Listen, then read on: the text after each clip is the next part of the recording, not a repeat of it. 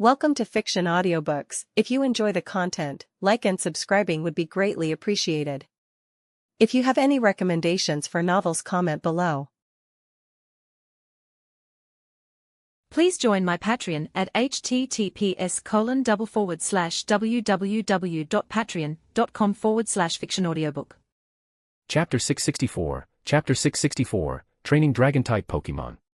After the battle, Cain realized Drake's mastery in training Dragon-type Pokémon. Not only had Drake trained his Shelgon to jump incredibly high, but he had also managed to control the use of the move Outrage, a feat far beyond what most Dragon-type Pokémon trainers could achieve. After the battle concluded, Drake took Cain directly to the ship's deck, where they sat down to chat. Although Shelgon wasn't Drake's strongest Pokémon, it was one he had trained with great dedication. Had the battle continued, Drake wasn't certain he could defeat Cain, even with some tricks up his sleeve that he hadn't revealed. However, it wasn't necessary to resort to unconventional tactics, as there was no animosity between them. Drake began to explain to Cain some unique traits of Dragon-type Pokémon, along with details that were unknown to most. For instance, after Bagon evolves into Shelgon, it's commonly believed that it no longer needs to eat and simply accumulates energy for its evolution into Salamence. However, if Shelgon doesn't participate in many battles or training, this method may work but takes an exceedingly long time. Cain recalled that in his previous life, to speed up Shelgon's evolution, he had even resorted to injecting nutritional supplements. Although these supplements had no side effects, their results were limited and extremely expensive. After listening to Drake's teachings, Cain realized that Shelgon could indeed eat during this phase and that the more energy it accumulated at this stage, the stronger Salamence would be upon evolution. This is similar to the evolutionary process of Beedrill, where the amount of energy stored during Kakuna's stage determines the resulting Beedrill's strength. Shelgon, too, is in a state of energy accumulation, and if it's allowed to eat normally and ensure it has sufficient internal energy, it can continue training without losing much time. This instruction was vital for Cain as it would optimize both the time and energy of his Pokémon. Drake didn't know that Cain had a Bagon, but now Cain understood that once his Bagon evolved, he would need to intensify Shelgon's training to maximize the amount of energy it could store. According to Drake's explanations, if part of this energy is expended during training, Shelgon's total capacity to store energy would increase, thereby improving the future Salamence's power. This was why Drake's Shelgon could jump so high during the battle. Continuous training had optimized its physical performance. In addition, Drake taught Cain an even more important lesson: how to control the move Outrage. While this move is incredibly powerful, it also has a significant drawback. If not properly controlled, it can unleash uncontrollable energy that leaves the Pokémon in a state of rage, difficult to manage. Drake had trained his Shelgon to release 70% of the power of Outrage, reserving the remaining 30% of energy to counteract the move's negative effects. This careful control was achieved by fine-tuning small details during training. If Cain wanted to further enhance the effectiveness of Outrage, he would need to work meticulously on those adjustments, as even Drake had only managed to reach 70% control. The conversation between the two lasted quite a while. Most of the time, Drake spoke while Cain listened and took notes using his system, recording all the information in his database for future reference. During the discussion, Cain occasionally asked questions that had been on his mind, and Drake patiently answered all of them. As the conversation progressed, it became more balanced, with Cain actively participating and sharing his own knowledge. Drawing on his past experience training a Salamence in his previous life, Cain was also able to contribute valuable ideas. This surprised Drake, who hadn't expected Cain to keep up with the conversation so effortlessly. Cain not only quickly understood the concepts Drake explained but also asked questions that elevated the discussion to a higher level. Some of Cain's questions even caused Drake to reflect more deeply on certain topics. Initially, Drake had only intended to discuss the evolution of Bagon into Salamence and perhaps mention a bit about Flygon. But, before he realized it, Cain had drawn out nearly all of his knowledge. Cain, on his part, felt as if he had gained a profound revelation about training Dragon-type Pokémon, particularly on how to manage his own Bagon's development. In fact, Cain briefly considered bringing out his Bagon to show it to Drake. He thought that doing so would make people assume that his Bagon had been obtained from Drake, thereby reinforcing his image of being backed by a powerful trainer. This would not only benefit him in terms of prestige but also provide a plausible explanation for his Bagon's origin. However, he decided against it. Even though he trusted that Drake wouldn't harbor any malicious intent toward his Bagon, it wasn't prudent to reveal it openly at that moment, especially with others on the ship who might have ill intentions. Moreover, his Bagon wasn't yet in ideal condition to be displayed to outsiders, even if they were experts in training Dragon-type Pokémon. Cain resolved that in the future, when he met Drake again, he would bring out his Bagon and use the opportunity to deepen their relationship. He knew that would be the best way to approach the matter and ensure that his Bagon's origin remained ambiguous enough. The conversation between them continued throughout the day, and by the time they finished, the sun was already setting. Drake had spent almost the entire day sharing his knowledge of Dragon-type Pokémon with Cain. Although he hadn't officially taken Cain as a student, Cain felt he had learned enough to consider himself nearly a half-disciple of Drake. After all, Drake rarely took on students, but he was doing his part to ensure the next generation of trainers had a bright future. In the future, when Cain met Ash and faced his challenges, he would apply the same principles he had learned from Drake.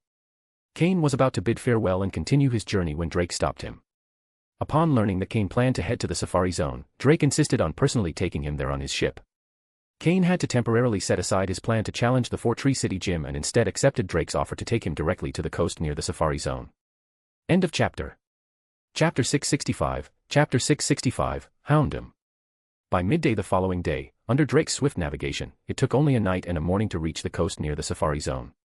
However, the Safari Zone is a restricted area controlled by the League, and their oversight of the place is quite strict. If Cain entered directly through the back, it would be considered trespassing, which could lead to trouble with the League. Thus, Cain could only circle around to the main entrance. Bidding farewell to Drake, with whom he exchanged contact information, Cain flew off on his Flygon. After Drake's guidance, Cain had a better understanding of how to raise Flygon, with a clearer sense of direction for its training. If Flygon were trained well, it seemed it could become a useful ally. It all depended on whether Cain had the intention and determination to make it happen. Fortunately, Cain was now a man of resources. While his mine was small, its quality was high, and production was fast. The training of Larvitar and Aaron was supported by the minerals accumulated by Carbink over countless years. The minerals produced after that could be used to train other Pokémon as well. However, the mine was rather small, but if its output could be doubled, Cain wouldn't need to seek additional resources to train his Bagon. Riding Flygon and flying at high altitude to avoid some dominant wild Pokémon, Cain headed straight for the entrance to the Safari Zone. The Kanto region also has a Safari Zone, another League-regulated area. Anyone willing to pay a certain fee can enter to capture Pokémon, though only special Pokeballs can be used inside. These Pokeballs are of medium to low quality, making it harder to capture Pokémon. Often, even after using all 30 Pokeballs, one might not catch a single Pokémon. Still, every year, many people are eager to enter. In these hunting areas, the Pokémon levels are usually low and, compared to the outside, much safer. Of course, due to the variety of visitors, there are some more dangerous areas in the Safari Zone. However, the League marks these hazardous zones, and most people avoid entering them. Cain, however, was heading to one of the most dangerous areas, likely a place few had ventured before. Today, Flygon was in a good mood. After Cain's conversation with Drake, he treated Flygon better, even conducting detailed tests to plan its future training. For Cain, not taking advantage of Flygon's potential would be a waste. After all, Flygon would likely serve as his aerial mount for a long time, and if it was too weak, it would be embarrassing. Furthermore, Cain wanted to conduct some experiments on Flygon. Although Flygon's Dragon-type blood was faint, it was still a Dragon-type Pokémon. Some of the breeding techniques Cain had learned from Drake could be tested on Flygon first before applying them to Bagon, which should yield better results. But Flygon was unaware of any of this. In good spirits, Flygon flew swiftly and avoided causing trouble with wild Pokémon. Soon, Cain arrived at the ticket booth at the Safari Zone's entrance. There was a large crowd, all eager to enter and catch Pokémon. The wild Pokémon here were of good quality, and the best part was that the entry fee wasn't very high. For just 30,000 Pokedollars, one could receive 30 special Safari Zone Pokeballs. However, before entering, everyone was required to hand over their personal Pokeballs. At the entrance, there were detection devices to ensure no unauthorized Pokeballs were brought in. If any were detected, entry would be denied.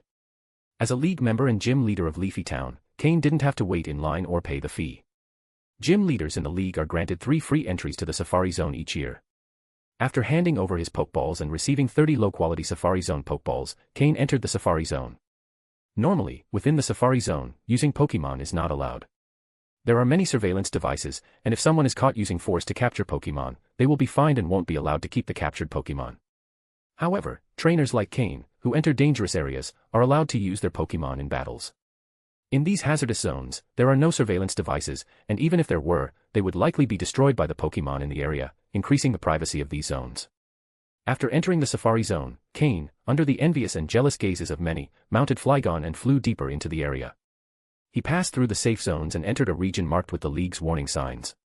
Unless a trainer has advanced level Pokémon, it's best not to enter here, as the responsibility lies entirely with those who dare. Arriving at a familiar valley, Cain descended. Venturing further could mean encountering many advanced level or even quasi-elite Pokémon. It was safer to proceed on foot. He came upon a valley lush with vegetation and featuring a small waterfall. This was the place Cain remembered. The Mega Stone was hidden among the rocks in the valley. If all went well, no Pokémon would appear, and Cain would only need to dig through the rocks to find it. If luck wasn't on his side, he might encounter powerful Pokémon. Walking through the valley, Cain was accompanied by Slowking, whose full psychic power could assist in locating the Mega Stone more easily. But Cain's luck wasn't great today. Upon entering the valley, he encountered a powerful Pokémon. A black Pokémon with a fierce expression. Houndoom.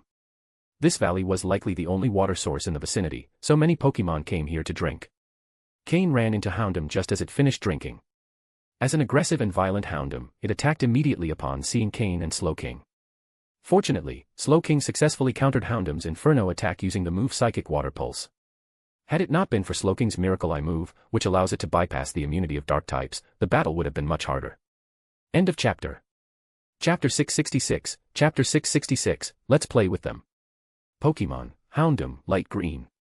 Gender, male. Level. Types, dark plus fire. Ability, early bird. Held item, none. Egg moves, Fire Spin, Counter, Fire Fong. Basic moves, Inferno, Nasty Plot, Thunder Fong, Leer, Ember, Howl, Smog, Roar, Bite, Odor Sleuth, Beat Up, Fire Fong, Faint Attack, Embargo, Foul Play. Learned moves, Snatch, Snore, Laser Focus, Heat Wave. TM moves, none. Cain scanned this Houndoom's data, and its strength exceeded his expectations. It wasn't that Cain couldn't take it on, but he clearly remembered that the last time he had found the Mega Stone in this area, there were no wild Pokémon above level 45. There wasn't time to dwell on this, though, because the Houndoom was already charging at them. It was time to act first and think later. Slowking, use Psychic Water Pulse to repel it, then Miracle Eye, Cain ordered without delay. Slowking, displaying its usual calm and precision, quickly formed a sphere of water energy. The sphere was launched with force, colliding directly with Houndoom's Inferno move. Thanks to the psychic coating around the water sphere, not only did it neutralize the rival Pokémon's fire move, but it also retained some of its energy, continuing its trajectory to block Houndoom's charge at a crucial moment. Taking advantage of the opening, Slowking successfully used Miracle Eye, nullifying Houndoom's dark-type immunity to psychic moves. From the start, Houndoom had sensed an irritating, uncomfortable energy emanating from Slowking, driving it to attack recklessly, confident that the psychic type couldn't harm it. Clearly, this Pokémon had never faced the Miracle Eye move in battle before. Slowking, use Psychic repeatedly, Cain shouted. Immediately, a series of psychic energy spheres began floating around Slowking. Houndoom, momentarily halted by Slowking's Psychic Water Pulse, noticed that no further water-type energy was being created. This boosted its confidence, prompting it to advance decisively. However, what awaited it was not a water move but a barrage of consecutive psychic impacts. Boom. The first psychic blast stopped Houndoom dead in its tracks, leaving it stunned and disoriented. It had no idea what was happening. But there was no time for the dark-type Pokémon to process this, as Slowking wasted no time generating a new wave of psychic attacks. While Houndoom roared desperately, Cain realized the danger. It was calling for its pack. The situation was becoming more complicated. Cain frowned. Really? Calling reinforcements, he thought, knowing the situation could escalate quickly if more Houndoom arrived. But it was too late to stop the call for help. The second wave of Slowking's psychic energy struck Houndoom with precision, taking it down immediately. Despite Houndoom's defeat, the echoing howls of other Houndoom in the distance signaled that the pack was responding to the call. And there were many of them. Cain began hearing the howls of several Houndoom rapidly approaching from all directions. Houndooms, much like Arcanines, are canine Pokémon. However, while Arcanines tend to be solitary, Houndooms prefer to travel in packs, resembling a wolf pack. Cain couldn't let them gather and surround him. He needed to act fast. He quickly grabbed several Pokeballs from his belt, preparing for what was coming. But then, he noticed something different in Slowking's eyes. Since capturing Slowpoke, Cain had only seen that look once before, when the group of Slowpoke faced a fierce Sharpedo ambush. Back then, Slowpoke had evolved into Slowking with unrelenting determination during the battle. It was a gaze filled with inner fire and a passion for combat. Cain looked closer and noticed something remarkable. Slowking had reached level 49, the upper limit of the advanced rank. Defeating that Houndoom had been exactly what it needed to make that leap. Now, Slowking was on the brink of breaking its limits and ascending to the quasi-elite level. Cain saw this as a golden opportunity. Slowking was in peak form, ready to keep fighting. If they could maintain their momentum and keep battling, maybe, just maybe, they could push it to the next level. Instead of waiting for the Houndoom pack to surround them and attack from all sides, Cain took the initiative. Let's go, Slowking. We'll take them on before they all arrive. We're not letting ourselves get surrounded. Without hesitation, Cain and Slowking ran toward the howls. It didn't take long before they encountered two more Houndoom. These were weaker than the first, around level 45, but they still posed a threat if not handled carefully. However, they made the same mistake as their fallen companion, underestimating the explosive capability of a Slowking in its prime. Slowking, use Trick Room, then combine Teleport with Psychic. Let's play with them, Cain said, smiling confidently. It was time to have some fun. Within seconds, Slowking used Trick Room, distorting the battlefield. The two Houndoom were trapped inside the altered space. Since Slowking still had Miracle Eye active, the Trick Room move affected even these Dark-type Pokémon. Suddenly, the Houndoom felt time slowed down for them. Every move they tried to make became excruciatingly slow. Meanwhile, Slowking, safely at a distance, had already formed new psychic energy spheres and launched them at its enemies. Boom, boom, boom. The attack struck one of the Houndooms with force, taking it down before it could even get close to Slowking. The second Houndoom, sensing a glimmer of hope, thought it had finally managed to get close enough to attack. However, at the last second, Slowking teleported to a safe spot behind it and struck again with Psychic.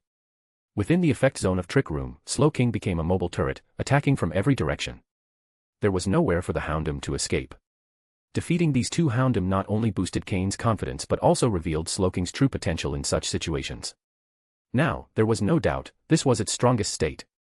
Slowking was unleashed, its eyes shining with wisdom and immeasurable power. It was as if Cain could see glimpses of vast knowledge behind its calm gaze. Wisdom in action, indeed, Cain murmured to himself. Without wasting time, Cain and Slowking pressed onward toward the remaining Houndoom. They knew it was now a race against time.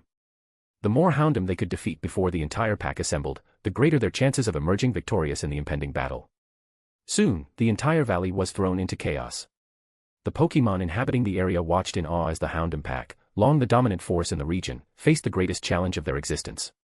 A challenge led by Cain and his unstoppable Slowking. Meanwhile, other Pokémon in the valley reveled in seeing the territory's dominators finally getting what they deserved. End of chapter. Chapter 667, Chapter 667, Come and Fight as a Pack.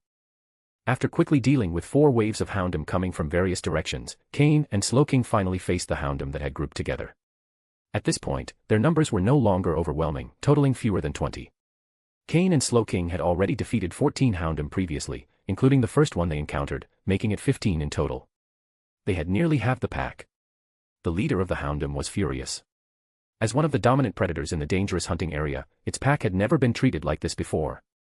This could not be tolerated. Gather the brothers and take them down. Facing nearly 20 Houndoom at once would not be easy. Cain glanced at Slowking, who was recovering his strength in the clearing, and asked through telepathy, "How about it? Can you continue, or do you need the others to help you?" "Yadin!" Slowking cried. At the same time, Slowking made it clear to Cain that he wanted to try handling it alone, and if he couldn't, he would ask for help. Understanding Slowking's intent, Cain let him proceed. At that moment, Slowking was in a state of inexplicable euphoria, likely fueled by the intense battles against the Dark-type Pokémon. If there's a fight to be had, better strike first. Slowking, use Trick Room to gain a speed advantage, levitate, and cover yourself with Water Pulse. Attack non-stop, don't worry about me, Cain instructed. With Floette and Jengar lurking in the shadows, Cain wasn't concerned about his safety. "Yadin!" Slowking cried again, cheering himself on. He then created an even larger field than before using Trick Room, enveloping all the Houndoom and himself within its effect. With his psychic ability, Slowking began levitating slowly, floating above the Trick Room's area of influence. The Houndoom didn't know what Slowking was planning, but they could feel the space around them becoming dense, neutralizing their speed advantage. Grr. The Houndoom leader gave the signal, and the pack launched a barrage of fire-type moves toward the levitating Slowking. Slowking quickly covered himself with Water Pulse, but the sheer volume of fire attacks was too much for a single layer to counteract. Next, in his heightened psychic state, Slowking used Teleport to evade the attacks.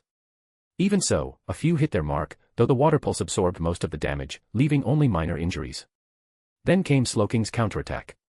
Brimming with psychic energy, he unleashed a series of psychic moves, striking each of the Houndoom. Although the Houndoom had an average level of 42, Slowking's attack enraged them even further. In addition to their fire-type moves, they began using dark-type moves against Slowking.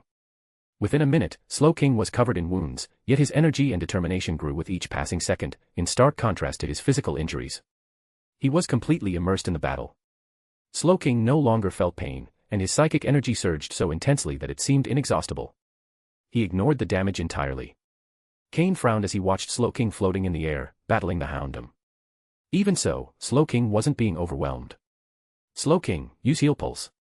Floette, use Lucky Chant and Aromatherapy on Slowking. Although Cain hadn't summoned other Pokémon to join the fight, that didn't stop him from giving support orders for Slowking. Slowking knew how to use Heal Pulse, though he didn't use it often, making its effectiveness limited. However, in his current state, his psychic power was at its peak, enhancing the effects of Heal Pulse. Indeed, after hearing Cain's command and using Heal Pulse, Slowking's wounds began to heal. Since Slowking was levitating and constantly moving with teleport, Floette couldn't use grassy terrain to assist him. But Lucky Chant and Aromatherapy were useful support moves Floette could provide. The Lucky Chant move reduced the likelihood of Slowking being hit in a critical spot, which was crucial given the sheer volume of attacks he faced. This prevented Slowking from being instantly defeated by multiple Dark-type moves. Aromatherapy, on the other hand, helped Slowking resist the negative effects of attacks and stay in optimal condition. Cain, using his own psychic abilities, could sense the changes in Slowking's energy. The Pokémon was visibly exhilarated. Meanwhile, the red jewel on Slowking's crown began to emit a faint glow. Amidst the blue psychic energy, streaks of pink began to emerge. Is this Mew's blood stimulating Slowking's psychic power? Is he about to advance to semi-elite level, or is he breaking through his potential barrier? Cain wondered, unable to determine for sure. Earlier, he had thought Slowking's state indicated readiness to advance to semi-elite level, but now he wasn't so sure. Perhaps Slowking was crossing the barrier toward a higher potential, or perhaps both were happening simultaneously. It was unclear whether the Houndoom had triggered Mew's blood or if Mew's blood had already been on the verge of activating, with the Houndoom simply appearing at the wrong time. In any case, Slowking was already immersed in the process. Either he would reach the next level, or it would all be for naught, and it was uncertain if this would affect his future. As his trainer, Cain prepared to help Slowking overcome this critical moment. He connected his mind to Slowking's, sensing how his mental energy was hyperactive, thoughts and sensations firing off in all directions. Even so, Slowking was still fighting. Now, Slowking, I'll guide you. Follow my instructions. Cain's voice echoed in Slowking's mind. Suddenly, Slowking found his center, focusing his thoughts on Cain. Teleport. Water Pulse. Continuous Psychic. After Heal Pulse, use Size Hawk. Focus on attacking the most injured first. Gradually, under Cain's guidance, Slowking's attacks became more rhythmic, turning the tide of the battle in their favor. Fighting 1 against 20. Come and fight as a pack. I'll fight you all alone. End of chapter. Chapter 668, Chapter 668, Fusion with the Blood of Mew. With the combined efforts of Cain and Slowking, and the support of Floette, the tide of battle began to turn in their favor. The gem in Slowking's crown shone ever brighter, and its psychic power grew increasingly intense. One by one, the Houndoom on the field began to fall, starting with the weakest, losing their ability to fight. By the time the Houndoom realized the severity of their predicament, they were already gravely injured. No matter how much they attacked Slowking, they couldn't cause significant damage. In contrast, the moves they would normally endure were now hitting with full force, causing real pain. Additionally, the strange space enveloping them made them feel slow and clumsy. Both their speed and movements were unusually sluggish. On the other hand, Slowking was completely immersed in the battle, reveling in its position in the upper corners of the Trick Room field. Using teleport, it constantly moved while launching psychic-type moves at the Houndoom below. It resembled a pink bomber with unlimited ammunition. When the leader of the Houndoom finally decided to retreat, it realized there were only 2 or 3 companions left by its side. In that brief moment of hesitation, the last of the Houndoom fell, leaving it as the sole one standing. This is too much, thought the leader. Psychic-type moves weren't supposed to work on dark types, but here was someone ruthlessly tearing them apart. Now it was the only one left. If someone were to tell it that dark types didn't need to fear psychic types because they were immune, the Houndoom leader would surely bite them on the spot. The worst part? Houndoom couldn't fly. It couldn't fly. Slowking floated in the air with its psychic power, while the Houndoom could only attack from a distance. Their moves failed to cause any significant damage. With Heal Pulse, Slowking kept recovering and fought with even greater vigor. Seeing yet another wave of dark energy spheres closing in on it, the Houndoom leader resigned itself. There was no one left to share the damage. With a howl of despair, the Houndoom leader fell to the ground, defeated like its companions. The moment the leader fell, the red gem in Slowking's crown glowed intensely. Yadin. Slowking let out a cry to the sky, exuding the presence of a true king. Its psychic power peaked. As the trick room move dissipated, Slowking slowly descended to the ground. Cain disconnected his telepathic link with Slowking, feeling a wave of exhaustion. Supporting it so intensely had been draining, especially because Slowking's overwhelming psychic power somewhat resisted him. The effort had been considerable. After taking a moment to recover, Cain exhaled deeply, now more composed. he observed Slowking, now standing with its eyes closed, its psychic energy dissipated. The gem in its crown continued to flicker with a reddish glow. Not disturbing Slowking's rest, Cain retrieved the low-quality Pokeballs he had obtained in the hunting zone and threw them at the Houndoom, selecting those of higher level and better potential, particularly the leader. However, the capture rate of these Pokeballs left much to be desired. After throwing about 30, he finally managed to capture the 18 incapacitated Houndoom. Had he used standard Pokeballs, the success rate would have been much higher once the Houndoom were unable to fight. Fortunately, he managed to capture them all and still had 2 low-quality Pokeballs left. With 18 Houndoom under his control, even if they weren't useful in battle, they could at least guard his home. Having a pack of Darkhounds guarding the entrance would surely intimidate anyone. In the future, Cain could issue the command, "Shut the door. Release the dogs." After gathering the Houndoom, Cain turned his attention back to Slowking as his system scanned the data of his companion. 5 minutes later, the red glow in Slowking's crown gem began to fade, and it finally opened its eyes. A spark of light briefly flickered in them before its expression returned to its usual lazy demeanor, as if it hadn't just fought a fierce battle. Cain immediately received the analysis results. First, Slowking had managed to raise its quality to light purple, officially entering the League of Pokémon with greater potential, leaving behind its previously uncertain potential state. With this advancement, Slowking's chances of reaching champion level were significantly higher. Second, Slowking's level had reached 50, surpassing the threshold of advanced level Pokémon and entering the quasi-elite level. From this moment, Cain finally had a quasi-elite level Pokémon on his team. With a combination of 1 quasi-elite level Pokémon and 5 advanced level ones, Cain couldn't yet call himself a quasi-elite level trainer, but at least he had 1 foot in the door.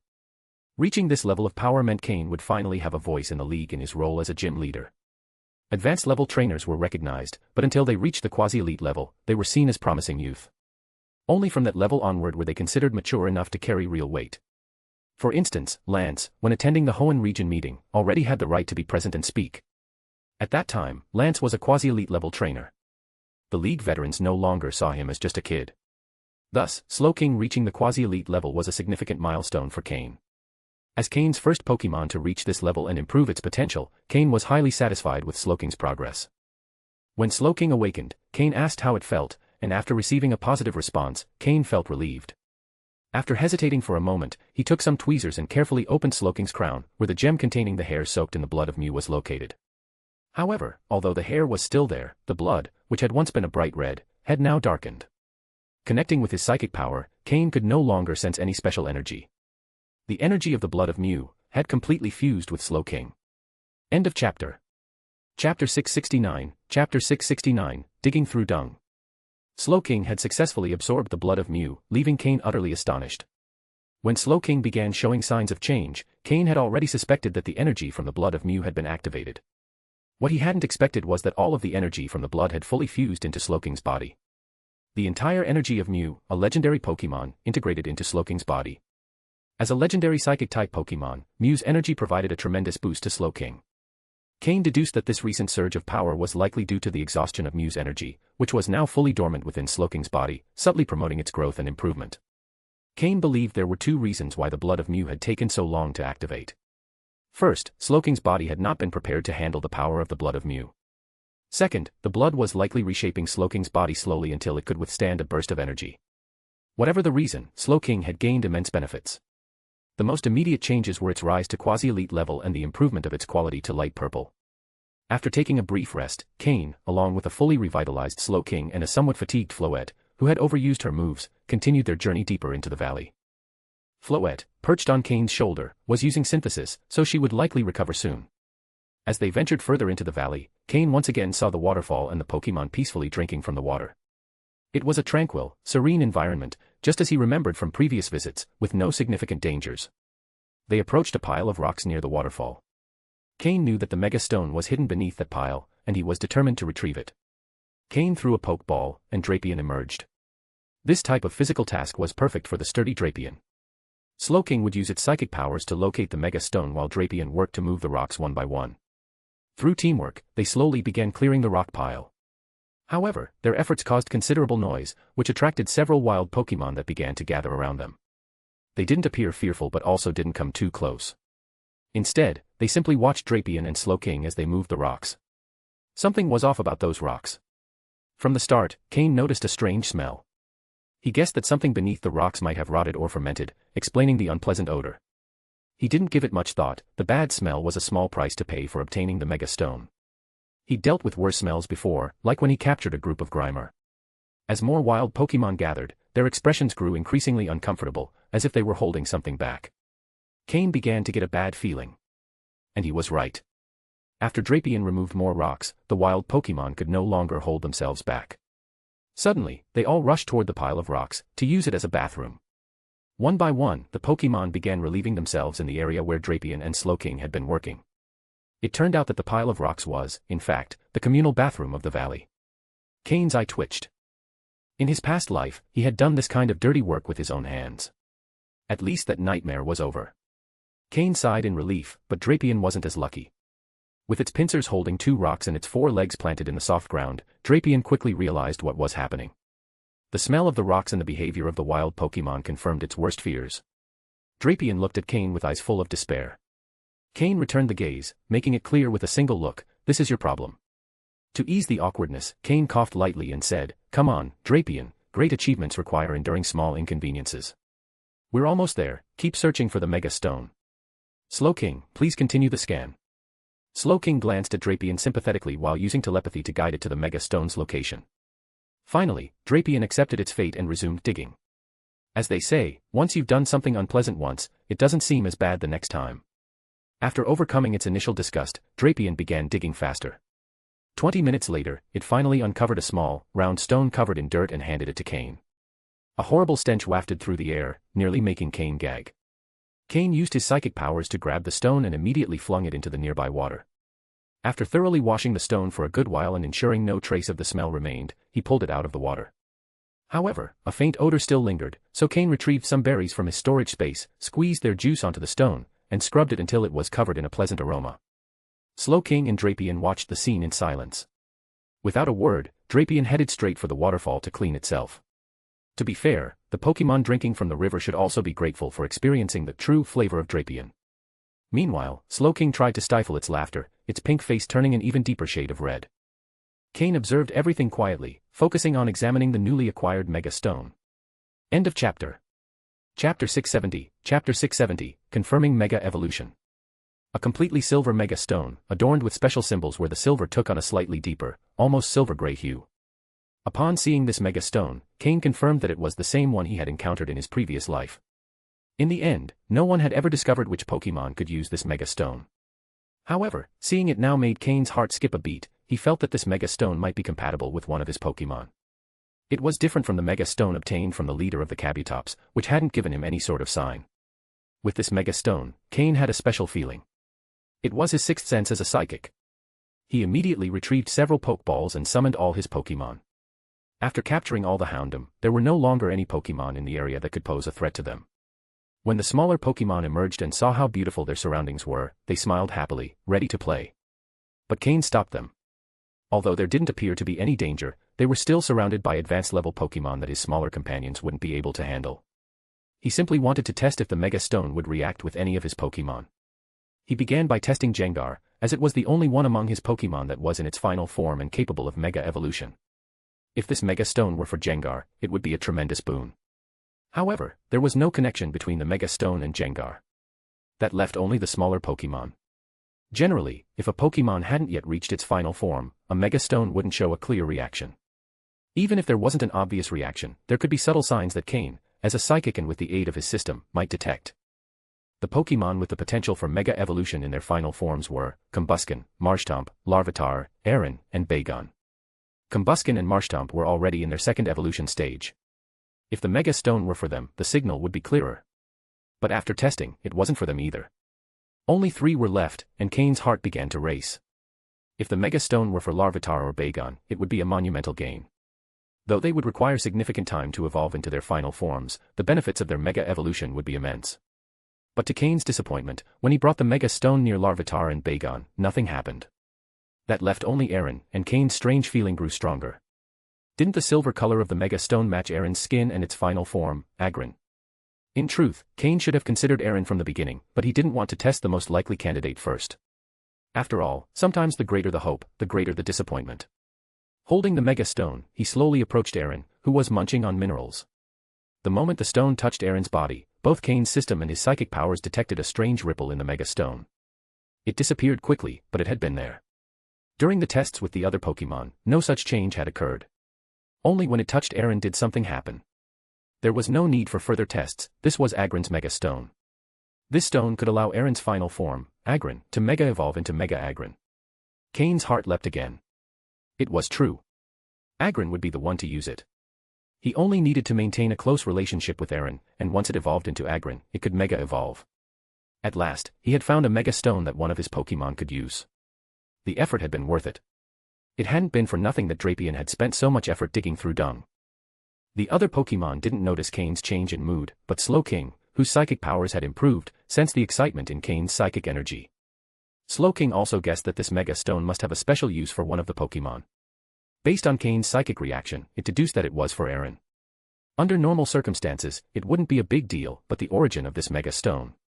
As Slowking looked at Aaron, it showed a sympathetic expression. Poor creature. It was better to stay silent, lest Cain decide to use Aaron as a test subject. Drapion, too, should understand this reasoning. Meanwhile, Drapion was still calming itself under the waterfall.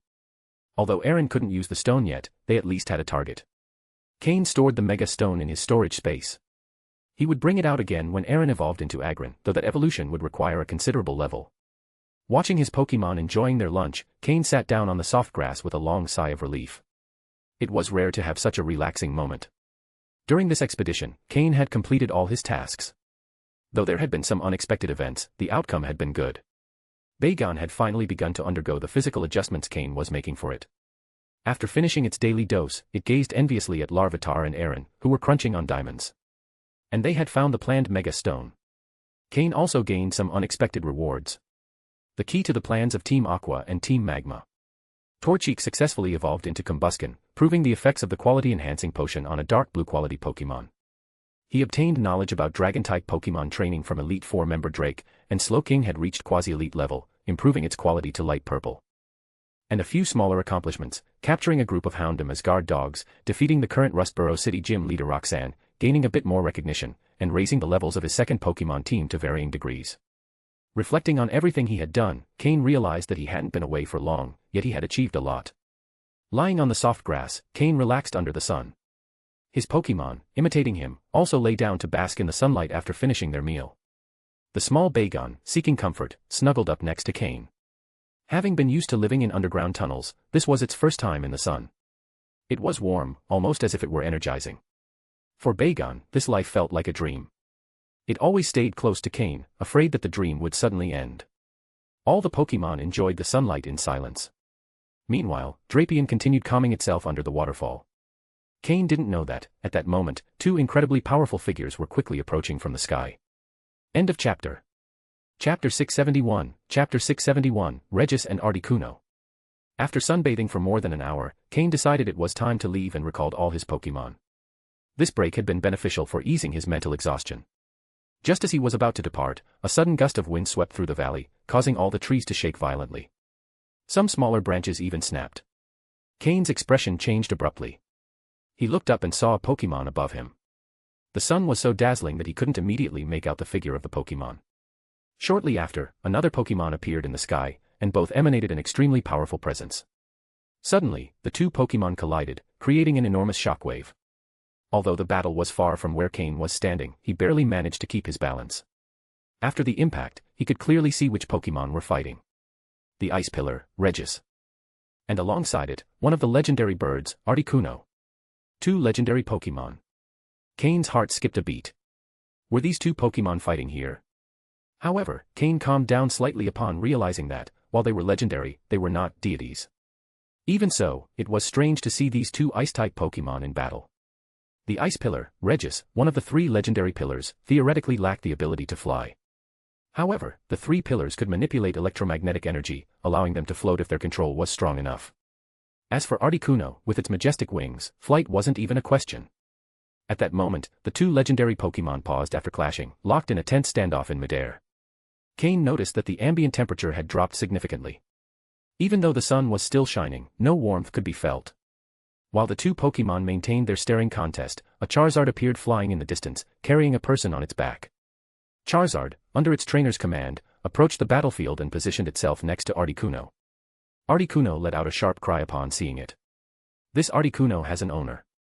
Cain understood immediately and knew exactly who the owner of that Pokémon was in the Hoenn region. It was Noland, the leader of the battle factory in Hoenn's battle frontier. In the future, when Ash challenges the battle factory in Hoenn, he will face Noland, who will use this very same Articuno. Although he will eventually lose to Ash's Charizard, there's no doubt that Articuno is extremely strong. Articuno's opponent, Regis, one of the 3 legendary pillars known for its cold demeanor, was also famous. But why was Noland fighting Regis? Was he trying to capture it? Cain recalled that in the battle frontier, Brandon, the leader of the battle pyramid, already had the 3 legendary pillars under his control. He didn't know if Brandon had captured them all by this point. What intrigued Cain the most was whether this Regis could be the same one that had disappeared from Mythical Island, where the 3 legendary pillars guarded Mew's ruins. Although the thought came to him suddenly, Cain couldn't help but ponder it. Unfortunately, the Pokémon were too far away for his system to scan them. If he could, Cain would have uncovered the truth. He strongly suspected that this Regis was the same one that vanished from Mythical Island. He saw Noland attempting to communicate with Regis but doubted he could succeed. Could the 3 legendary pillars communicate verbally? Of course not. Brandon, the leader of the battle pyramid, commanded the 3 legendary pillars not through simple words but through his title and position as the Pharaoh. These Pokémon only obey the legitimate owner of the ruins they protect, and the title of Pharaoh had been passed down through generations, enabling Brandon to control them. Without that title, it was impossible to control these Pokémon. Noland clearly didn't want to fight Regis at this moment. Although his Articuno was powerful, he wasn't sure he could defeat Regis, especially not in this hunting area. If they started battling, the environmental consequences could be catastrophic, causing immense damage to the habitat. Regis, growing more impatient, didn't seem willing to keep listening to Noland's incomprehensible words. It had a clear purpose for being here, and if Articuno continued to block its path, it was ready to fight with all its might. Noland, seeing Regis' increasing frustration, understood the situation. He knew that, while he couldn't defeat it, he could at least stall it long enough for the League's elite trainers to arrive and capture this powerful legendary Pokémon. According to Noland, this Regis was much stronger than the one belonging to Brandon. Cain, watching from below, hesitated. He had the ability to communicate with Regis through telepathy but wasn't sure if intervening was the right thing to do. It might trigger a large-scale battle, and Cain wasn't sure he wanted to get involved with the battle frontier at this time. The battle frontier, located in the Hoenn region, was very influential and not to be underestimated. Though different from the Kanto League, Hoenn's power structure was divided among the League, the Joy and Jenny families, the Pokémon contest, and the battle frontier. The battle frontier leaders were extremely powerful, with strength nearly comparable to the Elite Four, giving them significant influence within the Pokémon League. Some even believed the battle frontier leaders were as strong as the Elite Four. End of chapter. Chapter 672, Chapter 672, Manifestation of Psychic Powers. After hesitating for a long time and seeing that Regis was about to attack again, Cain decided to intervene. It wasn't necessary to help in the battle, simply facilitating communication would suffice. After all, Cain was trying to establish himself in the Hoenn region, and getting along with the big players in the battle frontier was very important. He called out his Flygon and climbed onto its back to fly upward. However, as soon as Flygon appeared, it began trembling upon sensing the pressure of the Pokémon in the sky. Cain was speechless. Where was the pride of being a dragon-type Pokémon? Weren't these just 2 legendary Pokémon? Weren't they merely elite level or even higher? Was it really necessary to be this scared? This is why Pokémon need to be raised by their trainers. Pokémon trained by others really weren't reliable. Flygon still had a long way to go. Cain didn't even realize how scared he had been when he first saw Regirock. Now, thanks to Noland's Articuno maintaining control of the situation, Cain knew that as a member of the League, Noland wouldn't attack him but rather protect him from Regis. That's why he felt secure. After stomping a couple of times on Flygon's back, he finally got it to fly, albeit clumsily. Cain could feel Flygon's rapid heartbeat as he rode on its back. It was truly afraid. The last time it had been on Mythical Island, when its trainer was Ren, it had been attacked by Regirock and was knocked out immediately, without even a chance to fight back. Who knows why, but when it woke up, it already had a new trainer, with no trace of its previous owner. In the sky, atop a Charizard, there was a man wearing a red cap, a white sleeveless vest, and a firm expression on his face. It was Noland, the leader of the battle factory in the battle frontier. Noland noticed Cain approaching. His expression changed. Was there really someone reckless enough to get involved in this situation? As a just person, Noland couldn't ignore the situation with Regis and yelled at Cain. Get down. Stay away. This isn't a place for you. He was genuinely angry. Did this person not realize the danger of the situation? Hadn't they felt the shock wave from the fight? And yet, they dared to fly upward. As one of the leaders of the battle frontier, Noland, an experienced fighter, instantly recognized that Cain's Flygon was relatively strong for its level. However, he also realized that in this case, that wouldn't be enough to help. Mr. Noland. I'm Cain, gym leader of Leafy Town in Hoenn. I'm here to help. Cain shouted. He didn't want Noland to misunderstand and have him attacked by Regis before he could explain the situation. Cain. Noland thought for a moment. The name didn't ring a bell. Even if he knew it, what could this person possibly do? This was far too dangerous. Besides, Leafy Town. Where was that? Noland, who rarely used the internet, had no idea who Cain was. The title of gym leader helped a bit. So, Noland didn't stop him but thought that, as a leader, Cain should take responsibility for his choice. Flygon, after realizing it wasn't being attacked by the powerful Pokémon, regained a bit of its confidence and flew more steadily. Soon after, Cain arrived next to Noland. Mr. Noland, Regis doesn't understand the language we're using, Cain said upon arrival. I know, but what can we do? Do you speak any ancient languages? Noland asked, not very hopeful. He knew that as eternal Pokémon, the Regis couldn't understand modern language. Even Brandon had to train his Regis for a long time to make them understand. Brandon, as the heir to the title of Pharaoh, was fluent in ancient languages. Unfortunately, he wasn't there at the moment. If Brandon had been there, Noland would have been confident they could restrain Regis without causing too much environmental damage. Cain shook his head without hesitation. Ancient language? No, no. Who would learn something like that these days? Seeing Cain deny it so naturally, Noland couldn't help but think this was all a mess. Why had he come up here then? To be a burden. But I have another method, Cain replied. Before he could explain, Regis lost its patience. Watch out. Noland shouted as he and Articuno prepared for the attack. But at that moment, Cain used his telepathic ability, connecting his mind to Regis. Surprisingly, the telepathy worked. During his time on Mythical Island, when Regirock and Registeel were inactive, Cain hadn't been able to contact them. But now, with Regis conscious, he could establish communication. Regis. Cain shouted into the Pokémon's mind. The battle Noland feared didn't happen. Regis, which had been mid-attack, abruptly stopped in midair. The lights in its eyes, forming a cross, flickered as it began processing the telepathy. It was then that Noland noticed something unusual about Cain. His eyes were glowing with a strange light, as if they contained something mysterious and unknown. Is he a psychic? Noland realized immediately. Although psychics were rare in the world, Noland, due to his position, had met several. Now he understood what Cain meant by helping. If they couldn't communicate verbally, then they could do so through thoughts. Although Cain managed to stop Regis, the Pokémon continued to move, albeit more slowly. Cain then took a risk and visualized Mew in Regis' mind, betting that this Regis was the same one that had disappeared from Mew's ruins on Mythical Island. Sure enough, upon seeing Mew in its mind, Regis stopped completely and began communicating with Cain. What followed was a prolonged conversation, though telepathy greatly accelerated the process. For Noland, it all seemed to happen in a matter of minutes, though Cain and Regis exchanged many thoughts in that short time. End of chapter. Chapter 673, Chapter 673, 3 Legendaries and a Pseudo-Legendary. Noland stood to the side, not interrupting Cain, who was using his psychic abilities to communicate with Regis. Although he was quite surprised to discover that Cain was a psychic, not knowing him beforehand lessened the shock. Mr. Noland, I've already communicated with Regis. It's just looking for something and has no intention of causing harm or battling other Pokémon. As you know, the Regis have things they need to protect, Cain explained after finishing his telepathic connection. Of course, the conversation between Cain and Regis wasn't that simple. However, certain key parts couldn't be disclosed to Noland, so Cain briefly summarized the main points. Noland didn't ask further questions. After Cain finished communicating with Regis, it noticeably calmed down, as if it had entered a state of stillness. If not for the glowing beads on its face, Noland might have thought Regis had gone into standby mode. The reason Noland had been chasing Regis in the first place was that it had suddenly emerged from a hidden island in the sea, heading somewhere with great urgency. As one of the League's leaders, Noland couldn't ignore it and followed to investigate, given how aggressive it seemed. Along the way, Noland had tried to stop Regis several times with his Articuno, but to no avail. Regis avoided direct confrontations with Articuno, though it was visibly annoyed.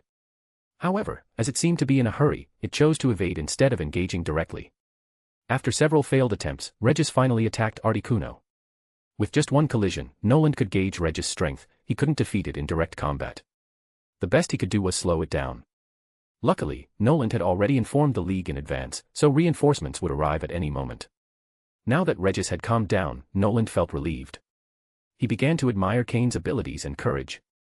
Not everyone would dare to step in front of such a powerful Pokémon and demonstrate psychic powers. Noland and Cain exchanged a few words, during which Noland learned Cain's true identity. Meanwhile, Cain took the opportunity to analyze the data of the powerful Pokémon in front of him. Pokémon, Regis, light purple. Gender, genderless. Level. Type, ice. Ability, clear body. Held item, none. Egg moves, none. Basic moves, explosion, stomp, icy wind, charge beam, bulldoze, curse, ancient power, amnesia, ice beam, hammer arm, lock on, zap cannon, superpower, hyper beam. Learned moves, signal beam, thunder punch, ice punch, gravity, focus punch. TM moves, none. Regis level surprised Cain. Level 74. On Mythical Island, the other two Regis, Regirock and Registeel, were at level 78. Why was Regis at a lower level? This put it in a different category. However, Cain had projected Mew's image into Regis' mind, halting its attack. It was clear this was the same Regis that had been in the ruins of Mythical Island. Had something happened during that time to affect its level? Or had the Pokémon on the island leveled up while Regis had weakened? Intrigued by these questions, Cain set them aside for later and scanned Noland's Articuno. Pokémon, Articuno, light purple. Gender, female. Level. Type, ice plus flying. Ability, pressure. Held item, none. Egg moves, none. Basic moves, gust, powder snow, mist, ice shard, mind reader, ancient power, agility, freeze dry, reflect, hail, ice beam. Learned moves, defog, snore, tailwind, sky attack, water pulse, icy wind. TM moves, protect, hidden power, fire, blizzard, hyper beam, roost, aerial ace, steel wing, giga impact, frost breath, U-turn. Noland's Articuno was also impressive, at level 72 with legendary status. However, in a direct confrontation with Regis, Articuno wouldn't have been able to win. That's why Noland had tried to avoid causing damage to the environment, opting not to involve all his Pokémon in an all-out battle. 2 legendary Pokémon in one day didn't faze Cain much. In fact, he found the situation somewhat amusing. He knew the conversation with Regis had touched on sensitive topics and that what Regis was searching for was somehow related to him. But now wasn't the time to reveal those details. Soon, other figures began appearing on the horizon. Among them was someone Cain knew well, the Dragon-type Elite Four, Drake, riding his fierce Salamence, flying toward them. There was also a middle-aged woman on a Skarmory, flying a bit slower than Drake. And then there was a man with a serious expression, dressed in a green trainer uniform, standing next to a Regirock. Another of the Regis, which meant that man was Brandon, the leader of the battle pyramid in the battle frontier. The middle-aged woman was likely the gym leader of Fort Tree City, as they were close to her town. Though her strength might not compare, she needed to be present to assess the situation and ensure it didn't spill over into her city. As for Drake, he had been at sea when he received the League's order to head over immediately, explaining his swift arrival. His presence reassured everyone, as he was highly respected for his strength. Although he no longer competed for the champion title, his power was undeniable. Drake's Salamence also caused a slight disturbance in Regis' energy. Apparently, Regis felt intimidated by Salamance's presence. Interestingly, though there were 3 legendary Pokémon and a pseudo-legendary in the scene, the most powerful of all was that pseudo-legendary, Salamence. This proved that being a legendary Pokémon didn't always mean being the strongest, unless it held some divine status. End of chapter. Chapter 674, Chapter 674, Retreat. Mr. Drake, Brandon, Leader Maylene, you've all arrived, said Noland as he noticed the 3 approaching. Drake and the others quickly landed. Noland, where is the powerful Regis you mentioned? Brandon asked. Noland stepped aside, pointing to the Regis behind him. There it is. Isn't it calm now? Why all the urgency in calling us? Brandon commented upon seeing Regis' subdued state. You have no idea how fierce it was earlier. My Articuno barely managed to hold it off. If it weren't for this young man. Noland began, but was interrupted by Drake. Cain. Upon seeing Regis, Drake also noticed Cain and couldn't help but call out his name. Ah. Mr. Drake, do you know this young man? Noland asked. Drake nodded and smiled. Yes, but it seems that you, Brandon, and the other leaders of the battle frontier have been too busy to notice. Ask Leader Maylene, she knows him. The 3 turned their attention to Maylene. Among the 4, Maylene held the lowest rank and was the least powerful, so she had refrained from intervening earlier. However, now that Drake had mentioned her, she had no choice but to speak.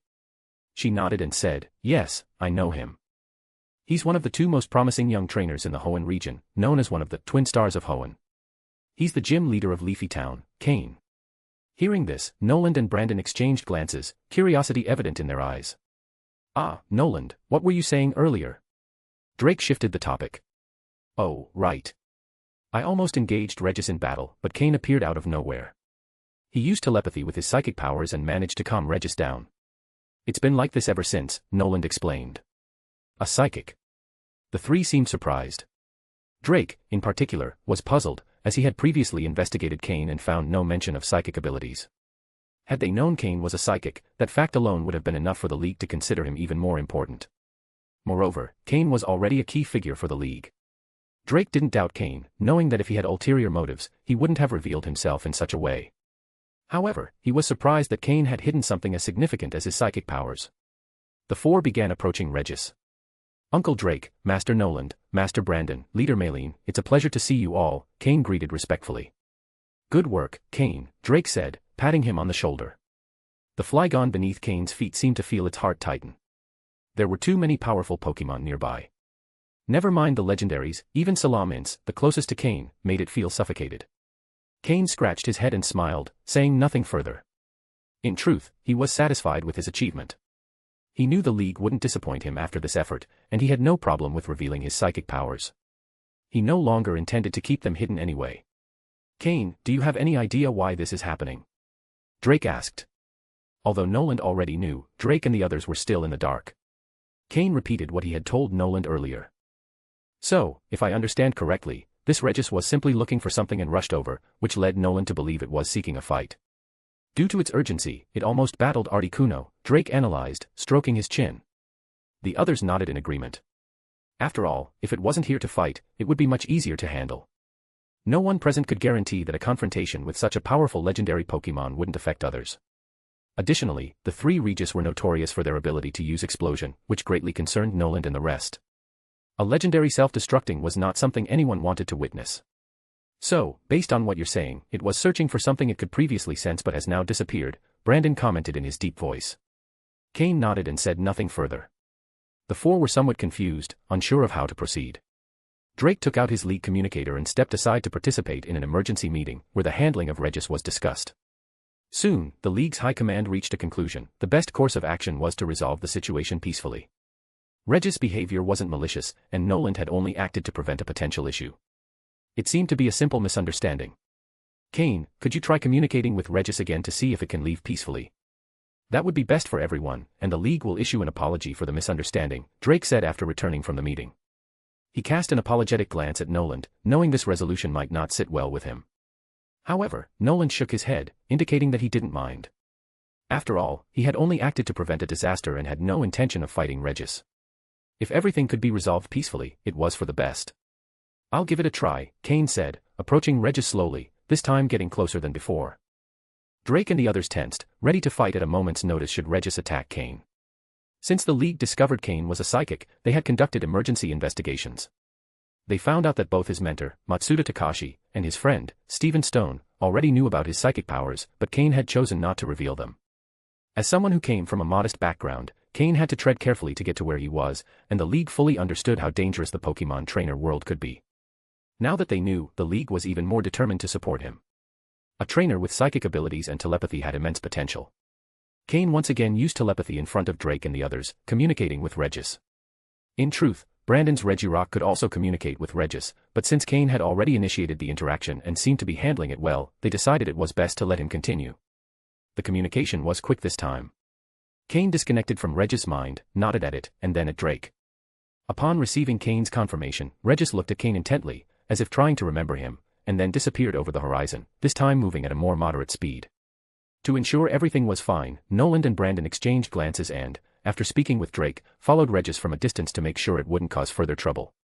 Drake patted Cain on the shoulder, offered some encouragement, and then left in a hurry, as his crew was still waiting for him at sea. Maylene, the gym leader of Fortree City, also extended an invitation to Cain before departing. When everyone had left, Cain let out a strange smile, wearing an expression of satisfaction. End of chapter. Chapter 675, Juan's Headache. Cain's communication with Regis was not as simple as it seemed. Cain concealed many details. Although the final result wasn't much different, several important aspects were overlooked. For instance, why did Regis suddenly head in that direction, ignoring Nolan's warnings and even showing aggression toward Articuno? This led Nolan to misunderstand the situation. The true cause had much to do with Cain and Slowking. During the previous battle, Slowking had fully activated the blood of Mew, and Regis, from a great distance, sensed the trace of Mew, prompting it to rush toward that location. However, midway, Mew's signal disappeared, which enraged Regis, causing it to attack Articuno, who was obstructing it. Thus, the primary reason behind this incident was the integration of the blood of Mew into Slowking. After Cain projected an image of Mew and the ruins where it resided into Regis' mind, the Pokémon calmed down and began a dialogue with Cain. Although the conversation with Regis was somewhat complicated due to the Pokémon's rigid nature, the outcome was positive. Cain explained to Regis that he might know where to find Mew but asked it to stay calm and avoid impulsive actions, as stronger trainers might soon appear to capture it. Regis, being a simple-minded Pokémon, did not doubt Cain. After Cain showed it an image of Mew and the ruins, Regis decided to follow his instructions without question. Regis had been sent to Mew's ruins to protect them, a mission imposed upon it since its creation. These Pokémon's loyalty to Mew was absolute. Cain assured Regis that he would help it find Mew in a few years, which was not an issue for Regis, as that span of time was merely a brief dream for it. It accepted the proposal without hesitation. In Regis' eyes, Cain was a good person, in contrast to the men who had attacked it alongside the Articuno it shared an ice type with. Cain also asked Regis why it was seeking Mew and what had caused it to leave Mythical Island. Regis explained that its mission was to find Mew and that it needed Mew's help to resolve a long-standing issue. As for why it left Mythical Island, Regis said it was to pursue a Pokémon that had invaded the ruins, but after leaving the island, it lost its way back. It couldn't remember how to return home. So it had no choice but to wander outside, searching for traces of Mew. Regarding the decrease in its level and power, even Regis didn't know the exact reason. Cain had promised to help Regis find Mew in a few years, based on his knowledge of Team Rocket's plans. Eventually, after the team's investigation into Mew's DNA, Mewtwo would make its appearance. After Mewtwo rebelled against Team Rocket, Mew would reappear to stop it. Therefore, Cain wasn't lying to Regis. After establishing smooth communication with Regis and calming it down, Cain ceased the conversation as the others arrived at the scene. Before Regis left, Cain asked it to inform him where it planned to go so that he could find it in the future. Without suspecting anything, Regis revealed the location of an island in the sea where it planned to hide. To Cain's surprise, he already knew that island. When aboard the SSN, he had left psychic coordinates on various islands along the way, and that island was one of them, where he had also left markers with his Slowpoke. Regis turned out to be surprisingly easy to deal with, which made Cain consider a few things. Of course, capturing Regis was impossible. These Pokémon's loyalty to Mew was unwavering. Unless Mew released them, they would not break their oath. Like the three Regis under the command of the Battle Pyramid leader, Cain knew these Pokémon only obeyed the one who assumed the Pharaoh's position, never questioning their authority. As for the Pokémon that Regis had pursued out of Mythical Island, Cain suspected it might be the father of his two Swablu, the powerful Pokémon that had arrived from elsewhere. There were too many mysteries Cain wished to unravel, but unfortunately, he didn't yet have enough power. Although Slowking had reached the quasi-elite level, it still wasn't enough. Cain had Flygon descend gently to the ground. Meanwhile, on the League's side, the meeting of the High Command did not end with Regis' retreat. Although a major issue had been resolved, a small one emerged during the meeting. Juan, seated at the table, had been dealing with a mix of headache and satisfaction lately. The satisfaction came from the fact that the Hoenn region finally had two prominent young trainers, Stephen Stone, from the Stone family, and Cain, who had emerged as a talented trainer despite his humble origins.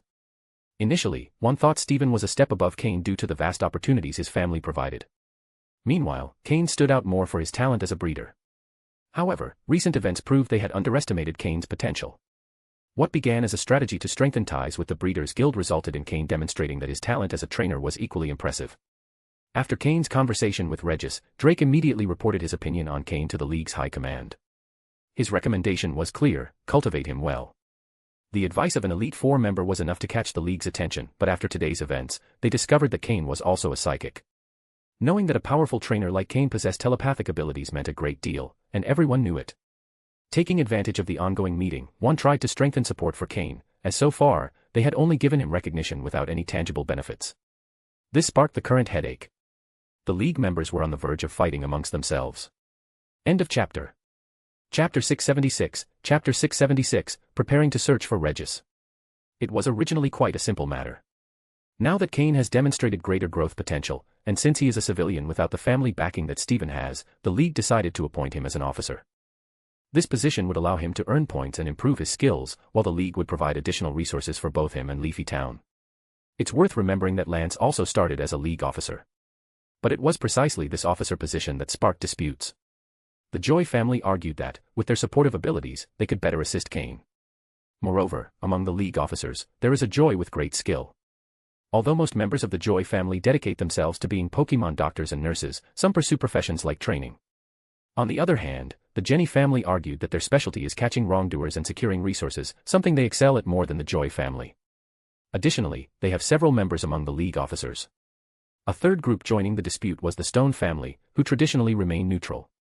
The Stone family's argument was that, since Steven is a close friend of Cain, it would be ideal for him to work under Steven's supervision in his officer role. In short, the three main factions nearly clashed head-on.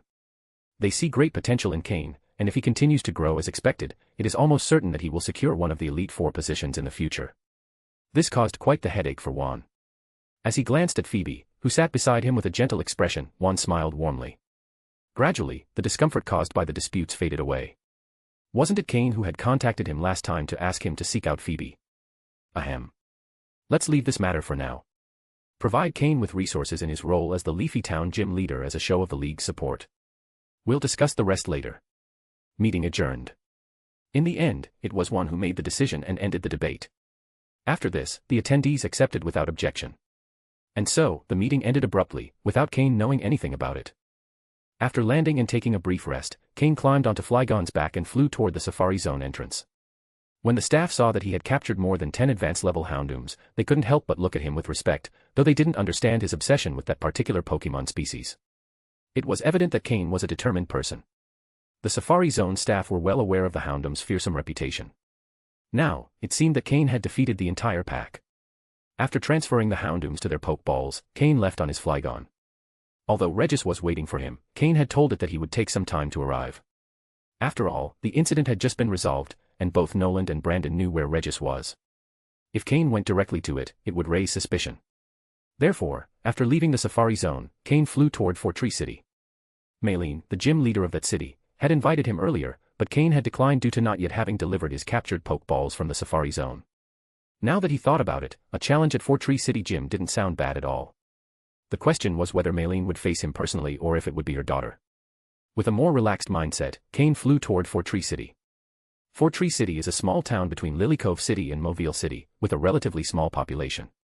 However, the city's inhabitants are known for their longevity. An interesting detail is that, apart from the gym, all of Fortree City's buildings are constructed in trees, coexisting with flying-type Pokémon. For this reason, the Fortree City Gym specializes in flying-type Pokémon. Upon arriving at the gym, Maylene personally welcomed Cain without any issues. Cain expressed his desire for a challenge, and Maylene, the current leader, mentioned that she planned to pass the role to her daughter Winona soon. She then asked Cain to battle her daughter so she could evaluate the difference between her and strong young trainers. Maylene had her own reasons as well. Cain was gaining great fame, and after the recent incident, the league would undoubtedly increase their support and promotion. If her daughter Winona battled Cain, even if she lost, it would raise her profile. The battle between Cain and Winona turned out to be an exciting match. Winona had skills similar to the young Roxanne, but Cain had improved significantly in just a few days. Understanding Maylene's intentions, Cain eased up during the battle so Winona could see the gap between them. After the challenge, Maylene even invited him to dinner, but Cain politely declined and left as quickly as possible. The way Maylene was looking at him was starting to make him uneasy, so after obtaining the badge, he left immediately. He preferred sleeping outdoors to staying in Fortree City. It was likely that Regis had already arrived at its destination, and the escorts, Noland and Brandon, would have also returned to the battle frontier. Cain planned to head south from Fortree City, challenge the Mobile City Gym, then the Slateport City Gym, and finally, set out to sea from Slateport City. It was time to search for Regis. End of chapter. Chapter 677, Chapter 677, Discussion about Cain's Rain Team. 7 days later, on the shores of Slateport City, Cain stood at the water's edge, gazing at the vast ocean, ready to set sail. It took him 7 days to travel from Fortree City to Slateport City, stopping in Mobile City along the way. However, he couldn't challenge the gym because Watson, the Mobile gym leader, was not present. Cain didn't want to wait, so he decided to skip the challenge. Watson, being the most senior gym leader in the Hoenn region, has considerable power. Although it was a pity not to face him, Mobile City is not far from Leafy Town, so Cain could challenge him anytime. As for Slateport City, the largest port city in Hoenn, it is better known for its beauty contests, and its gym's reputation isn't as prominent. After a quick battle against the gym leader, Cain obtained the badge and moved on. Although the journey didn't necessarily require 7 days, Cain still took that time to arrive. This was mainly because he didn't want to interrupt his Pokémon's training. Especially since his second team of Pokémon was beginning to show significant progress, and Cain didn't want to delay their development further. Now, Slowking had reached a quasi-elite level, and the strength of his first team's Pokémon would also grow rapidly. Taking advantage of the relative calm and the fact that the wild Pokémon they encountered weren't very high level, Cain had been training his second team of Pokémon. As Cain traveled through small forests along the main routes, the levels of the wild Pokémon he encountered weren't very high.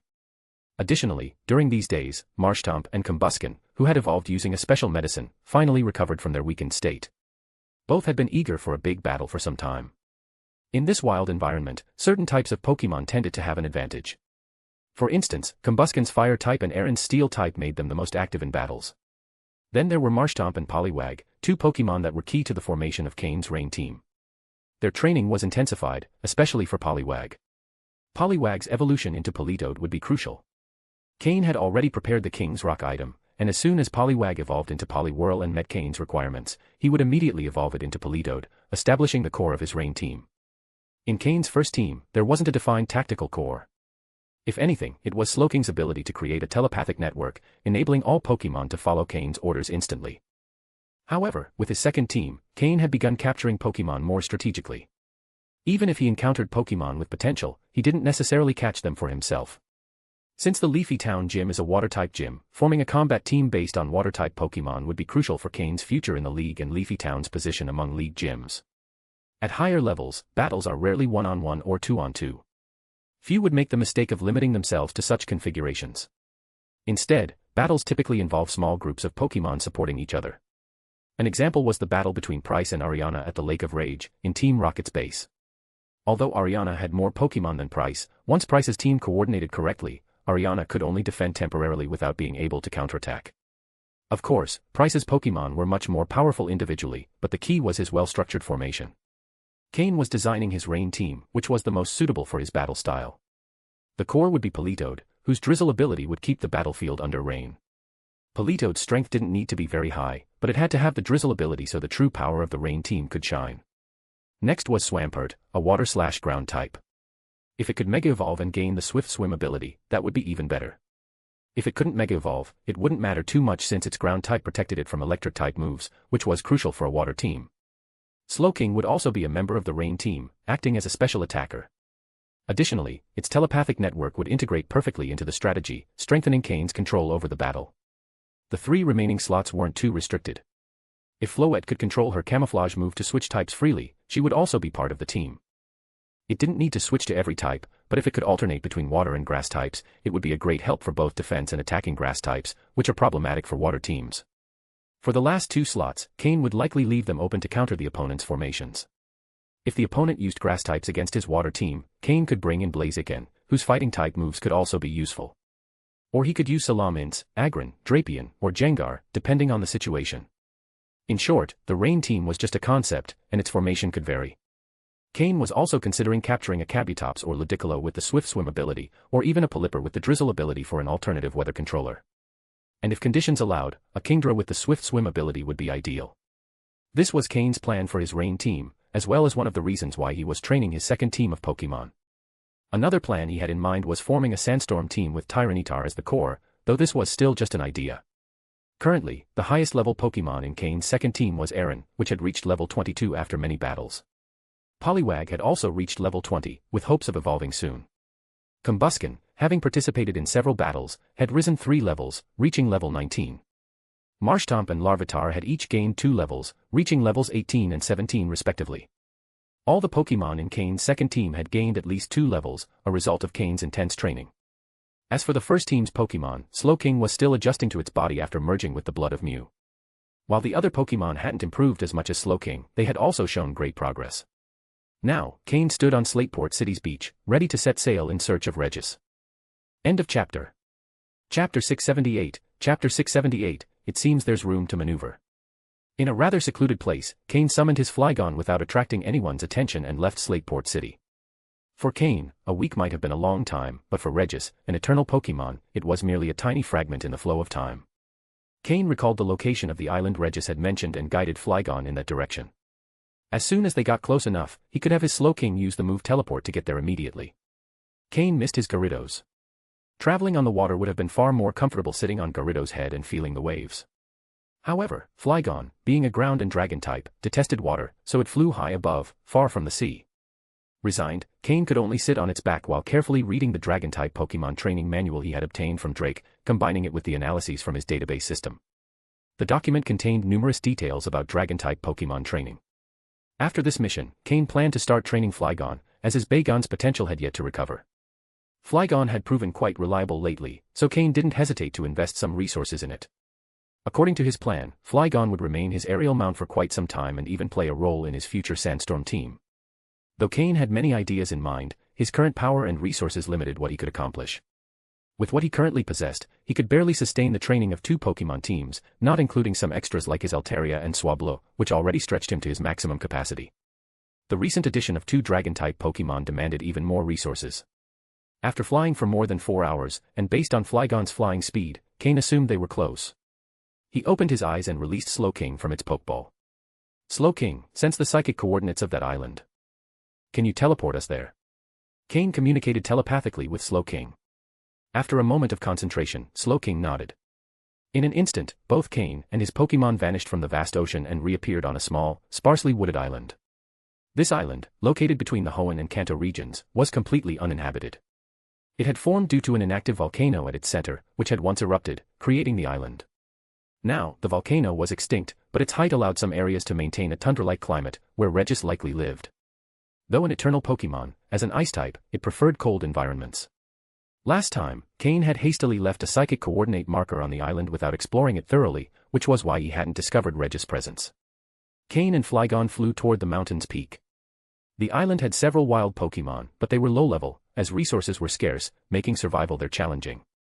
As they ascended, they spotted a large, clearly excavated cave. Cain patted Flygon and flew toward the cave's entrance.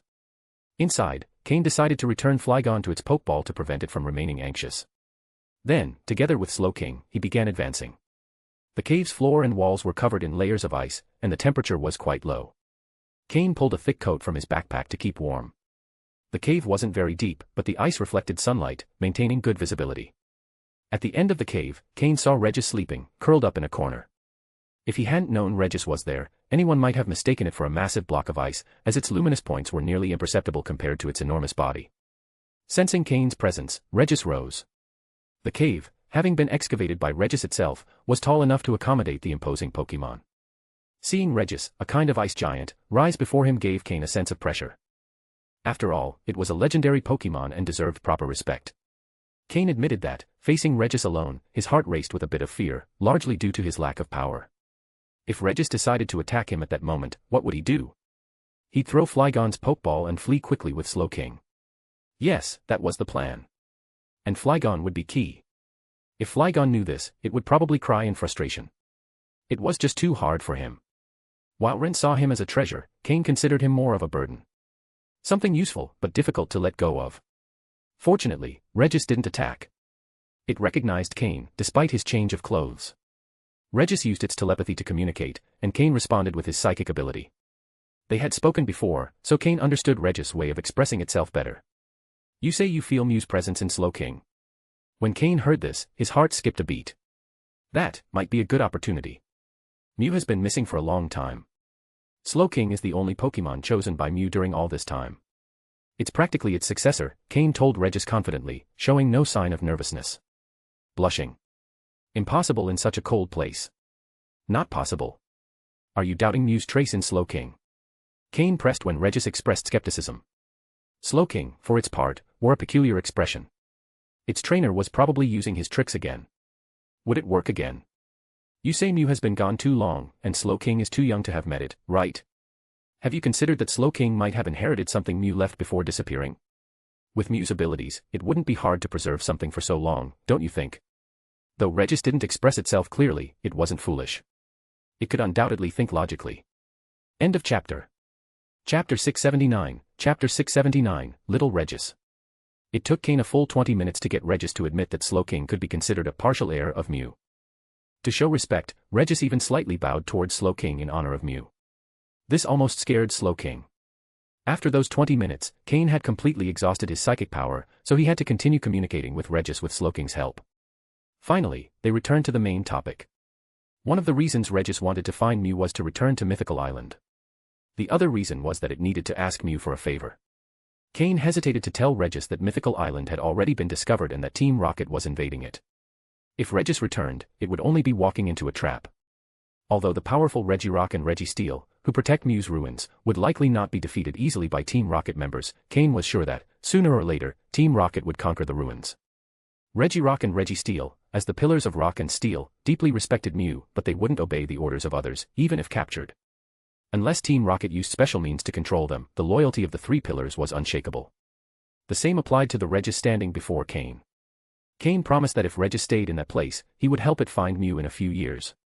But in return, Regis would have to assist Cain when needed, participating in battles against powerful enemies.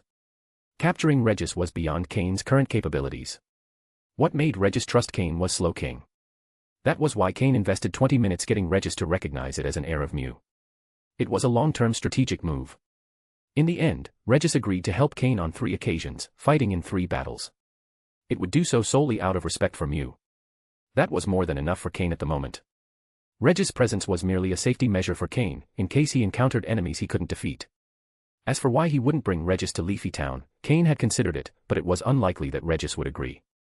Additionally, Regis' reappearance in the town could negatively affect Cain's standing within the Pokémon League. Cain decided to ask Regis what favor it wanted from Mew, hoping he could help. After much explaining about how he could be useful, Regis finally revealed its request. It was related to the decrease in Regis' power, and what happened next left Cain completely stunned. Cain watched as the normally sealed, mirror-smooth layer of ice on Regis' shoulder suddenly broke.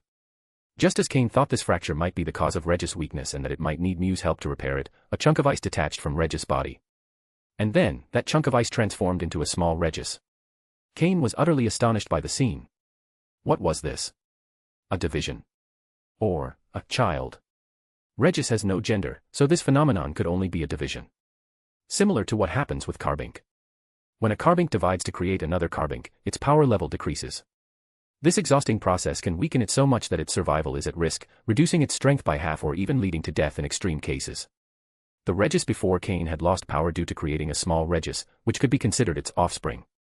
Was Regis the father or the mother? It didn't matter. Cain could imagine that for a legendary Pokémon like Regis, the cost of creating another Pokémon like itself must be immense. Regis had only lost 4 levels of power, though they were the highest ones. Even so, the cost didn't seem too severe. Perhaps it wasn't as drastic because it had been gradually recovering its strength over time. Cain activated his system to scan the data of the small Regis, which was less than half a meter tall. Pokémon, Regis, quasi-purple, incomplete. Gender, genderless. Level. Type, ice. Ability, clear body. Held item, none. Egg moves, none. Basic moves, explosion, stomp, icy wind, charge beam, bulldoze. Learned moves, none. TM moves, none. These were the small Regis stats. Cain didn't know how to react. Inside him, a voice whispered like a demon. Catch this little Regis. It has no loyalty to anyone. If you capture it, you could fully control a legendary Pokémon, the ice pillar of the 3 pillars. But reason told him this was impossible.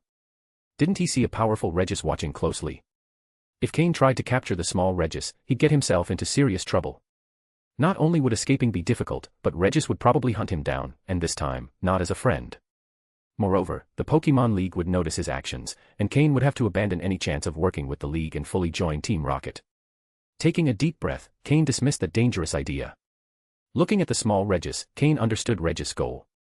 The little one was incomplete, possibly because Regis didn't fully understand the division process, causing it to stop midway and resulting in an undeveloped new Regis. Perhaps that's why Regis had only lost 4 levels. In this situation, there wasn't much Cain could do. Perhaps only a Pokémon of Mew's level could solve the problem. Not even the system could offer a solution. Cain sighed, disappointed but also relieved. He was disappointed by the small Regis' incomplete state, but relieved that he hadn't made an impulsive and dangerous decision. Now that he had achieved what he came for, Cain prepared to leave. He couldn't capture Regis right now, but maybe in the future, when he was stronger, he'd have the chance. It wasn't impossible. Cain comforted himself with that thought. However, just as Cain was about to leave, Regis stopped him. Regis retrieved a small shard of ice from the ice behind it and handed it to Cain. End of chapter. Chapter 680, Chapter 680, Special Never Melt Ice. Item name, Regis Never Melt Ice. Description, this is a special Never Melt Ice, a byproduct generated during the division process of the legendary Pokémon Regis. It has a much more outstanding effect than regular Never Melt Ice. Effect, the Pokémon holding this Never Melt Ice will see the power of its Ice-type moves increased by 25%. Regis Never Melt Ice. Observing this palm-sized piece of ice, Cain used his system to scan its data. There was no denying that the effects were impressive. Regular Never Melt Ice only increases Ice-type moves by 20%, sometimes less, but this special Never Melt Ice boosts Ice-type attacks by 25%. A title well-deserved for the Ice Pillar. Without further delay, after handing over this special Never Melt Ice to Cain, Regis returned to the small Regis, and they resumed their previous state. Cain, for his part, left the cave and immediately called for his Flygon, departing from the island. As for who would benefit most from this Never Melt Ice, there was only one Pokémon on Cain's team that could make the best use of it, Weevil. As the only Ice-type Pokémon in his team, Weevil was the obvious choice to unleash the full potential of this Never Melt Ice. Cain had high expectations for Weevil. Currently, apart from Floette, Weevil was the only Pokémon that could pose a real threat to Dragon-type Pokémon in his team. Although Weevil wasn't frequently used in battles, Cain needed a trump card against Dragon types. He might not always use it, but he had to have a plan. That was Cain's approach. Cain's next destination was clear, Leafy Town. Cain had been away for quite some time, but fortunately, he had completed all his missions. He needed to return to Leafy Town to rest and organize some matters related to his Pokémon. After that, Cain would prepare to execute his next plan. If this plan succeeded, he would never again need to worry about the number of Pokémon in his team. However, to make this plan a reality, one Pokémon was essential. But capturing that Pokémon would be rather complicated, extremely difficult, in fact. Cain would need to plan carefully. When Cain arrived at Leafy Town, it was already noon on the third day. Flying back from the island to Slateport City had taken several hours. By the time he reached Slateport City, it was already night, so he decided to rest there.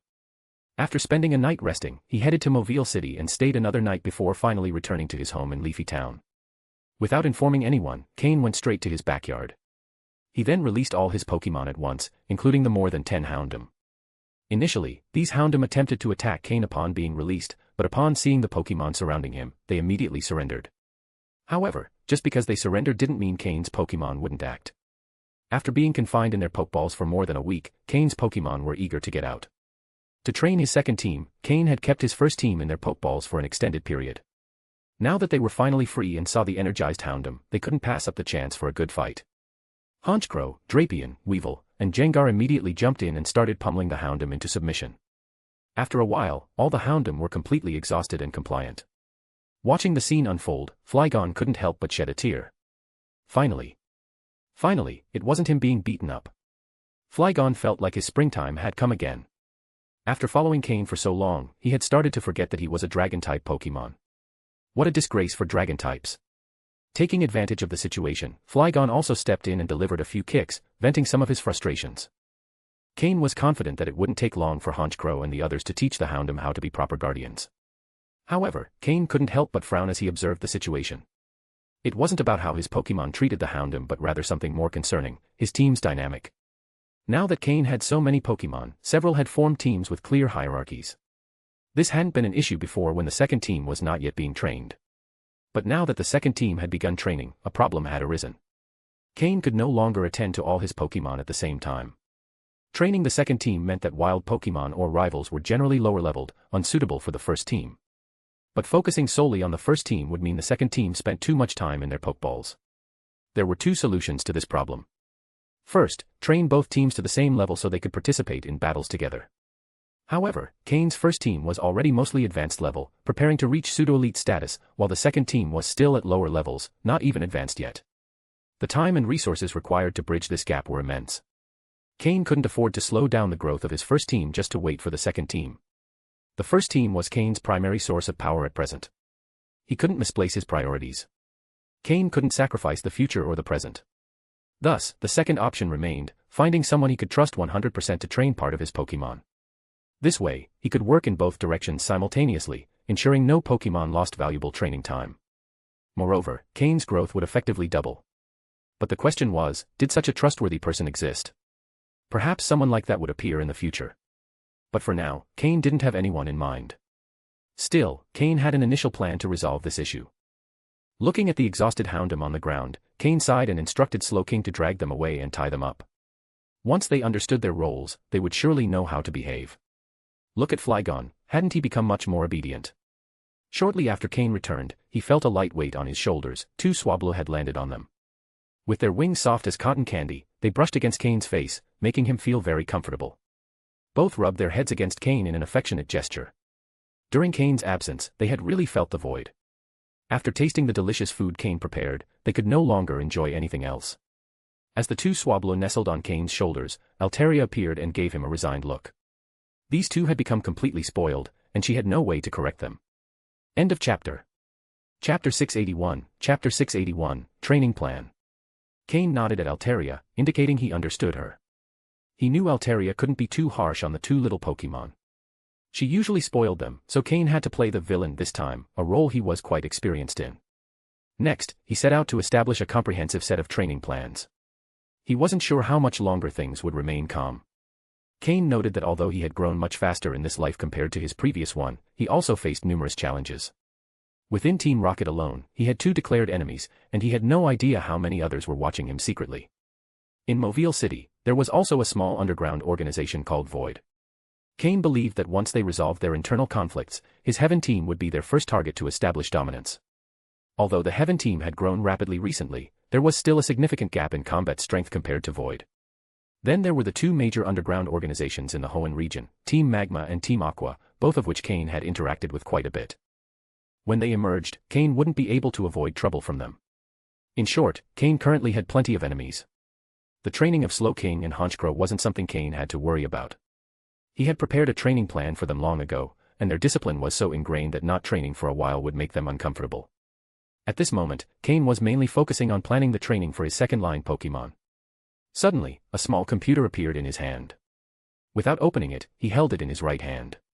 If observed closely, small electric currents could be seen at the point of contact between Cain's palm and the computer. Then, Cain began assigning training plans to his smaller Pokémon. First up was Aaron. As the highest-level Pokémon in the second line, in addition to his daily intake, Aaron needed to increase his consumption of high-energy foods like diamonds and Pokeblocks to ensure his internal energy kept up with his strength growth. What Aaron needed to do most every day was run. As a future frontline Pokémon, endurance was crucial. Regarding mastery of moves and energy, Cain believed that only when physical condition was optimal could such training show its true results. Alongside Aaron was Larvitar. In addition to consuming more energy than Aaron, his daily training was very similar. However, Larvitar had an advantage in his excellent control of ground and rock-type energy. Once his endurance reached a good level, he only needed to refine his move proficiency. That said, Larvitar's weight was much greater than Aaron's, so his daily training was much tougher. As Cain's only Pokémon capable of Mega Evolution after its final evolution, Cain had high expectations for Aaron. And Larvitar. After investing so many resources into his hatching, this quasi-legendary Pokémon was a key piece in Cain's path to greatness. With Larvitar's energy control, his weight, and the help of Groudon's armor fragments, Larvitar would be a central figure in Cain's battle team. Next were Combusken and Marshtomp. As Hoenn starters with great potential, they would likely be the first second-line Pokémon to reach their final evolutions, serving as a crucial link between the first and second lines. Besides physical endurance, Cain made Marshtomp and Combusken face off against each other daily. Competing helped them learn and improve. Although Marshtomp had a type advantage, Combusken had the edge in attributes and moves, leading to fairly balanced battles. These 2 Pokémon would be strong offensive points in the future, so fighting each other boosted their synergy and combat experience. As Cain's second Pokémon to achieve quasi-purple quality, Combusken was a Pokémon Cain placed great hopes on. If he managed to find Blaziken's Mega Stone, its final evolution's potential could be limitless. Poliwag, being Cain's first core Pokémon in his team strategy, had different training. While Aaron and Larvitar focused on endurance, and Combusken and Marshtomp on battles, Poliwag concentrated on energy control. Specifically, water-type energy control. After all, when Poliwag evolved into Politoed, its ability to control water-type energy would determine the intensity of the rain it could create. The stronger the rain, the more powerful the rain team. Thus, Poliwag's training revolved around mastering water-type energy. As for Bagon, who was recently captured, his potential had stopped deteriorating, but it would take time to fully recover. For now, after basic daily endurance training, Cain prohibited him from further exercise. Bagon needed to accumulate energy to restore his weakened body. However, seeing the other Pokémon train so hard, Bagon's desire to grow stronger was uncontrollable. Being bullied had intensified his drive for power more than any other Pokémon Cain had. As a Dragon-type Pokémon, Bagon's pride came from his essence. Perhaps even unconsciously, he didn't want to lose to any of Cain's Pokémon, including Slowking. In addition to them, 2 little Swablu, with pitiful looks, were sent by Cain to train. Although they sought Altaria, she ignored them and left their training to Cain. In the end, under Cain's pressure using food, the 2 Swablu reluctantly accepted their assigned tasks. The training had just begun, so the tasks Cain gave them weren't very difficult. He simply hoped they would gradually adapt to the regimen, with the intensity increasing over time. Although Altaria couldn't bear it, under Cain's insistence, she believed it was for their own good and flew away, planning to return at night to pick them up. Finally, Ms. Magius. That's right, Ms. Magius also started training. After a long period of inactivity, she finally accepted the idea of battling. She wanted to join the training partly to set a good example for Bagon and the others, as she was no longer the youngest among Cain's Pokémon. She also realized she needed some combat capability, otherwise, she wouldn't be able to protect Bagon, or even herself. If Ms. Magius were to battle Altaria now, Altaria would undoubtedly win, as Ms. Magius had no combat experience and 0 mastery of moves. The only thing she had some skill in was controlling ghost-type energy. But that wasn't enough to defeat an opponent. After establishing the training plans for all his Pokémon, Cain, holding his small laptop, headed to the cave dug by the group of Carbink. End of chapter. Chapter 682, Chapter 682, Advanced Alliance Researcher. After reviewing the situation of the entire Carbink group, Cain left the cave. The Carbink had fully settled in and had already excavated many underground areas, now used as separate rooms. Although they had only recently arrived and, despite the support of Cain's poke blocks, they hadn't mined many minerals or diamonds in such a short time. However, Cain wasn't interested in diamonds at the moment, as he already had plenty in his possession. His main goal was to check the Carbink's condition. Upon exiting, he summoned the Carbink undergoing mutation. Compared to before, it hadn't changed much, except for the slightly deepened pink hue of the diamond on its head. According to the system's data, the degree of mutation in the Carbink had increased only slightly. When Cain initially noticed this Carbink's mutation, he ordered the system to analyze the cause and assess the possibility of controlling it. However, so far, no results had been obtained. So, even though Cain wanted to accelerate the process, it wasn't possible. For now, he would have to wait for the Carbink to mutate on its own or for the system to collect enough data to expand its knowledge base and then attempt to control it. As a result, there was no need for the Carbink to undergo complicated training, only to maintain its physical condition. In the days that followed, Cain's life settled into a more regular rhythm.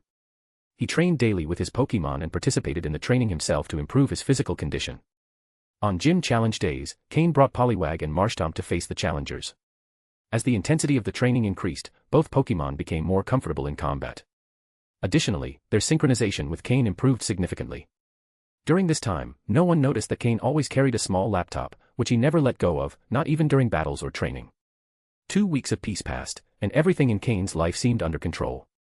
He had entered a phase of steady growth. Leafy Town and the Heaven team were also experiencing rapid development. The artificial lake in Leafy Town was now fully completed, and Cain exchanged the town's initial resources for more water-type Pokémon, which he released into the artificial lake. Thanks to a special formula developed by Cain, these Pokémon began to breed, and the first offspring were soon born. Now, Cain could use the resources obtained from the town for his own benefit. However, this peace didn't last long. A visit from an Alliance agent pulled Cain out of this stealthy growth phase. The Alliance agent brought a phone containing a call from Juan, the president of the Hoenn Alliance. Under the agent's watchful gaze, Cain dialed Juan's number. The conversation revolved around the help Cain provided to Noland in calming Regis and the exposure of Cain's psychic abilities. Juan reassured him not to worry, as the Alliance fully supported him. Furthermore, he was granted the title of Advanced Researcher of the Alliance. This position, exclusive to direct members of the Alliance, is divided into 4 levels: Chief Researcher, Advanced Researcher, Intermediate Researcher, and Junior Researcher. The advanced level is one of the highest. Even Lance is currently only an Advanced Researcher. The Alliance Researcher title is a direct pathway to power, as reaching the Chief Researcher level makes one part of the Alliance's management staff. Ascending from Chief Researcher can even lead to becoming one of the Elite Four. Lance's journey began as an Advanced Researcher. He'll likely soon ascend to Chief Researcher, then become Kanto's Dragon-type Elite Four and eventually Johto's champion.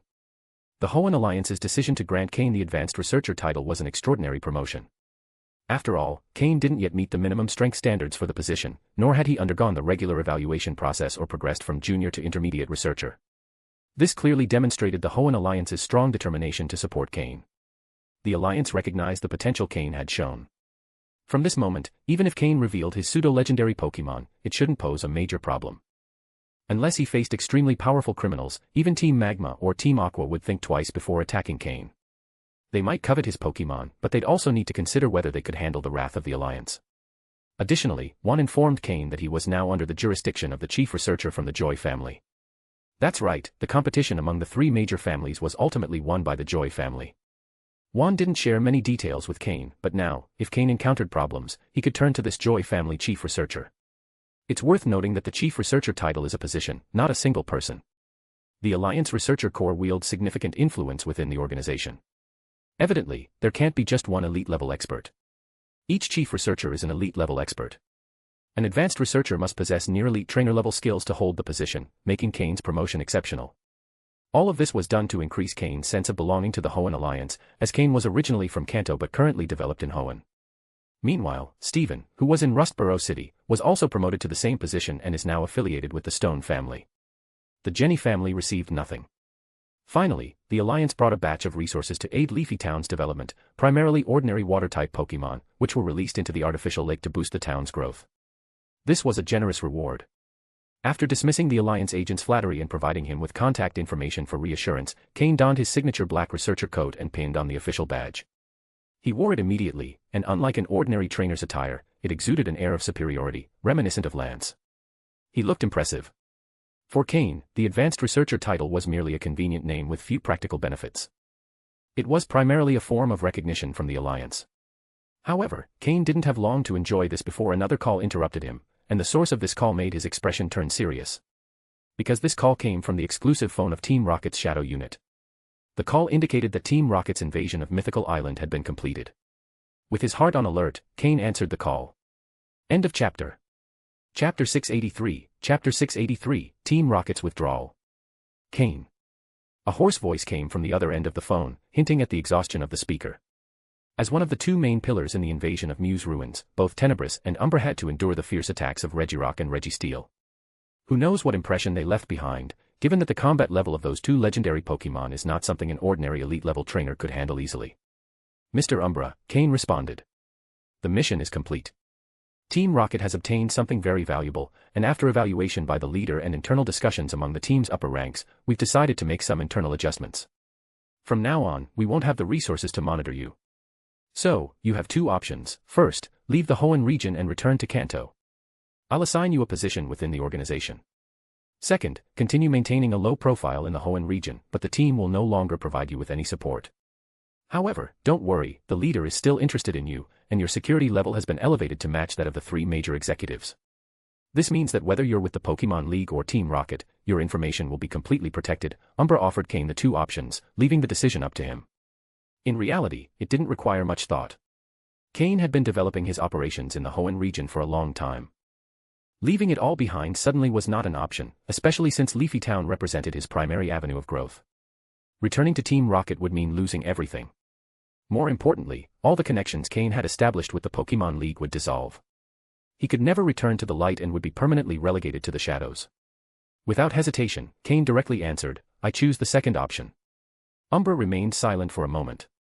Evidently, Cain's choice didn't surprise him in the least. All right, then continue your development quietly. But be aware that in addition to contending with Hoenn's underground forces, you'll need to watch for possible movements from Rocket Team members. Cain understood who Umbra was referring to: Xenon, Lucius, and even Reggie. Eventually, they might find an opportunity to act against him. Understood, Cain replied. In any case, be careful. If you ever find yourself in an unsustainable situation, call this number. I'll do my best to assist you once. Those were Umbra's parting words. This was the maximum support Umbra could offer Cain at this moment. Although the losses on Mew's Island had been significant, it was thanks to Cain's warning that Umbra managed to secure substantial gains. Overall, the benefits outweighed the losses. This was why Umbra extended this help to Cain. Thank you, sir. After these words, the call ended. Cain was certain that, for a long time, that phone would not ring again. As Cain suspected, Team Rocket had obtained Mew's DNA from the ruins, and with Giovanni's strong backing, they began their research. Initially, what Team Rocket aimed to do with Mew's DNA was not to create a new Pokémon but to try cloning Mew. However, since a Mew already existed in this world, the DNA destabilized and collapsed each time they tried to reproduce it. Because of this, with Giovanni's support, the research team decided to integrate the genes of over 100 different species to create a being that surpassed even the original Mew. Thus, Mutwa was born. The level of human and material resource investment in this project was not something any organization could afford. For this reason, Team Rocket entered a period of dormancy, while the Pokémon League began to develop rapidly. However, withdrawing didn't mean they stopped acting. Team Rocket remained the dominant underground force in the Kanto and Johto regions, but for now, they had no plans to expand into other areas. Now, Cain had become the only nail Team Rocket had outside. After hanging up, Cain stood still, a complicated expression on his face. This represented a crisis for him but also an opportunity. After receiving calls from both the League and Team Rocket in a single day, his plan for shadowed development was disrupted. The next day, Cain headed to the nearby mountains, accompanied by some of his Pokémon. The rest of his Pokémon remained temporarily in Leafy Town. There was nothing to worry about since Cain could teleport back to the town instantly with Slowking, and Altaria was stationed in the backyard. As long as no elite-level opponent suddenly appeared, the backyard and the Pokémon there would remain relatively safe. If an elite-level opponent did show up, Matsuda Takashi would likely detect it immediately. Cain brought with him Slowking, Floette, Marshtomp, Combusken, Poliwag, and Aaron, while Gengar and Mismagius stayed hidden in his shadow. The purpose of this excursion was clear, to train his second line of Pokémon. Team Rocket's withdrawal had heightened his sense of danger. An attack could occur at any moment, like a sword hanging over his head, constantly driving him to become stronger. If Cain were to join the Pokémon League in the Hoenn region, he wouldn't need to worry about this. However, many of the things he had couldn't be revealed to anyone. Therefore, he would have to continue strengthening his capabilities on his own. Cain had explored this mountain before and knew exactly where to find suitable opponents for training Aaron and the others. And why didn't he bring Larvitar? Simple, that little glutton needed to keep eating and growing bigger. Since pseudo-legendary Pokémon typically grow slowly, there was no rush with them. If it weren't for the fact that Cain had a Mega Evolution Stone for Agron, he probably wouldn't have brought Aaron either. Once on the mountain, Cain summoned Poliwag, Marshtomp, Combusken, and Aaron. Slowking accompanied the group to use teleport in case of emergency, and Floette was there to ensure the team's sustainability. In no time, they got into the rhythm of training, and battles began. The purpose of this trip was to train the Pokémon, so they didn't wait for wild Pokémon to approach. Cain and his companions went straight to their dens.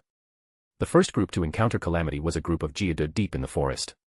The Geodude, being rock and ground types, were ideal rivals. Water types had a quadruple advantage, and both steel and fighting types also had an edge. Who else would they use as sparring partners?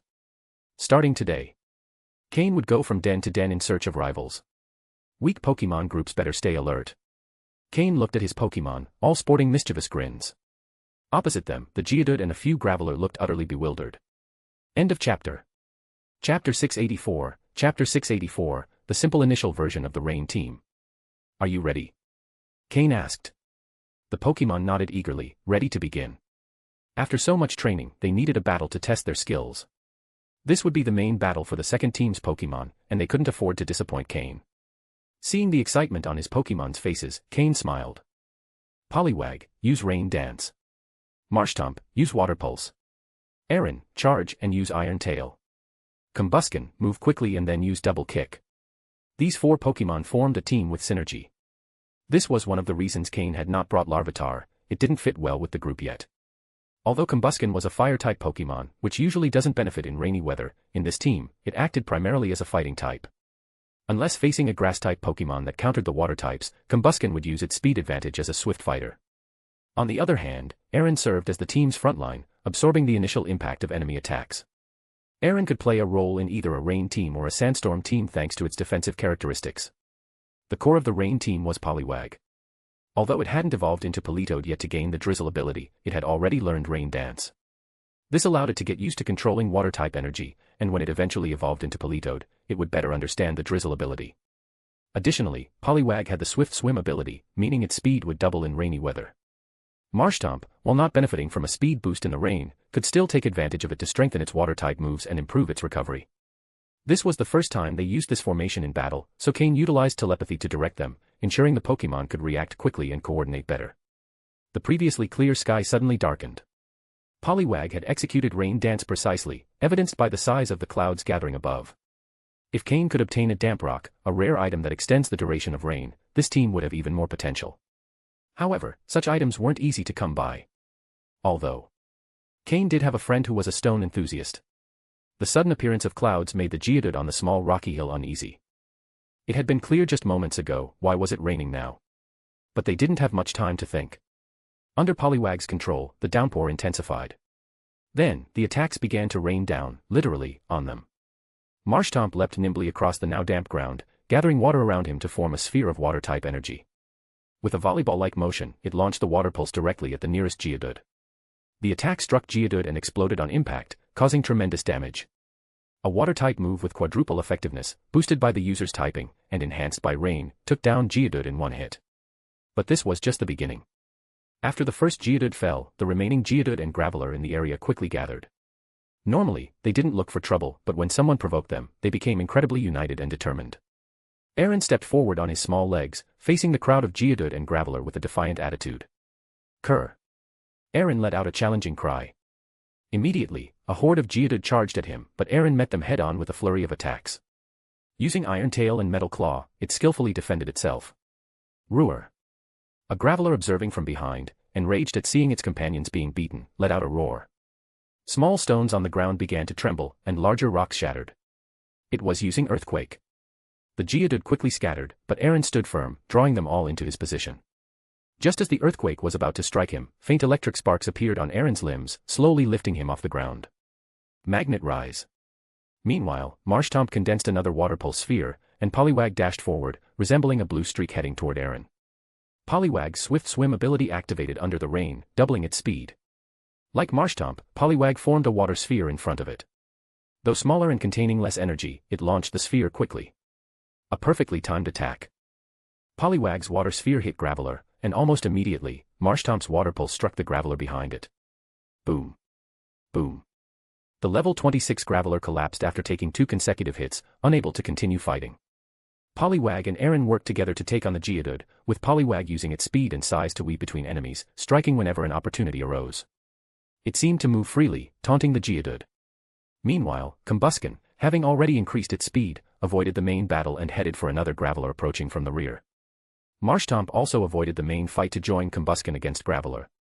Though Graveler was slow, it was at level 25, a respectable level for an evolved Geodude. Now, it faced a level 19 Combusken and a level 18 Marshtomp. Bang. Bang. Combusken landed 2 hits on Graveler and, instead of continuing the fight, flipped through the air and retreated. Marshtomp moved forward, attacking with a water-covered tail that extended like a giant whip, striking Graveler before quickly retreating. Graveler roared in frustration but couldn't do anything. Combusken turned back and, once again, landed a double kick on its back. When Graveler turned, Marshtomp's aqua tail struck its back again. They were taunting it. It was left crippled and on the ground, an easy target for any attack. Meanwhile, Aaron and Poliwag had already finished dealing with the group of Geodude, thanks to Aaron's defensive capability and Poliwag's speed. The group of Geodude and Graveler, with an average level around 20, had been defeated by a team consisting of a level 22 Aaron, a level 20 Poliwag, a level 19 Combusken, and a level 18 Marshtomp. Cain's Rain team now had a simple initial version. End of chapter. Chapter 685, Chapter 685, The Unlucky Larvitar. This small group of Geodudes wasn't the end, it was only the beginning of the battles Cain had planned for the Rain team. However, it was a good start, all the Geodudes, including 2 evolved Gravelers, were defeated. From this battle, it became clear that the Rain team was already taking shape, though it still had a long way to go to be truly effective. For now, they could only shine against opponents weak to water-type energy. Despite the limitations, the benefits were evident, the smiling faces of the Pokémon and their confident expressions showed just how much they had enjoyed themselves. Even Combusken, who wasn't a fan of the rain, was enthusiastic. After drying his drenched feathers with his own firepower, he went from a soggy chicken to a completely dry and renewed one. Once Combusken evolves into Blaziken, he will be a great asset to the team, both in the Rain and Sandstorm teams. His speed boost ability will ensure he's always ready for battle. The most excited of all was Poliwag. It truly didn't expect to play such a crucial role. Normally, Poliwag was the most inconspicuous member of Cain's team, always staying in the background, careful not to draw attention to itself. Since being captured and left in a large aquarium, Poliwag had realized that the most active and visible Pokémon were the first to be sold. So, after joining Cain's team, it continued to work hard but kept a low profile, thinking that as long as it stayed that way, everything would be fine. It had enough food, and the training wasn't too harsh. However, over time, listening to other team members talk about how fun battling was and the challenges they faced, Poliwag began to grow more interested in fighting. This particular battle allowed it to see a different side of itself. Could it really be the core of a fight? Could it defeat so many Pokémon on its own? Though it might not yet be the strongest, Poliwag realized it liked the feeling of being the center of attention and in control of the situation. In reality, Cain had always been watching Poliwag.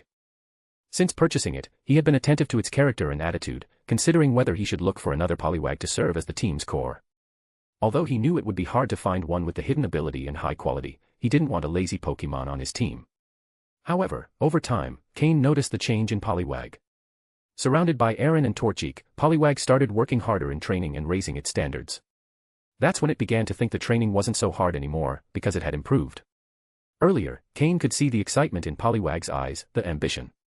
And that's when Cain accepted Poliwag as the true tactical core of the Rain team. Yes, the tactical core. At this point, Poliwag barely met Cain's standards to serve as the centerpiece of his strategy. After defeating the group of Geodudes, Cain didn't stop. The team still had energy, and they had won relatively easily.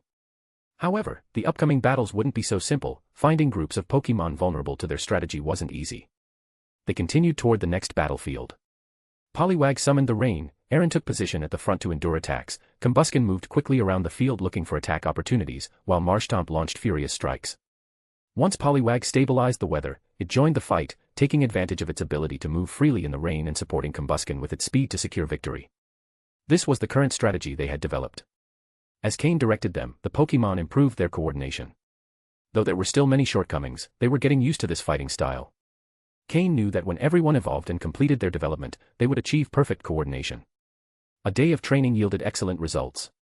But during all this time, Cain didn't let go of his small computer, not even for a moment. After 3 days of intense training, the results were notable. Combusken reached level 22, Poliwag level 24, Aaron level 25, and Marshtomp reached level 21. Everyone had leveled up and strengthened their abilities, but Larvitar, who had stayed home munching on diamonds, looked on enviously. It begged Cain to let it join the battles too. Finally, Cain couldn't resist Larvitar's adorable, pitiful expression and decided to take it into a battle. But after that experience, Larvitar stopped asking Cain to bring it along. It was too much. The other 4 Pokémon had already established their battle strategy and completely left Larvitar out of the fight. With its backpack ready, Larvitar was prepared to prove its worth but realized there was no room for it in the battle. Poliwag and the others defeated the opponent before Larvitar could do anything. After realizing it couldn't intervene, Larvitar's appetite grew even more. If it wasn't allowed to participate in battles, then it could only eat to grow stronger, so that in the future, it could show everyone its terrifying strength. Cain's diamond stash was dwindling rapidly. Cain had no choice. The Rain team still had room for improvement, but the Sandstorm team was barely in its infancy. Aside from Larvitar and Aaron, with the potential inclusion of Combusken, there wasn't much else to add. It was clear that forming the Sandstorm team would take longer, so Cain decided to focus on the Rain team first. In any case, in a few days, Cain would take Slowking and the others back into battle, which might help balance things out between the two teams. Recently, Cain had changed his usual mountain route and headed in a different direction, hoping to find different opponents. If he continued on the same path, the wild Pokémon would become stronger, and it wasn't wise to suddenly face overly powerful foes. Cain was considering taking a trip to Hoenn's Desert. There, he could find various useful items, and the types of Pokémon would be more suitable for his current team. During these reflections, Cain encountered an interesting group of Pokémon. It was another group of Poliwags, among which were several Poliwhirls. After a very tough battle, Cain's team finally defeated the group, but it was a significant challenge. Luckily, under Cain's direction, they managed to win, though they couldn't employ the Rain team strategy since the other group had more Pokémon with the Swift Swim ability. After the fight, Poliwag experienced a transformation. It wasn't just a physical change but also a psychological one. End of chapter. Chapter 686, Chapter 686, Shift in Mindset, Poliwhirl. As Cain watched Poliwag's body begin to shine with a white light, he let out a long sigh of relief. Finally, it was about to evolve. All the battles they had been fighting were meant to give Poliwag and the others that final push in their levels. Now that Poliwag was evolving, Cain could focus on other priorities. He pulled a special quality-enhancing potion for Poliwag out of his storage space and handed it over for Poliwag to drink directly. The light of evolution finally engulfed Poliwag entirely. Keeping Poliwag in its current state somewhat restricted its combat abilities. Even though its level was higher than Combusken's and the others, its offensive capabilities weren't particularly notable. Only its Swift Swim ability under the rain allowed it to stand out in terms of speed. In the recent battle against a group of Poliwag and Poliwhirl who countered Rain Dance, Poliwag had fought frustratingly. However, it was precisely this battle that made Poliwag realize its true self. Over the past few days of battles, Poliwag's ego had started to swell, believing itself to be the core of the team, the most important member. Though it never said this outright, it was how it felt. This was understandable. Transitioning from a marginal member to a key player who initiated battles with Rain Dance was a difficult change to process. Cain had noticed this shift but chose to remain silent. If Poliwag continued letting its ego inflate, Cain had considered the possibility of replacing it. And then, they encountered that group of Poliwag and Poliwhirl, also powered up by the rain. It was only then that Poliwag recognized its true strength level. Without the rain's support, other team members like Aaron and Combusken performed much better than it did. Even Marshtomp didn't suffer a major loss of power without the rain. But Poliwag, without that boost, realized it had no advantage in attack, defense, or speed. It even got harassed by one of the Poliwhirl. If Combusken hadn't arrived in time with its speed to assist, Poliwag might have been seriously injured. After that tough battle, Poliwag felt somewhat disappointed but also relieved. It returned to its original mindset and stopped comparing itself to others. It understood what its true role in the team was. Cain's other Pokémon could perform exceptionally well even on their own, but it couldn't. It could only be considered a Pokémon that relied on a system. It needed its friends' help and the support of its teammates. After adjusting its mindset, Poliwag willingly accepted this blow. It was as though it had overcome a mental barrier, allowing it to enter the state of evolution. Cain felt satisfied with the appearance of that group of Poliwag and Poliwhirl, as they at least helped Poliwag see reality. With Cain's assistance, Poliwag drank the quality-enhancing potion in one gulp, and the evolution began. At this moment, Poliwag's mindset was excellent. Even if the evolution failed, its quality didn't improve, or it couldn't become the team's most important member, it didn't matter. Because Poliwag now knew it could use its abilities to integrate into the team and be an essential part of it. That final shift in Poliwag's mindset was what made Cain decide to reinvest resources into it. As long as Poliwag could recognize its place in the team without believing itself superior to others and could coexist peacefully with its teammates, Cain would never abandon it. To Cain, although he couldn't treat all his Pokémon with absolute equality, he would never allow any of them to feel above the others. Not even Larvitar and Bagon, whom Cain valued most, received special treatment. Pokémon had to live in harmony. Cain might favor some more than others since they contributed differently to him, but he wouldn't tolerate arrogance in any of them.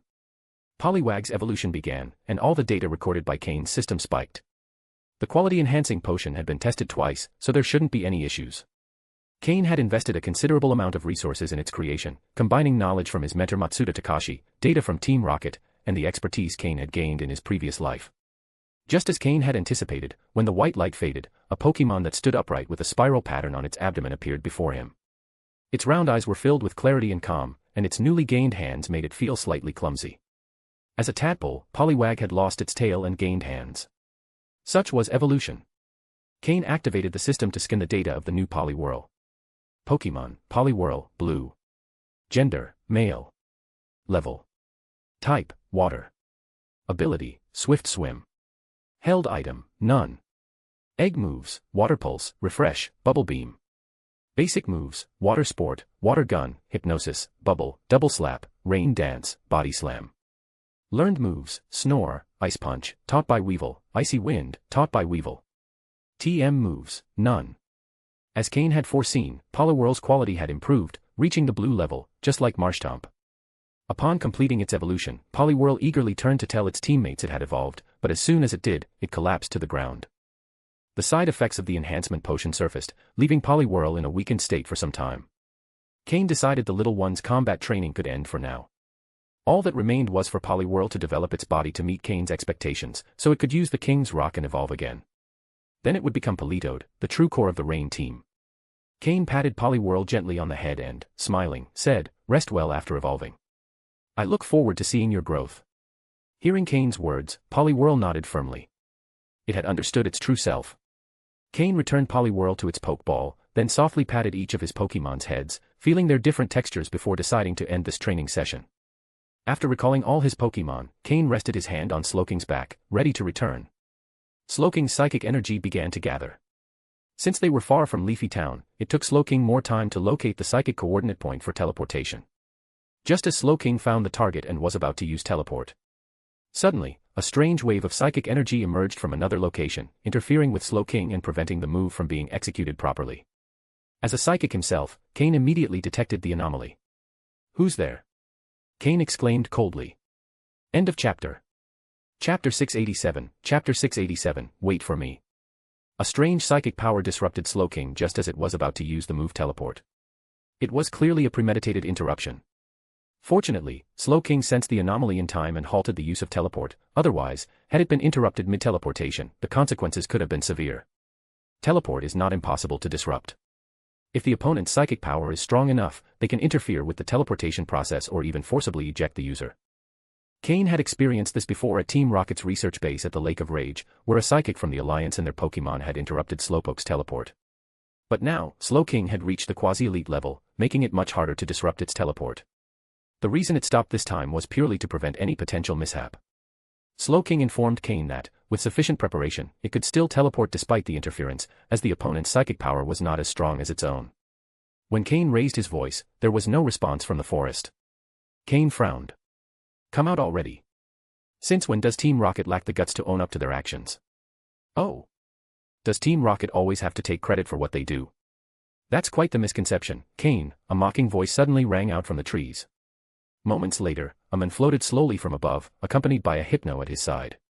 Cain fixed his gaze on the man, who was floating with the support of Hypno's psychic power. Meanwhile, Slowking focused intently on the Hypno. Cain scrutinized the man closely. He wasn't wearing any visible Team Rocket emblem, which clearly indicated that he was aware of Team Rocket's poor reception in the Hoenn region and had hidden his identity. At the moment, Cain only had his Slowking at the front line. Floette was resting in the pocket of his chest, while Jengar lingered in the shadows, ready to defend him, leaving Cain at a slight disadvantage. Who are you? Who sent you? Cain asked calmly. Heh. My identity doesn't matter. But surely, you know who wants your head, don't you? The man replied with a sneer. As they exchanged words, Cain obtained information about the Hypno. Pokémon, Hypno, light blue. Gender, male. Level. Type, psychic. Ability, insomnia. Held item, none. Egg moves, barrier, roleplay, psycho cut, psychic terrain.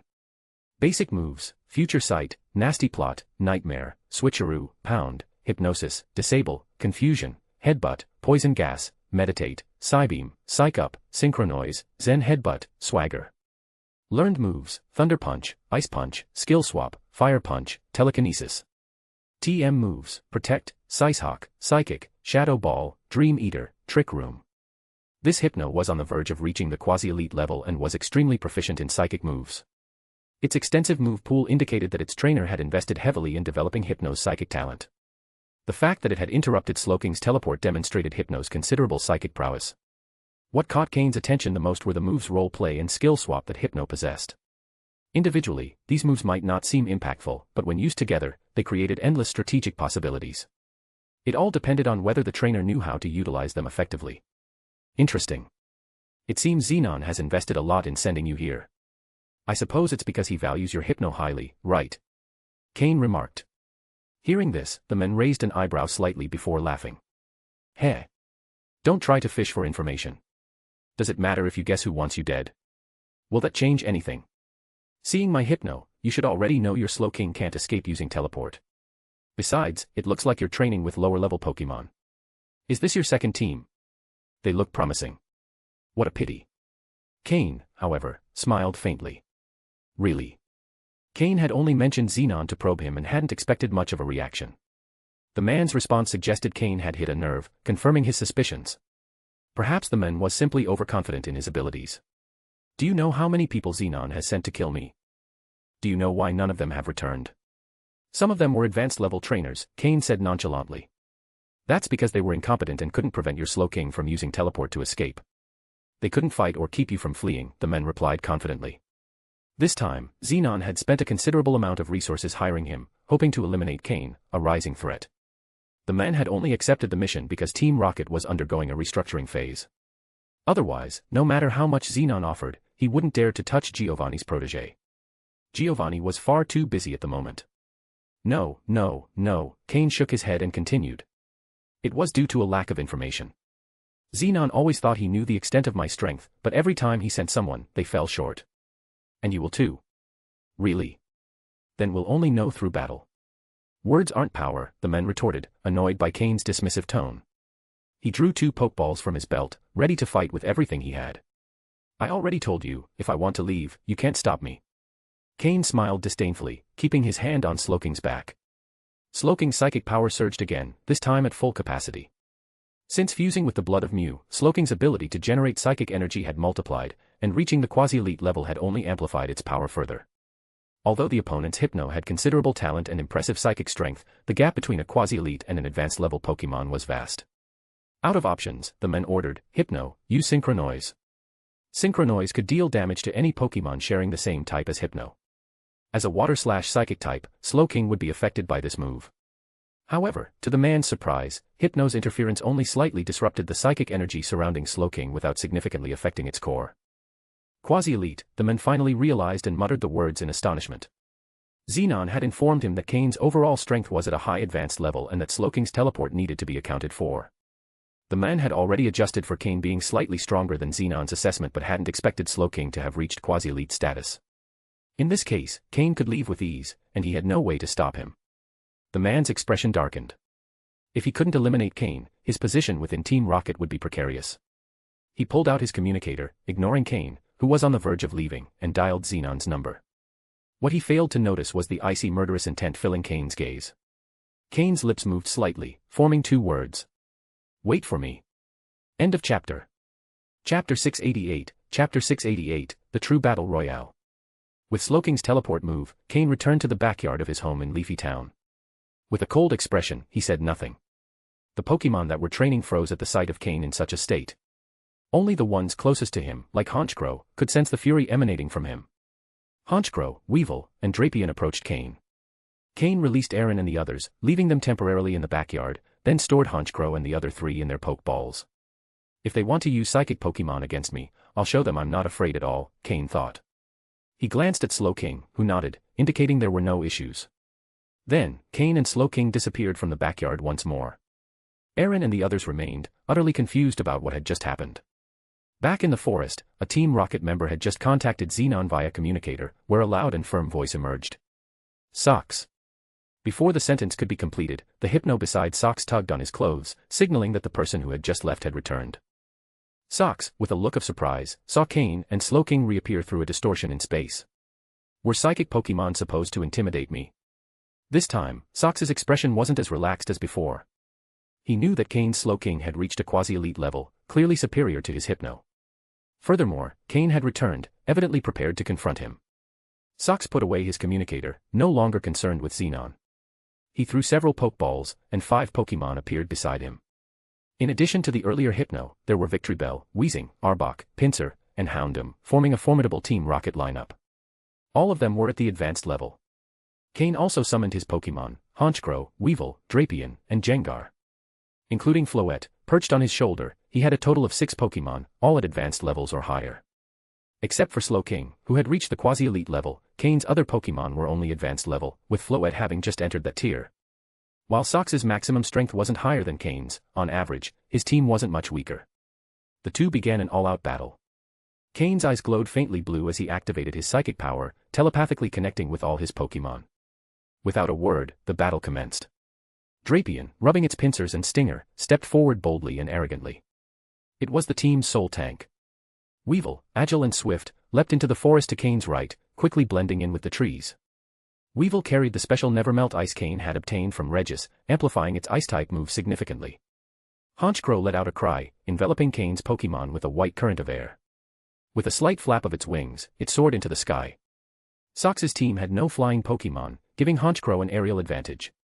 Slowking, majestic as ever, slowly unleashed its psychic power, which spread through the air around it. The space seemed distorted, with pink streaks radiating outward.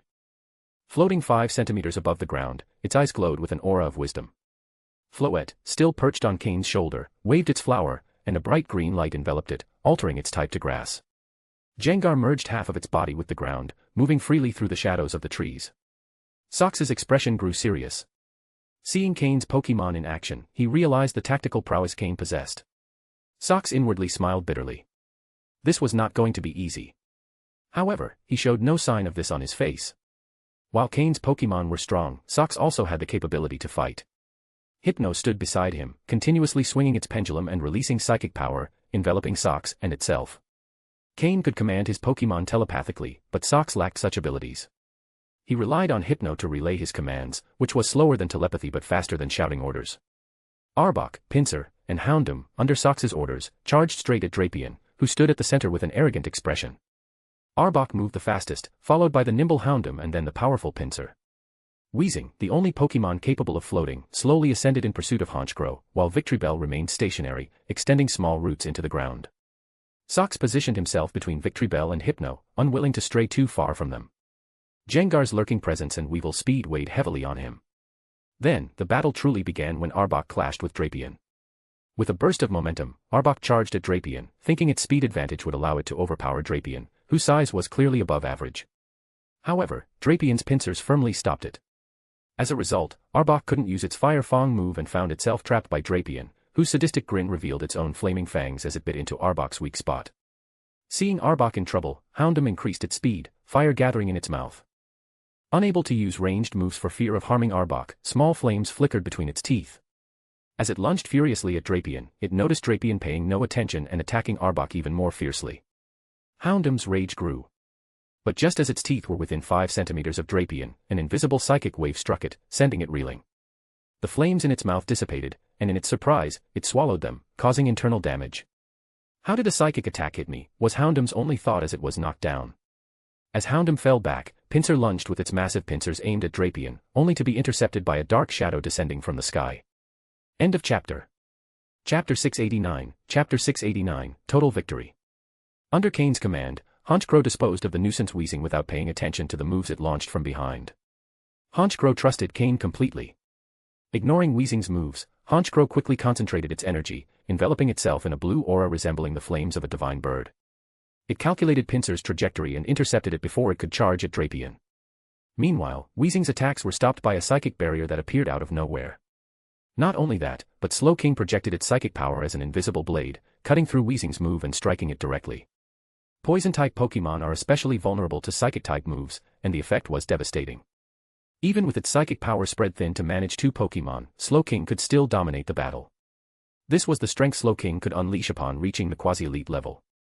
Hypno tried to restrain Slowking with its own psychic power, but it was in a tough spot as Cain's fastest Pokémon, Weevil and Jengar, had already reached the rear lines. Weevil, with a pair of metallic claws infused with ice-type energy, unleashed a blizzard toward the rear and then directly attacked Victreebel. Given Victreebel's large size, it found it hard to keep up with Weevil's agile movements. The vines it extended from its body were easily slashed apart by Weevil's sharp claws. Weevil's goal was clear, to disrupt the roots Victreebel used to regenerate.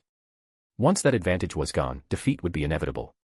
Meanwhile, Weevil paid no attention to Hypno's moves, as Hypno lacked the Miracle Eye move, limiting its effectiveness against Dark-type Pokémon.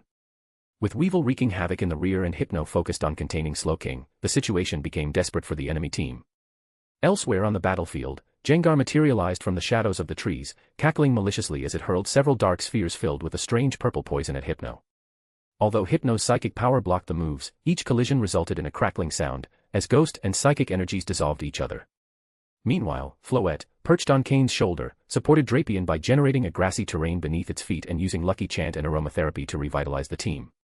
This allowed Drapion to fight without restrictions. Facing Arbok, Drapion showed no signs of defense. Its pincers firmly held the snake Pokémon as the two exchanged relentless blows with their tails and fangs. Drapion's tail tangled with Arbok's, while the flames from Arbok's Fire Fang were countered by Drapion's own Fire Fang move.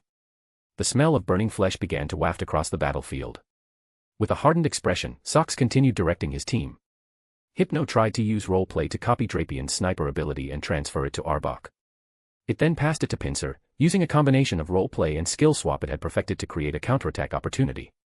However, Cain had anticipated this combination from the moment he analyzed Hypno's data. As Hypno attempted to transfer the sniper ability to Pinsir, Slowking doubled the intensity of its psychic power, piercing Hypno's defenses and using Disable to render the skill swap move unusable. With skill swap disabled, Jengar, who had been closely observing Hypno's moves, began to grasp the concept behind roleplay. For some time, Cain had been training Jengar with a Spoink that knew this move, but Jengar had yet to master it. However, after observing Hypno, it seemed to have understood the essence of the move. Although Jengar felt close to learning the move, it decided to save the task for later since the battle wasn't over yet. Drapion repeatedly struck Arbok's weak points. Even with the sniper ability transferred by Hypno, Arbok couldn't withstand the attacks and was taken down, pinned to the ground by Drapion's stinger. Meanwhile, Pinsir, despite receiving support, was also defeated by Honchkrow due to its type advantage, leaving it sprawled on the ground. Once both Pokémon fell, the rest began to falter rapidly. Victreebel, after being frozen and damaged by Weevil's powerful Ice-type moves, was the next to fall. After this, the entire enemy team started to collapse. Honchkrow and the rest of Cain's team knew Houndoom well, knowing exactly where to strike for maximum damage. Facing multiple Houndoom during daily training had taught them well. The last to fall was Hypno. Completely ignored by Weevil, it received a series of combined blows that left it unconscious at Cain's feet. Only Socks remained, his face grim. Of all the enemies Cain had faced, Socks had been the most thoroughly prepared. But Cain's abilities had grown immensely during his absence, and his psychic-powered combat coordination gave him an unmatched advantage. By neutralizing Hypno, Socks's team was left uncoordinated, and their defeat was only a matter of time. Without hesitation, Cain ordered Weevil to freeze Socks. Many of the answers Cain sought didn't require words, he already had access to all the information he needed. End of chapter. Chapter 690, Settling Scores. Cain took the communicator he had obtained from Socks before Weevil froze him. The last entry in the contact list bore the name Xenon. Cain's eyes glinted coldly as he dialed the number without any expression. "Hey, Socks. How dare you hang up on me?" Xenon's energetic voice rang out through the communicator. Although they weren't face to face, Cain could imagine the confident expression on Xenon's rugged face. In his past life, working under Xander's command, Cain had known Xenon well. At that time, Xenon had already become a senior officer in Team Rocket. At this moment, however, he was only a candidate for the senior officer rank. Although he held the title of senior officer candidate, his actual position was officer, the same rank as Cain. Cain did not respond immediately upon hearing his voice. From the other side of the line, Xenon also sensed something was off. Silence fell between them. "Cain?" Xenon finally asked after a few seconds. "Yes," Cain replied indifferently. Sometimes, when the time comes to confront someone, words are unnecessary. Many things have already been expressed through silence. "Well then," Xenon exclaimed before hanging up the communicator. A faint smile appeared on Cain's cold face. Xenon's previous failures hadn't caused Cain much trouble, but this time, with Socks's defeat, Xenon truly began to feel the threat Cain posed. Socks was known among Team Rocket's officers as a fairly powerful advanced-level trainer. His reputation, bolstered by his Hypno, had led Xenon to pay a high price to hire him to deal with Cain. Now that Team Rocket was in a period of seclusion, few were willing to take risks, and Cain's elimination of Socks meant he was now a genuine threat to Xenon. "I hope you come for me personally next time. If not, when I find you, your chances to counterattack will be slim," Cain murmured, staring at the communicator before crushing it with his psychic power. He pulled out a small laptop from his pocket, held it in his hand but didn't open it, merely keeping it there. After recalling his Pokémon, Cain used Slowking's teleport to return to his backyard. A tiger doesn't act like a cat when it's gravely ill. If not for Cain training his younger partners, he wouldn't have brought his weaker Pokémon. But now that they were all reunited, he wouldn't miss the opportunity to settle scores. Settling scores is not something to put off until tomorrow. After returning to his backyard, Cain planned to rest for a day before embarking on a long journey. The Hoenn region had a famous desert that Cain had yet to explore thoroughly. Once he became fully acquainted with it, he might consider traveling to other regions in search of new training grounds. However, just as Cain had prepared all his gear, he received a call from Steven, who informed him he'd be arriving in Leafy Town the next morning and asked if Cain would be home since he had something urgent to discuss. With little choice, Cain decided to pack away his gear and wait another day to meet Steven. The next morning, shortly after sunrise, Steven, who usually arrived late, appeared surprisingly punctual in front of Cain, not even taking the time to retrieve his Skarmory. "Well, you're on time today," Cain remarked with a smile. Steven waved his hand and, after catching his breath, said, "I had no choice. Before, I was always busy with company matters and couldn't help but arrive a bit late. But since I took your advice, I had a good talk with my old men, and now I'm completely free." Steven's relaxed expression reflected a confidence Cain hadn't noticed before. Freed from his business responsibilities, Steven exuded unwavering self-assurance. With his exceptional talent as a trainer, dedication, and now the necessary time, Steven had all the ingredients to develop immense confidence. Best of all, even though he no longer directly managed the company, the Stone family continued to support him fully. The power of money at its peak. Stronger than 99.9% of people in the world. "Looks like you can now focus entirely on your training," Cain said, genuinely happy for Steven. Freed from his business responsibilities, Steven could reach champion-level strength faster than Cain had anticipated. "Yes, but my old man said he'd only give me 5 years. During this time, his health will hold, but after that, no matter what level I reach, I'll have to take on my responsibilities, Stephen replied with a sigh. 5 years. 5 years were more than enough for someone with Stephen's talent. Cain nodded, knowing that by then, Stephen would likely have reached the peak of his potential. Even if he took over the company presidency, no one would dare underestimate him, and any dissenting voices within the Stone family would be silenced by his power. Did you come all the way here just to tell me that? Cain asked. Stephen, snapping out of his thoughts, remembered the real reason for his visit. Of course not. I came here for 2 reasons. One is quite urgent, so you'd better prepare your team and come with me. I'll explain the rest on the way, Stephen said, quickening his speech. Hearing this, Cain understood that something truly important must be happening for someone like Stephen to be so impatient. Realizing the urgency, Cain quickly exited the gym. Stephen was surprised. Aren't you going to pack your things? This trip might take a while. Without stopping, Cain pointed to his barely visible small backpack. Before you arrived, I was already ready to leave. I only waited for you because you mentioned something urgent. Satisfied with the response, Stephen stopped insisting. He exited the gym and leapt onto his Skarmory. In Leafy Town, Cain had permission to fly freely. Cain shook his head, pulled out a Pokeball, and called out his Flygon, then climbed onto its back. Seeing Flygon, Stephen's eyes lit up. A new Pokémon. Flygon. Yes, Cain replied calmly, stroking Flygon before taking off. Stephen followed closely. Now, tell me what this is all about. End of chapter. Chapter 691, League Traders and the Sinnoh Tournament. Do you remember the Team Magma member we captured last time at MT Chimney? Stephen didn't say anything directly, instead, he posed a question to Cain. Yes, Cain nodded. The name of the person they had captured was Butler, a Team Magma member holding a rank equivalent to that of a senior officer. Although his mind didn't seem entirely stable. Then you surely don't know that shortly after Butler was imprisoned by the League, he was killed in prison, do you? Stephen commented as if he were certain Cain hadn't known. Cain's eyes narrowed slightly before he smiled and said, No, I didn't know, but I suspected as much. Without waiting for Stephen to ask, Cain continued, Team Magma is clearly not ready to reveal itself publicly yet, so if one of their members, someone who knows too much, is captured, the upper ranks of Team Magma wouldn't allow them to remain alive. From the moment Butler left our hands, if he wasn't interrogated immediately, it was inevitable he'd be killed in prison. Hearing Cain's analysis, Stephen, who had originally intended to refute him, remained silent. He hadn't thought as deeply as Cain. The day they handed Butler over to Lance, he had thought the matter was resolved. But of course, Stephen was still young and lacked experience, so his perspective wasn't as complete as Cain's. After all, Cain had lived several lifetimes, and if his age were added up, it would probably rival Stephen's father's. Moreover, having survived the complicated environment of Team Rocket, he'd learned that being cunning was a matter of survival. Otherwise, he'd have died quickly. But what does that have to do with me? I suppose that happened quite some time ago, didn't it? Cain asked. The League's higher-ups hadn't given much importance to Butler. They considered him merely someone caught by 2 young trainers, assuming his position in Team Magma wasn't particularly relevant, so they hadn't been in a rush to interrogate him. However, Team Magma valued him far more.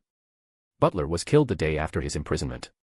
True, that matter is far behind us now. But the fact that someone could silently infiltrate a League prison, no matter how powerful they are, they shouldn't have been able to pull something like that off without internal help, Stephen said.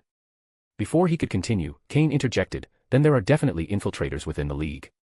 Without their help, even if the intruder had power equivalent to that of an elite-level trainer, they wouldn't have entered the League unnoticed.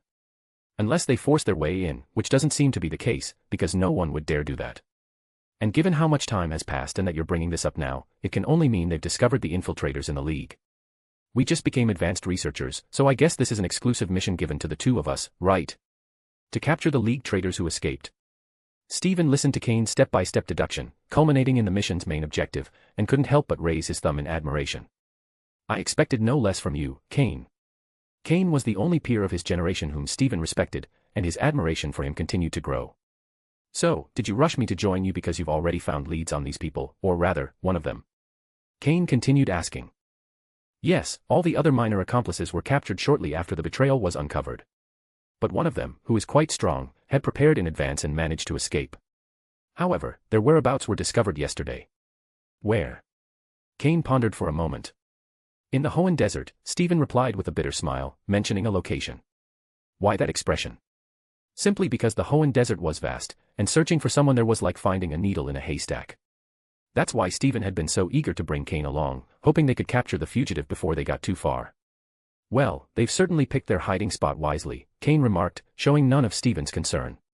Cain had already planned to head to the Hoenn Desert for training, so having this person hiding there didn't change his plans much. Even if it took time to find them, for Cain, it would simply be another form of practice. And what's the second matter? It sounds like both are important, Cain asked. The first matter is more urgent, but the other one also involves us quite a bit, Stephen said as he adjusted his position on the back of his Skarmory. He looked enviously at Cain, who seemed much more comfortable riding his Flygon. Whether it was Tropius or Flygon, both were much more comfortable than riding a Skarmory. Why was he stuck riding a Skarmory? Stephen thought he should have someone make a seat or cushion for his Skarmory's back. That would be much more comfortable. Returning to the topic, Stephen saw Cain still looking at him, so he cleared his throat before continuing. Ahem, well, it's about a tournament being held in the Sinnoh region. They're inviting young trainers from various regions to participate. The two of US will represent the Hoenn region, and apparently, this decision came from the top. A tournament in Sinnoh. Cain looked surprised. Why was Sinnoh suddenly organizing a tournament for young trainers? Did they want other regions to know about their recent developments, or was there another reason behind it? Yes, the Sinnoh tournament. They say it's to evaluate the next generation of trainers from each region. It seems that a few days ago, the league's overall attitude suddenly shifted from a relaxed stance to a much more aggressive one. Many strange orders have been issued in various regions, Stephen explained. Hearing this, Cain raised an eyebrow. He already knew the reason behind it. Team Rocket had just begun to retreat, but was the league already getting impatient? This Sinnoh tournament seemed to be a prelude to showing off their power and potential to underground forces and other groups, demonstrating the strength of the league's next generation. However, if the league had received the information so quickly, it meant Team Rocket wasn't completely secure from within either. Surely, some had already infiltrated key positions. When is it? Cain asked. In a month or two. The Sinnoh League is already making preparations, and the other regions are mobilizing as well, Stephen replied. It seems this mission is also meant to make us progress faster. That person who escaped must be quite strong, right? Cain speculated. They say they're at the level of a maximum advanced trainer, but they've likely hidden some of their strength, so we need to be careful. After finishing their conversation, the two sat atop their flying Pokémon, heading toward the Hoenn Desert. Cain still held the small laptop in his hand. End of chapter. Chapter 692, Chapter 692, Stephen's Pokémon. With the flying speed of both trainers, they finally arrived at the entrance of the Great Desert of Hoenn by the afternoon. Situated in the middle of Route 111, the vast sea of sand and endless golden landscape made it clear that finding a single person there would be incredibly difficult. Cain retrieved desert survival gear from his storage space, including protective goggles and other essential items for enduring such conditions. Stephen, of course, was equally prepared, though his equipment was noticeably of higher quality than Cain's. Cain, if you were to flee into the Great Desert of Hoenn, where would you go? Stephen suddenly asked. Cain was momentarily speechless. After pondering for a bit, he recalled that the Hoenn Desert wasn't merely an endless expanse of sand, it was also home to remnants of ancient civilizations. If this fugitive had escaped into the desert, it was likely they had pre-planned their route, possibly discovering ruins known only to them. They probably prepared their escape route in advance, perhaps finding ruins known only to the fugitive. Otherwise, anyone would prefer fleeing to the ocean over hiding in the desert, Cain replied after some thought. That's what I thought, too, Stephen said. So if we want to find them, we just need to focus on those less obvious ruins. The Great Desert of Hoenn was filled with ancient ruins. Some had already been discovered and undoubtedly looted entirely, meaning they no longer posed significant dangers. These ruins had been recorded by the League, and it was unlikely that the fugitive would be foolish enough to hide there. That left only the undiscovered ruins. After adjusting their equipment, the two ventured into the desert. By the way, how's the battle system going to work for the Sinnoh tournament? Cain suddenly asked. As the heir to the Stone family, Stephen had access to more privileged information than Cain. Apparently, there will be several rounds, with no restrictions on the number of participants. Anyone who's earned the 8 badges can compete, regardless of their region. Before the top 16, trainers will be limited to 3 Pokémon in one-on-one battles. As for the top 16, the rules haven't been revealed yet, but it's likely to be full battles with 6 Pokémon. Stephen paused before continuing. However, I'm almost certain it'll be full battles with a maximum of 6 Pokémon. Stephen's guess was quite reasonable. Cain nodded in agreement. So, do you have your 6 Pokémon ready? You're not planning to defeat 6 of someone else's Pokémon with just 3, are you? That's exactly my problem, Stephen replied with a bitter smile. As you know, I've always focused on training Metagross due to lack of time. While Metagross is powerful, it can't take on 6 Pokémon of the same level by itself. And besides, I'm sure Cynthia, as the host of the tournament, will also participate. Beneath his goggles and protective mask, Steven's expression looked somewhat troubled. Don't worry. You still have time to improve. This desert expedition is both a test and an opportunity to train your Pokémon. Have you decided on your training focus? Cain asked. Steven nodded and pulled out 2 Pokeballs, summoning 2 of his Pokémon. They were Anorith and Lileep, 2 fossil Pokémon that met Steven's high standards and had recently become part of his training focus. Thanks to the training methods and special Pokeblocks Cain had developed for them, their growth had been remarkably swift. Anorith had reached level 25, and Lileep level 28. Their progress was truly impressive. Seeing Steven release 2 of his Pokémon, Cain also tossed out 2 Pokeballs, revealing his recently evolved level 25 Poliwhirl and level 21 Marshtomp. Poliwhirl still appeared a bit fatigued but was much better than when it had first evolved. As long as it avoided intense battles, it would be fine. When Steven saw these 2 Pokémon, his eyes lit up, and he said to Cain, "I see you came well prepared. These 2 are perfect for the desert." Cain shrugged and replied with resignation. "I don't have much choice. As a water-type gym leader, having only a competent Slowking would be odd. These 2 have quite a bit of potential. If I train them properly, they won't be weak in the future." Steven nodded in agreement. Poliwhirl, a Pokémon from the Kanto region, evolves into Poliwrath, and combined with the move Rain Dance, its power increases significantly. Marshtomp, on the other hand, is one of Hoenn's starters, and its final evolution, Swampert, is renowned for its excellent typing and resistances. Steven didn't know that Poliwhirl had another evolutionary path, and Cain didn't plan on telling him just yet. Perhaps it would be a surprise for the future. Let's consider this both training for our Pokémon and a search for the criminal. If we can't find them within a month, we'll leave. I'm sure the League won't hold it against us, Cain said as he ventured deeper into the desert with his Pokémon. They won't blame us, but if we fail to find someone in a month, won't we look a bit too incompetent? Steven followed. If anyone has something to say, let them come here and try. Let's see them survive a month in the desert, Cain replied nonchalantly. The Hoenn League valued them highly, even granting them advanced researcher ranks under extraordinary circumstances. Failing one task wouldn't cause them trouble, and with the Sinnoh tournament approaching, the League would pull them out of the desert even if they wanted to stay. Besides, Cain didn't believe many in Hoenn had more skill than them. It seemed Cain, Steven, Wallace, and Phoebe were the most talented and powerful of their generation in Hoenn. Anorith and Lileep, as rock types, didn't have to worry about sandstorms. However, Marshtomp and Poliwhirl were somewhat affected. At Cain's suggestion, both Pokémon coated their bodies with a light layer of water, allowing them to resist the sand's damage unless the storms became too severe. Steven, even counting these 2 Pokémon, you're still one short of a 6-member team, aren't you? Cain suddenly asked. Huh? Steven looked momentarily confused. Then he nodded and replied. Yes, Metagross, Skarmory, Agron, and now Anorith and Lileep. I only have 5 Pokémon. End of chapter. Chapter 693, Chapter 693, Pokémon Recommendations. Then, you might consider capturing one in this desert. There should be several Pokémon here that meet your requirements, said Cain. Oh. Hearing this, Steven's eyes lit up. Steven showed interest. Cain, tell me, what Pokémon do you think I should add? But you know, my favorites are still steel types. Of course, if they're rock or ground types, I can accept them as well. In this desert, I would recommend Excadrill first, a steel and ground type Pokémon that fits your requirements, and you probably know its resilience better than I do. The second I'd suggest is Claydol, a ground and psychic type Pokémon. While psychic types don't always have a massive impact, not having one puts you at a disadvantage against opponents who do use psychic types. You already have Metagross, and pairing it with a Claydol could be even more impressive. You've battled me several times, so you must know why Slowking is such a nuisance, right? Cain suggested. Steven fell into thought, contemplating the viability of those Pokémon. In fact, Steven already had many Pokémon at home, and as soon as he asked, he could get them, many of which had great potential and outstanding abilities. However, like any capable and wealthy young man, Steven felt that he could catch Pokémon through his own efforts without relying on his family. If Cain knew what Steven was thinking, he would immediately say, then stop using your family's money. If you're not going to use your family's Pokémon, give them to me. I promise I'll take good care of them. Of course, he would only say that as a joke. If Steven truly couldn't find a suitable Pokémon, he would undoubtedly use his family's resources. These are the 2 Pokémon I'd most recommend in this desert, but ultimately, it depends on your own needs. And what about outside the desert?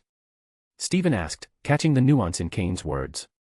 Cain hesitated a little, unsure if he should interfere with Steven's Pokémon choices. The 2 Pokémon he had already mentioned were ones Steven would eventually catch anyway, but they weren't necessarily the ones with the highest potential. As a visionary, Cain knew which Pokémon truly had the greatest potential. In later stages, Pokémon that couldn't Mega Evolve would always be at a disadvantage. Onix, Scyther, Mawile, and Aegislash. Cain mentioned 4 Pokémon he thought would be most suitable for Steven and had the highest potential for development. Onix can evolve into Steelix, Scyther can evolve into Scyther, and Mawile as a Steel type is also a great option. As for Aegislash, is it a Pokémon from the Kalos region? Steven asked, familiar with the first 3 since he had seen them used within his family. However, he wasn't as familiar with the last one. If anyone had experienced what Cain had, they would understand how accurate Cain's Pokémon recommendations were. He wasn't misleading Steven at all. If Steven captured those Pokémon, alongside his shiny Metagross and an Aggron, he wouldn't just be a Steel-type champion, he'd be a much stronger champion. Onix had many weaknesses, but after evolving into Steelix, most of those weaknesses disappeared, leaving only 4 minor ones, along with 10 resistances and immunities. Most importantly, Steelix could Mega Evolve. Scyther, after evolving from Scyther, was even better than Steelix. Except for its quadruple weakness to fire types, it had no other weaknesses. Aside from its speed decreasing slightly after evolution, its physical attack and defense improved, and it could also Mega Evolve. Then there was Mawile, which currently was only a Steel type, but Cain knew that when the Fairy type was introduced, Mawile would gain that typing. Steven would then have a strong counter against Dragon types. Moreover, Mawile could also Mega Evolve, and its ability after Mega Evolution would be Huge Power. Huge Power doubled the Pokémon's physical attack power, making it an incredibly potent ability. These 3 Pokémon were outstanding and could Mega Evolve. Steven didn't know this yet, but when Mega Evolution was introduced, he would definitely thank Cain. As for the last one, Aegislash. A Steel and Ghost-type Pokémon from the Kalos region, it could change forms during battle, altering its attack and defense stats. Additionally, it had resistances and immunities to 12 types, making it a very strong Pokémon and one of Cain's personal favorites. It was like an upgraded version of Shuckle. Cain hesitated to tell Steven about these 4 Pokémon. While they were close friends now, Cain didn't know how Steven would react when his Team Rocket identity was revealed. Strengthening Steven now could mean strengthening his greatest enemy in the future. But in the end, Cain said it. That was what a true friend should do, and Cain didn't believe his Team Rocket identity would be exposed. Even if there was a possibility now, in the future, when Cain consolidated his plans and increased his influence in the league, he didn't think anyone in Team Rocket, except Giovanni, would dare expose him.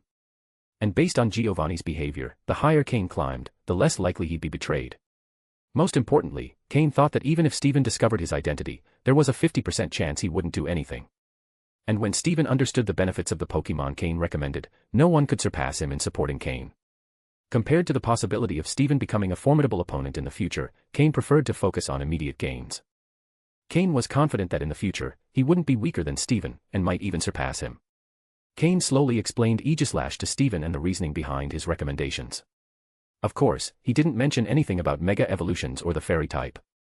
It would be up to Steven to decide what to do, but even if he didn't choose any of them, Steven would still have the strength of a champion in the future. End of chapter.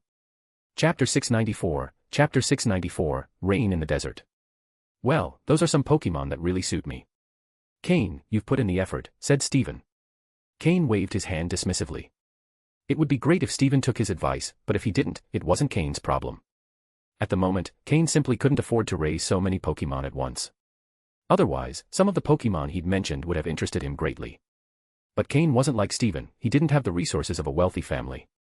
Even though he now owned a small mine, it was still insignificant compared to the mines owned by Steven's family. In the outer areas of the desert, the wild Pokémon were relatively weak. With Steven's Anorith and Lilip, along with Cain's Marshtomp and Poliwhirl, they had enough strength to defeat them. It was unfortunate that Steven's Anorith had the battle armor ability. If it had the hidden ability Swift Swim, its synergy with Cain's Pokémon would have been even better. However, using the move Rain Dance in the desert remained a challenge. Occasionally, 1 or 2 Sandshrew appeared in the sand before Cain and Steven, but they didn't attack. Sandshrew were relatively docile Pokémon. But, on the other hand, there were much more aggressive groups of Pokémon. Like the one currently blocking Cain and Steven's path, a pack of Sandile with black-ringed eyes, accompanied by a few upright and intimidating-looking Krokorok. They had an air of, this road is ours, and so is this tree, as if demanding a toll from Cain and Steven. For Cain and Steven, who had come to the desert partly to train their Pokémon, there was no way they were going to flee or miss the opportunity to battle. Steven's Anorith charged forward, leading the attack, while Poliwhirl, Marshtomp, and Lilip took positions behind, using water and grass-type moves to deal significant damage to the Sandile and Krokorok. This was one of the main reasons Cain had chosen Hoenn's Great Desert. It was full of ground and rock-type Pokémon, making it ideal for battles with water-type Pokémon. Although the arid environment made it difficult for water types to use their moves freely, Cain had plenty of Pokeblocks to help restore their stamina. Additionally, Anorith and Lileep, being rock types, felt right at home in this environment. Lileep, being rock and grass type, could also deal massive damage to the desert Pokémon. However, it seemed that Sandile formed quite a large population in this area. After defeating one group, more emerged from the sand, along with additional Krokorok. Marshtomp and the others couldn't defeat the Pokémon fast enough to keep up with the new ones appearing. Wow. Did we wake up an entire colony of Krokorok or something? This endless flow of Pokémon, how long are we going to be fighting? We've barely entered the desert, said Steven, looking at the black-ringed eyes surrounding them, feeling slightly overwhelmed. Sandile are Pokémon that live in groups and support one another. We've defeated the younger ones, and now another group of youngsters has come out. We should just be thankful the bigger ones haven't shown up, replied Cain. Hurry up, this is a rare training opportunity.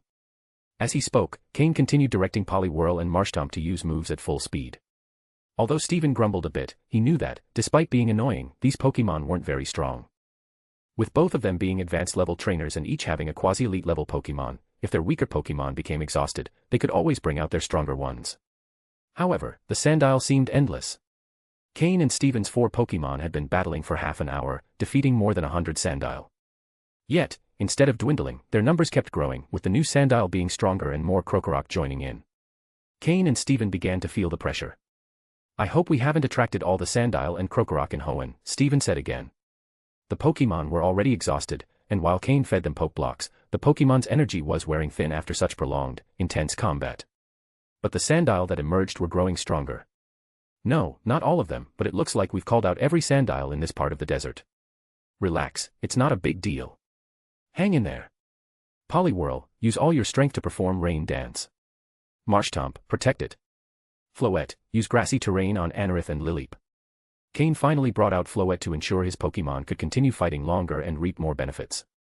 Using the move Rain Dance in the desert was extremely difficult for Poliwhirl, but that was exactly the challenge it needed to refine its control over water-type energy. Gradually, rain clouds began to form in the sky, and a light drizzle started falling, quickly absorbed by the sand without leaving a trace. It was a minimal rain. Still, being able to use Rain Dance in such an extreme location as the desert demonstrated how much Poliwhirl's water-type control had improved. Once the rain began, even though it was light, the battlefield shifted in favor of Poliwhirl and Marshtomp. After so many battles, despite missing Aaron and Combusken, Poliwhirl and Marshtomp managed to execute a combined strategy. Steven, who was resting, observed the increase in power of Poliwhirl and Marshtomp under the rain, and his eyes sparkled. As expected of someone I've approved of. Anorith. Lileep. We can't fall behind, let's start the second round of battles. Steven directed his Anorith and Lileep to join Marshtomp and the others in the fight. With the rain, water-type moves were executed much faster and with greater power. Even though the rain was light and Poliwhirl had to regularly concentrate to maintain it, the battlefield had shifted in their favor. Perhaps due to the rain or because the Pokémon were reaching their limits, the number of Sandile emerging began to decrease, and some even retreated upon sensing the rain. Finally, Cain and Steven managed to control the situation, defeating a large number of Sandile and Krokorok. Fortunately, no Crocodile appeared, because if one had, Marshtomp and the others wouldn't have been able to handle it. In the end, the effort was worth it. After the battle, Cain noticed that Marshtomp had leveled up twice, reaching level 23, and Poliwhirl had leveled up once, reaching level 26. Poliwhirl, still not fully recovered, was exhausted from maintaining Rain Dance. Steven's Anorith and Lileep also saw slight improvements in strength. End of chapter. Chapter 695, Chapter 695, The Strange Ruin. After 5 days of thorough searching, Cain and Steven had explored the Great Desert of Hoenn, conducting an exhaustive investigation. However, due to the vast expanse of the desert, they had not found any traces of the Alliance trader until that moment. They were not only searching for the trader but also had a second purpose, to allow their Pokémon to adapt to the levels of the wild Pokémon in the desert. Only when their Pokémon were strong enough would they venture deeper, spending more time in specific areas to search. Despite the harsh desert conditions, the battle experience proved to be extremely beneficial for the levels of their Pokémon. In just 5 days, Cain's Poliwhirl reached level 31 and Marshtomp reached level 29, with daily progress. Steven's Pokémon also became significantly stronger, Anorith reached level 31 and Lileep reached level 33. Although their official mission was to find the traitor, Cain had influenced Steven to also take the opportunity to train their Pokémon. Finally, on a new day, Steven discovered something strange. The two were following their usual plan when they passed through an area filled with cacti. Among them were several cacturn disguised as cacti, which they easily defeated. After the battle, Stephen found a small stone protruding from the ground, something he had never seen before. With his curiosity piqued, he began to investigate it, and as he dug, he realized there was something larger underneath. The small stone was connected to a larger structure buried in the sand, the roof of an ancient building. The spot where they were standing was the roof of that structure. Although the great desert of Hoenn was full of ruins, many of which had already been explored by Cain and Stephen, all the ones they had found up until now had been empty. This time, it seemed they had discovered a ruin that no one else had seen before, as neither Cain in his records nor Stephen in his memories recalled anything like this at that location. Driven by curiosity, they began to carefully dig the sand that covered the ruin. The sand, being fluid, made the process complicated, as each time they dug, more sand would fall into the hole. Fortunately, with Polyworld and Marshtomp, they were able to wet the sand to prevent it from slipping, and Marshtomp solidified it with the move Mud Slap. After much effort, they managed to expose part of the structure's roof. It was an ancient building with a door carved with inscriptions that seemed to be in an ancient language. Seeing those symbols, Cain had a feeling of familiarity. After digging about 2 or 3 meters, they revealed the basic shape of the roof. "What do you say? Should we take a look inside?" asked Stephen, as both stood on what appeared to be a window in the roof. "We definitely need to investigate," Cain replied. "It's possible this is the place the Alliance trader was searching for. If the trader came to the great desert of Hoenn, it was probably to find an undiscovered ruin. This could be it." Stephen nodded, agreeing with Cain's reasoning. With effort, they managed to open a sort of window or door in the roof. Darkness reigned inside, with no light source in sight. Cain jumped inside with Marshtomp and Polyworld, falling about 3 or 4 meters. With his psychic powers, he controlled his descent to avoid landing too hard. "No problem, come on down," he told Stephen. With grace, Stephen brushed the dust off his coat, and together with Anorith and Lilip, he jumped inside. Cain, using his psychic powers, helped them land smoothly. Once Stephen was on the ground, Cain used his psychic powers to close the window above them. When the sun dried the sand, it would flow again, hiding the ruin completely once more. Cain held a specially prepared torch, lighting the dark interior as Stephen and his Pokémon followed him. The interior was remarkably intact, except for the thick layer of dust on the floor. "This place is very solid," Cain observed. "Despite all the sand on top, it doesn't seem to have suffered any damage. Look at the thickness of the dust on the floor, no one has been here in a long time." However, as he spoke, Cain pointed to an area where the dust was visibly thinner, about the size of a fist, with almost no dust compared to the rest of the place. "This doesn't look like a footprint. Could it have been left by someone?" Stephen asked. "If it was left by someone, it means whoever did it was experienced, and this is probably just a trace of their landing. After that, it seems they were cautious enough not to leave any more traces. If you're not careful, you might miss this clue," Cain explained. "So you think this could be the trader's hideout?" Stephen asked, increasingly convinced of the idea. The dense growth of cacti outside would be a great landmark for finding this place. If it weren't for my interest in stones, anyone would have passed it by. "Yes, but be careful," warned Cain. "Our opponent isn't easy, and this place isn't either." As he looked at the strange inscriptions on the walls, Cain felt something sparkle in his mind. Suddenly, he remembered where he had seen similar symbols before. "This can't be," he murmured, shocked. Before he could finish, the entire ruin trembled slightly. Fine dust fell from the ceiling, covering the floor once more. Cain and Stephen exchanged glances. Although the tremor wasn't strong, both of them knew that something powerful enough to make that solid structure shake wouldn't be ordinary. Both adopted serious expressions. End of chapter. Chapter 696, Chapter 696, The Ancient Poison Hall. "The tremor just now, I don't think it was caused by that person," Cain said. Stephen's expression was somewhat serious as he nodded. "It definitely couldn't have been that person, otherwise, the League wouldn't have sent just the 2 of us." "Then that means this site probably has something hidden," Cain responded, his face equally serious. As he observed the inscriptions on the walls, Cain recalled something that led him to a possible conclusion. This place wasn't a simple ancient ruin where people had lived. Instead, it seemed to be a poison hall. The reason Cain found the inscriptions on the walls familiar was because, in the information he had received from Team Rocket about the toxin nutrition technique, the ancient, undeciphered inscriptions found in certain locations matched closely with what he now saw on the walls. This also explained why this ruin was buried much deeper than others and why there was only a single entrance resembling a window or door in the ceiling. Once inside, Cain noticed no windows in the walls. Although the structure was incredibly solid, it wasn't completely sealed. After all this time, Cain and Stephen didn't feel the air inside was stale. In fact, the air within the site was even fresher than outside. So, could the earlier tremor have been caused by a Pokémon that had survived since ancient times, growing by using the toxin nutrition technique? Cain's expression darkened. He pondered whether it was wise to proceed further. Although the league traitor they were searching for was likely hiding deeper within, was it worth the risk for that person? However, while Cain hesitated, Stephen had already made his decision. Come on, Cain, let's move forward.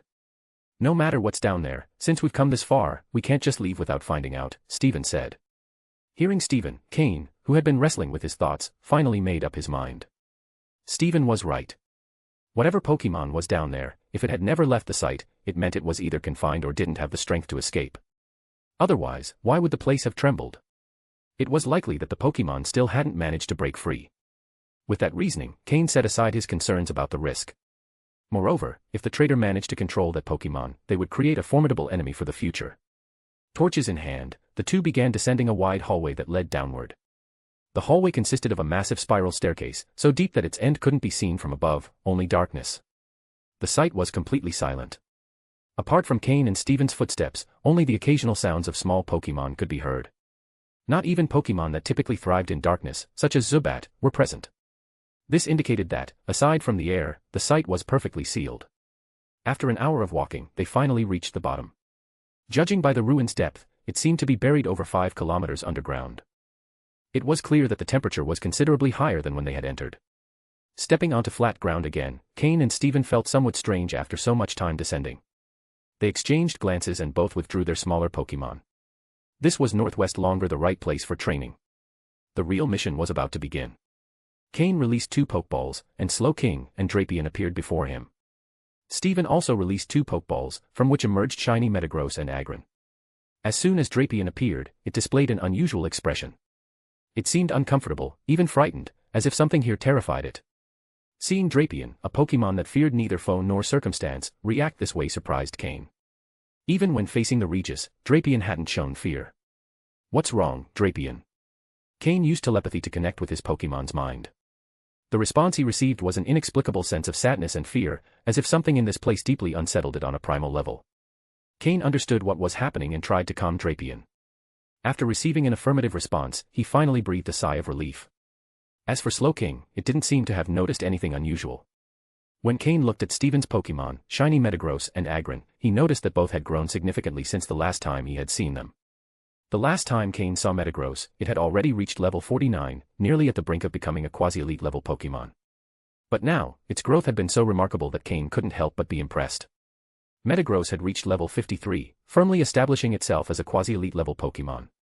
Moreover, as a shiny pseudo-legendary Pokémon of high quality, it was much stronger than an ordinary Pokémon. And with Stephen's commanding abilities, it became a formidable opponent. Shiny Metagross was beginning to showcase the potential it had gained through its evolution. However, the Pokémon that had changed the most was Agron. Pokémon, Agron, light purple. Gender, male. Level. Type, steel plus rock. Ability, sturdy. Held item, hard stone. Egg moves, body slam, smelling salts, head smash, stealth rock. Basic moves, tackle, harden, mud slap, headbutt, metal claw, rock tomb, roar, iron head, rock slide, take down, metal sound, iron defense, double edge. Learned moves, earth power, magnet rise, stomping tantrum, iron tail. TM moves, protect, hidden power, water, earthquake, shadow claw, stone edge, bulldoze, swagger, substitute, dragon claw, ice beam, thunderbolt, flamethrower. Not only had it evolved, but its quality had risen to light purple, and its level was at 49, right on the edge of the advanced level. Stephen, being quite wealthy, had equipped Agron with moves like Dragon Claw and versatile moves such as Ice Beam, Thunderbolt, and Flamethrower, making it adaptable to various battles. Agron was almost fully developed as a combatant. All it needed now was to level up further and gain more battle experience. Cain, for his part, possessed a Mega Evolution Stone for Agron, but he couldn't give it to Stephen. Moreover, Mega Evolution couldn't yet be revealed, or Cain would lose his advantage. If it came to competing for Mega Evolution Stones, who could match the resources of the great families or the League itself? End of chapter. Chapter 697, Chapter 697, Ninjask and Shedinja. Be prepared for any danger that might arise at any moment. They've likely uncovered quite a few secrets inside since they arrived before us, Cain said quietly. Stephen nodded in agreement. In such a silent environment, any spoken word resonated loudly. Cain activated his psychic power, connecting with Slowking and Metagross. The group chat mode was activated once again. He enveloped Steven and all the Pokémon in telepathy, which not only reduced the risk of alerting enemies but also sped up communication between Cain and Steven. Steven, already familiar with this form of cooperation, was not surprised at all. When they had used it before, both Slowking and Metagross were at the advanced level. But now, these two Pokémon had reached the quasi-elite level, significantly increasing their power. Upon reaching the lowest level, they noticed that the cylindrical structure of the building had 4 passages at the bottom, each heading in a different direction. Cain and Steven exchanged glances and chose the nearest passage. Inside, there wasn't much difference from the exterior, but the walls were covered with claw marks. Examining the marks, it was clear they weren't made by a single Pokémon or even a single species. Some marks were identifiable using Cain's system scan, but others couldn't be identified at all. As they progressed, both grew more cautious, sensing an eerie atmosphere around them. The passage wasn't very long. At the end, they found an empty room with no Pokémon, only some empty cages and a thick layer of dust. Time had deteriorated almost everything, except for some cages made of an unknown material that still appeared strong. This confirmed Cain's suspicions. The cages had been used to contain bug-type Pokémon. When the creators of this place wanted to breed a first-class Pokémon, they released all the Pokémon from the cages. Without food, the Pokémon would fight each other until only the strongest remained, the chosen one. In ancient times, those who used this method were not ordinary people, suggesting that the Pokémon they were trying to breed had to be rare or possess great potential. Furthermore, relationships between humans and Pokémon in that era were not as peaceful as they are now, making it hard for Cain to imagine all the details. Since many ancient Pokémon species were already extinct, it was impossible to know for sure what Pokémon had been bred here. Let's check the other passages. They're probably similar to this one, Cain suggested to Steven telepathically. They explored another passage but found nothing new there either. However, in the third passage, something caught their attention. There were footprints on the ground, both human and Pokémon, and they appeared recent. Careful not to make any noise, Cain and Steven, with the help of their psychic Pokémon, levitated 5 centimeters off the ground and advanced stealthily. A faint cloud of smoke emanated from the passageway, along with the smell of food. Both of their expressions turned serious. It seemed the traitor they were looking for was nearby. As they moved closer, they found a well-organized room, unlike the previous ones. There were no cages, but the walls were lined with food, and in the center, a campfire with meat roasting over it. In one corner was a pile of supplies, water, food for humans and Pokémon. This traitor had turned the place into a refuge, preparing to hold out until the situation calmed down. Then, they could join Team Magma, Team Aqua, or escape to another region. A well-thought-out plan. Yet, despite all this, Cain saw no one in the room. There was no one. Something was off. Steven, watch out behind you. Cain warned telepathically. Rather than fleeing, Steven hid behind Agron's sturdy body. Jengar. Cain called mentally. Jengar instantly emerged from Cain's shadow, activating a green energy shield. Protect. A black shadow darted behind Cain but was momentarily stopped by Jengar's protect. However, the shadow didn't stop completely and launched another attack toward Cain. Floette. Cain called out, using his psychic power to halt the attack. Fortunately, the shadow wasn't very fast, and Floette managed to use protect just in time. Slowking also reacted quickly, using its psychic power to restrain the enemy. Meanwhile, Steven's Agron had successfully blocked an attack on his side as well. Despite the dangerous situation, Cain remained calm, and his Pokémon's swift responses allowed them to escape harm. The fact that the attack had pierced Jengar's protect showed that the enemy was well prepared. Why hadn't Slowking and Metagross detected the enemy earlier? Before Cain could ponder further, the shadow bolted toward the passage's exit. Cain mounted Drapion and ordered him to give chase. Steven climbed onto Metagross, which used its electromagnetic levitation to closely follow Cain. Upon exiting the passage, they saw a figure standing in the center of the cylindrical chamber. Upon seeing Cain and Steven, the person's expression revealed surprise. I didn't expect to encounter the famous Cain and Steven. Now I understand why my plan failed. I've lost, the figure said. It was a woman with short black hair, dressed in loose, casual clothes.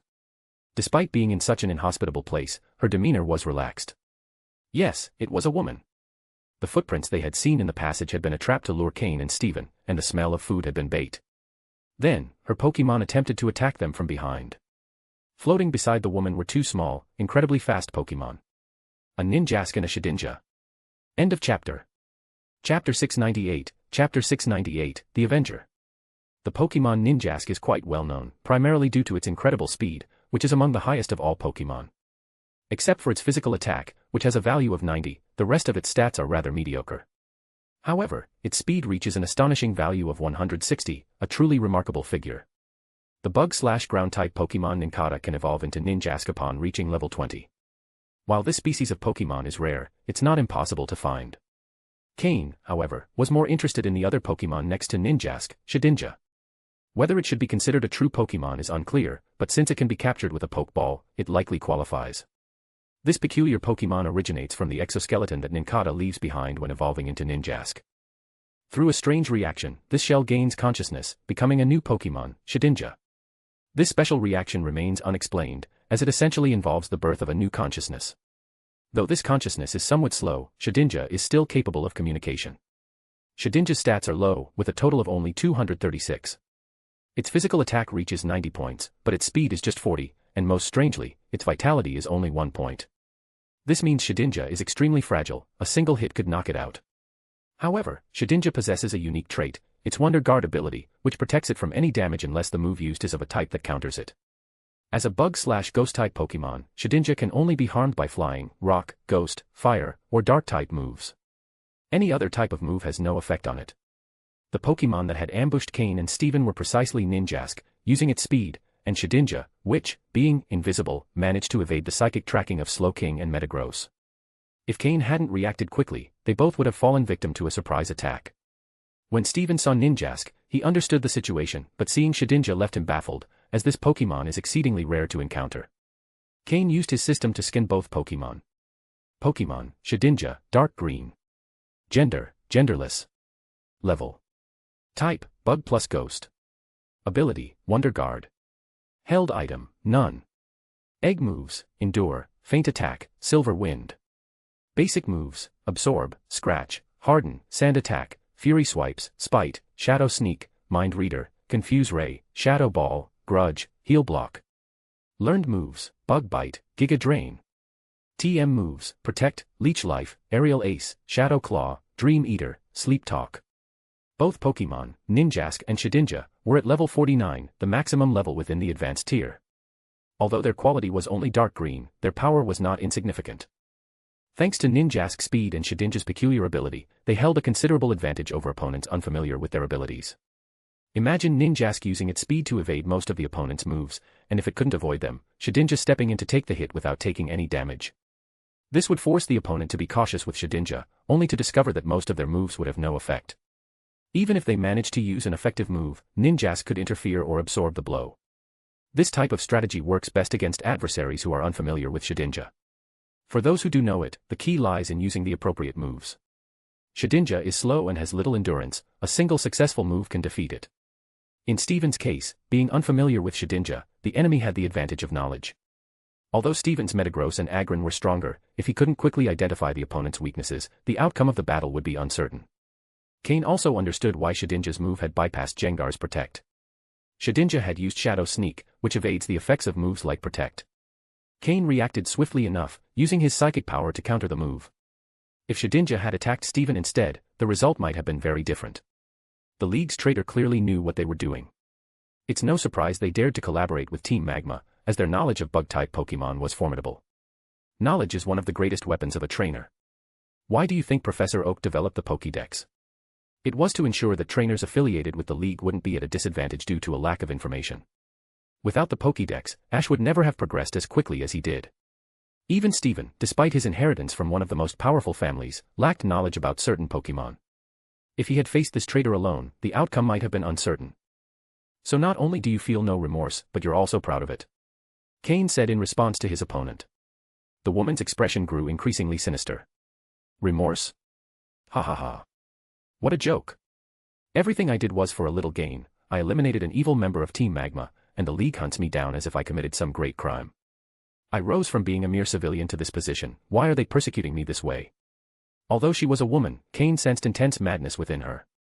If her mental fortitude had been slightly stronger, she might have succeeded in her plans. Cain felt a slight regret for her, but no pity. Despite her attractiveness and good figure, someone with that mindset could never be trusted. Moreover, with Steven by his side, Cain wouldn't do anything to reveal his true identity. A mere civilian.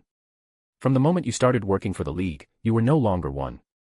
And by choosing to collaborate with Team Magma, you sealed your fate. "There's no place for you in the league," Cain said firmly. His speech resonated with powerful conviction, as if he were the true avenger of the league, and Stephen, by his side, nodded in agreement. End of chapter. Chapter 699, Chapter 699, Armaldo. Hey, what do you elite members cultivated by the Alliance know? You have no idea what someone like me, who rose from the depths of this world, has had to endure. The woman wore a look of evident disdain. Despite having worked for the Alliance for so long, what she despised most were those so-called elite members. They had access to the best resources, the best conditions, and were full of arrogance, yet their skills left much to be desired. That was her opinion of the Alliance's elite. Even those who seemed stronger were nothing more than decorations, greenhouse flowers. They had never experienced a real Pokémon battle, only what they called combat training. Could they even be considered true trainers? In today's relatively peaceful environment, their existence wasn't a problem. But if the Alliance thought it could thrive solely on such people, it was utterly ridiculous. Her name was Kaya, and she was born in a small town in the Hoenn region. As a commoner, her first Pokémon was a Wurmple she caught by risking her life in a forest. From that moment on, through constant effort, she became an official trainer. Then, after much time and countless hardships, she managed to become a worker for the Alliance. It took her years to realize just how extraordinary her talent was. If the Alliance had supported her from the beginning, now, at 27 or 28 years old, she wouldn't just be at an advanced or near elite level, she could have even aspired to the elite level. But she didn't have that option. She was merely an ordinary trainer with no background and average abilities. Perhaps, if she worked for the Alliance for decades, her children might earn the title of elite members of the Alliance. However, she wasn't willing to let her life end that way. That's why she secretly collaborated with Team Magma, gaining various benefits in return and slowly improving her power. As for the isolated environment she found herself in, it didn't pressure her at all. In fact, it offered her a sense of tranquility deep within her soul. But for everything received, a price must be paid. She betrayed the Alliance's trust and squandered some of its resources, which was why Cain and Stephen were now here, representing the Alliance, to reclaim all that had been lost. Do you think you're the only one who's a commoner? If you don't put in enough effort and fight with determination, it's not fate that's unfair, it's you who's self-destructing, Cain said. Although Stephen had no authority in such matters, Cain certainly did. As a commoner who had lived 2 lives, Cain understood well the distortions of values in this world. However, what good was understanding them? If you lack absolute power, you can only resign yourself to it, otherwise, you'll be crushed by this world. Only when you have enough power can you attempt to change this world. Until then, even if you're a dragon, you'll have to hide, and if you're a tiger, you'll have to crouch. Cain's words left Kaya stunned. She realized Cain was also a commoner, not too different from herself. Yet, he had reached his current position through sheer effort, leaving her speechless. Stephen, listening to the conversation between Cain and Kaya, cast a complex look at Cain. He, too, knew there were many injustices in the world, but he couldn't do anything about them. After all, he was part of the privileged class. And while he was theoretically the main heir of the Stone family, he still held no real power. Perhaps, if he someday became the champion of the Hoenn region, he could make some changes. Enough talk. It's clear you're here to take me back. It's surprising you managed to find this place. Kaya said, reluctant to continue conversing with Cain and Stephen. She had found this place by chance during a mission.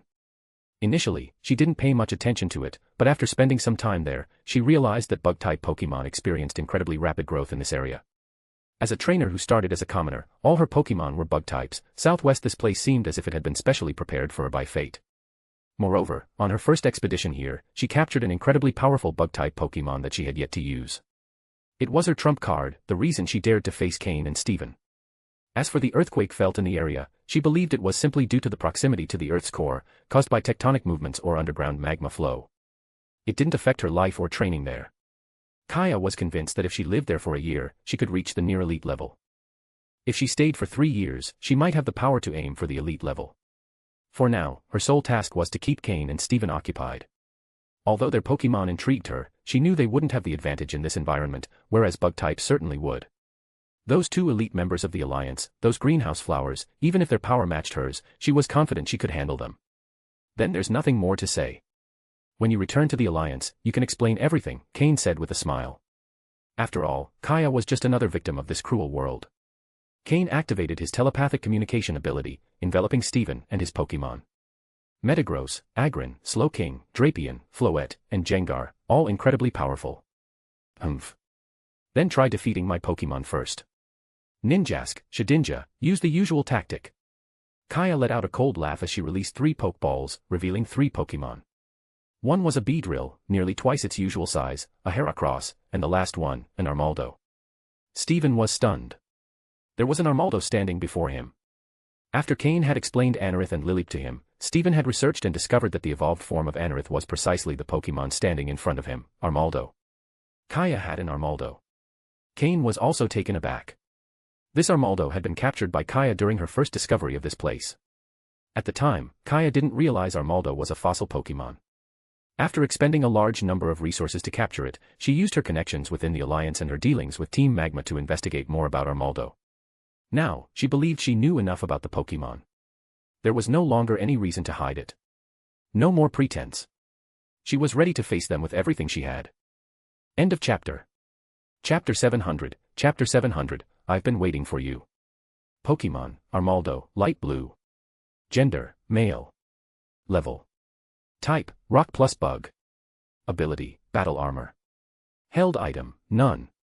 Egg moves, knock off, screech, cross poison, aqua jet. Basic moves, scratch, harden, mud sport, water gun, fury cutter, smack down, metal claw, ancient power, slash, brine, crush claw, X scissor, protect. Learned moves, water pulse, bug bite. TM moves, earthquake, rock polish, stone edge. This was the Pokémon she truly relied on. Cain, reviewing Armaldo's data, reflected silently. This Armaldo not only had great potential but also a respectable level of power.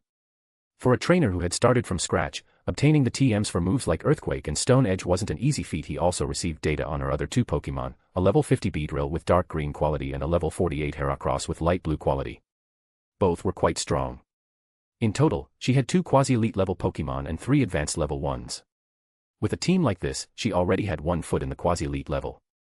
She only needed a bit more training, raising Shedinja and Ninjask to level 50, and then she would be a genuine quasi-elite level trainer. The difference between advanced level and quasi-elite level trainers is vast, and the Pokémon League greatly values the latter, as they are the true backbone of their strength. It was a shame she didn't manage to hold out until the end, Cain thought with slight sadness. However, the battle had already begun.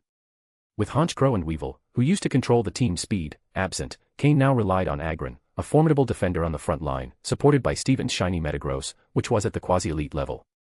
With proper coordination, their power was significantly enhanced. Agron was the first to act, boldly advancing to the front. The opponents were all bug-type Pokémon, and the only real threat to him was Heracross with its fighting-type moves. The other moves didn't concern him at all. So, he positioned himself as the primary barrier. At the same time, Drapion also advanced, standing beside Agron. The two Pokémon briefly exchanged glances and greeted each other, having fought together for a long time and still maintaining strong synchronization despite their recent evolutions. Under Cain's command, Gengar slowly faded into the shadows. With the torchlights casting shadows across the ruins, his field of action was wide. Ninjask and Beedrill quickly flew, taking advantageous positions in the air and ready to attack at any moment. Armaldo, on the other hand, trudged heavily toward Agron and Drapion. As one of Kaya's strongest Pokémon, she trusted Armaldo to face and defeat those two powerful opponents. Despite Armaldo's strength, he underestimated Drapion's power. Drapion prided itself on its strength, and in terms of physical power, no other Pokémon could match it. Armaldo charged with all his might, but Drapion stopped him dead in his tracks.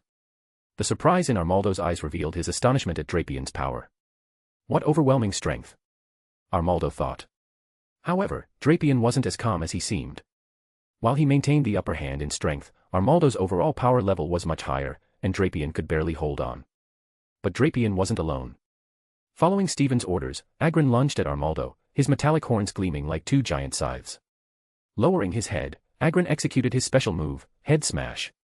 This rock-type move was highly effective against Armaldo, who had a double weakness to rock-type moves. Just before impact, a green shield appeared around Armaldo as he used the move Protect to block Agron's attack. In response, Armaldo used Earthquake. Though the ruins floor was incredibly solid, a strong tremor was felt, and dust accumulated over the years began falling from above. Drapion and Agron, being closest, took the most damage. Meanwhile, Beedrill flew directly towards Slowking.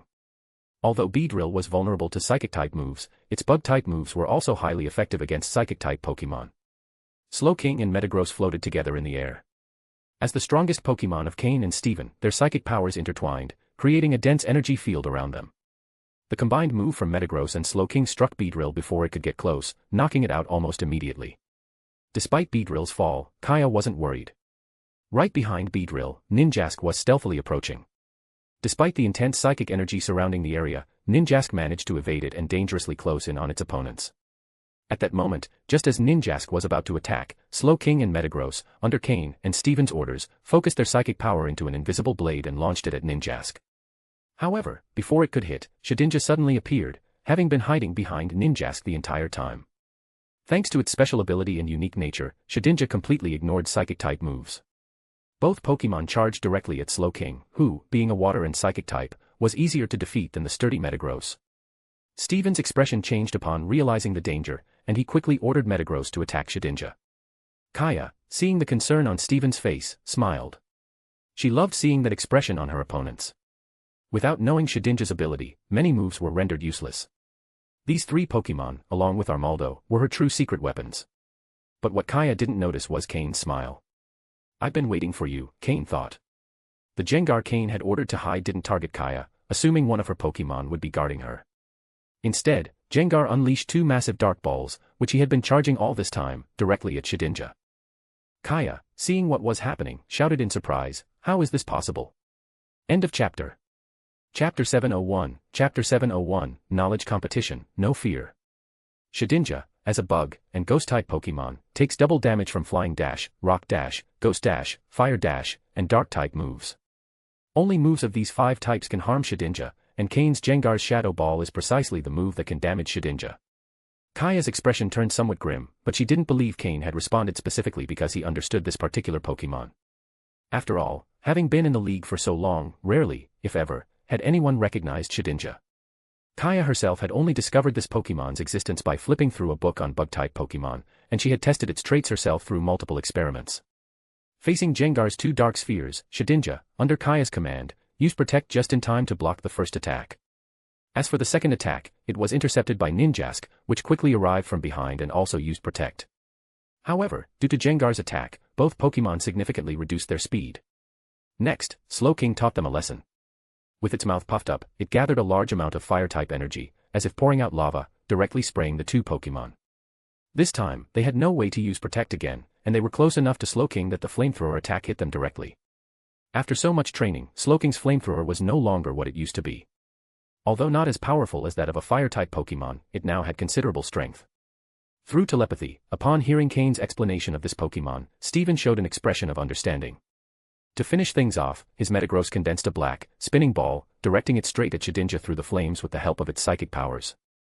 Both attacks hit, and with Shedinja's physical frailty, there wasn't much to say, it immediately lost its ability to battle. Ninjask, although it managed to escape thanks to its speed, became far less effective without Shedinja's collaboration. Now it was just a fast Pokémon, but an extremely fragile one. On Slowking and Metagross's side, the advantage was overwhelming, as expected. However, Drapion and Agron were having a much tougher time. At this moment, Drapion, whose arms were locked with Armaldo's, was already covered in wounds. Even its once flexible tail showed signs of fracture. Despite its sturdy build, Drapion could not match Armaldo's physical strength. This wasn't surprising, as Armaldo had a significant level advantage over Drapion. Beside it, Agron, also fighting against Armaldo, bore numerous wounds. Even though it was a Steel-type Pokémon, Agron was not without weaknesses, and Earthquake, being 4 times effective against Agron, dealt devastating damage with each attack. Despite their severe injuries, both Pokémon managed to endure thanks to the support of Floet's grassy terrain. Without that move's effects, they probably wouldn't have lasted this long. Ninjask and Heracross quickly withdrew to try to help Armaldo defeat Agron first, but on their way, they encountered Jengar, which emerged from the shadows to block them. After defeating Shedinja, Slowking and Metagross extended their psychic powers toward Armaldo, preparing to attack it. However, Armaldo fired a dark blue, iron-scented jet of saltwater, dealing damage and causing intense pain to Drapion and Agron. It was the move Brine. Weakened by the pain, both Pokémon were struck again by Armaldo's earthquake attack. Boom. Agron, after taking the Brine attack followed by the close-range earthquake effects, finally lost its ability to battle and collapsed to the ground. Floet's grassy terrain move couldn't heal it in time. Drapion, though still standing, was severely injured, barely holding on with its last breath. The only advantage it had over Agron was that Earthquake's damage was only double for it, which, combined with Floet's assistance, prevented it from being taken out immediately. However, it had fulfilled its mission well, as Slowking and Metagross had arrived in the area. With their combined psychic support, Armaldo attempted to quickly defeat Drapion, but it failed, as its hands were immobilized by Slowking and Metagross's psychic abilities. Metagross lunged into close combat, using its forearms like hammers to repeatedly strike Armaldo, leaving it with only the ability to defend itself. Meanwhile, Slowking stopped assisting Metagross. Being a pseudo-legendary Pokémon at a similar level to Armaldo, Metagross didn't need additional support. Slowking began forming numerous black spheres of psychic energy that spun around it, increasing in number. These spheres, charged with psychic energy intertwined with the environment, resembled small black holes surrounded by pink lightning. When they were finally ready, Heracross, which had been previously blocked, couldn't escape and took the full impact of Slowking's psychic attack. With psychic-type moves being twice as effective against fighting types, and the charge time amplifying the attack's power, Heracross fell to the ground, unable to rise again. Now, only Ninjask, Armaldo, and possibly one more Pokémon accompanying Kaya remained. Although Ninjask was extremely fast, it couldn't last long against Gengar and Slowking's combined attack. In the end, it fell to Gengar's Fire Punch. On the other hand, the battle between Armaldo and Metagross was reaching its conclusion. Armaldo had defeated Agron, which not only enraged Metagross but also Steven. However, there wasn't much to be done, as Agron's weakness to ground-type moves was inescapable. Armaldo's use of Earthquake was exceptional. Kaya wasn't an inexperienced trainer, and if Ninjask and Shedinja had managed to hold back Slowking and Metagross while Heracross blocked Gengar, Armaldo could have defeated Agron and Drapion first, tipping the scales in Kaya's favor. But she overestimated her Pokémon knowledge, believing that only she understood these rare Pokémon and could take advantage of two young League members. However, Cain proved that he knew more about Shedinja than she did. When it comes to Pokémon knowledge, Cain has no fear of competing. End of chapter. Chapter 702, What Lies Beneath the Ruins. Finally, with all of Metagross's effort, Armaldo fell under its iron fists. However, Kaya still had one more Pokémon hidden. It wasn't literally on her, but she kept it concealed in a Pokeball that she firmly gripped in her hand. Her fingers remained pressed against the button of the sphere, ready to release the Pokémon at any moment. That Pokémon turned out to be a Forretress, one that had mastered the move Self-Destruct. A desperate and brutal tactic, not only against her opponents but also against herself. But Kaya was that kind of person, one who didn't fear risking everything to achieve her goal. Even so, Cain thought she had chosen the wrong path. With her character and abilities, she would have fit perfectly into Team Rocket, where the violent and competitive environment would have allowed her to thrive. However, she chose to stay with the League, which suggested that deep down, perhaps she wished to live under the light of the sun rather than in the shadows. Forretress never got the chance to explode because before Kaya could release the button, Slowking and Metagross sensed her intention with their psychic abilities. Immediately, they used their powers to block the Pokeball, preventing the Pokémon from emerging. When he saw the Pokémon inside the Pokeball, Steven couldn't help but let out a sigh of relief at how close they had been to disaster. Thus, Kaya, as a traitor to the League, was captured by Cain and Steven. However, in the end, she offered little resistance. She was confused and frustrated, unable to comprehend how Cain had managed to anticipate Shedinja. When you believe your knowledge is enough, that's when you become a frog in a well, Cain told her coldly. Hearing those words, Kaya was left stunned, and her expression darkened. To Cain, her knowledge, which she had prided herself on so much, was nothing more than the limited perspective of someone who had yet to see the world. The Pokémon world is vast and full of diverse knowledge. No one can claim to know everything. Even Cain, who had access to all the information he had collected in his past life, was constantly searching for new knowledge. From stealing information at the Lake of Rage research base to the breeding knowledge he had learned from his master, Matsuda Takashi, or the daycare center on the outskirts of Saffron City, Cain never let an opportunity to learn slip by.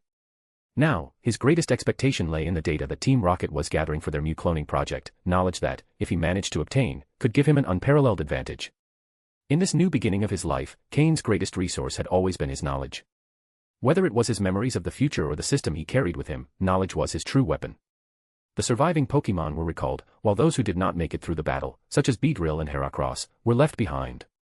These two Pokémon had fought with such intensity that their bodies were completely exhausted.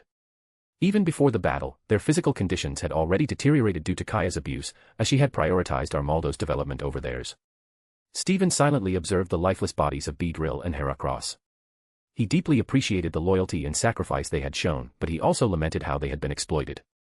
Meanwhile, Cain and Floette tended to the injured Pokémon, including Steven's Agron and Cain's Drapion, both severely damaged during the battle. With the medicine Cain had prepared and Floette's healing assistance, the wounded Pokémon would not suffer permanent aftereffects, though they would still require considerable time to recover. Agron, in particular, had taken the most damage. Cain, come quickly and look at this, Steven suddenly called out urgently. Cain finished treating the last of Agron's wounds before walking over to Steven, who had discovered something unsettling. He had gathered Beedrill and Heracross's bodies to cremate them and let them rest in this place, but something strange had happened. The Pokémon's bodies showed no traces of blood. Even with visible wounds, they had not left a single drop of blood on the ground. As Cain approached, he noticed that the blood had not stopped flowing, it was simply being absorbed immediately by the ground. The sight was so bizarre that both Cain and Steven felt the hairs on their skin stand on end. Then, Cain remembered something. The inscriptions on the walls of the ruins suggested that this place was once an ancient sacrificial chamber, possibly inhabited by Pokémon that had survived since ancient times. Armaldo, who had been captured by Kaya, was likely one of these ancient Pokémon that had managed to endure. However, there was much more that Cain and Steven didn't know, things that perhaps only Kaya had come to understand during her first visit here. But Kaya remained silent, her gaze lost, refusing to cooperate. Meanwhile, the blood of the fallen Pokémon began to flow faster, disappearing completely into the ground. Cain and Steven's expressions darkened in the face of the unknown. Something was terribly wrong. Suddenly, the temperature of the ground began rising rapidly. They barely managed to stay safe thanks to the psychic powers of Slowking and Metagross, who lifted them off the ground. However, the bodies of Beedrill and Heracross were left behind, and before their very eyes, the corpses shriveled and collapsed, like balloons deflating completely. As they hovered above, the ground beneath them continued to melt, as if it were ice under the sun, revealing something hidden in the depths. Finally, Cain and Steven caught a glimpse of what had been generating so much heat. End of chapter. Chapter 703, Chapter 703, Volcarona. The ground at the center of the ruins began to melt, forming a massive hole that revealed the hidden scene below. A network of rusted chains, seemingly hundreds of them, intertwined and tightly wrapped around a Pokémon at the center. Although the chains appeared ordinary, even inferior due to the yellow rust covering them, anyone who saw the Pokémon trapped in the middle would quickly change their mind. Cain and Steven gazed at the scene beneath their feet in astonishment. "That is," murmured Steven.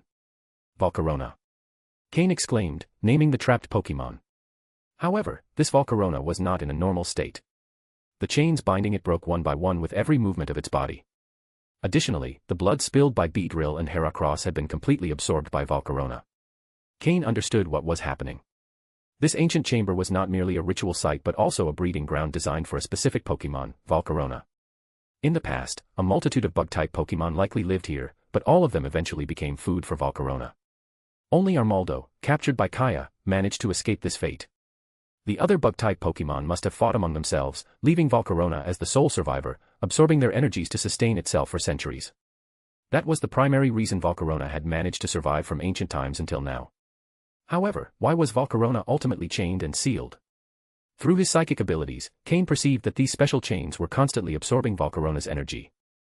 Though the amount of energy drained was minimal compared to its vast power, this extraction had continued for countless years. This also explained why Kaya believed that bug-type Pokémon trained and grew faster in these ruins. The energy absorbed by the chains was dispersed throughout the chamber.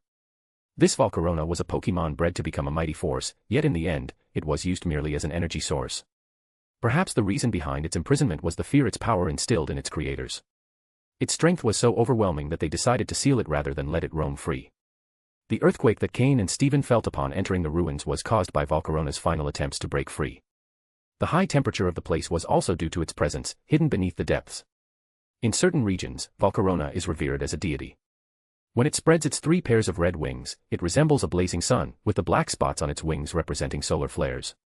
In battle, Volcarona scatters burning scales as it flies, turning the surroundings into a sea of flames, which is why ancient civilizations feared it as the Wrath of the Sun.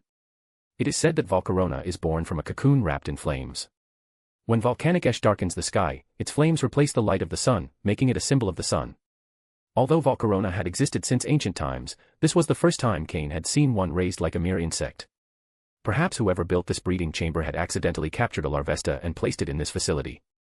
However, the Larvesta evolved into Volcarona, and its immense power caused its creator to imprison it out of fear, eventually abandoning the site. The special chains restraining Volcarona were likely designed as a security measure to prevent this extremely powerful bug-type Pokémon from escaping. However, no one had anticipated that Volcarona could survive for centuries, gradually wearing down the chains. Now, although the chains were about to break, its life was also nearing its end. For a bug-type Pokémon to have lived this long was a true miracle. Still processing the magnitude of what he was seeing, Cain scanned Volcarona's data using his system. Pokémon, Volcarona, light purple, exhausted. Gender, female. Level. Type, bug/fire. Ability, flame body. Held item, none. Egg moves, string shot, endure, zen headbutt, morning sun, magnet rise. Basic moves, quiver dance, fiery dance, hurricane, rage powder, heat wave, flare blitz, thrash, amnesia, bug buzz, flame wheel, ember, absorb, gust, fire spin, whirlwind, silver wind. Learned moves, signal beam, defog, giga drain, snore. TM moves, none. And level 83 Volcarona, with a light purple quality. It was an initial champion level Pokemon. Cain stared at Volcarona's data, at a loss for words. The system indicated that its body was exhausted. It had resorted to the residual energy of Beedrill and Heracross to unleash its current strength, but it was clear that it didn't have much time left. Perhaps, this Volcarona had never seen the sun since it evolved. Kaya, tied to the side, also stared at Volcarona in awe. As a bug-type Pokemon specialist, she knew exactly how powerful Volcarona was. Although deep down she wished to capture Volcarona to secure victory over anyone, she knew it was already too late. Volcarona, a Pokemon that evolves from Larvesta at level 59, has one of the highest evolution levels, even compared to pseudo-legendaries. This reflects the massive amount of energy it needs to accumulate to reach its final form. It is one of the most powerful bug-type Pokemon for a reason. Suddenly, the chains binding Volcarona began to snap one after another as the Pokemon gathered what remained of its strength. Volcarona knew that its life was coming to an end, but it still had one last thing to do. Sensing the rising energy of Volcarona and seeing how the chains were breaking, Steven became alarmed and exclaimed, "Cain, we need to get out of here. This Volcarona, which has lived for countless years, is about to break free. We can't handle it. We must contact the League's High Command immediately." Steven grabbed Cain, trying to drag him toward the exit. But Cain, with a complex expression, shook his head, refusing to flee. End of chapter. Chapter 704, Chapter 704, Double Sun in the Sky. Volcarona's life had come to an end. Now, it was simply in its last moments of struggle.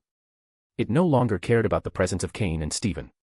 The chains continued to break one after another, but Volcarona's energy was beginning to weaken. The speed at which the chains broke was also decreasing. The energy it had previously absorbed from Beedrill and Heracross was limited. For it was nothing more than a drop in the ocean. The reason it could break these chains was not strength, but because it had already given up hope of living, releasing all the remaining energy of its life. Cain's expression was complicated. Suddenly, he wanted to see what Volcarona would do after breaking the chains. He wanted to witness how this Pokemon, imprisoned for so many years, would display its true splendor in its final moments. Almost instinctively, Cain took out 2 fist-sized energy blocks from his storage space. They were the energy blocks from the unknown island. Though their energy was not enough for Volcarona, it far surpassed what it had absorbed from the other Pokemon. Under Steven's astonished gaze, Cain threw the 2 energy blocks toward Volcarona, which was still struggling to break free.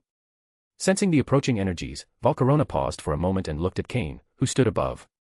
Without hesitation, it swallowed the energy blocks in one gulp. At that moment, its body shone with a dazzling light. The chains continued to break, and their speed increased significantly. "Cain!" Steven exclaimed, confused by his actions. This is its final moment. Such a powerful Pokemon should have the right to decide how it dies. Cain looked at Volcarona, whose energy was growing stronger, and responded. "It's in its final moments." Steven murmured upon hearing Cain's response, surprised. He did not doubt him. Cain was a talented Pokemon breeder and knew far more about Pokemon than Steven. If he claimed that Volcarona's life was coming to an end, it was surely true. "Yes," Cain replied with a firm nod, his expression now calmer.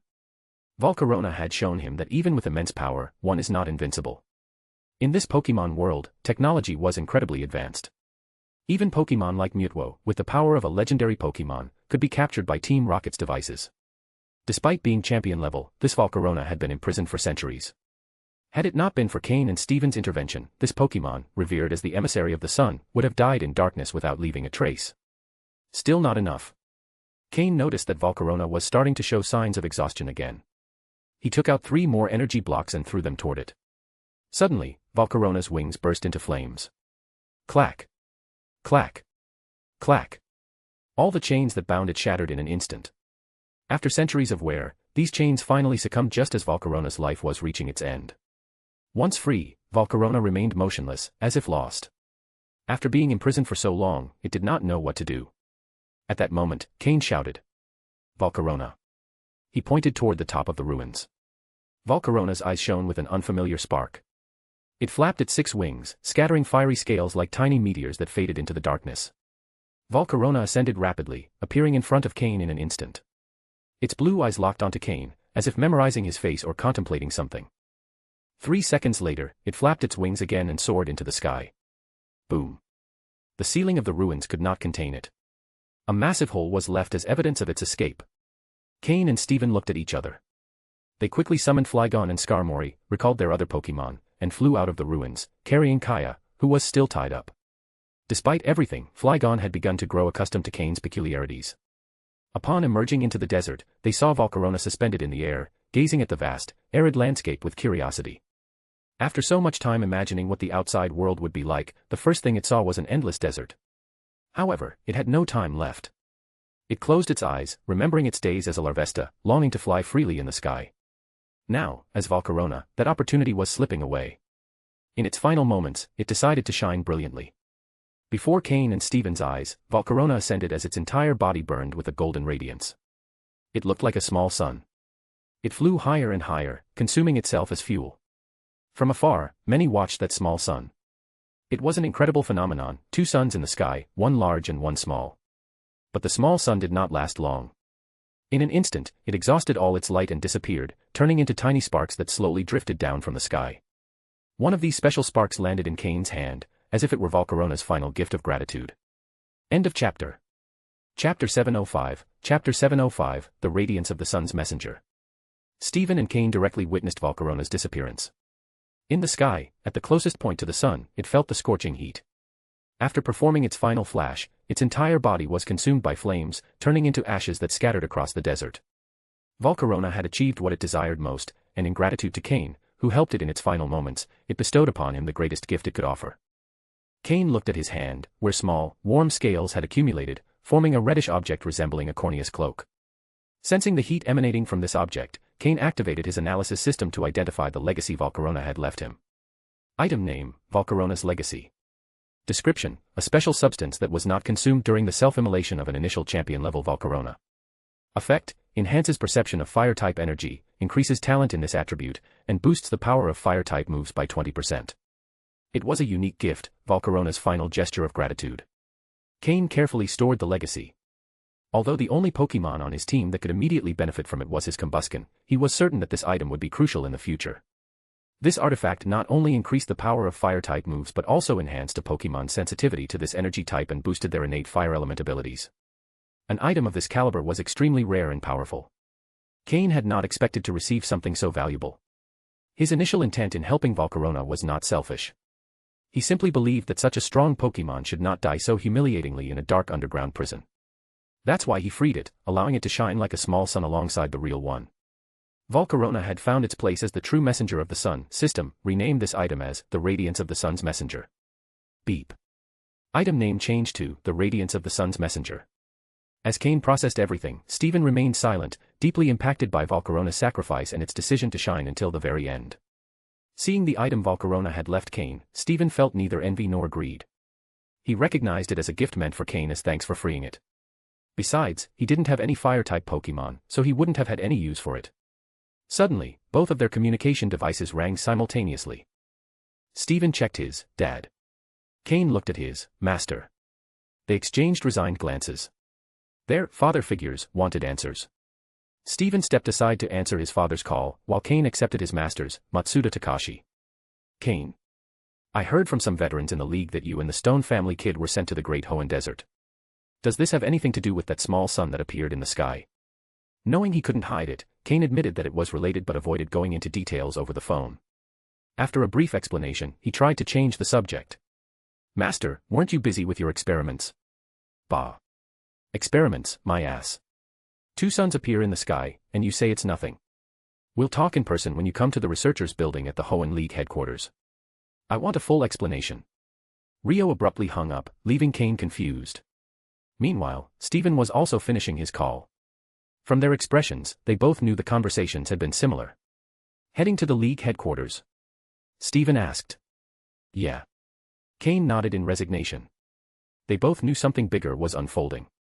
The small sun incident couldn't be the only reason behind their mentor's urgency. Mounting their flying Pokémon, they set off toward the southeast. The Hoenn League headquarters was located on an island southwest of the continent, north of Evergrande City, beyond Victory Road. As they traveled, Cain reflected on his training plans. Marshtomp, Poliwhirl, and Combusken were ready to evolve into their final forms, but he needed to prepare the necessary potions to maximize their potential. However, the cost of these resources was exorbitant. On top of that, there were Larvitar and Aron, whose development required a significant amount of minerals and specific materials. Additionally, his latest acquisition, Bagon, would soon be ready to begin training. Finally, there was his main team. Slowking and the others had already reached competitive levels, but they needed advanced resources to keep up with their opponents. Cain sighed, realizing how his money seemed to vanish with every new milestone. Meanwhile, Steven remained calm. The difference was clear: the heir of a wealthy family didn't have to worry about the costs of Pokémon training. Cain couldn't help but feel a bit envious. End of chapter. Chapter 706, Chapter 706, No More Excessive Praise. 3 days later, Cain and Steven, flying at full speed, finally arrived at the Hoenn Alliance headquarters. Flygon and Skarmory were exhausted, but the one who suffered the most was Kaya, who was hanging beneath them. She had already suspected several times that Cain and Steven were torturing her. Although she didn't have much hope of surviving, she never thought she would have to endure 3 days of suffering like this. Now, Kaya desperately wished for Cain and Steven to hand her over to the Alliance researchers' headquarters as soon as possible. Once there, she would confess everything she knew, and whatever happened next, whether she lived or died, would be better than being suspended in the air, unable to move up or down, exposed to the sun, squeezed by ropes, and on the verge of despair. After showing their advanced researcher badges, and under the envious gazes of the guards, both continued towards the headquarters, riding their Pokémon. The Hoenn Alliance headquarters consisted of 5 large buildings. The biggest one was the Alliance's main tower. On its sides were the Hoenn Pokémon Center and the Alliance Police Headquarters. Further beyond were the Pokémon Beauty Contest Headquarters and the Researchers' Base. Cain and Steven immediately headed to the second floor of the Researchers' Base, where they found numerous trainers with varying levels of skill and power. An important detail: to save time, the Hoenn Alliance allowed flying within its headquarters, so trainers flying overhead was a common sight. Each region set its own rules. For example, in the Alliance headquarters on MT Silver, flying was prohibited. Here, all kinds of flying Pokémon could be seen, such as Fearow, Pidgeotto, Aerodactyl, and Salamence. However, trainers with more powerful Pokémon usually carried badges of high-ranking Alliance officials or lead researchers. The advanced researcher badges worn by Cain and Steven were already eye-catching enough, drawing many curious glances as they passed. Being so young and holding that rank was not common. After recalling their Pokémon and entering the base, they were greeted by an assistant. Though technically they didn't need a guide due to their rank, both were still relatively new to the position. With a restrained smile, the assistant helped them complete the mission submission paperwork. When they left headquarters, both sighed in relief. Although being a researcher seemed glamorous and offered many rewards for completing missions, what most people didn't see was the danger behind the role. While Cain and Steven were submitting their mission, they saw multiple groups rushing back with severely injured members, hurrying toward the Pokémon Center for treatment. Many risked their lives for more resources. Some, however, saw the role of a researcher as their calling, contributing to the harmonious development of the Pokémon world. In short, it was a job that seemed brilliant on the outside but held a bitter reality only its holders knew. After leaving headquarters, Cain received a good amount of Alliance points on his identification card, which could be exchanged for various resources. As the two headed toward the Alliance's main building, they encountered 2 fatherly figures conversing in the lobby. Matsuda Takashi and Joseph Stone, who clearly already knew each other, were chatting while waiting for Cain and Steven. Seeing them return, they paused their conversation and gestured for them to come over. "Brat, you're really something now, huh? Advanced Alliance researcher." "Feeling incredible," were the first words out of old Matsuda's mouth as he scolded Cain. After calming the old man down a bit, he started asking about what happened with Volcarona. Cain recounted the entire story, omitting almost no details. Upon hearing everything, old Matsuda's expression turned complex. As an experienced Pokémon trainer, he knew very well what it took to reach champion level: immense sacrifice and effort. It was hard to believe that a champion-level Volcarona had remained underground for so long without being discovered. Had it been found years earlier, perhaps it would have had a chance to survive. Even so, old Matsuda nodded in satisfaction, patted Cain on the shoulder, and said, "You did well. A Pokémon of that magnitude shouldn't die in such a pitiful way." Its final radiance allowed much of Hoenn to learn of its existence. That is enough. Old Matsuda had no objections to Cain's decisions, as they aligned with his own values. On the other hand, Steven and Joseph Stone discussed similar matters. The expression on Patriarch Stone's face clearly showed his appreciation for Cain's actions and his sorrow for Volcarona. Both veterans, accustomed to adversity, quickly recovered from the emotional impact. "It looks like this situation will give the Alliance plenty of material for propaganda. Prepare yourselves mentally," Joseph Stone joked with a smile. Cain and Stephen exchanged glances, sharing a feeling of resignation. Again. Once more, they were going to be the faces of promotional campaigns. The praise was always exaggerated, to the point that even Cain felt uncomfortable reading it. Could so much adulation end up being counterproductive? Please, don't overdo it, Cain murmured to himself, concerned. Master, you called us here for something else, right? I don't think it was just for this, Cain asked after thinking for a moment. Old Matsuda and Joseph Stone nodded. Indeed, there was something more important. Otherwise, Joseph Stone, the patriarch of the Stone family and a key figure in Hoenn, wouldn't have come in person. Both the Stone family and Devon Corporation had enough influence to shake Hoenn whenever they wished. Old Matsuda, while not as powerful as Joseph Stone, played a crucial role in the relationship between the Alliance and the Breeders' Guild. He also held a prestigious position within the Hoenn Alliance. In fact, both held similar honorary titles, personal advisors to the president of the Hoenn Alliance, Juan. A high-ranking title that sounded quite impressive. End of chapter. Chapter 707, Chapter 707, The Hoenn League's Elite Four. Indeed, there is something important, Matsuda Takashi said to Cain and Stephen. Soon, the president will convene a meeting, and both of you have been mentioned as participants. Cain and Stephen were somewhat surprised. However, it didn't seem far-fetched to them. As prominent members of the new generation in the Hoenn League, they had a certain level of recognition. Lance, back in his time, had also gained access to these meetings. Although in terms of strength, both were still below the level Lance had back then, in terms of status, they were nearly on par. Cain suspected that this meeting would be related to the Sinnoh tournament. Shortly after, someone arrived to inform old Matsuda and Joseph Stone that the meeting was about to begin. The messenger glanced at Cain and Stephen, and upon confirming they were also on the attendance list, he guided them toward the meeting room inside the main building. For Cain, this was the first time he had access to this place, making him feel as if he was finally stepping into the inner circle of Hoenn League's high command. People began arriving steadily. Cain and Stephen were assigned seats in a row against the wall. These chairs seemed designated for those attending the meeting as observers. On the other hand, old Matsuda and Joseph Stone took their seats at the main meeting table. Observing the seating arrangement, it was easy to discern the rank of each participant within the league. For example, Stephen's father, Joseph Stone, leader of the Stone family and president of Devon Corporation, occupied the first seat to the left of the president. This made his prominence within the league clear, being the second most important figure after President Juan. Meanwhile, Matsuda Takashi, Cain's master, took the third seat to the president's right. According to the hierarchy, his position ranked seventh in importance within the league. Many of the league's veterans no longer attended these meetings regularly, delegating their subordinates to report the outcomes to them. Despite their absence, they were the ones who truly determined the course of Hoenn's development. This meeting hall was informally known as the Outer Senate. There was also an Inner Senate, composed exclusively of veteran figures. The decisions made within the latter were the most consequential. Among those present at the meeting, only President Juan and Joseph Stone had access to the Inner Senate. Over time, the seats gradually filled. Cain and Stephen noticed several empty spots beside them, presumably reserved for other young trainers like themselves.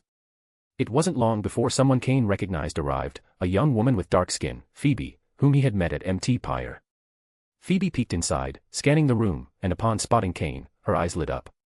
She quickly took a seat beside him. Cain. It's been so long. Phoebe said with a smile.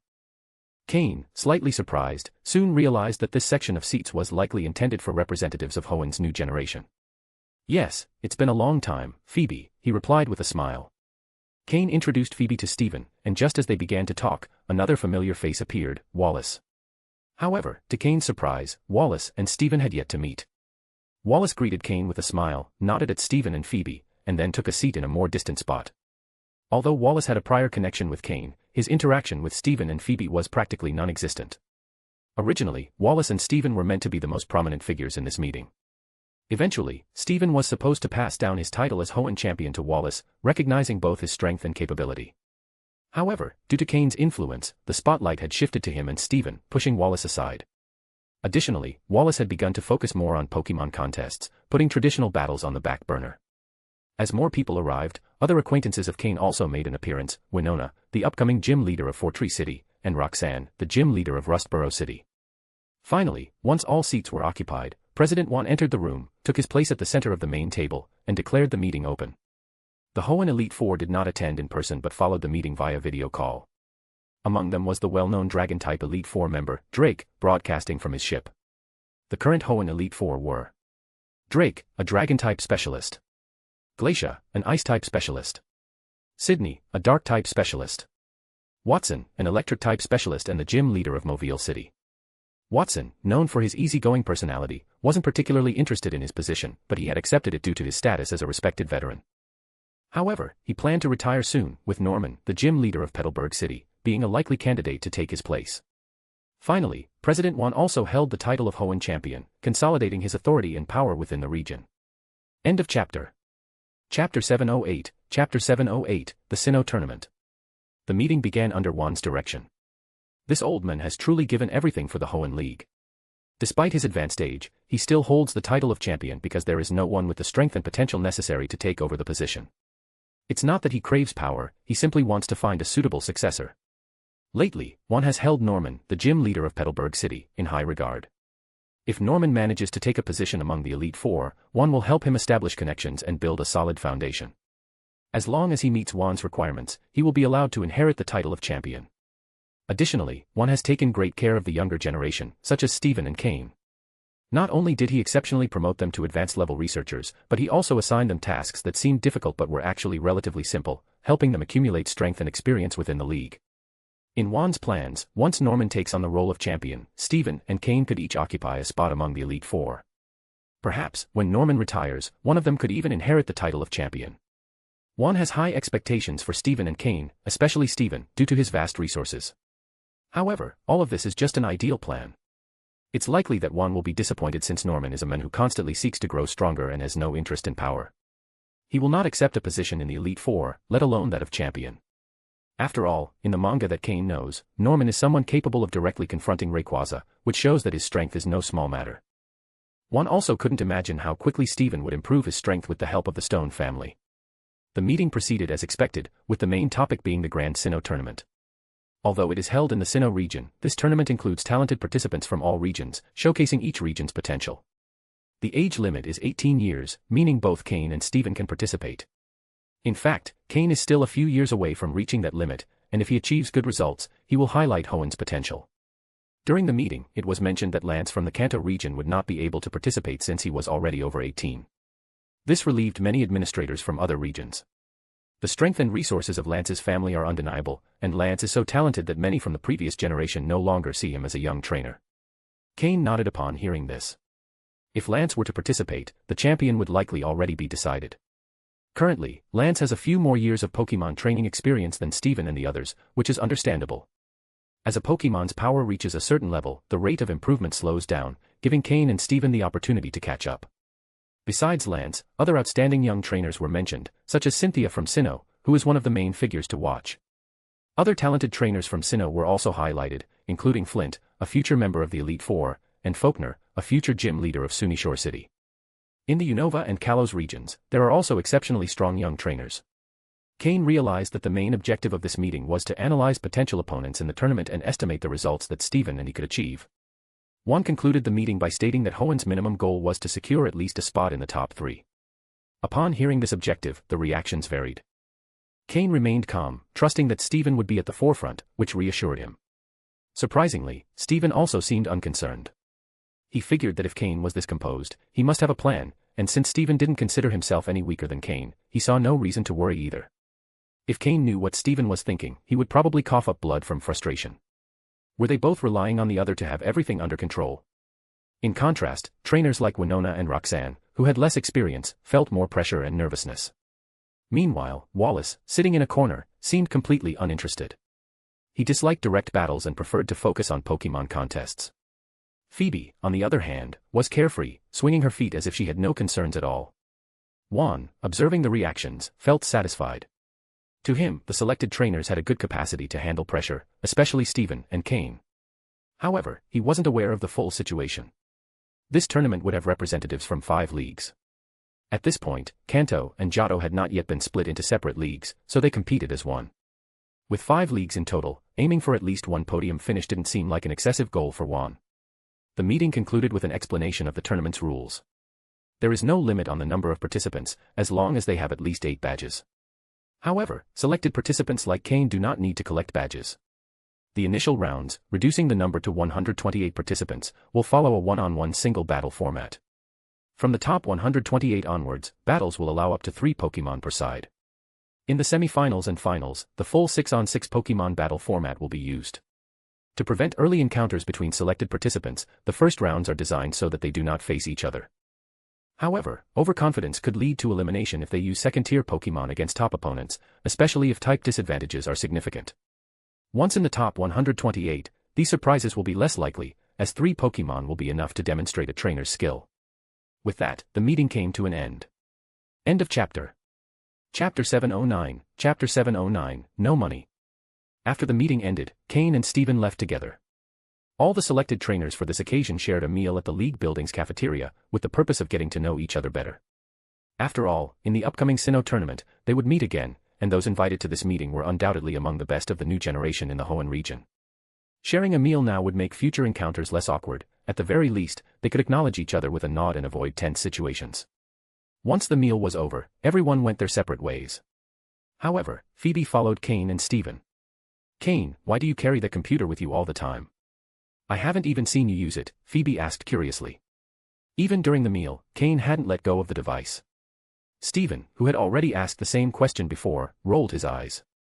"It's just a habit," Cain replied with a smile. "The Sinnoh tournament is starting soon, and I'm gathering information on all of you so I won't be at a disadvantage if I run into anyone in battle." Steven couldn't help but roll his eyes again. Yeah, right, he thought. That was the same excuse Cain had given him before, and he had never seen him turn that computer on.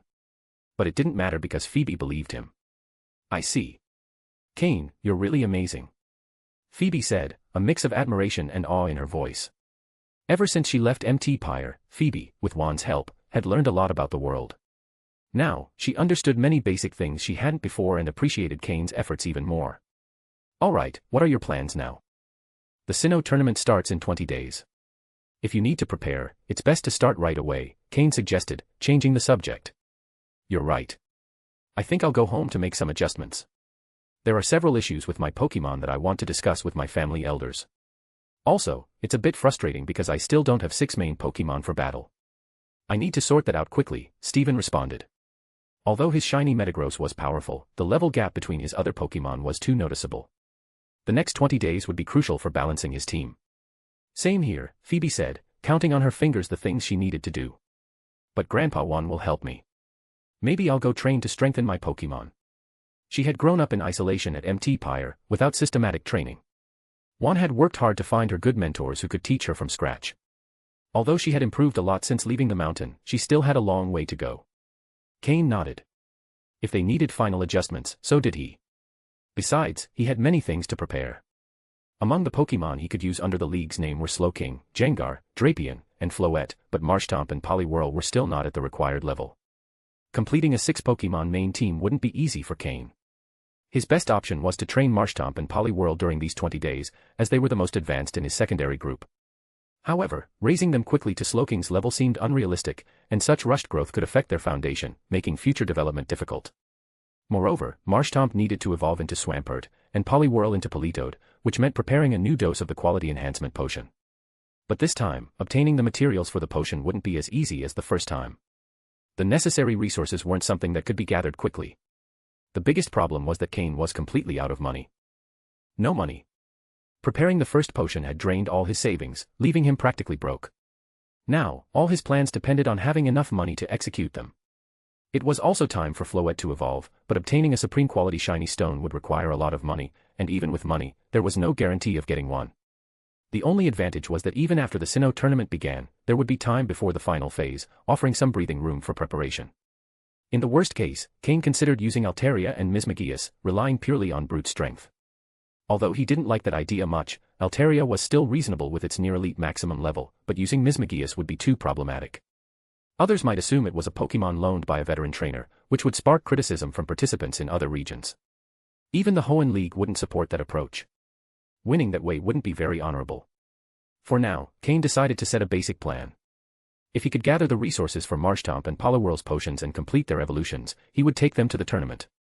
If not, he would have to use Flygon and Altaria, even if that could be considered an unfair advantage. Additionally, before the tournament started, finding a supreme quality shiny stone for Floette's evolution would be ideal, improving his chances in team battles. Therefore, the most urgent matter now was making money. Cain thought about ways to earn money quickly. "So, see you at the Sinnoh tournament." Steven, help me find a supreme quality shiny stone. If you find one, let me know immediately, Cain requested. Got it, but you know how rare they are. I can't promise anything, Steven replied. It's fine, just keeping an eye out is enough. With that, Cain threw a pokeball, summoning Flygon, and climbed onto its back. Steven, Phoebe, see you later, Cain said as Flygon took off into the sky. Steven planned to leave later on his family's private jet, once his father finished a brief meeting with Juan. Phoebe, on the other hand, would stay at the League headquarters, receiving full support from Juan. End of chapter. Chapter 710, Group of Potentials. Inside a small meeting room in the League's central building, there were noticeably fewer people than before. Only 8 individuals were present: President Juan, Joseph Stone, the heads of the Joy and Jenny families, a representative from the Battle Frontier, a representative from the Coordinator Guild, the Commander-in-Chief of Hoenn League Investigators, and Matsuda Takashi, who was currently acting as the president of the Breeder Guild's Hoenn branch. Additionally, 4 screens displayed the current Elite Four of the Hoenn region. Is it true that Team Rocket has begun retreating? Has the League headquarters confirmed it? Could this be a trick from Team Rocket? Joseph Stone asked. It's not. The League has infiltrators within Team Rocket, and it has been confirmed that they are indeed retreating. It seems they've obtained something very important. Although they've pulled back, their internal activity has intensified, and their resource consumption has skyrocketed to at least twice the usual amount, replied the head of the Jenny family. As an influential family with ties across multiple regions and strong connections to the League, both the Jenny and Joy families had immediate access to internal information. If that's the case, the start of the Sinnoh tournament marks the moment when the League will begin consolidating its control over Sinnoh, Unova, and Kalos, correct? I heard that a new region was recently discovered. Alola, was it? Matsuda Takashi chimed in. Being one of the earliest discovered regions, Hoenn was under solid League control, second only to Kanto and Johto. The Sinnoh tournament, therefore, signaled that Sinnoh would be the next region to undergo intensive development by the League. After that, Unova and Kalos would follow. As for Alola, it had just been identified, and the League had yet to send official representatives. That's correct. However, this Sinnoh tournament is not just about that. The rankings obtained will also significantly impact the future distribution of resources among the regions. The more recognition young talents gain, the more investment they will receive in their training. Consequently, resources will be allocated accordingly. Sinnoh and the following regions, Unova and Kalos, fully understand what the League intends to do, so they will give it their all in this competition. It's not like Hoenn, one explained clearly. Then, the president suddenly changed the subject. Now, does anyone have any objections regarding Cain's identity? Juan looked around the room, including the Elite Four members displayed on the screens. Within the League, there had always been some skepticism toward Cain due to the speed of his growth. While it was understandable for someone like Steven, who came from an influential family, Cain was a civilian. Even with his exceptional talent as a breeder, where did the resources come from to train his Pokémon? Because of this, there had always been reservations about Cain within the Hoenn League, and not even Matsuda Takashi's mentorship had been enough to dispel them. Share your thoughts. If there are no objections, today we will formally recognize Cain as being on the same potential level as Steven. Being a psychic is also a talent, Juan added. Agreed, said Drake, the Dragon-type Elite Four, speaking first. Agreed, Joseph Stone seconded, trusting his son's judgment. Agreed, said the Battle Frontier representative, recalling Noland and Brandon's praise for Cain. Agreed. One by one, the supportive voices started to accumulate. Matsuda Takashi, as Cain's mentor, chose to abstain. Some, like Watson, the Electric-type Elite Four, also opted to abstain, though they did not openly oppose the decision. Eventually, the room fell silent, with a clear consensus of approval. Very well, from now on, Steven Stone, Cain, Phoebe, and Wallace will be considered the main group of potentials for training. The others will maintain their current classifications. The meeting is adjourned.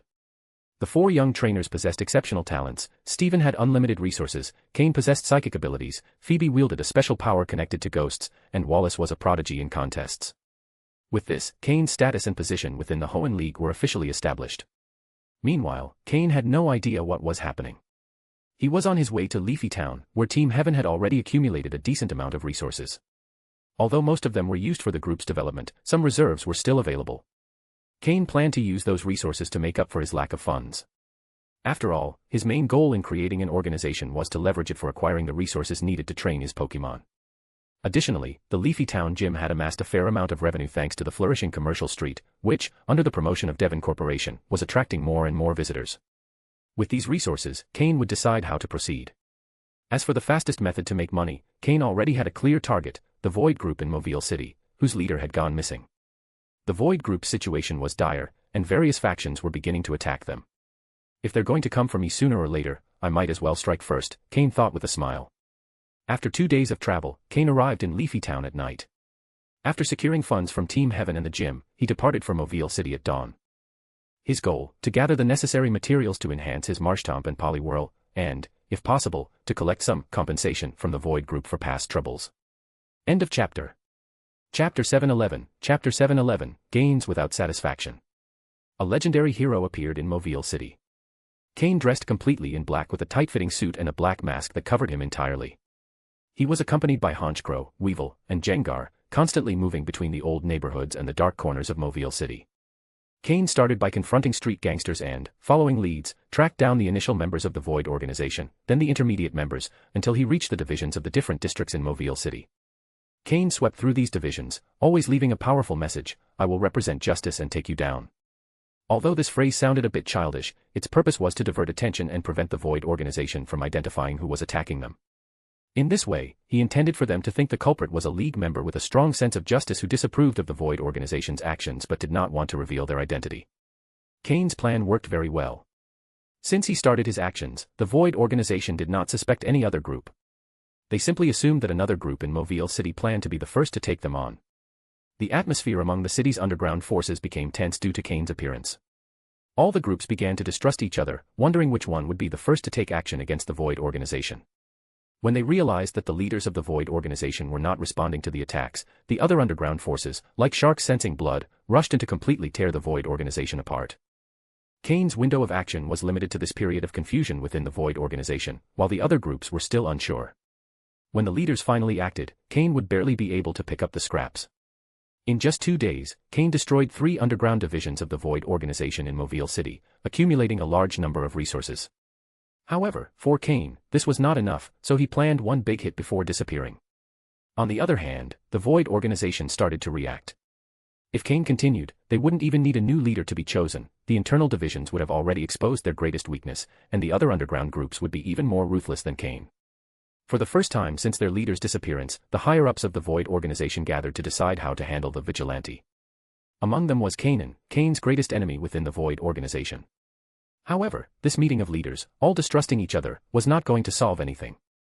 If they could cooperate, the organization wouldn't be in this chaotic state. Every leader dreamed of taking the missing leader's place and becoming a powerful figure in Mobile City. The main reason for the proliferation of underground organizations in Mobile City was the lack of action from Watson, the Mobile City gym leader. Although Watson was not only a gym leader but also an Elite Four member of the League, his personality was not suited for administrative positions. He was more suited for battling than for managing. No agreement was reached in the meeting. Each leader protected their own interests, and some even hoped that Cain would attack more divisions of other leaders to weaken them. The Void organization was already completely rotten, and Cain took advantage of this to act without restrictions. Although the main source of income for the Void organization came from controlling the battle arenas in Mobile City, Cain accumulated resources by attacking smaller divisions. For him, every attack added up. The higher-ups of the Void organization, by not taking action, gave Cain more freedom to act. During these 2 days, Cain led Honchkrow, Weevil, and Jengar in a relentless offensive, looting every division, regardless of its size. At the same time, he took the opportunity to train his Pokémon, testing tactics he couldn't use in regular practice. With the upcoming competition in Sinnoh, Cain knew he wouldn't be able to train them in battle, so he used this time to refine his strategies and analyze what he had learned. Thus, an unusual situation developed in Mobile City. Someone powerful was attacking the Void organization's divisions, but the higher-ups were not reacting.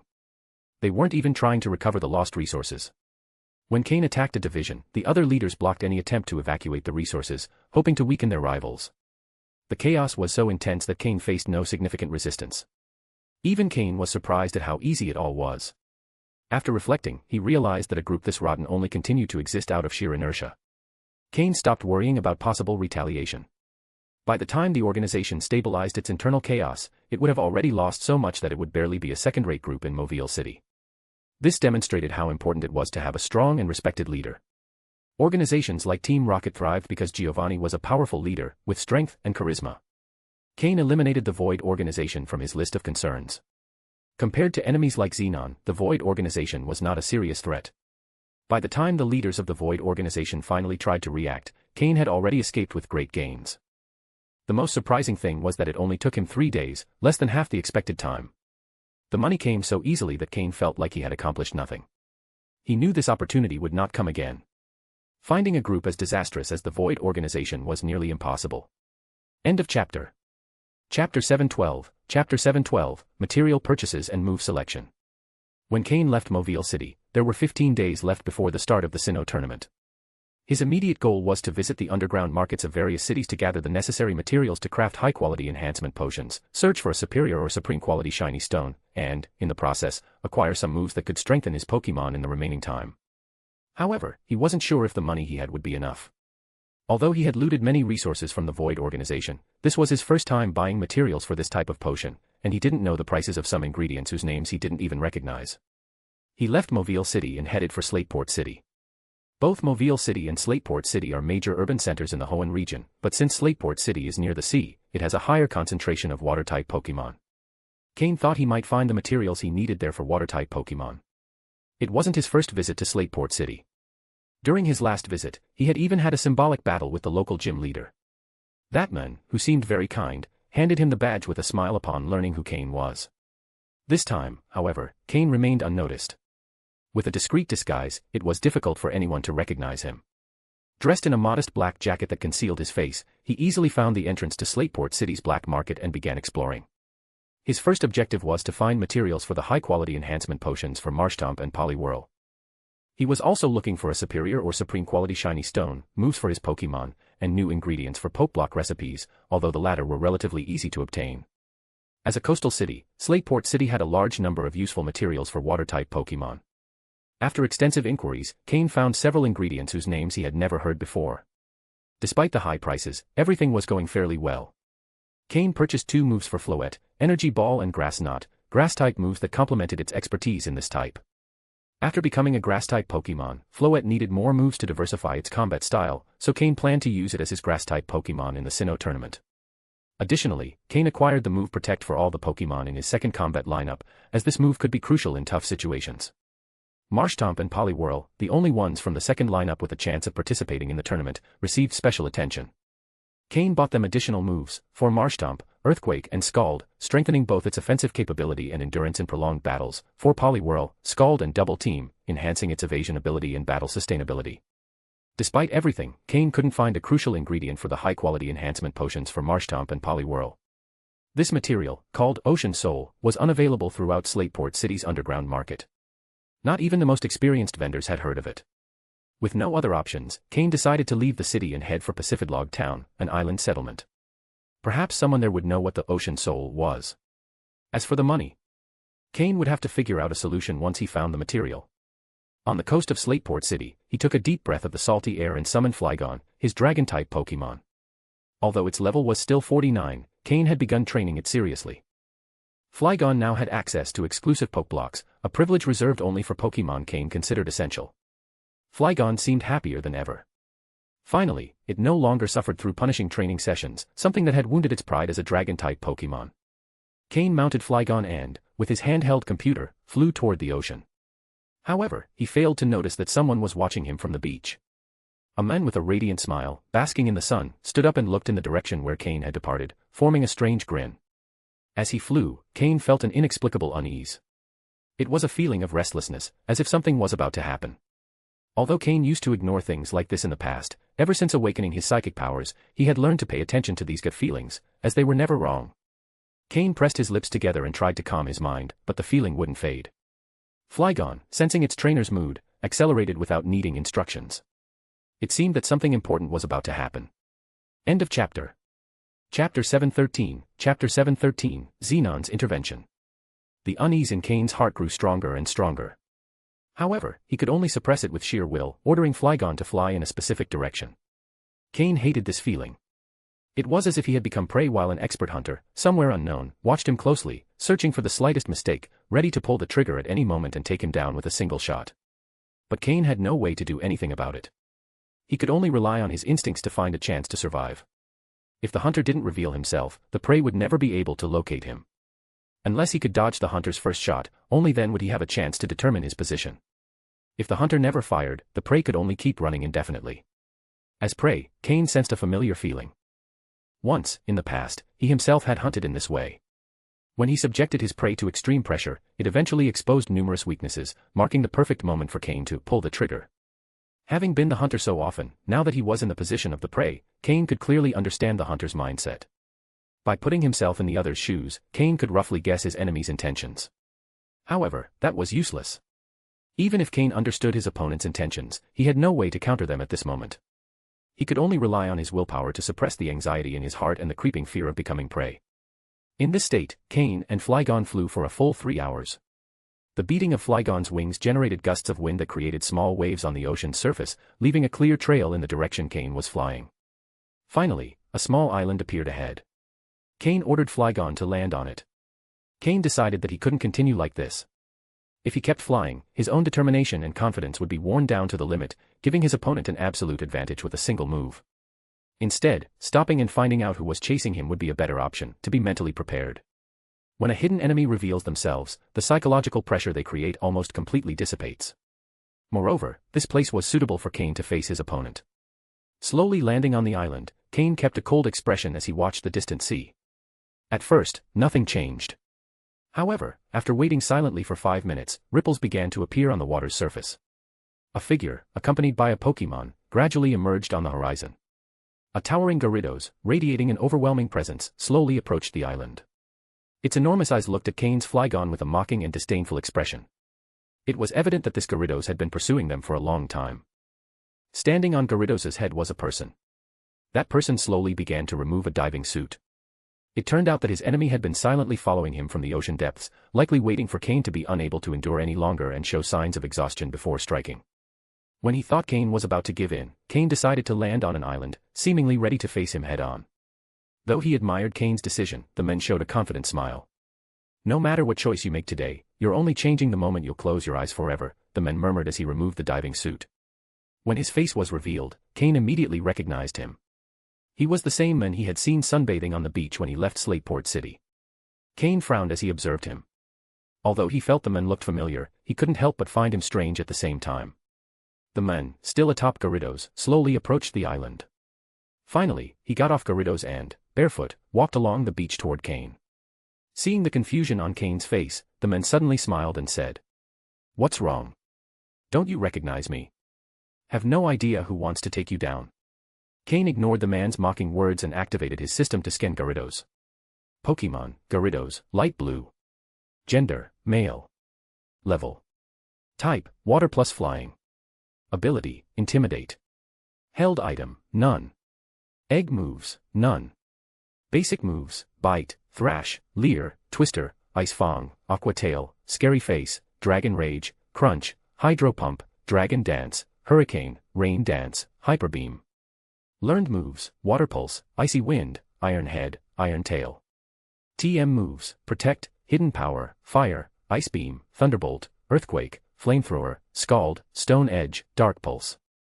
Cain's eyes narrowed as he analyzed Gyarados' data.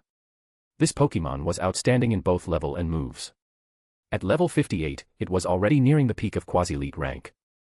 More importantly, its trainer seemed to have a deep understanding of Gyarados, teaching it moves of various types, giving it a great advantage in battles against opponents of different types. When thinking of a trainer capable of developing a Pokémon to this level, only one name came to Cain's mind. Xenon. Cain asked with a frown. The man was momentarily surprised before bursting into laughter. "How observant. Hardly anyone remembers my name. I've gone to great lengths to find you." As he spoke, he tore off a false skin mask covering his face. Indeed, it was Xenon. Seeing that face, one that bore a strong resemblance to Xander but more mature, Cain immediately recognized him. Only Xenon would go to such lengths to track him down and chase him for so long. "You really went out of your way, huh?" Cain said coldly. "What other choice do I have? Your growth is so fast that it's concerning. If I don't stop you now, it will be too late," Xenon replied with a slight smile. Then, his expression turned grim as he said, "And while my brother was useless, not just anyone can kill him." Cain shrugged indifferently. "If having a brother like that doesn't bother you, then I suppose you're no better than him." Xenon responded with an icy glare. "It seems you're ready to face the wrath of a quasi-elite level trainer." Cain merely smiled. "Ever since I killed your brother, this was inevitable." End of chapter. Chapter 714, Chapter 714, a strong one without the dignity of a strong one. Oh, right, you have a slow king that can use teleport, which makes you quite reckless. Last time I sent someone to stop you, they couldn't prevent you from teleporting. I suppose it's because your slow king has reached the quasi-elite level, right? Xenon said, changing his expression from cold to relaxed, as if everything was under control. Xenon had managed to join Team Rocket as a mere civilian and stand out in an organization full of internal conflicts. This was no coincidence. Moreover, back then, he had to take care of a younger brother who had not yet grown up. His ability to switch attitudes and his cunning were undeniable. Under normal circumstances, Xenon had the potential to become an elite officer of Team Rocket in the future. With the support of his older brother, Xander, he would have had a chance to rise to the position of senior officer. Over time, he could have even become an elite officer. If the two brothers had stuck together, it wouldn't have been impossible for them to establish their own faction within Team Rocket, becoming a major branch of the group. However, this timeline had changed due to Cain's intervention. Xander died prematurely, and now Xenon, taking a great risk, was trying to eliminate Cain before it was too late. He had no other choice. The threat Cain posed was too great. Even the advanced-level trainers he had previously sent, considered some of the best in their category, had been defeated. Xenon no longer had anyone else to send, he had to step in himself. Moreover, he could no longer afford to wait. He couldn't allow Cain the time to grow stronger or uncover his plans. Even if Giovanni found out about his actions, Xenon was determined to finish Cain off.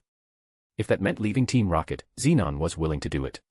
He could flee to regions like Unova or Sinnoh and join a local criminal organization. Once there, he wouldn't have to worry about Giovanni or Team Rocket. In fact, those organizations would be thrilled to have someone with inside information on Team Rocket. Originally, Xenon hadn't wanted to go this far. He had spent a long time building relationships within Team Rocket, and the higher-ups had a good impression of him. If his strength reached the required level, he would soon have been promoted to elite officer.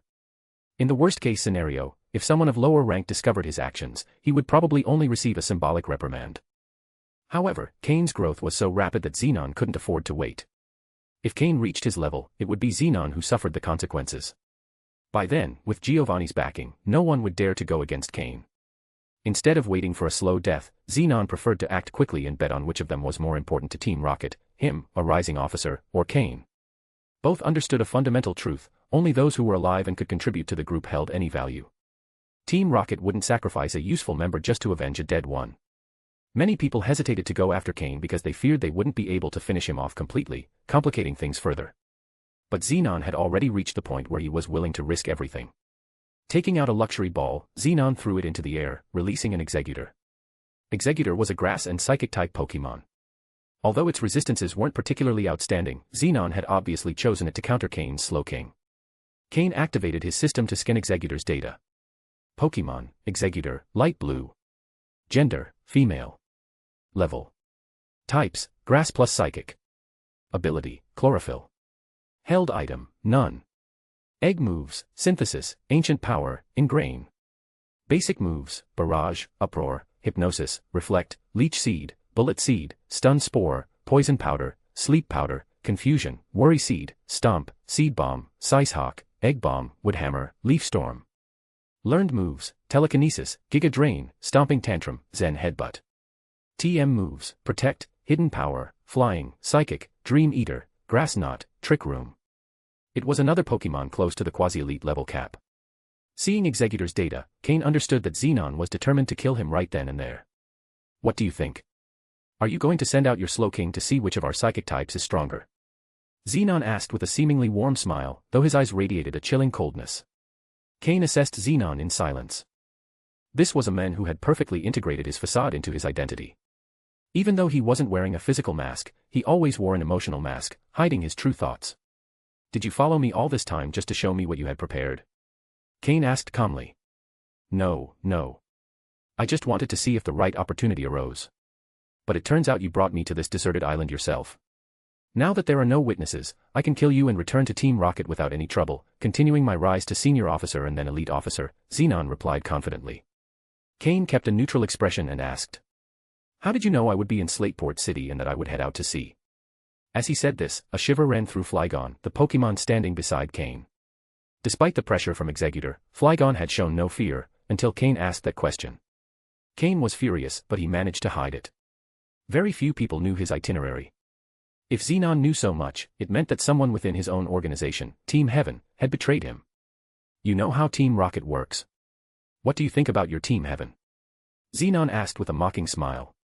Though he was trying to provoke Cain, he wasn't able to shake him completely. Cain thought Xenon was pathetic.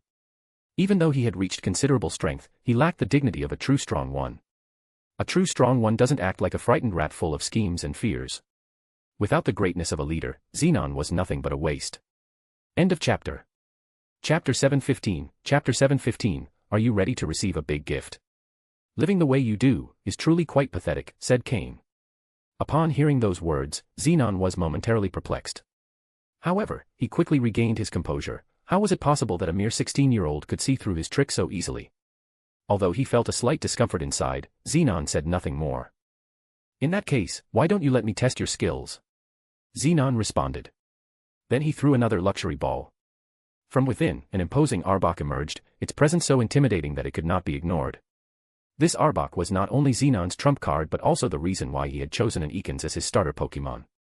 Even Gyarados, who had previously displayed an air of superiority, and Exeggutor, who had appeared with its usual mocking smile, shifted slightly to make room for Arbok when it appeared. Both seemed to avoid standing in its way at all costs, making it clear that its position in Xenon's team was unrivaled. Under normal conditions, an Arbok is about 3.5 meters long, but this particular specimen, according to Cain's calculations, easily exceeded 5 meters. Its imposing size and musculature were incomparable to those of a standard Arbok. As he observed the Pokémon, Cain recalled the Arbok he had captured on Trial Island. Like this one, it also had an anomalous size and outstanding physical constitution. He couldn't help but wonder if there was some kind of connection between them. When Arbok appeared, it began to coil its body into a circle, completely surrounding Xenon. Its massive tongue hung to one side as it flicked it in and out continuously. Its piercing eyes locked onto Cain, like a predator that had already marked its prey and was ready to strike at any moment. Pokémon, Arbok, Blue. Gender, Male. Level. Type, Poison. Ability, Intimidate. Held item, None. Egg moves, Poison Fang, Iron Tail, Sucker Punch, Snatch. Basic moves, Crunch, Ice Fang, Thunder Fang, Fire Fang, Wrap, Leer, Poison Sting, Bite, Glare, Screech, Acid, Stockpile, Swallow, Spit Up, Acid Spray, Mud Bomb, Gastro Acid, Belch, Haze, Coil. Learned moves, Aqua Tail, Throat Chop, Bind, Seed Bomb, Giga Drain. TM moves, Protect, Hidden Power, Electric, Venoshock, Earthquake, Rock Tomb, Rock Slide, Poison Jab, Dark Pulse. This was, without a doubt, Xenon's most powerful Pokémon. Not only had it reached level 59, just a step away from entering the elite level, but its quality was blue. This demonstrated that it had the potential to go even further. Cain deduced that this Arbok probably did not have such high talent from the beginning. It was evident that Xenon had used methods provided by Team Rocket to improve the quality of this Pokémon, complementing them with his own knowledge of breeding this species. That combination had allowed Arbok to reach this exceptional level. As for Xander, Xenon's younger brother, his admiration for him was evident. Although he wished to surpass him, it was clear that he had been influenced in his decision to raise an Arbok as his main Pokémon. Come on, if you think that Flygon can stop me, you don't need to call any more Pokémon, Xenon said confidently. Cain nodded slightly, acknowledging that, as Xenon said, relying solely on an advanced max-level Flygon would not be enough to face Xenon's quasi-elite level Pokémon. However, Cain was not worried. He still had an ace up his sleeve. He took out a luxury ball, and upon throwing it, a majestic Altaria appeared before him. As it emerged, Altaria let out a resounding cry while beating its wings with force, kicking up a cloud of sand from the beach. Even the sea water and the treetops on the island seemed to stir due to the shockwave generated by its movements. With just its entrance, Altaria managed to capture everyone's attention, earning an imposing image for Cain. Cain thought that upon returning, he should reward Altaria and the two Swablu with a special meal for their excellent performance. Xenon, upon seeing Altaria, was momentarily surprised. With his nearly elite-level Arbok, he could clearly sense that Altaria's presence was not inferior to Arbok's, in fact, it seemed slightly superior. Xenon's Arbok, who had been exuding confidence until then, instantly tensed up, adopting a defensive stance. It was evident that Altaria commanded great respect. So this is your trump card, huh? A max quasi-elite level Altaria. It seems you've been hiding quite a few things. No wonder every time we tried to ambush you, you managed to escape unscathed. Did the League assign this Pokémon to you as a guardian? Xenon asked, implying that the League was the source of that Altaria. Cain smiled slightly but did not respond. Do you think an Altaria will be enough to defeat me? Xenon said as he threw 3 more Pokeballs. He no longer planned to hold back. A level 57 Pidgeot, dark green quality, a level 55 Nidoking, light blue quality, and a level 55 Crobat, blue quality, appeared. With a total of 6 Pokémon, all at quasi-elite level, Xenon was showing his full power. Cain's Altaria grew serious, aware of the magnitude of the challenge ahead. Cain decided to call upon his Slowking, the only Pokémon on his team that could have a significant impact in this battle. The others would not be up to the task. Upon appearing, Slowking immediately used Nasty Plot to increase its special attack. Cain climbed onto his Flygon's back and began to fly away from the island. "If you want to kill me, come," Cain said with a smile as he looked at Xenon from above. Xenon smirked coldly. Pathetic attempts to escape, he muttered as he mounted his Pidgeot and began the chase. However, Cain, who led the retreat, carried a hidden smile and a calculated course. "Are you ready to receive a big gift?" End of chapter. Chapter 716, Chapter 716, I still prefer to be the hunter. Cain stood on his Flygon, flying ahead while Altaria closely followed, launching constant attacks to harass Xenon. At this moment, the differences between a quasi-elite level wild Pokémon and one trained by an experienced trainer became evident. On Mythical Island, this Altaria could have easily defeated a quasi-elite level Pidgeot in just a few moves. Even when facing a Crobat of the same level, it wouldn't have had too much trouble. However, now it was fighting against Xenon's Pidgeot and Crobat, and its attacks failed to make a significant impact. Additionally, Xenon's team included an Exeggutor, a Psychic-type Pokémon with overwhelming power at level 58. It continuously helped its teammates harass Altaria with precise attacks, taking every opportunity to cause disruptions. If their strategies worked correctly, they could even deal considerable damage to Altaria. Meanwhile, on the ocean surface, the battle was also intense. Every time Cain's Flygon descended slightly in altitude, Xenon's Gyarados took advantage of the opportunity to launch attacks. A single direct hit from Gyarados would be enough to incapacitate Flygon and prevent it from continuing to fly. Despite the pressure, Cain found some relief in seeing how his Flygon handled the situation. Over time, it had developed greater confidence and was no longer so easily intimidated, even against multiple quasi-elite level Pokémon. This was progress. However, Cain knew this situation couldn't drag on indefinitely. He activated his telepathy ability to communicate directly with Altaria. "Altaria, this can't continue. Listen to my orders from now on." Although somewhat reluctant, Altaria had to admit that it wasn't achieving results by fighting at its own pace.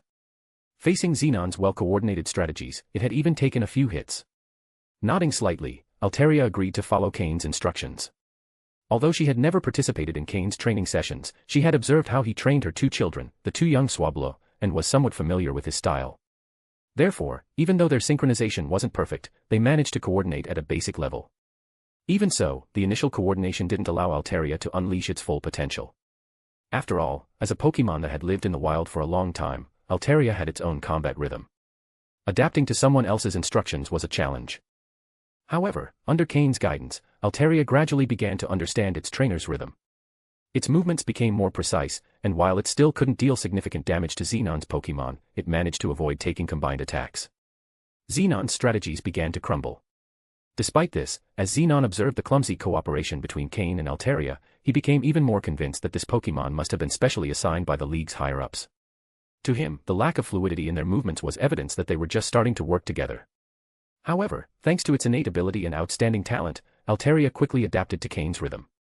Little by little, its actions became more efficient, demonstrating considerable combat capability. The battle dragged on for almost an hour. Although Xenon couldn't defeat Cain, Altaria, facing 3 quasi-elite level Pokémon alone, began to show signs of exhaustion. Unlike systematically trained Pokémon, this Altaria had grown by accumulating energy naturally.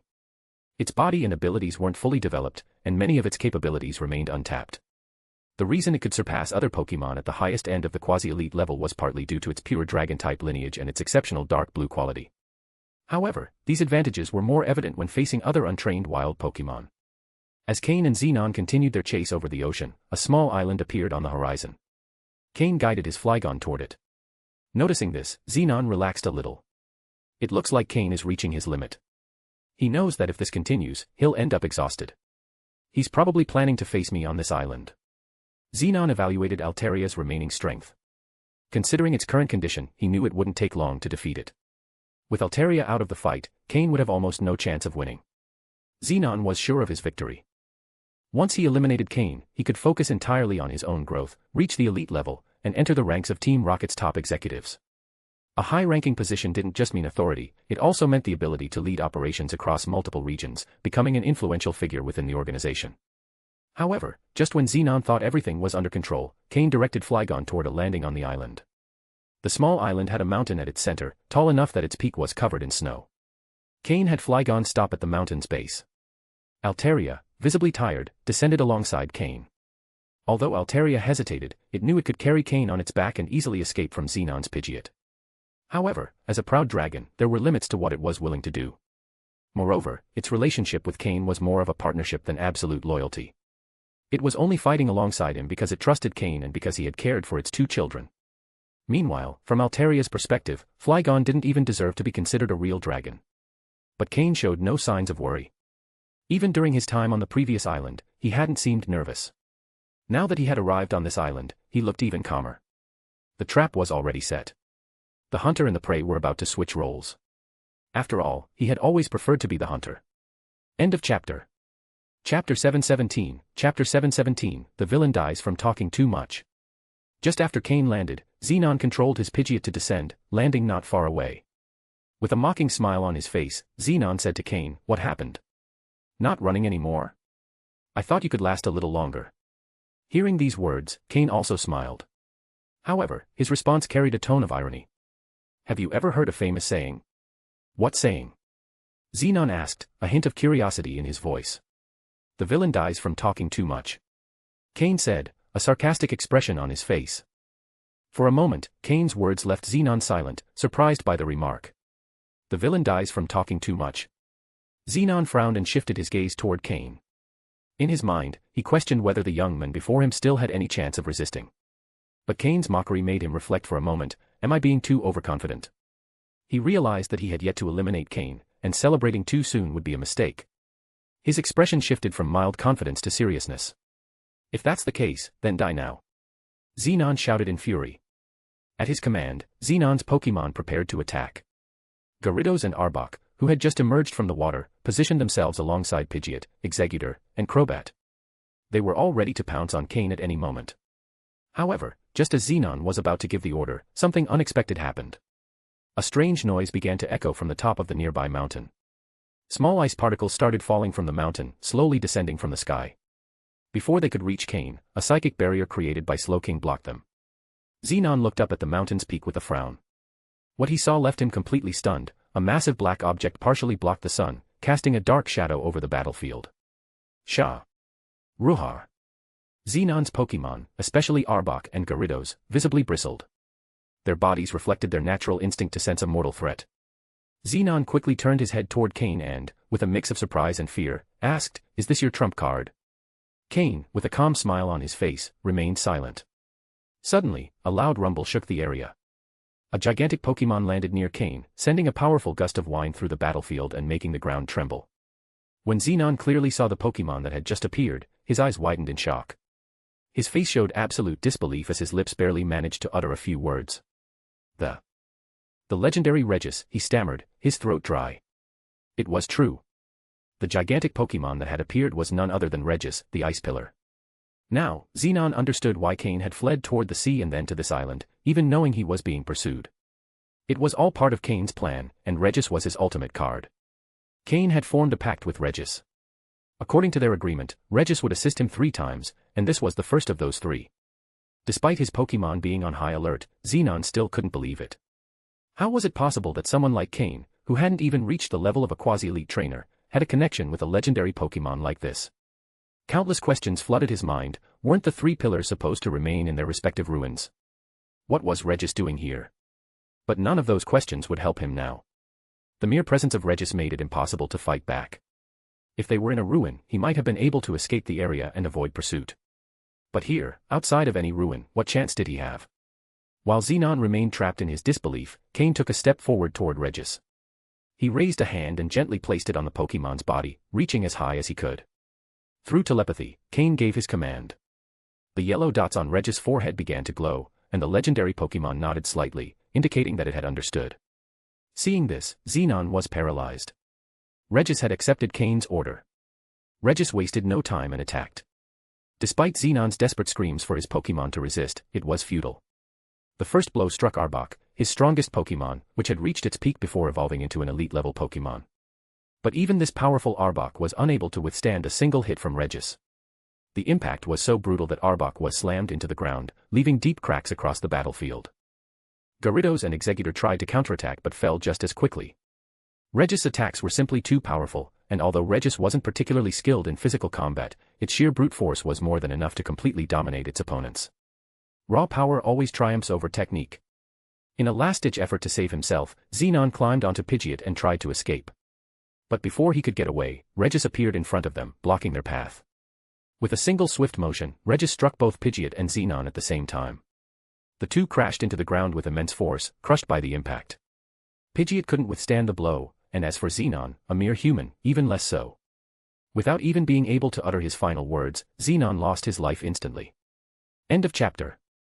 Chapter 718, Chapter 718, Monument to Xenon.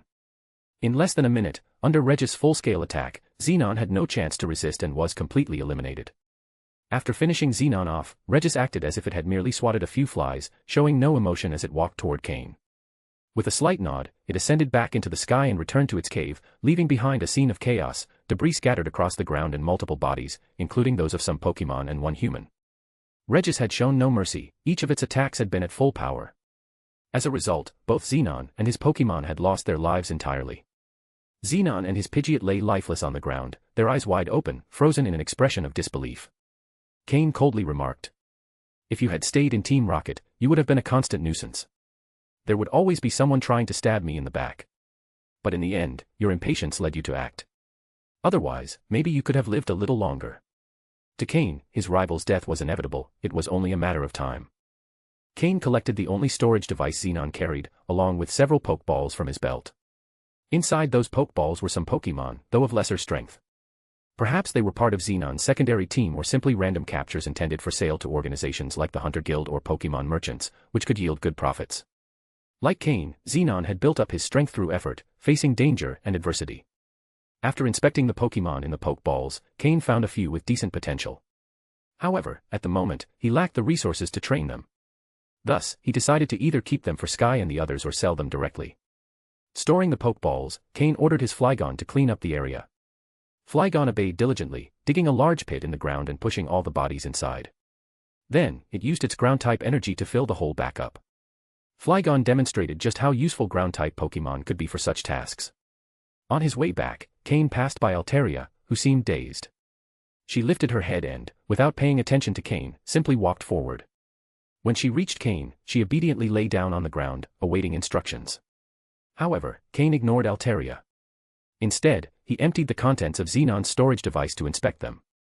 Although there wasn't much inside, everything was well organized. Cain found several boxes that caught his attention. Inside these boxes were valuable items, which made sense, considering that Xenon had been a mid to high-ranking member of Team Rocket. Like Cain, Xenon preferred to keep all his belongings with him. It was safer to have them while alive. After all, if one died, what did possessions matter? Cain opened each box, feeling a certain thrill from the uncertainty of what he might find. There were more than 10 boxes, and what he discovered inside surprised him. He hadn't expected Xenon to have accumulated so many valuable things in secret. Among the items were rare materials needed to craft Pokeblocks, whose high value came from their scarcity. Cain realized that looting Xenon's belongings was far more profitable than raiding some of the Void Organization's bases. When only 2 boxes remained unopened, Cain noticed that their material was more refined, indicating that their contents were likely even more valuable. Opening the first box, he found a silver stone emitting a soft glow. Evolution Stone. Cain thought, his heart racing. It was a supreme quality moon stone. Cain was surprised that Xenon had such a valuable stone. But then, why had his Nidoking never shown great potential? Perhaps Xenon had obtained the stone after Nidoking had already evolved, or maybe he had been saving it for a Nidorino with better traits. Whatever the reason, this moon stone was an incredible find. Its value surpassed that of all the other items in the previous boxes combined. Cain recalled how he had needed a superior or supreme quality dusk stone for his Murkrow's evolution. Finding this moon stone reminded him of how difficult it had been to obtain Mismagius's help, who possessed a supreme quality dusk stone. Finally, Cain opened the last box. This time, the light shining from inside was dazzling. Inside was another evolution stone, a supreme quality shiny stone. Is this a shiny stone? Cain asked in disbelief as he held the warm, golden stone in his hands. Name, shiny stone. Quality, supreme. Function, can induce evolution in certain Pokémon and significantly enhance their abilities. Description, a mysterious stone that enables specific Pokémon to evolve, shining as brightly as the light itself. Thanks to the system's scan, Cain confirmed that it was indeed a shiny stone. This item was exactly what he needed for his Floette to evolve into Florges. It seemed that Xenon had left behind exactly what Cain needed, as if fate had orchestrated it. Looking at Xenon's possessions, Cain couldn't help but feel a bit grateful. I should erect a monument for you, Cain said with an ironic smile. Something that says, Xenon, the generous, traveled great distances to deliver his treasures. A small gesture, yet full of meaning. End of chapter. Chapter 719, Chapter 719, Evolve, Floette. With an unexpected stroke of luck that day, Cain didn't want to waste the opportunity and decided to wake up Floette, who was peacefully resting in the pocket of his chest. At that moment, Floette was at level 42 and had mastered both grass and fairy-type moves. Her small size allowed her to stay close to Cain, serving as a sort of second line of defense. During the exploration of the Hoenn Desert ruins, it was Floette's Protect move that stopped Ninjask after it had broken through Jengar's Protect. However, once she evolved into Florges, her size would reach 1.1 meters, making it impossible for her to continue fulfilling that role. Moreover, the time to evolve had already come, her physical development had reached its limit, and advancing further required enhancing that capability. On the other hand, Floette had the lowest quality among all of Cain's main Pokémon, with a dark green quality, whereas even Flygon, the Pokémon he used as a mount, had already reached blue quality. Originally, Floette had been trained mainly as the team's healer, so Cain hadn't required such a high quality from her. However, as she perfected her moves, she naturally learned to switch between her grass and fairy types. This led her to take on part of the grass-type attacker role as well. Therefore, her current quality was no longer sufficient to meet these expectations. Awakened by Cain, Floette opened her sleepy eyes, somewhat disoriented. She had been sleeping while Cain flew endlessly over the ocean and had no idea how much time had passed. However, upon noticing the glow coming from the shiny stone in Cain's hand, an inner impulse shook her. This is for you, Cain said with a smile but added a warning. First, adjust your state. Prepare yourself as best as you can. Floette, excited, nodded vigorously. She jumped down from Cain's shoulder and settled on the ground. Extending small roots from her feet into the earth, she absorbed the sunlight that bathed her body while her petals fully opened. Her body began to emit a faint green glow, synthesis. After half an hour, the lights faded, and the roots retracted. Floette was now in her best condition. Her eyes sparkled with eagerness as she looked at Cain, awaiting what was to come. First, eat this, Cain said, handing her some poke blocks. Floette obediently began eating the poke blocks. Although daily training was intense and battles were exhausting, life with Cain was much more comfortable than her existence in the wild. Moreover, her training had accelerated growth that once seemed impossible, and the company of the team made her feel safe in every battle. As she finished eating, Cain pulled out a small vial from his storage, a quality-enhancing potion specially designed for Floette. Since old Matsuda's research did not include specific references for fairy-type Pokémon, Cain had developed the formula by adapting it with the help of his system. Although the ingredients were difficult to obtain, he had finally managed to prepare it. Drink this now, Cain instructed. Floette took the potion without hesitation, but her expression immediately twisted into a bitter grimace. It tasted awful. Cain burst into laughter, and without wasting time, he placed the shiny stone on Floette's head. To many, using a supreme quality evolution stone on a Pokémon with dark green quality might seem like a waste. Adding the cost of the quality-enhancing potion, the resources invested were enough to acquire a more powerful Pokémon from the start. However, for Cain, the bond and compatibility with his Pokémon were the most important things. If one didn't fit with him, like what had happened with Poliwag, he was willing to let it go, regardless of the time and resources spent. As soon as the shiny stone made contact, Floette's body began to emit an intense glow, enveloping her completely, far brighter than in normal evolutions. Beneath the light, her silhouette stretched and transformed rapidly. The system monitored every detail of the evolution process. Through the glow, it was possible to see how Floette was visibly growing, her form changing in real time. Floette was evolving into Florges. End of chapter. Chapter 720, Chapter 720, An Elegant Lady. Under the system's close supervision, Floette's stats quickly surpassed the critical limit, rising at an accelerated pace as if propelled by a rocket. Floette had accumulated enough experience throughout her development. Now, with a shiny stone in her possession, evolution was only a matter of time and opportunity. Of course, this was no ordinary shiny stone, it was one of supreme quality, ensuring a flawless process and impressive results. Under Cain's focused gaze, the small Floette began to transform. Her height gradually increased until reaching 1.1 meters. From being a delicate little flower that could fit in the palm of a hand, she evolved into a majestic and radiant bloom, leaving behind all traces of childishness to adopt a mature and elegant form. When the white light that enveloped Floette finally dissipated, it did so in the form of small sparkles scattering across the ground, revealing the newly evolved Florges. Her full figure emerged in clear view. From an adorable, tiny Pokémon with a childish appearance, Floette had evolved into a distinguished and sophisticated lady. The contrast between her previous and current forms was astonishing, almost difficult to process. From childish to mature. Those words surfaced involuntarily in Cain's mind. Had he just transformed a small, charming Pokémon into a full-fledged elegant lady? He shook his head to dismiss those thoughts and refocused on what was important. Like the previous stages of this evolutionary line, Florges could have flowers in 5 different colors. However, the color she would take on after evolving was random and unpredictable. To Cain's surprise, Florges' flower turned out to be pure white. Most likely, this purity in color was influenced by the use of the supreme quality shiny stone. The brilliant white of her flower evoked a sense of purity and serenity, which contrasted strikingly with Florges' curvaceous and enchanting figure. Congratulations on evolving, Florges.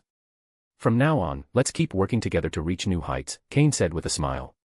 Upon hearing this, Florges nodded obediently. Although her appearance had changed drastically, her personality remained essentially the same. The Pokémon glanced at the front pocket of Cain's jacket, where she used to settle comfortably, then looked at her new physical form. It was at that moment that she realized she could no longer fit there as before. A faint trace of melancholy appeared on her face. Cain immediately noticed her sadness. With a warm laugh, he gently patted her head and tried to cheer her up. You don't need to be my full-time guardian anymore. Now you have a more important role in the team. You'll likely have to participate in battles more often, but I know you'll do a great job. Flotte, she responded in a soft, melodic voice, filled with determination. Cain then activated the system to analyze Florges' updated data. Pokémon, Florges, dark blue. Gender, female. Level. Type, fairy. Ability, flower veil. Held item, none. Egg moves, copycat, captivate, camouflage, tearful look. Basic moves, tackle, vine whip, fairy wind, lucky chant, razor leaf, wish, magical leaf, grassy terrain, petal blizzard, aromatherapy, disarming voice, flower shield, misty terrain, moonblast, petal dance. Learned moves, worry seed, synthesis, heal bell, after you. TM moves, protect, energy ball, grass knot.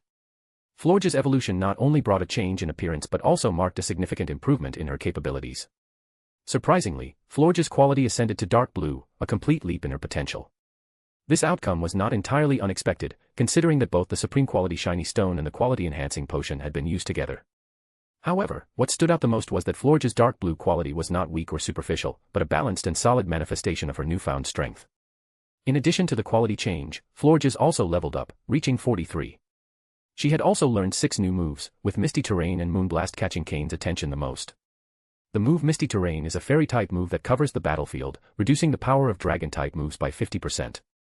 This effect makes it a crucial move against trainers who specialize in dragon-type Pokémon.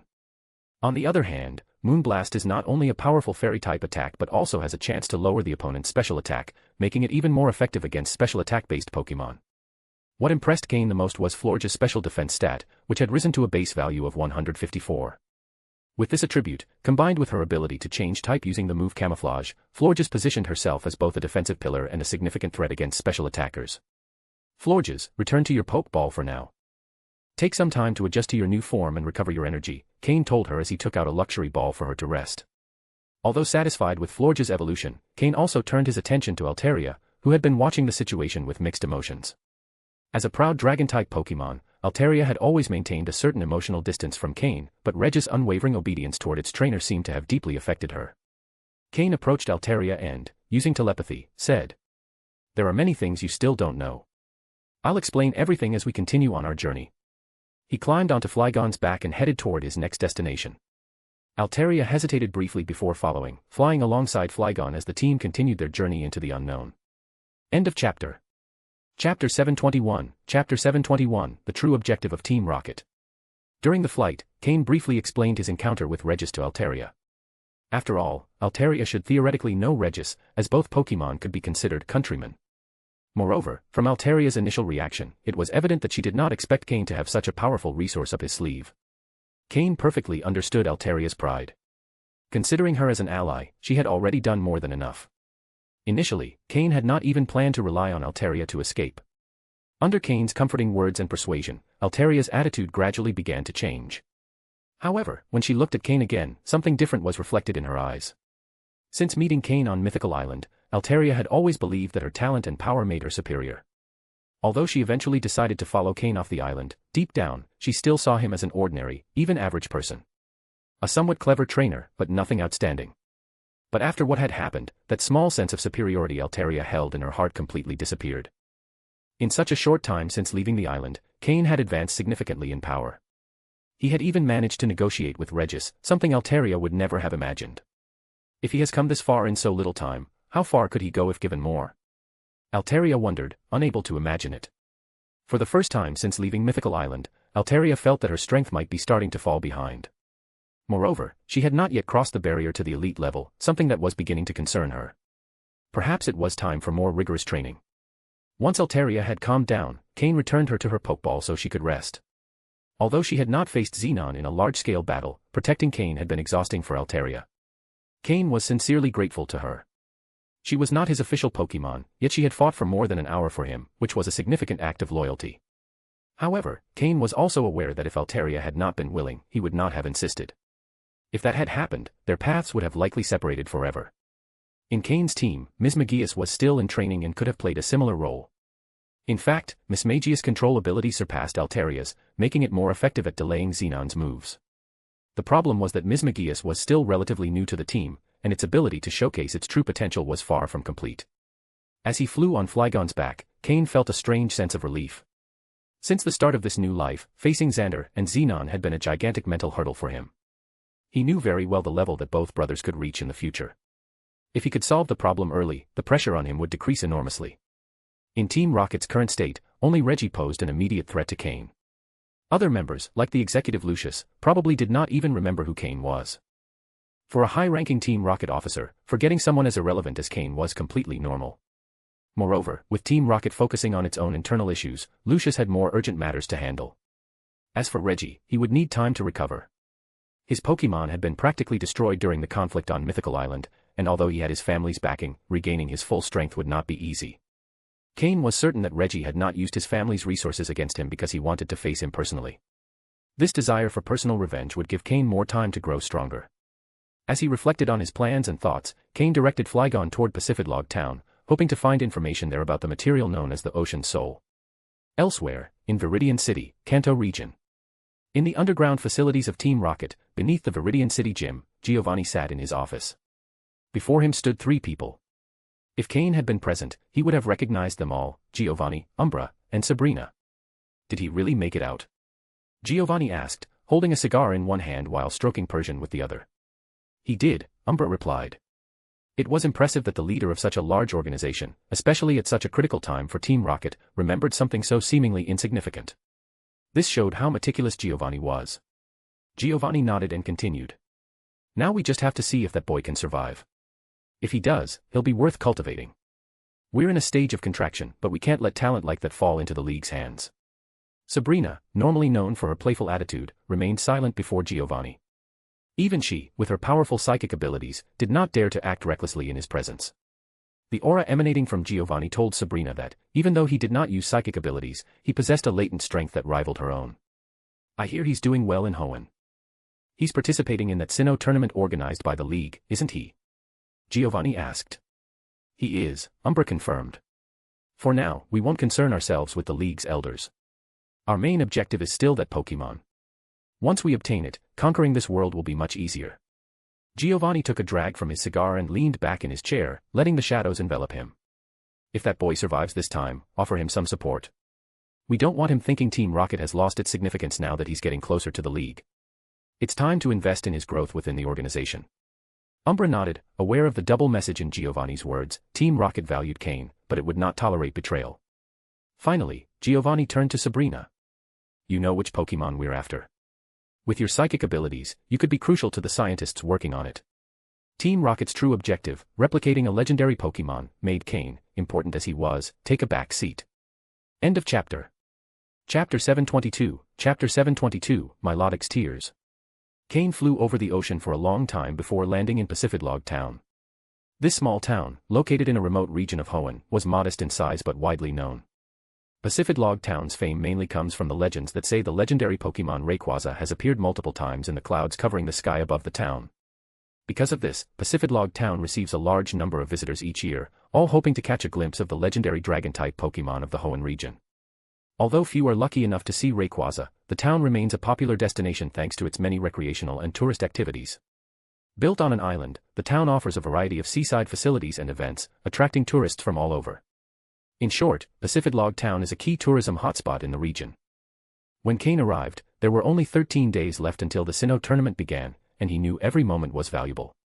Therefore, he wasted no time and spent the next day searching for a material known as the Ocean Soul. However, despite his efforts, he was unable to find it. He searched both the black market and the official Pokémon League stores, but no one seemed to have heard of such a material. It was only after asking several locals that an elderly man, in a small house north of town, offered him some clarity. In a calm and steady voice, the old man explained what the Ocean Soul truly was. To Cain's surprise, it was also known as Mermaid's Tears, which left him visibly confused. Since mermaids don't exist in the Pokémon world, he decided to ask for more details. The old man patiently clarified that this name referred to the Pokémon known as Milotic, widely considered the most beautiful in the world. That was when Cain finally understood. The Ocean Soul was none other than the tears of a Milotic. This explained why it was so difficult to find. After all, Milotic was not only a rare Pokémon, but its tears were also extremely hard to obtain. Milotic's rarity is no coincidence. Despite being known to evolve from Phoebus, no one has fully deciphered the evolution process. What is known is that this Pokémon, considered one of the ugliest, has the potential to transform into the very embodiment of beauty. A clear example of this is the Sootopolis City Gym, led by Juan, whose most notable apprentice, Wallace, also possesses a Milotic. At this gym, there is a tradition of training a Phoebus as the ultimate test to become a gym leader. Only those who manage to evolve their Phoebus into Milotic are deemed worthy of leading the gym. Wallace was the first of his generation to complete this challenge. However, even for the apprentices of Sootopolis Gym, the process of Phoebus evolution remains a mystery. There are two known methods to achieve it. One is to equip Phoebus with an item known as a prism scale, which allows it to evolve into Milotic, bypassing the need for trading. The other, more complicated method, involves increasing its beauty stat beyond 170 points. The difficulty lies in the fact that Phoebus, known for its unappealing appearance, starts with an extremely low beauty stat. Raising this parameter requires patience, dedication, and, of course, the right poke blocks. With this information in mind, Cain understood why the Ocean Soul was so rare. Milotic was already difficult to find, and its tears, due to the Pokémon's naturally calm and serene nature, were even rarer. Reflecting on this, Cain thought about Wallace, who likely had access to a Milotic's tears. After saying goodbye to the elderly man, Cain decided not to waste time and called Wallace directly. Though they weren't close, they had crossed paths multiple times and had exchanged contact information. The phone rang for a few seconds before Wallace answered. His voice, calm and elegant, came through the receiver. "Cain." Although their relationship wasn't close, Cain got straight to the point. "Yeah, it's me. I need your help with something. I'm looking for a material called Ocean Soul, also known as Milotic's Tears." Wallace, surprisingly, understood right away what he was referring to. Milotic's Tears. I see. I assume you need my Milotics, right? That's right. Cain nodded, grateful for Wallace's willingness. I can give them to you, but I'd like to ask for something in return. Wallace agreed to help him, but with a condition. Intrigued, Cain listened as Wallace explained. I know you've helped Steven and Cynthia create customized training plans and pokeblocks for their Pokémon. I want you to do the same for me. Wallace made his request politely, making it clear he didn't want to pressure Cain due to their lack of closeness. However, this was the perfect opportunity to bring it up. Cain, accustomed to this kind of request, didn't hesitate to accept. Of course, I can do it. You don't have to wait until after the Sinnoh tournament. I can design the plan for you during the tournament. Relieved, Wallace responded quickly, perfect. Do you want me to send the tears now, or would you prefer to pick them up later? I'm at the Pokémon Center. Call me via video and transfer them. Aware of the urgency, Cain opted to receive them immediately. Milotic's tears, while valuable, weren't particularly difficult to transport. Using the Pokémon Center's free transportation system, Wallace was able to send them quickly. In less than half an hour, Cain received the Ocean Soul, bringing his search to an end. This exchange was simple but beneficial for both parties. For Cain, obtaining Milotic's tears meant progress in his mission. For Wallace, gaining access to Cain's expertise in Pokémon training was invaluable. With the material in hand and a new task on his list, Cain felt one step closer to his goal. End of chapter. Chapter 723, Chapter 723, Defeating Rivals and Handing Out Money. Now that Cain had obtained what he was looking for, he was in no rush to leave. With more than 10 days remaining before the start of the Sinnoh tournament, Cain decided to use the time to complete the preparation of the quality-enhancing potions for Marshtomp and Polyworld before departing. Additionally, he considered that during the journey to Sinnoh, he could provide them with extra training and battle opportunities. Thus, he went directly to the Pokémon Center in Pacific Town, where he rented a free room and locked himself into work. Aside from the quality-enhancing potions for Marshtomp and Polyworld, Cain also needed to update the Poke Blocks for his Pokémon. This was particularly important for Slowking, who had reached the quasi-elite level, requiring a complete overhaul of his Poke Block composition. The system had already completed the necessary formula designs, and all materials had been collected in advance. With everything prepared, he only had to follow the step-by-step instructions provided by the system, significantly easing the pressure. However, preparing the quality-enhancing potions for Marshtomp and Polyworld was a more delicate task. Some of the raw materials Cain possessed were unique, and a mistake would mean losing extremely valuable resources. Fortunately, with the system's assistance, the risk of failure was practically non-existent, as long as there were no interruptions. After several hours of meticulous work, Cain successfully completed both potions. He carefully stored them in labeled tubes inside his storage space. By the time he finished everything, the entire morning had passed. Since leaving the island where Regis was located, arriving at Pacific Town, searching for Milotic's tears, and completing these preparations, time had moved swiftly. Now, only 12.5 days remained before the start of the Sinnoh tournament. Despite the time pressure, Cain felt he could relax a little now that the major tasks were completed. With the quality-enhancing potions for Marshtomp and Polyworld finished and Floette having successfully evolved into Florges thanks to the supreme quality shiny stone, things were progressing well. Although Florges still showed signs of exhaustion from the recent evolution, her condition had improved significantly. She only needed a little more time to fully recover. Once ready, with a bit of additional training, Florges could shine in the Sinnoh tournament as a strong counter against Dragon-type Pokémon. With Marshtomp and Polyworld at his side, Cain headed to the battle area behind the Pokémon Center. Since Pacific Town was an island community, water-type Pokémon were very popular among local trainers. Cain, accompanied by Marshtomp and Polyworld, did not draw much attention in a place where almost everyone had similar Pokémon. Behind the Pokémon Center, there were multiple battlefields, many specifically designed for water battles. This allowed water-type trainers to practice in ideal conditions. Cain found an empty battlefield and began basic training with Marshtomp and Polyworld. He had recently acquired 2 new moves for them, and they needed time to familiarize themselves with the new techniques. After practicing until both Pokémon could execute the moves with basic fluency, Cain decided it was time to challenge other trainers. At the Pokémon Center, trainers rarely refused a challenge. Even if they lost, they had the advantage of being close to the treatment center, allowing them to recover their Pokémon immediately. Moreover, winning a battle not only boosted the trainers and Pokémon's confidence but also earned them a good reputation among others. However, the trainers who accepted Cain's challenges, confident in their abilities, soon found themselves completely outmatched. Marshtomp and Polyworld, both in level and quality, were among the strongest Pokémon in the area. After defeating one opponent, Cain immediately sought the next. At first, everyone accepted his challenges, but over time, trainers started avoiding him. The reason was simple: battles against Cain offered no uncertainty or excitement. Marshtomp and Polyworld completely outclassed their opponents, whether through sheer strength, Cain's superior experience as a trainer, or his strategic skill demonstrated in every battle. "It's like someone came here just to crush rookies," some trainers murmured upon witnessing the crushing defeats. In the end, Cain found himself with no one else willing to face him. With no other choice, he resorted to a simple yet effective solution: money.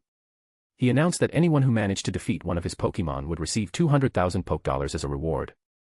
This offer was possible thanks to the recent funds he had received from Xenon, who had transferred him a large sum of money. Without that support, Cain wouldn't have been able to use this method. As soon as the offer was announced, trainers began to stir. Many returned to the battle area, excited about the chance to win such a generous reward. Cain accepted every challenge that came his way. After several battles, a strong enough opponent finally appeared and managed to defeat one of his Pokémon, thanks to the accumulated fatigue from so many consecutive battles. Cain kept his word and handed over the 200,000 Poke Dollars to the trainer who defeated him.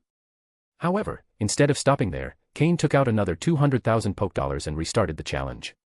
He ensured his Pokémon were fully rested with the help of Nurse Joy before continuing.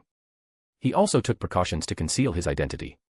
If someone recognized him and uploaded battle videos online, simply having defeated Cain could generate a lot of attention and fame. As the challenges continued, Marshtomp and Polyworld showed remarkable improvement in their skills. The constant battles not only helped them level up but also refine their mastery of the new moves. Eventually, Marshtomp reached level 31 and Poliwhirl level 32.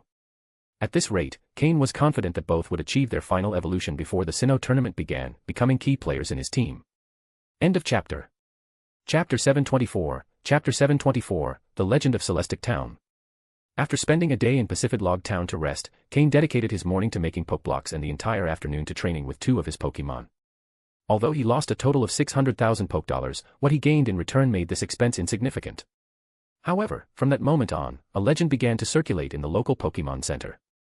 The legend said that, on lucky days, an unknown person would appear in the Pokémon Center's battlefields, bringing their Pokémon and scattering money generously. If someone was fortunate enough to encounter this person, they should challenge them without hesitation.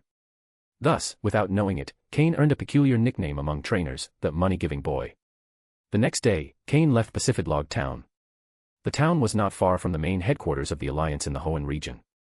Cain rode on his Flygon and headed directly to his destination. Due to the imminent celebration of the Sinnoh tournament, flights departed daily from Hoenn's headquarters to the Sinnoh region. The Sinnoh region is located northwest of Kanto, Johto, and Hoenn. It is a rather isolated region, with most of its land routes surrounding the imposing Mount Coronet, which occupies the center of the region, similar to MT Silver that connects Kanto and Johto. The plane carrying Cain landed in Hirtomi City, located in central Sinnoh. Hirtomi City is one of the largest cities in the region, densely populated, and particularly popular among children, leading many families to settle there. The reason flights from Hoenn's headquarters do not land directly at Sinnoh's Alliance headquarters but rather in Hirtomi City is because this is the location where the Sinnoh tournament will be held. When Cain disembarked, he could see workers throughout the city busy constructing a gigantic battle arena. From the outside, the structure resembled a circular football stadium, with different battlefields inside adapted to various environments. Surrounding it, grandstands were being built, capable of hosting thousands of spectators. Although the arena was still under construction, its shape was already beginning to take form. There were 10 days left before the Sinnoh tournament began. Cain had arrived in Hirtomi City with enough time, so he didn't have to rush his next steps. It was his first time visiting Sinnoh, and everything in this region felt fresh and exciting. As a region that, after being integrated into the Alliance, had gone through a significant period of development, Sinnoh now had Pokémon centers in all corners. Cain spent a few hours exploring Hirtomi City and experiencing its local culture before deciding to leave it behind. Although city life can be comfortable, Cain knew it was not the best environment for exceptional Pokémon training. Since he had arrived in Sinnoh, Cain wanted to take the opportunity to learn more about the region, and for that, he would seek guidance from a local. The first name that came to his mind was the only person he knew in Sinnoh, Cynthia. Cynthia lived in the legendary Celestic Town. Celestic Town is the oldest settlement in Sinnoh, even predating the formation of the region itself, with a history deeply rooted in its land. As the sole representative of her town in the outside world, Cynthia carries the legacy and the responsibility of preserving its traditions. Although she always appears serene and distant, Cynthia bears a great burden on her shoulders. As a trainer, she must not only constantly face challenges to improve her skills but also fulfill the expectations of her heritage. Cain didn't know much about Cynthia, but he knew enough to admire her. In the past, Cain had considered Steven a player with unlimited resources, while he saw Cynthia as someone who achieved everything through pure effort. However, although Cynthia's lineage had declined over time, her family was still powerful, with a heritage far older than Steven's. Historically speaking, Cynthia's family could easily surpass the Stone family of Hoenn. With the Sinnoh tournament, spanning 5 regions, about to begin, Cynthia, as one of the strongest competitors and Sinnoh's main representative, was at the center of attention. Upon arriving in Hirtomi City, Cain contacted Cynthia to ask if she was in Celestic Town, as he wished to visit her. Cynthia's response was brief, sure. For Cain, the main motivation to visit Celestic Town was to learn about its rich history. He had heard rumors that the oldest myths about Sinnoh's legendary Pokémon originated from this town, including the creator of the Pokémon World, Arceus, the creator Pokémon. There were also tales of Giratina, known as the ruler of the Distortion World and Arceus' eternal rival. Sinnoh is the only region that has clear accounts of these 2 legendary Pokémon. Celestic Town is the heart of these stories. Besides Arceus and Giratina, Sinnoh's myths also include Dialga, the Dragon of Time, and Palkia, the Dragon of Space. Although Cain knew it was unlikely to encounter Pokémon of this caliber, he considered it valuable to learn about them, as one day he might face relics or artifacts related to these Pokémon. Cain's system could also provide him with useful information about these Pokémon, helping him avoid incidents in future ruin explorations. With this mindset, Cain left Hirtomi City and headed southeast toward Solation Town. Solation Town is a small settlement in Sinnoh. To reach Celestic Town, Cain would have to pass through it and take Route 210. Although the journey would be long, Cain took the opportunity to train his Pokémon along the way. Sinnoh, as the homeland of Drapion, was a special place for this Pokémon. Upon reaching the outskirts of Hirtomi City, Cain released Drapion from its Pokeball. Drapion, which had hatched from an egg while under Cain's care, had never known Sinnoh. But upon hearing the story of its origin, it showed a complex expression before filling with determination. To Drapion, Cain was its true father, or mother. Well, that didn't matter.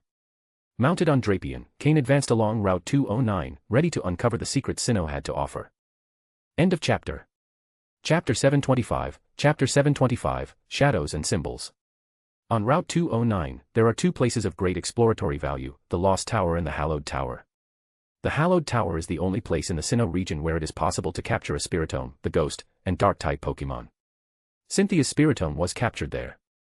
Spiritome, as a Ghost and Dark-type Pokémon, has excellent attributes. It is immune to normal dash, fighting dash, and psychic-type moves, has double resistance against poison-type moves, and only fairy-type moves can deal double damage to it. It is important to remember that, at present, the fairy type is not yet fully developed.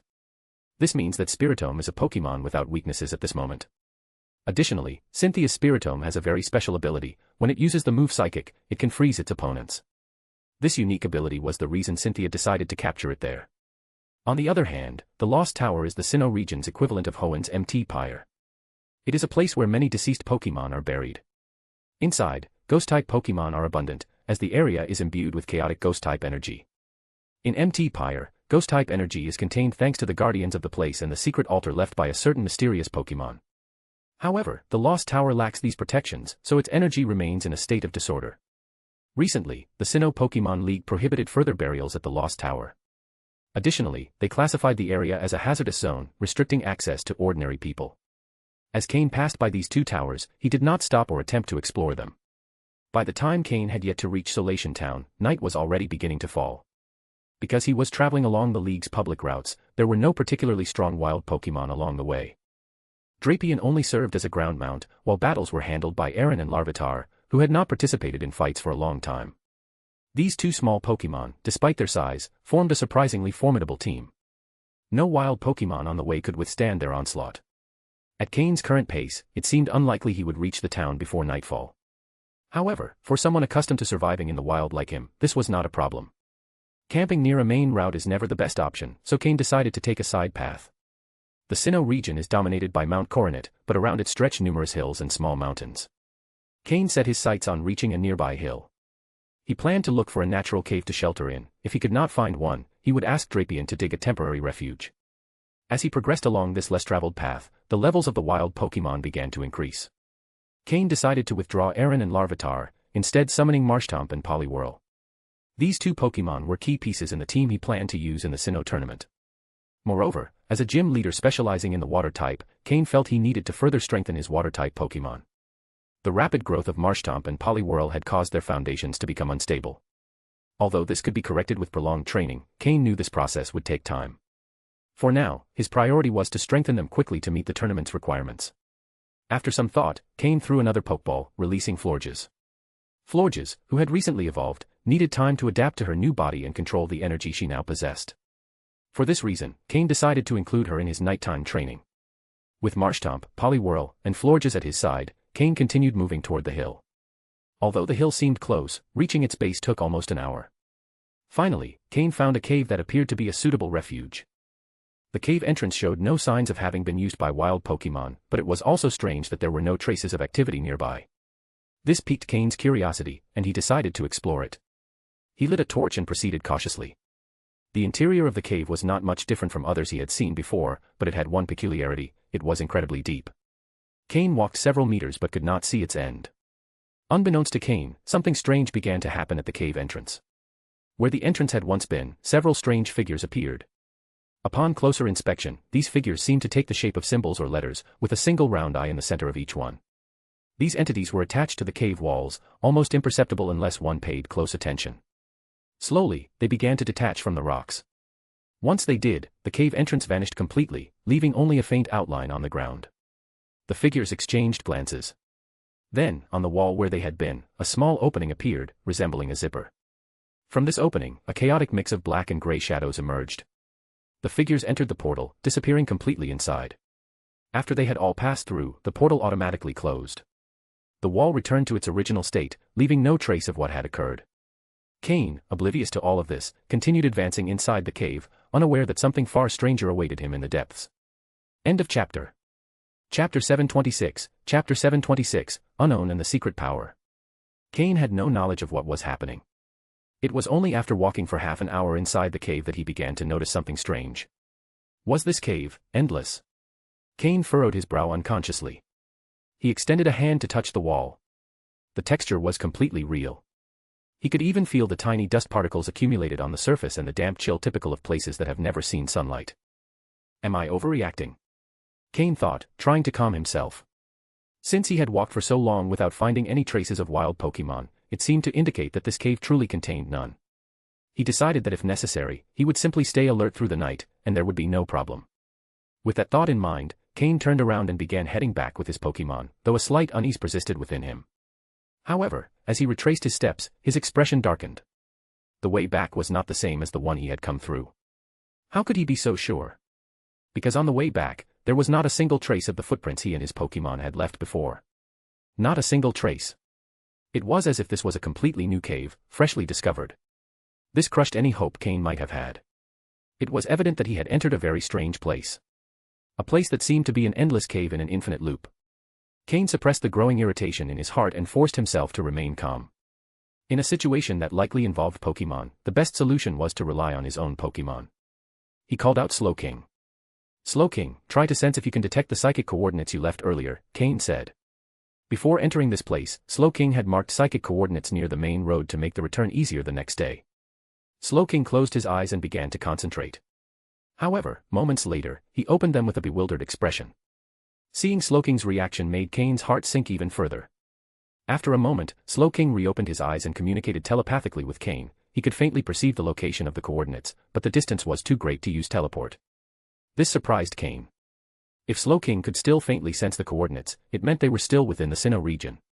But something had transported them to a faraway place, most likely a mysterious space. Cain began considering several possibilities. Perhaps he had accidentally entered some unknown ruins, and the force present in this place was interfering with Slowking's abilities. Or maybe he had fallen into a trap created by a Pokémon, either deliberately or unintentionally, to keep him trapped. Either option was possible. Slowking, use your psychic abilities to analyze this cave and see if you find anything special, Cain ordered. Yadin. Slowking nodded, and a pale blue wave of psychic energy began to emanate from his body, spreading like ripples as it explored every corner of the cave. While Slowking continued his analysis, Cain kept walking, determined to discover which Pokémon could be behind this. Although no one had attacked him directly, Cain suspected this was not something specifically planned for him, rather, he had simply stumbled into this place by accident. Just my luck, Cain muttered resignedly as he continued forward. After walking for another half hour, Cain lost his patience. I just wanted a place to sleep, is that too much to ask, he exclaimed in frustration. Slowking, stop your analysis. If this cave insists on making me keep walking, then I'll handle it my way. Use your psychic power to open a path. Let's see if that solves the problem, Cain ordered. Slowking nodded and focused his psychic energy, forming a series of sharp blades that began slicing through the cave walls. Fragments of rock were sent flying with each strike, accompanied by the sound of explosions. The strangest thing was that the damaged sections of the wall began to repair themselves, and the fallen stones slowly disappeared. Fortunately, Slowking's destructive power exceeded the cave's restoration speed. Finally, after breaking through a large amount of rock, Cain could see what was on the other side. It was a dark, nebulous space, so chaotic that it was impossible to make out clearly. Suddenly, a shadow darted across the small opening. Cain, who had been watching closely, froze. Just as he was about to convince himself that it had been his imagination, the shadow passed by again. Unknown. It was impossible to tell how many there were. Since the opening was small and the figures moved quickly, he couldn't determine if there were several or if the same one was repeating its movement. But it was clear that they were unknown. Cain concluded that the unknown were responsible for the cave's ability to repair itself. Now that he knew the cause, his frustration disappeared, replaced by intense curiosity. Unknown was a Pokémon shrouded in mystery. It was said that there were 28 different forms of Unknown, 26 representing the letters of the alphabet, plus 2 additional forms, the question mark and the exclamation mark. When 2 or more Unknown gathered, they could use a special ability called Secret Power, allowing them to create small alternate spaces controlled exclusively by them. The more Unknown gathered, the larger and more complex the space they could create became. Cain's curiosity about the Unknown deepened. He threw 3 more Pokeballs, summoning Honchkrow, Weevil, and Drapion to assist Slowking in widening the opening. Although unknown were rare, they were documented in the Pokémon League records. Despite their psychic nature, Cain was confident that his Dark-type Pokémon could counter their mysterious power. With his Pokémon working together, Cain was determined to uncover what lay beyond this strange space created by the unknown. End of chapter. Chapter 727, Chapter 727, Capture or Possession.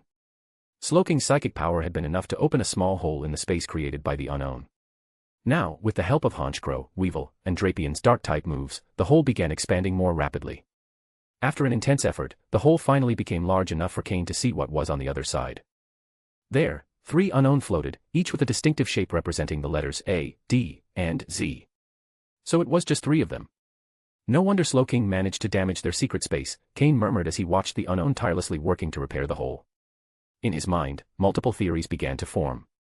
Cain activated the integrated system to analyze the unknown and gather any available data on them. Pokémon, unknown, type, Gender, genderless. Level. Type, psychic. Ability, levitate held item, none. Egg moves, none. Basic moves, hidden power. Learned moves, none. TM moves, none. Due to the limited information available on unknown, the system couldn't determine specific data such as their quality or detailed stats. However, Cain knew well that these Pokémon possessed unique and mysterious abilities. Unknown were not only capable of creating these secret spaces, under certain circumstances, they could manifest even more extraordinary things. Cain recalled a well-known story. A group of unknown had once used their power to influence the mind of an orphan girl, creating an almost perfect representation of the legendary Entei, who acted as her protector. This proved that unknown could materialize Pokémon with power close to that of legendary Pokémon. However, the 3 unknown before him were not enough to achieve something so impressive. In fact, they hadn't even managed to trap him completely. Perhaps they were simply playing, reacting to his desire to find a place to rest by creating this endless tunnel. If you've decided to play with me, then I won't hold back, Cain said, a determined gleam in his eyes. A bold thought crossed his mind: what would happen if I captured an unknown? The idea was tempting. Having an unknown meant gaining access to its unique powers, even for simple uses like creating temporary shelters. If he managed to gather several unknown, the possibilities would be almost limitless. Honchkrow, Drapian, keep attacking. Slowking, use your psychic powers to capture that unknown in the shape of a, Cain ordered. With precision, Slowking enveloped the target unknown with its psychic power. The Pokémon resisted, but it wasn't enough to overcome the strength of a near-elite level Slowking. If there had been more unknown, the story might have been different, but with only 3, they didn't stand much of a chance. The captured unknown showed signs of panic. Its central eye reflected a mix of surprise and fear, which gave Cain a glimmer of hope. If they have emotions, it'll be easier to tame them, Cain murmured as he pulled a luxury ball from his belt and threw it at the Pokémon. The red beam absorbed the unknown, and the Pokeball fell to the ground. To his surprise, there was barely any resistance. After a slight movement, the sphere stopped with a click, confirming the capture. That easy? Cain asked, incredulous, as he picked up the Pokeball. However, just as he thought he had captured it, something strange happened. Through the Pokeball's glass, he could see the unknown's eye staring directly at him. Before he could react, the Pokémon emerged as a black flash and shot toward him, merging with his wrist. On Cain's skin, the symbol of the letter A appeared as a dark mark. He tried to touch it but felt nothing strange. It was as if it had always been there. Does this count as a capture, or as possession? Cain murmured, confused. Before he could process what had happened, the other 2 unknown, D and Z, also transformed into flashes and flew toward him. Both merged with his arm, leaving similar marks. Now, he had 3 letters engraved on his wrist. With this strange event, the endless tunnel began to collapse. The illusion shattered, and Cain found himself standing in front of the entrance to the original tunnel, which had now completely disappeared. So that's why there were no traces of other Pokémon here, Cain thought, observing the tranquil landscape around him. However, in the dimensional space where the unknown had come from, something else was happening. A new unknown, shaped like an exclamation mark, emerged from nowhere. It had a drowsy air but seemed to be searching for something. Shortly after, other unknown began to appear, circling around this unknown, except for the 3 now bound to Cain and a special one shaped like a question mark. The remaining unknown emitted a strange glow, as if preparing for something important, while Cain, unaware of it all, stared at the marks on his wrist, reflecting on his new and unsettling connection with these mysterious Pokémon. End of chapter. Chapter 728, Chapter 728, Signs of Progress. Cain appeared once again at the foot of that small hill. This time, he didn't bother looking for a random cave. With total determination, he ordered Drapian to dig one. As a Pokémon with incredibly powerful pincers, digging a habitable cave was an easy task for Drapian. Once Drapion finished carving out the terrain and shaping a suitable cave, Cain and his Pokémon settled inside. After distributing food to his Pokémon in a simple manner, Cain decided not to assign them any training tasks that night, as it was already quite late. After completing the basic tasks before bed, he allowed his Pokémon to rest. However, he himself couldn't fall asleep. The reason was simple: the three symbols that had suddenly appeared on his wrist deeply unsettled him. He didn't understand why those three unknown, instead of staying quietly inside their Pokeballs, had decided to attach themselves to his wrist. Since they had done so, they hadn't shown any other activity. Cain stared at the three black symbols on his skin as if they were ordinary tattoos. Even when he touched them, the texture felt just like his own skin. With no other options, Cain decided to use his last resort, telepathy. He slowly concentrated his psychic energy, directing it toward the three symbols on his wrist. At first, he couldn't find a clear target to connect his telepathy to, something that had never happened to him before. He decided to expand the reach of his perception. At that moment, the three symbols on his wrist began to twist and appear to float. Suddenly, a blinding white flash filled his vision, forcing him to close his eyes. When he opened them again, he found himself in a chaotic space. Is this an alternate space? Cain thought as he observed his surroundings. Soon, he noticed something strange. He seemed to have transformed into an unknown. Around him, more unknown were floating, each with different characters. After a quick scan, he realized that two unknown were missing, one shaped like an A, and another shaped like a question mark. Cain seemed to be seeing from the perspective of the unknown A. But where was the unknown in the shape of a question mark? Despite this revelation, Cain had no control over his body or consciousness. It was as if he were a spectator trapped in a movie. The experience reminded him of the time he had interacted with Mew's hair, though this time, his memories were much clearer. From the perspective of an unknown, Cain experienced days that felt endless and monotonous. The unknown, trapped in their alternate space, lived such a dull existence that sometimes they ventured into the real world to play with humans or Pokémon. This explained why they were known as mysterious Pokémon. However, Cain noticed that the unknown seemed to be searching for something, the missing question mark unknown. Days passed in the blink of an eye. Three unknown, tired of the monotony, decided to leave their group and seek fun on their own. It was during this escapade that Cain encountered them, becoming the only person capable of capturing them. When Cain threw the Pokeball and captured the unknown from his perspective, the vision ended abruptly. Although their existence seemed to be tied to some kind of mission, neither Cain nor the unknown themselves knew what it was. Perhaps only the exclamation mark unknown had the answer. As for why these three unknown had decided to attach themselves to his wrist, Cain still had no clear answers. Suddenly, his mind was filled with unknown symbols. Cain was certain these characters didn't exist in the history of the Pokémon world. Even though he couldn't read them, he instinctively understood their meaning, as if the experience of being an unknown had granted him that ability. The unknown's messages were clear. We are tired of the monotony of the alternate space and want to experience something different in the Pokémon world. We are willing to follow your orders, but we will not participate in battles. Cain felt encouraged by this. Unknown weren't known for their combat strength. Their true value lay in their mysterious abilities. Moreover, when multiple unknown were together, they could manifest a special power known as secret power. The more unknown gathered, the greater their power and effects would be. As if to demonstrate this, the three symbols on his wrist glowed faintly, creating a twisted portal in front of him. Intrigued, Cain extended his hand toward the portal and felt an empty space on the other side. Did this mean he could now create a shelter wherever he wanted? Although it seemed like a limited ability, it was better than nothing. Besides, he had no way of getting rid of the unknown now that they were attached to him. He would have to accept the consequences of having captured them. At least there were some advantages. Cain could communicate with them, and he was also learning a new writing system. With his internal system, he could record the characters and their meanings, making learning easier. That night, while his Pokémon slept, Cain decided not to use the alternate space. He knew that, in the future, he would no longer need to carry tents or worry about nighttime safety, as few Pokémon could interfere with that space. With a wave of his hand, the symbols on his wrist glowed, and the portal disappeared. Cain nodded, satisfied. Even though the ability was basic, it had potential. What would happen if he managed to gather more unknown? As he closed his eyes to sleep, the three symbols on his wrist glowed faintly, as if they were recovering energy.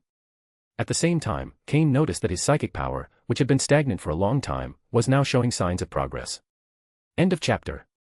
Chapter 729, Chapter 729, Celestic Town and Cynthia. The next morning, everything seemed as if nothing had happened. Cain continued his journey to Celestic Town, accompanied by his Pokémon. Except for one small detail, there were now 3 letters engraved on his right wrist. Passing through Solation Town, Cain decided not to enter. However, what he didn't know was that Solation Town was the place in Sinnoh closest to an alternate dimension. That was why he had found the unknown on the outskirts of that town. Not entering Solation Town had no impact. Cain also did not rush his pace.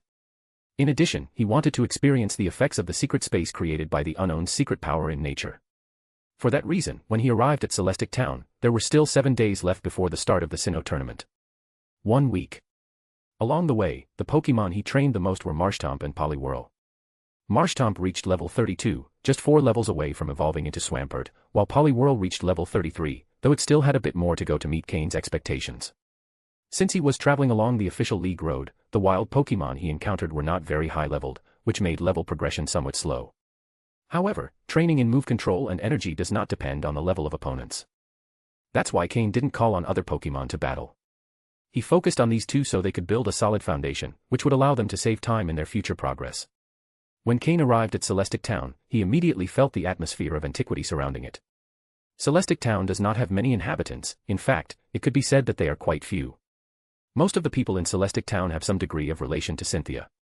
Some are close relatives, like cousins or distant uncles, while others have more distant connections, but their ancestors were siblings. Celestic Town is, essentially, a place where Cynthia's family gathers. They are the descendants of those who have protected ancient secrets for generations. Cynthia had received a message from Cain early in the morning, so when he arrived in town, he found her training her Pokémon on the outskirts. At first, they weren't very close. Even after Cynthia specifically sought out Cain to challenge him, their relationship remained fairly superficial. However, after Cain healed Cynthia's Pokémon, provided her with a training plan, and prepared custom Pokeblocks for her, their relationship became closer. After 7 days of working together, they had gotten to know each other better. "Cynthia, long time no see," Cain said, accompanied by Poliwhirl and Marshtomp, as he approached with a smile. Cynthia, with her usual black cloak and her cold expression, simply nodded slightly in response. Someone who didn't know her might think she was too distant. However, Cain, after spending time with her, understood that this was just her nature. Even with the people closest to her, she maintained that demeanor. The simple fact that she nodded was already a sign of familiarity. The time Cynthia had devoted to training and battles had made her incredibly strong, but in contrast, her social skills were less developed, something that set her apart from Steven. Steven, on the other hand, dedicated only half of his time to training. As the future president of the Devon Corporation, mastering the art of communication was essential, something he had learned from a young age. Cynthia recalled her Pokémon and led Cain into the town. She wasn't worried that Cain had seen her training, as he already knew who her main Pokémon were. Besides, Cynthia didn't fear anyone knowing her strategies. After all, her training was focused on adapting to any situation and opponent. In reality, she didn't have specific tactics. Cain noticed that Cynthia's Pokémon had reached a new level of strength. This Sinnoh tournament would undoubtedly be a fierce competition. Cain didn't have high expectations for his ranking in the tournament. With Steven leading the team, his only task was to fulfill the mission assigned by the League. His goal was simple, to reach the top 8 and meet the minimum requirements. As they walked through the town, they encountered many residents. Everyone had friendly expressions and smiles on their faces. Upon seeing Cynthia, they greeted her by name, and thanks to her, Cain was also treated courteously.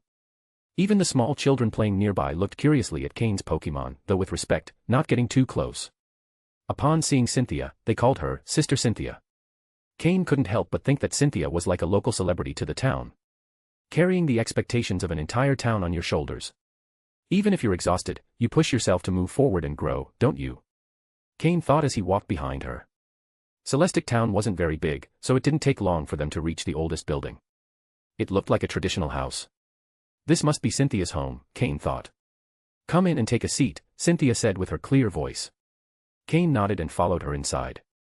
The house, made of wood, showed no signs of deterioration despite its age. Instead, there was a soft scent of wood and books in the air, giving it a calm and cozy atmosphere.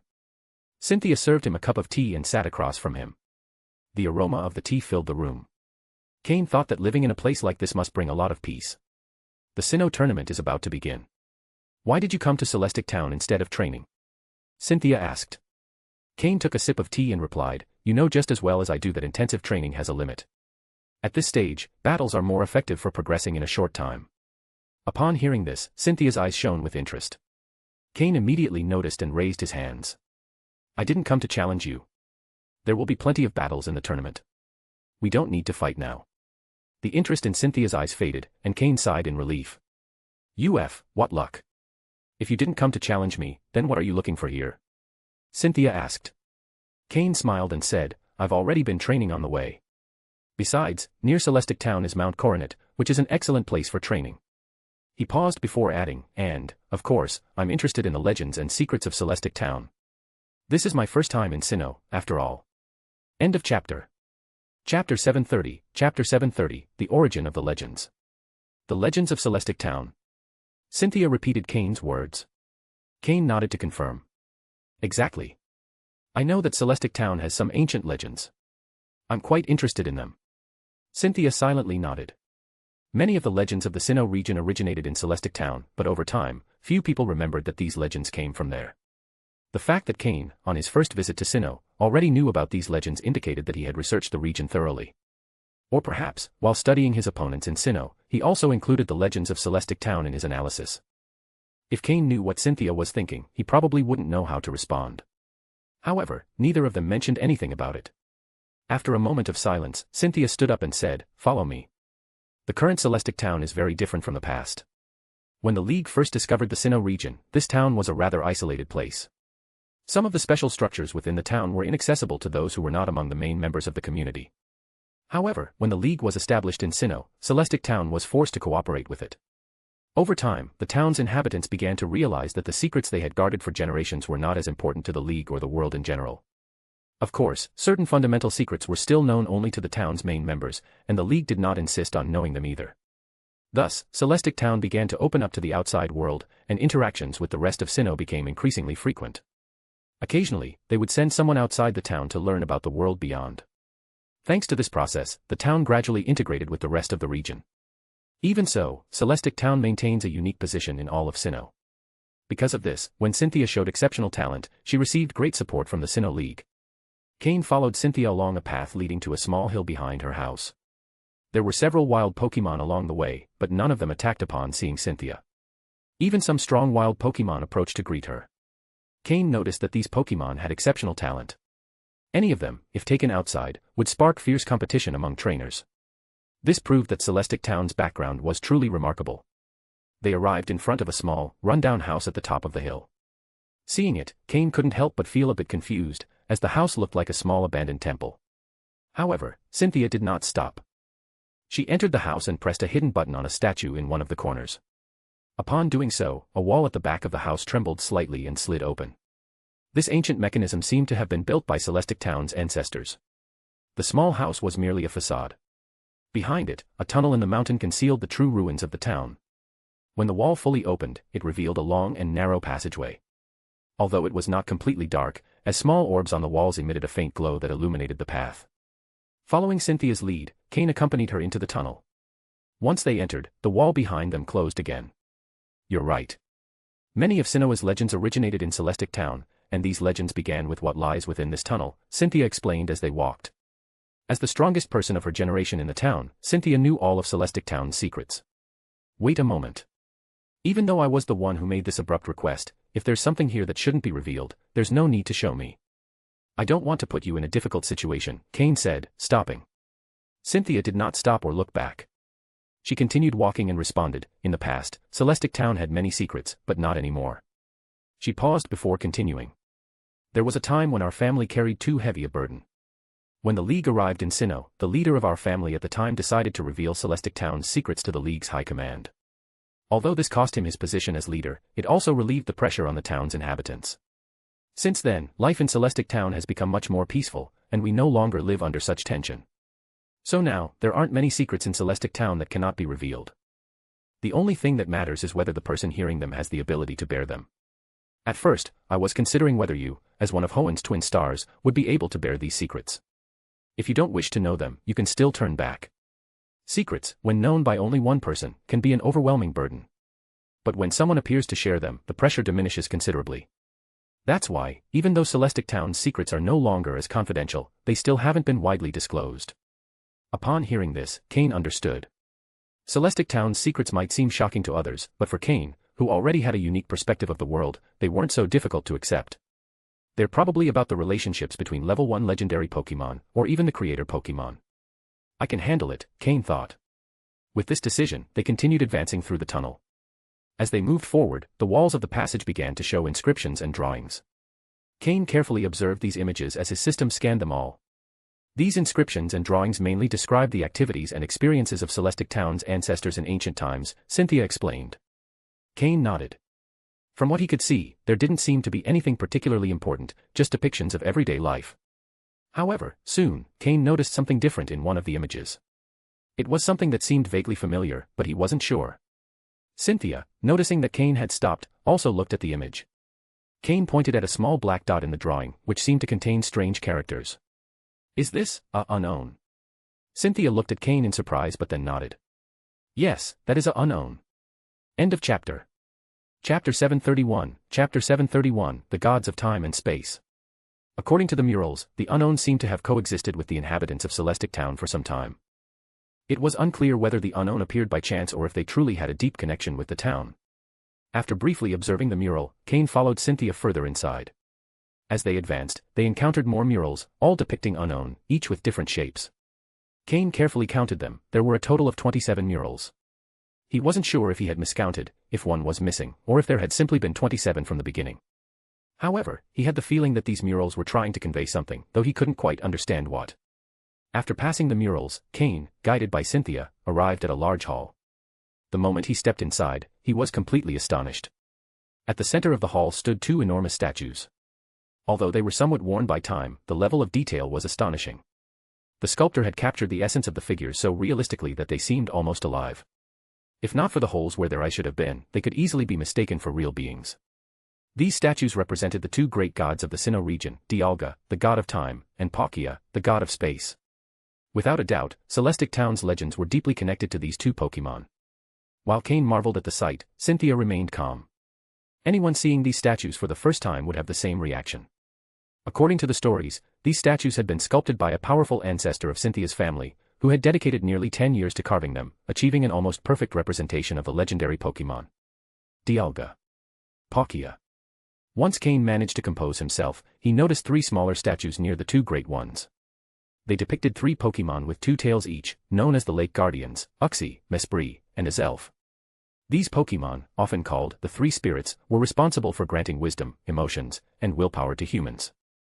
Although the statues of the Three Spirits were impressive, they paled in comparison to those of Dialga and Palkia. However, this did not diminish their status as deities venerated by the people of Celestic Town. These two large statues represent Dialga, the god of time, and Palkia, the god of space.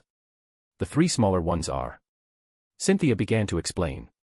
Uxie, Mesprit, and Azelf, Cain interrupted, naming the Three Spirits. Cynthia looked at him in surprise. This man knew far more than he let on. Exactly. Uxie, the god of wisdom, Mesprit, the god of emotions, and Azelf, the god of willpower, Cynthia continued, explaining the divine titles of the Three Spirits. Cain nodded, understanding the significance of these statues. This had to be one of Celestic Town's greatest secrets. The fact that these sculptures were so detailed suggested that someone had seen these Pokémon in person.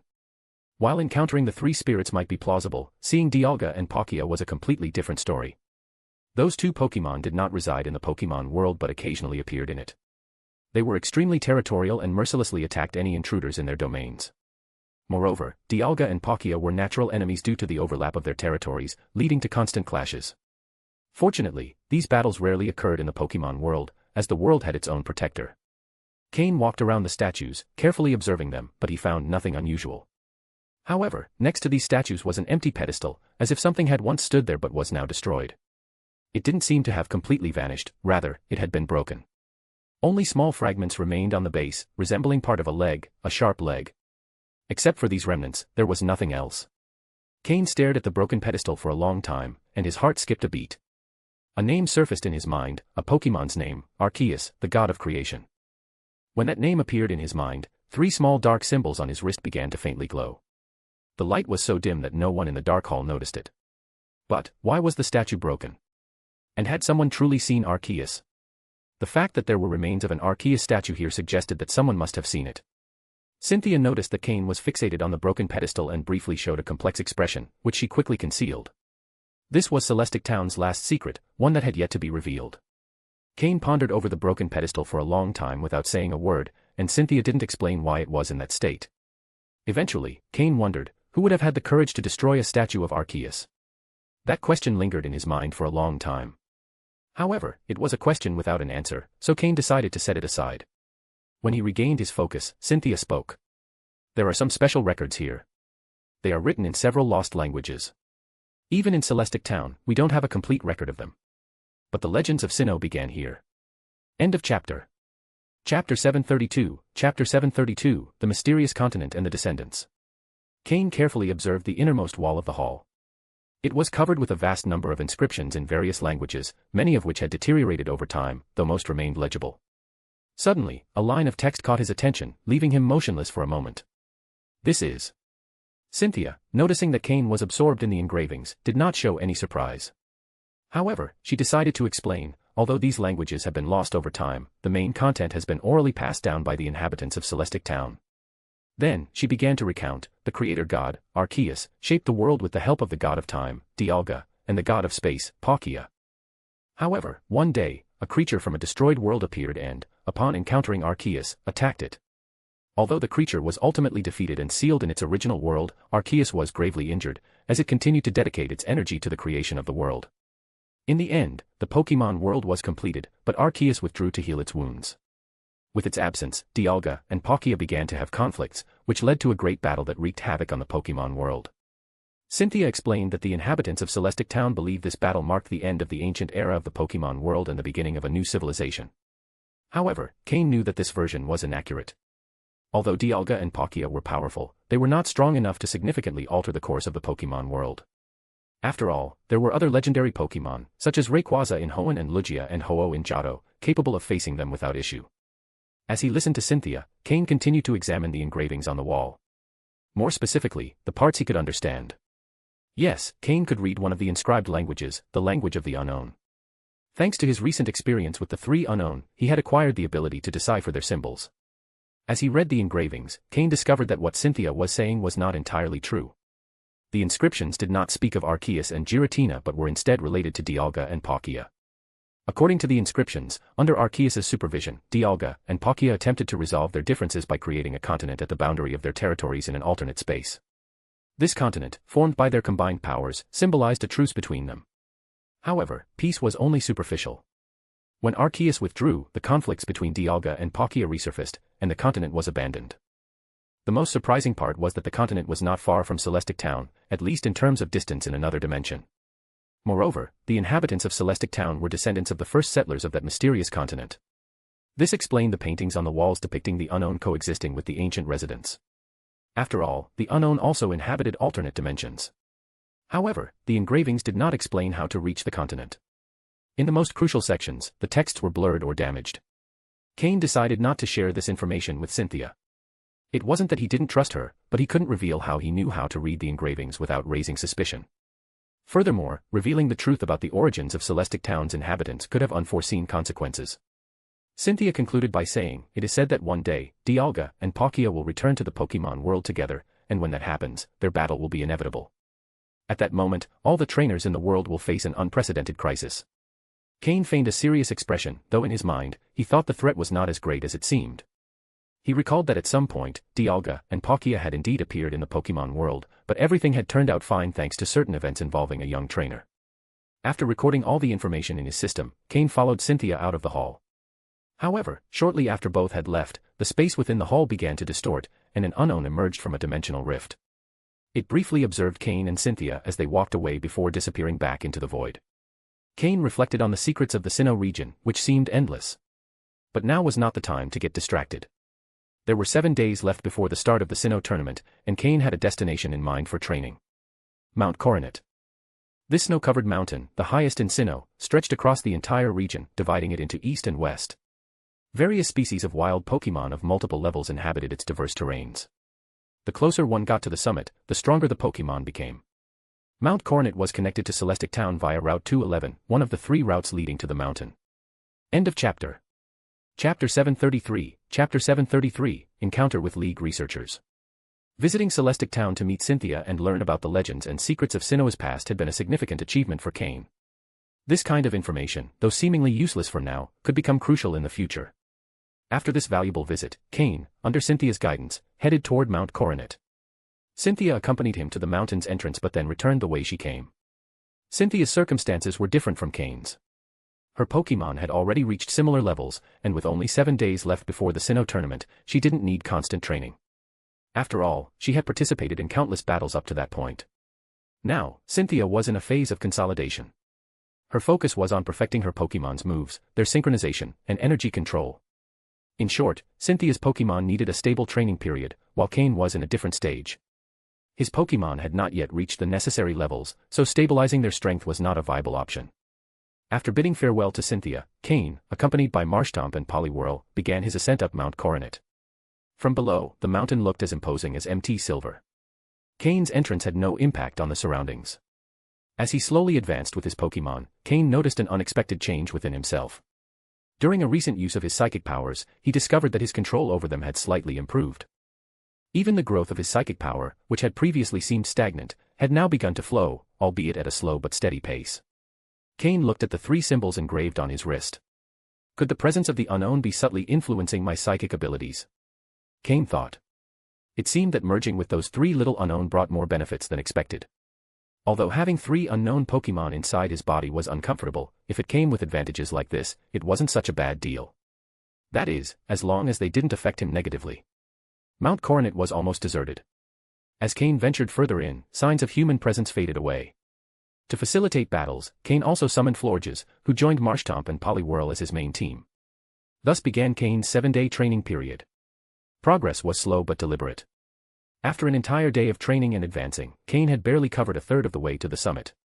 Thanks to the secret power of the unknown, nights on Mount Coronet were much more comfortable.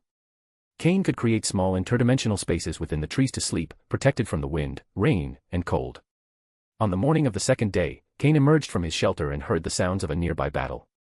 At first, he thought it was wild Pokémon, but the noise was getting closer. Intrigued, Cain recalled most of his Pokémon, leaving only Marshtomp, Poliwhirl, and Florges by his side. After a few minutes of walking, Cain hid among the vegetation and observed the scene. He discovered that it wasn't wild Pokémon but 4 people engaged in a fierce battle.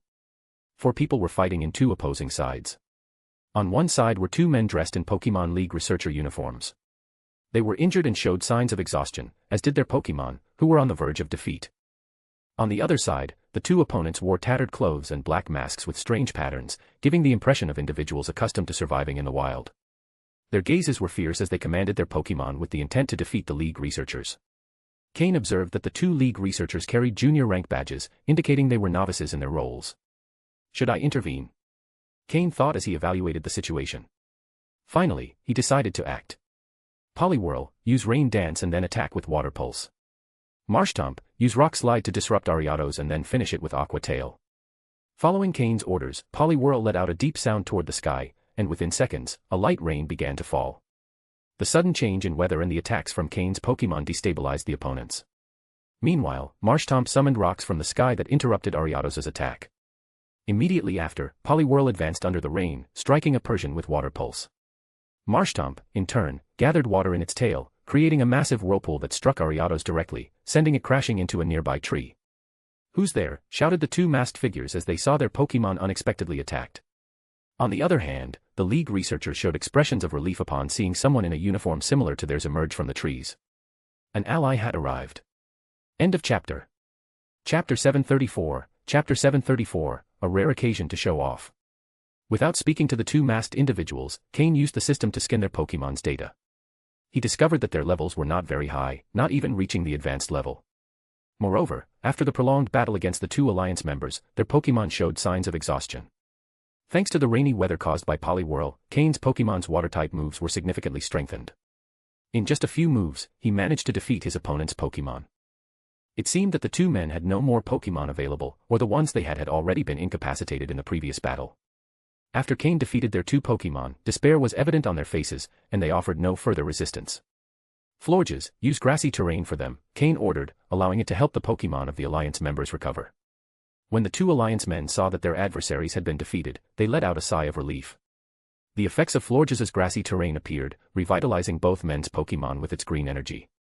"If you have other Pokémon that need treatment, you can call them out too," Cain offered with a smile. Since its evolution, Florges' ability to use grassy terrain had improved considerably after adopting the grass type through the move Camouflage. Now, Cain could play the role of a Nurse Joy exceptionally well. As a breeder, Cain possessed the necessary skills to care for Pokémon. The two men, somewhat impressed, quickly pulled out 4 or 5 Pokeballs and released their incapacitated Pokemon within the area of grassy terrain's effect. The green energy flowed into the Pokemon, healing their wounds at a visible rate. Even those who had been unconscious due to severe injuries began to slowly open their eyes. The effectiveness of Florges' grassy terrain left the two men astonished.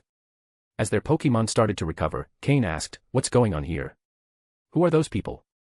One of the men, with a worried expression, quickly responded, "Sir, here's the situation. The morning before yesterday, we received a report that a poacher had been sighted in this region of Mount Coronet. Our captain led us to take on the mission." Poachers? Cain was somewhat skeptical. In reality, they were just Pokemon hunters. The Alliance was aware of this profession, but due to the interests involved, they rarely took effective measures against them. Normally, they ignored their activities, but they couldn't do so when they received specific reports. We searched for 3 full days without results until, last midnight, we found traces of them.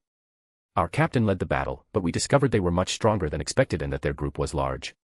In the end, the captain and another teammate stayed behind to hold them off while we escaped to request reinforcements, the men continued explaining. Cain quickly analyzed the situation. It seemed that this group of hunters formed a significant team, while the search party's captain, an intermediate-rank researcher, must have had the strength of an advanced-level trainer to hold them off. Just as Cain was about to speak, a communicator on his equipment went off. Checking the device, he noticed it was an urgent mission message sent to all intermediate-rank or higher researchers in the Mount Coronet region and the surroundings of Celestic Town. Without hesitation, Cain accepted the mission on his communicator. The two men watched his actions in silence. Seeing how Cain had efficiently dealt with troublesome opponents and how his Florges healed the Pokemon, they assumed Cain must be an intermediate-rank researcher. "Where is your captain now?" Cain asked. "Over there." One of the men indicated, pointing in a direction. Cain nodded, called out his Pokémon Poliwhirl and Marshtomp, and quickly headed toward the indicated area. "Wait. Sir, wouldn't it be safer to wait for reinforcements before proceeding?" one of the men suggested, concerned for Cain's safety. Cain smiled and pulled out a badge from his storage space that represented his rank as an advanced-level researcher, one he had never used before. He displayed it in front of the two men before placing it on his chest. "I rarely get the chance to show off," Cain commented as he walked away with his 3 Pokemon. The two men, stunned, exchanged glances. "Was that an advanced-level researcher badge?" one asked in disbelief. "Yes, it was," the other responded, a mix of surprise and admiration in his voice. With his enhanced physical condition, Cain traversed the dense Mount Coronet forest quickly, dodging the obstacles presented by the plants and trees. In this area, Flygon's flight speed wouldn't be as effective as running on foot. Moreover, staying on the ground made less noise, reducing the risk of alerting the enemy. After running for more than half an hour, Cain spotted a small camp in the distance. Near the camp, battle sounds could be heard, where several people were commanding their Pokemon to attack 2 Alliance members who were clearly at a disadvantage. One was an intermediate-rank researcher, and the other was a junior-rank researcher. Could they be the ones who stayed behind to cover the retreat?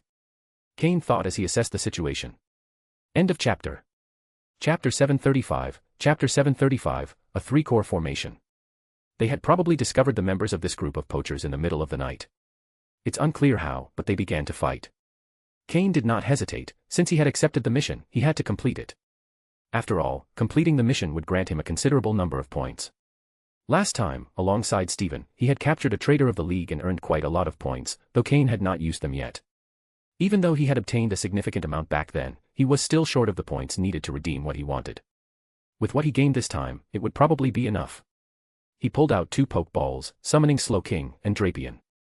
Alongside them were Florges, Marshtomp, Poliwhirl, and Gengar, who emerged from the shadows after being called by Cain. If everything went according to plan, these 6 Pokemon would be Cain's main participants in the Sinnoh tournament. He immediately used telepathy. A light rain began to fall, but the combatants did not notice. The psychic energy within Slowking's body suddenly overflowed, enveloping Drapion, Marshtomp, Poliwhirl, and itself. The air seemed to ripple and distort slightly, and the 4 Pokemon vanished from the spot. They reappeared in the center of the battle not far away. The sudden appearance of the 4 Pokemon took everyone by surprise, including the 2 League agents. However, Slowking and the others were already prepared. At the same time, Gengar, who had not been teleported with them, sank into the shadows and stealthily infiltrated the battle. There was something worth mentioning. During the battle with Hypno, Sox's psychic-type Pokemon who had been sent by Xenon last time, Gengar had learned a very useful move. Roleplay. Cain had wanted Gengar to learn this move for a long time. He had even captured a Spoink that knew the move to teach him, but the results were limited. Gengar had never managed to grasp the key to the move, but when Hypno used roleplay, Gengar, who had been closely observing, had a moment of enlightenment. Suddenly, he gained a much deeper understanding of the move. After a period of learning and practice, Jengar finally mastered it before Cain left Leafy Town. It was thanks to this that Cain decided to include Marshtomp and Poliwhirl in the team for the Sinnoh tournament. With Jengar mastering roleplay, Slowking maximizing telepathy, and Poliwhirl becoming increasingly skilled at utilizing the effects of Rain Dance, the three became the main cores of the team. Originally, the only core of the team was Slowking. If Slowking fell, the team would lose a significant portion of its strength. However, with Poliwhirl as the core of the Rain team, the team now had another viable strategy. Finally, with Jengar handling roleplay and skill swap, the team's margin for error was maximized. The core of the Rain team was Poliwhirl, accompanied by Marshtomp, Slowking, Florges, who was in the process of adapting to the water type using camouflage, Jengar, with roleplay and skill swap, and Drapion, the main attacker with the sniper ability.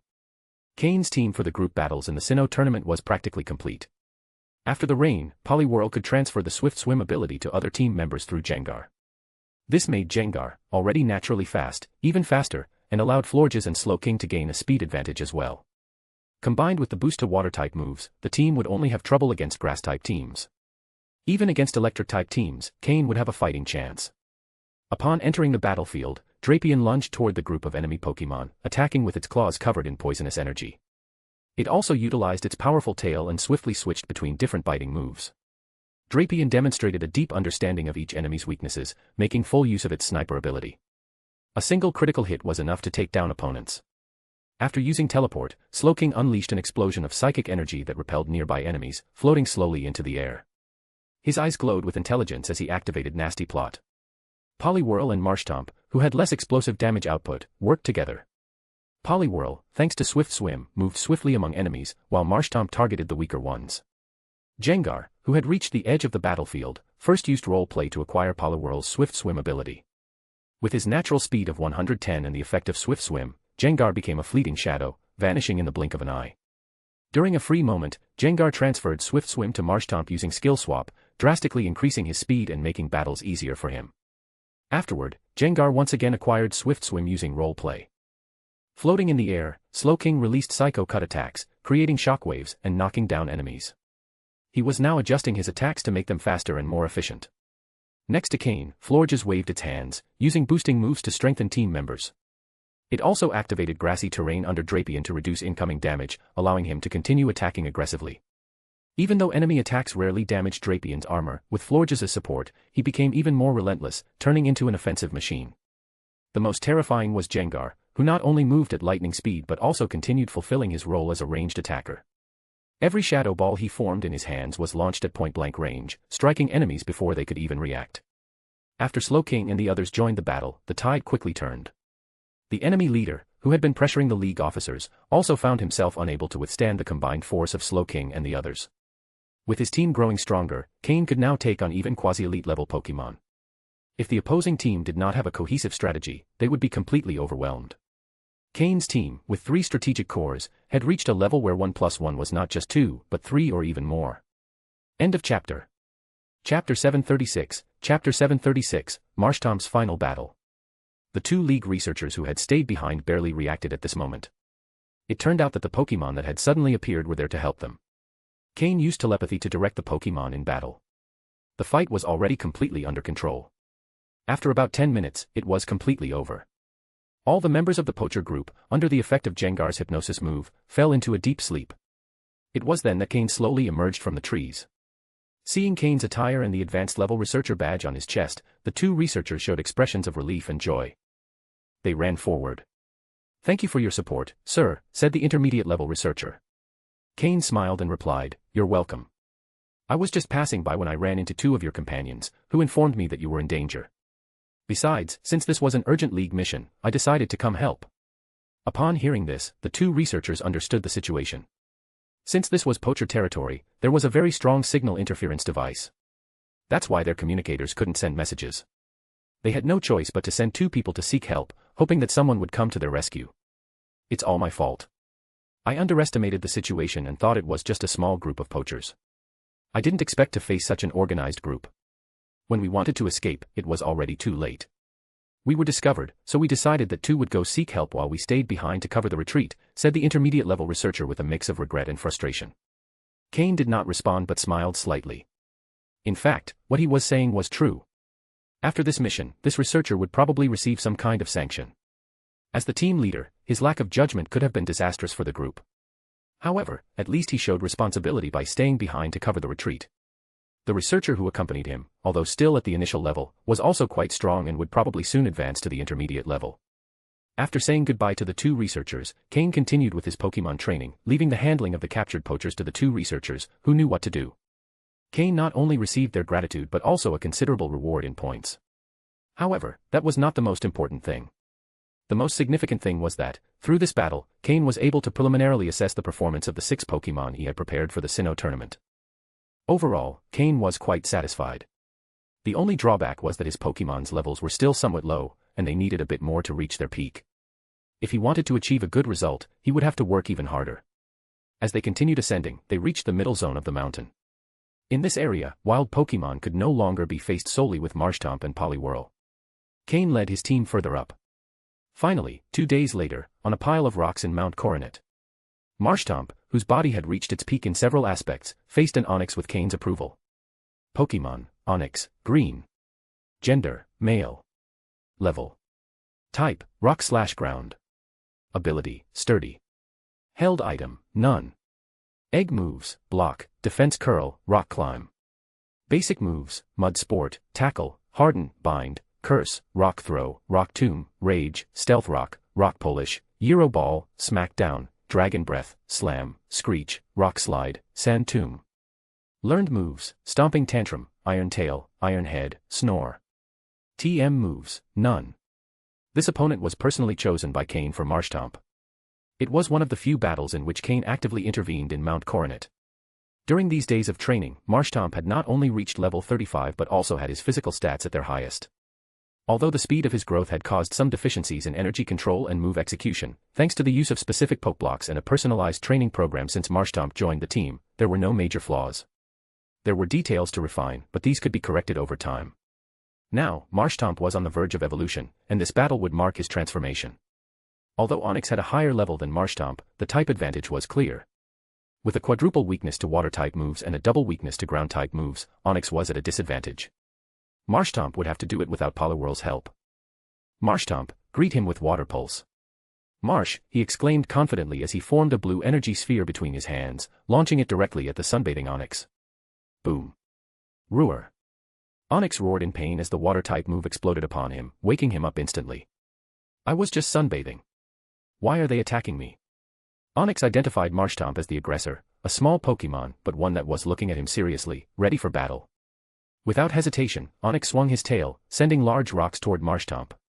At the same time, giant stones rose and began to fall onto Marshtomp from above. Marshtomp, dodge and use Scald. Marshtomp agilely avoided the attacks, advancing toward Onix as his mouth filled with boiling water. A jet of hot water hit Onix directly on the head, making him roar in pain. Annoyed, Onix prepared his tail with a metallic gleam, Iron Tail. Marshtomp, use Protect. Then grab him and use Earthquake. Marshtomp blocked the attack with the Protect move, taking advantage of the moment to latch onto Onix's tail and leap onto his back. From there, he unleashed the effects of Earthquake, sending seismic waves directly into Onix's body. Final attack. Aqua Tail with all your strength. Marshtomp gathered all his energy into his tail, knowing this would be his last attack in this form. He struck with all his might. End of chapter. Chapter 737, Chapter 737, Swampert. Boom. The powerful Aqua Tail move executed by Marshtomp resembled an immense wave crashing against a rock, and Onix was that rock trying to withstand the impact. The difference was that, although real waves could not destroy a rock, Marshtomp's Aqua Tail managed to push Onix back. Despite its enormous size and weight, Onix was lifted several inches off the ground by Marshtomp's full-powered attack. And it wasn't just a part of its body, like its head or tail, but its entire body that rose slightly before falling back down. For the first time since its birth, Onix experienced what it was like to fly, even if just at a low height. But at least, it had flown. Crash. The colossal body of Onix fell heavily among a group of rocks. Water-type moves were too effective against it, leaving it unable to continue battling. Meanwhile, Marshtomp, exhilarated, jumped out from the rocks. It was the first time it had felt so much strength in its body, an overwhelming energy that seemed inexhaustible even after unleashing its full potential with Aqua Tail. Cain approached Marshtomp. At that moment, Marshtomp's parameters were beginning to reach their limits. As expected, a torrent of water began to surround Marshtomp's body. Water-type energy flooded every corner of its being, to the point that it struggled to control so much energy, and it started to overflow. Cain took out a test tube with a light blue liquid from his storage space. Inside the tube was the quality-enhancing potion that Cain had crafted for Marshtomp, a product that had cost him much time and money to collect materials for its creation. This was the second time Marshtomp was using one of these potions, so it knew exactly what to do. It took the tube from Cain's hands and drank it in one gulp. A white evolutionary light began to surround it. It intertwined with the water-type energy emanating from Marshtomp, enveloping it completely. Nearby Pokémon gathered, watching intently. Everyone knew what was happening. Marshtomp was evolving again, and this time it would be its final regular evolution. They all wondered how powerful it would become after completing this transformation. The white glow began to expand, revealing Marshtomp's silhouette, which was also growing. Marshtomp, which had started walking upright, now placed its hands on the ground again. However, this didn't mean it couldn't walk on two legs. Its arms had simply become stronger and more robust, allowing it to move faster by supporting itself on them. Its hind legs also became more muscular and larger, clearly designed to provide tremendous power, especially for ground-type moves. The fins on its head split into two, improving its ability to maneuver and control direction, while the fin on its tail fused into a single larger structure. Swamp. With a thunderous roar, Marshtomp, no, Swampert, emerged from the white light. The water-type energy still surrounding it transformed into small water snakes, which were then reabsorbed into its body. Swampert. The evolved form of Marshtomp, and the final stage of Hoenn's water-type starter Pokémon. Swampert was a key pillar in Cain's team, especially in his rain-focused team strategy. Moreover, it had become the second water-type Pokémon in his team to complete its final evolution. Swamp. Boom. Swampert, full of excitement after its evolution, struck the ground with a powerful fist, causing the surrounding rocks to crack before completely crumbling.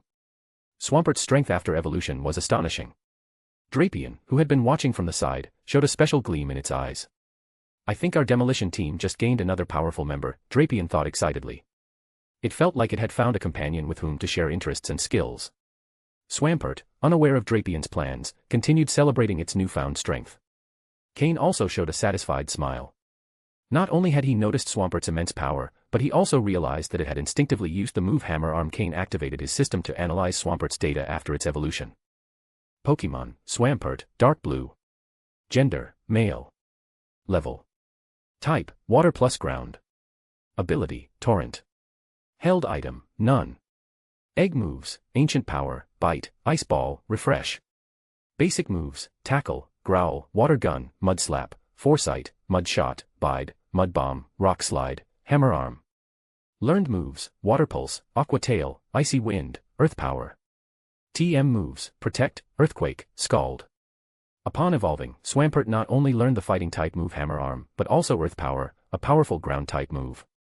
Additionally, as Cain had expected, Swampert's quality reached a new level, displaying a dark blue hue that pushed the limits of its potential. However, just as Swampert seemed to be at the peak of its energy, its fists began to weaken, and it nearly collapsed to the ground. If Drapion hadn't caught it, it would have fallen, which would have been quite amusing. The quality-enhancing potion still had side effects, and they seemed more severe due to the superior quality of the second dose. Cain, using his system, had already devised a method to help his Pokémon recover more quickly from these episodes of weakness. Swampert, rest well. Once you recover, it will be your time to shine in battle, Cain said with a smile. Swampert, now measuring approximately 1.8 meters, taller than the average for its species, obediently nodded before returning to its Pokeball. Before leaving, Cain turned to Florges and said, Florges, use grassy terrain once on Onix. After all, it played a big role in Swampert's evolution. Who knows, maybe it'll also help when Poliwhirl needs to evolve. Better to maintain a good relationship. Florges nodded and created a lush green field under Onix to help it recover. If Onix had understood Cain's words, it would have surely cried in frustration and fled. This human was terrifying. End of chapter. Chapter 738, Chapter 738, The Usual Absent-Mindedness.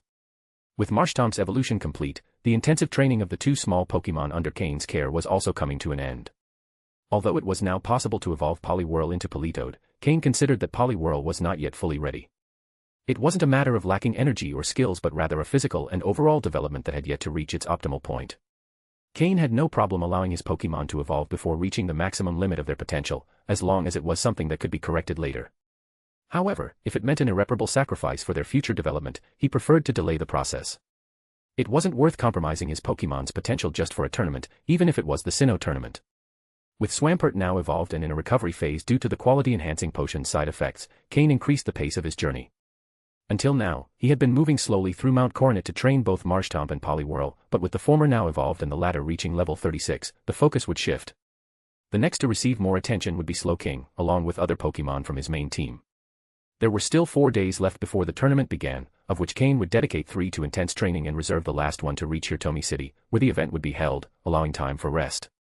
With this change, Cain withdrew Poliwhirl and sent out his strongest Pokémon to train, Drapion, Slowking, Florges, and Jengar, who took on the main battles. Additionally, to keep other members from falling behind, he summoned Honchkrow and Weevil, thus assembling his first team of 6. Cain's team resumed their journey through Mount Coronet, battling fiercely against any challenge in their path. 4 days later, on the outskirts of Hirtomi City, a Flygon descended smoothly. Cain dismounted from Flygon, showing signs of fatigue from his tight training schedule. Although registration for the tournament had started a week ago, as an official representative of the Hoenn region, Cain didn't need to rush to sign up. Upon arriving in the city, he headed straight to the Pokémon Center to conduct full checkups on his Pokémon. Inside the center, Cain found several familiar faces waiting for him. The most striking figure was Steven, looking impeccable in a black suit that highlighted his natural elegance, drawing the attention of everyone present.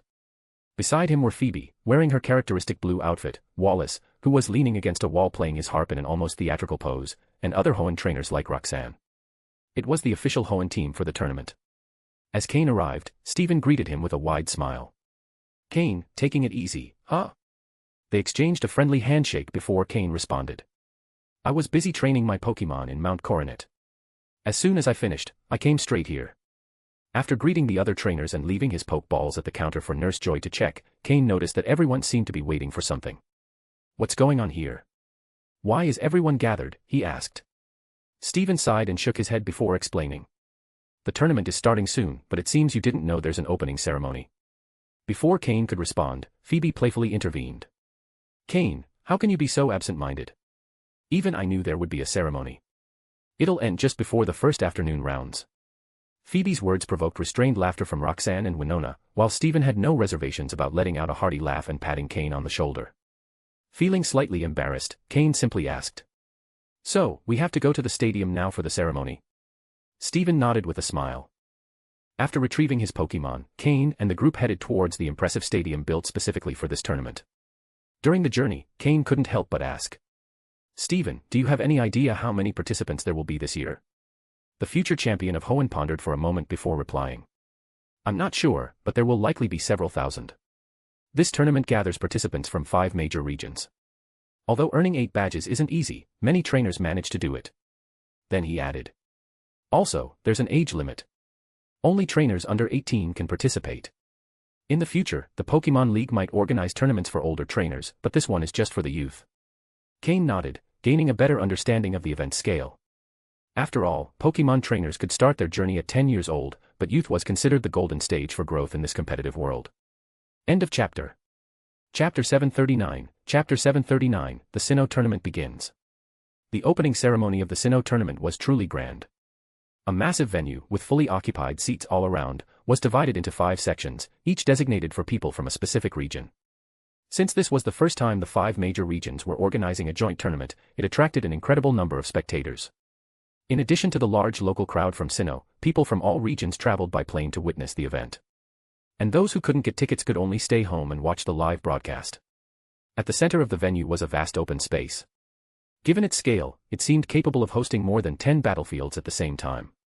Each battlefield could automatically rise or descend, and the type of terrain was randomly selected by the tournament organizers. Due to the large number of participants, consisting of trainers from 5 regions who had obtained 8 badges, the tournament rules were quite simple, a knockout format where the winner advanced and the loser was eliminated. Originally, the league's tournament division had proposed that, before reaching the top 128, each battle would be fought with a single Pokémon, and the winner would advance. However, this proposal was rejected by a high-ranking official of the Pokémon League, arguing that it was not stable enough. Ultimately, it was announced that before reaching the top 128, each trainer would use 2 Pokémon in one-on-one battles, the winner would advance, and the loser would be eliminated. From the top 128 onwards, the limit would be 3 Pokémon per trainer in one-on-one battles, and the winner would advance.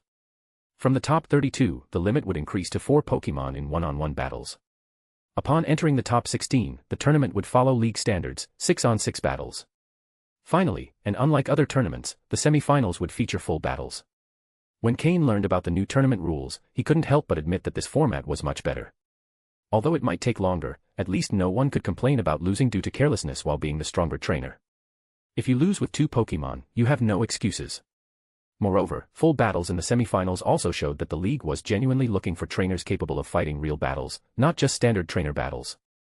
Some trainers excel in standard battles, but in life or death battles, they are completely useless because they don't know how to fight in that way. With Team Rocket having withdrawn, the league saw an opportunity, and the goal of this tournament was to find promising candidates to train and turn into a main force against Team Rocket. Fighting Team Rocket obviously required combat skills in life or death situations. Of course, there were also rewards in the tournament, otherwise, how would they attract participants? From the top 64 onwards, there would be prizes based on ranking. But the league, cunning as ever, did not reveal the details and only stated that the prizes would be announced gradually once the top 64 had been determined. This added suspense. However, those with deeper knowledge understood that this Sinnoh tournament was tied to the future distribution of resources within the league. And compared to that resource distribution, the rewards for the participants were insignificant. No one in the world could truly calculate the total resources owned by the league. Not even the president of the Pokemon League, who resided at the top of MT Silver, could explain it completely. In any case, if the league said they wouldn't disappoint the participants, they would probably keep their word. Cain and the other Hoenn representatives stood in the center of the stadium, on the speaker's platform, during the opening ceremony. Alongside them, people from the other 5 regions were in the same position. Among them, Cain was able to recognize some familiar faces. For example, Will, the future Elite Four member of Johto, Lorelei, from Kanto, Chantal, from Unova, Diantha, from Kalos, and, of course, Cynthia, from Sinnoh, whom he knew well. Cain was quite surprised to see Lorelei leading the Kanto team in this tournament. Was Lance older than Lorelei? Cain wasn't sure. But since Lorelei was participating in the tournament, Dragon-type specialists were probably starting to tremble. Just by looking at those standing on the platform, one could tell how fiercely competitive this tournament would be. Cain was somewhat worried about Steven, could he reach the podium? However, Steven, always confident, didn't see it that way. In his mind, even if he couldn't reach the podium, there was still Cain as an additional backup. With this double safety net, he believed that reaching the podium was practically guaranteed. The outcome? Who knew? The host spoke endlessly, to the point of boring both those on the platform and the audience. Only then was the Sinnoh tournament officially declared open. The debut of Cain and the other featured participants didn't bring benefits, rather, it brought problems. Any future opponents they faced would give 120% of their effort to defeat them. If they weren't exceptionally strong, the upcoming battles would be challenging. Finally, the total number of participants was announced, nearly 4,000. This meant that each region had more than 800 participants. Of course, it wasn't an equal distribution. Since Kanto and Johto were considered one region, they had the most participants, accounting for nearly 1/3 of the total. Kalos, which had recently joined the league, had the fewest, with less than 10%. Sinnoh, as the host region, had the second highest number of participants. Hoenn ranked 3rd in the number of participants. In any case, with over 4,000 participants, Cain would need to win at least 5 battles to reach the top 128. Although the first 5 rounds would be fast, the stadium could only host about 10 battles at a time. To reduce the number of participants from over 4,000 to just over 2,000, nearly 2,000 battles would be needed. This meant long waiting times. Cain felt he had rushed a bit. After the first round, there would probably be several rest days. This would allow many Pokémon to fully recover. The opening ceremony seemed endless, but the tournament began quickly. The recommended participants from each region were obviously the first to compete. The matchups were determined randomly by computer, supposedly with absolute fairness and impartiality. Maybe others believed that, but Cain didn't. Are you kidding? Not to mention anything else, since the tournament was in Sinnoh, wouldn't the organizers pull some tricks? Cain didn't believe otherwise. And the first match proved it. The opening battle was between Cynthia, from Celestic Town in Sinnoh, and a young trainer named Sutta, from Cerulean City in Kanto. End of chapter. Chapter 740, Chapter 740, Swampert's debut. Who was Sutta? Cain didn't know. Probably just a regular participant. From the order of the battles, it was evident that the Sinnoh tournament's matchmaking system could definitely be manipulated. Because, right after the Battle of Cynthia, the leader of the Sinnoh team, came Lorelei from the Kanto region. Kanto and Johto were considered a single region at this time. Then it was Steven's turn from Hoenn, followed by the representatives of Unova and Kalos, in that order. However, this competition format had advantages for people like Cain and the others. Once their battles were over, they could go back to continue restoring their Pokémon's condition or train them further. As expected, in Cynthia's match, the bitterness on her opponent's face was noticeable. In this first round, if you weren't incredibly strong and had to face someone who appeared at the opening ceremony, you would probably lose. However, Cynthia's opponent showed the professionalism expected of a Pokémon trainer and sent out his two best Pokémon. But against Cynthia's Milotic, he didn't stand a chance. Milotic even managed to defeat a type-disadvantaged Magneton. Moreover, the appearance of Cynthia's Milotic sparked a massive cheer from the audience. Cynthia's battle videos online were the most numerous among all participants, making the spectators more familiar with her. Although this also meant that most people knew which Pokémon Cynthia had. Milotic was the most popular in her team. Milotic wasn't Cynthia's strongest Pokémon, but due to its appearance, it was the most beloved among all her Pokémon. Using this Pokémon as the first to open the Sinnoh tournament was undoubtedly a fitting choice. Cynthia won convincingly, marking a strong start to the tournament. In fact, the representatives who battled after her also won with ease. The difference in strength was evident, they were at least advanced level, while their opponents barely reached that level. Lorelei used her Jinx and also achieved a 1 versus 2 without any effort. However, the Pokémon that Steven sent out surprised Cain, Armaldo. The wealthy truly lived on another level. The Anorith that Steven had when he was in Hoenn Desert, which was at a similar level to Cain's Marshtomp, had already evolved into Armaldo. Although Cain's Marshtomp had also evolved into Swampert, it wasn't the same. Marshtomp evolves into Swampert at level 36, whereas Anorith needs to reach level 40 to evolve into Armaldo. Moreover, upon evolution, Armaldo instantly reaches the advanced level. Steven's popularity was also considerable. The Devon Corporation, with a presence throughout the Pokémon world, had already designated him as the next president. His distinguished family, handsome appearance, and elegant demeanor made him the Prince Charming of all the female spectators, while Cynthia was the goddess of all the male spectators. Armaldo's debut drew a lot of attention. This Pokémon, unfamiliar to the general public, had an imposing appearance and an impressive battle style, making it very captivating. The spectator area where Cain and the others were was different from that of ordinary spectators. The entire Hoenn team shared a large private lounge where they could observe the stadium through windows, along with multiple giant screens displaying the battles in great detail. Since the first round had the highest number of participants, battles were being held on multiple fields simultaneously. However, as the representatives of each region were opening the competition, the first battles were conducted one by one. Once all the initial representatives had competed, the matches would then take place simultaneously across multiple fields. Sitting on the lounge's sofa, watching the battles on the giant screen, Cain couldn't help but sigh. Having privileges was really comfortable. However, for Cain, there was a downside. Due to the distance, his system couldn't scan the data of the opponent's Pokémon. He could only gather information from their performances in battle and analyze the moves they used. Steven's battle ended quickly. His opponent wasn't even at the advanced level, while Armaldo, being at the advanced level, had no trouble at all. The leader of the Unova region was Chantal, a future member of Unova's Elite Four specializing in ghost types. A slender woman with glasses who was also a writer. Among Unova's participants, there were some that Cain considered dangerous, and Chantal was one of them. On the other hand, Kalos's leader was Diantha, the future champion of the region. Her strength didn't seem inferior to that of Steven or Cynthia, and since many people weren't familiar with Kalos' Pokémon, this gave her a certain strategic advantage. In this first round, the representatives of each region showcased the quality of the Sinnoh tournament to the audience.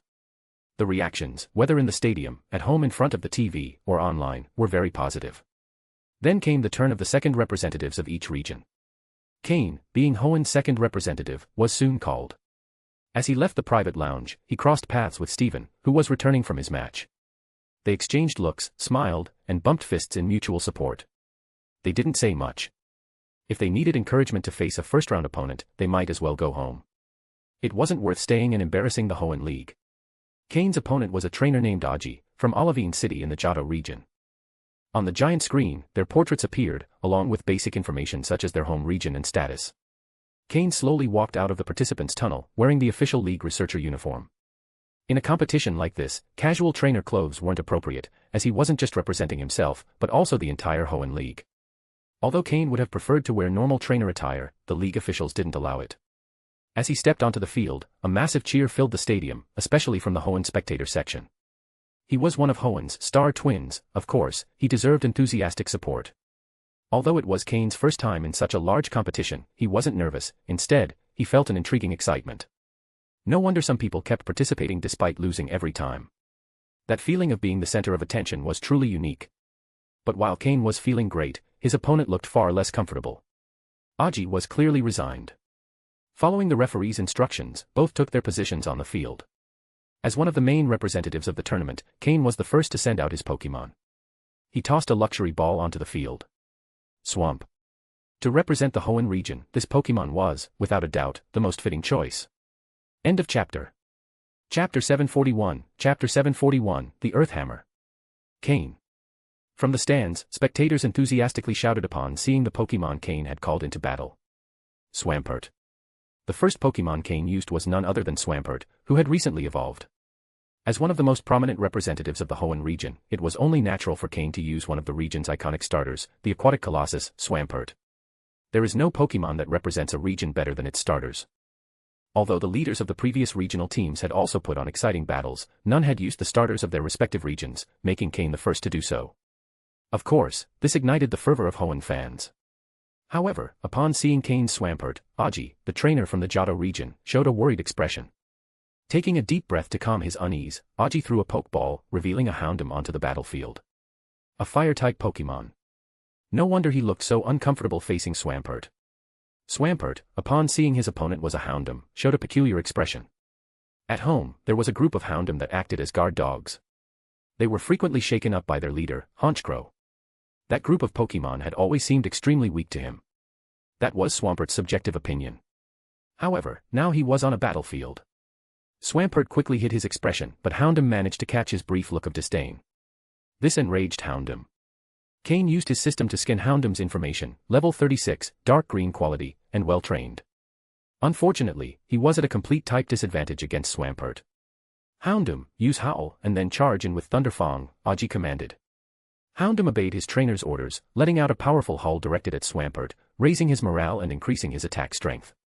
Swampert, Frozen Tail, Aqua Tail plus Ice-type energy, Cain ordered. Houndoom accelerated with force, kicking up dust as he charged forward. His fangs crackled with a bright electric current. The electric-type energy gathered, ready to strike. Meanwhile, Swampert, upon hearing Cain's command, moved his body like a fish swimming. A large amount of water-type energy enveloped him, forming a torrent that concentrated in his tail. Soon, a powerful Aqua Tail took shape. But Swampert didn't stop there. Ice-type energy flowed into his tail, solidifying the attack. As Houndoom closed in, Swampert swung his body violently. The massive Aqua Tail transformed into an ice tail in the process. Boom. Electric energy transmits through water, but ice is another story. Houndoom took the hit directly, getting slammed to the ground. This combination of water and ice-type moves was something Cain had been training with Swampert since his Marshtomp stage. After evolving, the move had been perfected. Although the control was not yet flawless, it was close. Houndoom, knocked down, had not yet finished suffering. Swampert, Earth Hammer, Hammer Arm plus Earthquake. Cain shouted. The Earth Hammer move was a combination Cain designed for Swampert after he learned Hammer Arm upon evolving. Although its mastery was not as advanced as Frozen Tail, the impact was devastating. Swampert pushed off with all four limbs, leaping into the air with full force. He raised both arms above his head, tensing his muscles to the limit. Ground-type energy enveloped his fists. Combining the acceleration from his fall, the impact power of Hammer Arm, 100 base power, and the strength of Earthquake, 100 base power, the attack was unstoppable even in its early development stage. Boom. A whoa. Houndoom whimpered in pain before losing consciousness. Swampert had buried him into the ground with a colossal strike. That was it. I was just getting started, Swampert thought. Honestly, Houndoom seemed more suited to guarding houses. As Houndoom fell, the ground shook violently, forming a massive crater with cracks radiating outward. The Earth Hammer move, in its first ever battle appearance, demonstrated an overwhelming level of power. Swamp. The Pokémon roared with excitement, responding to the cheers of the crowd. The sheer force and explosiveness of the battle thrilled the audience. Swampert. Swampert. Swampert. The spectators' chants echoed like crashing waves in the stadium.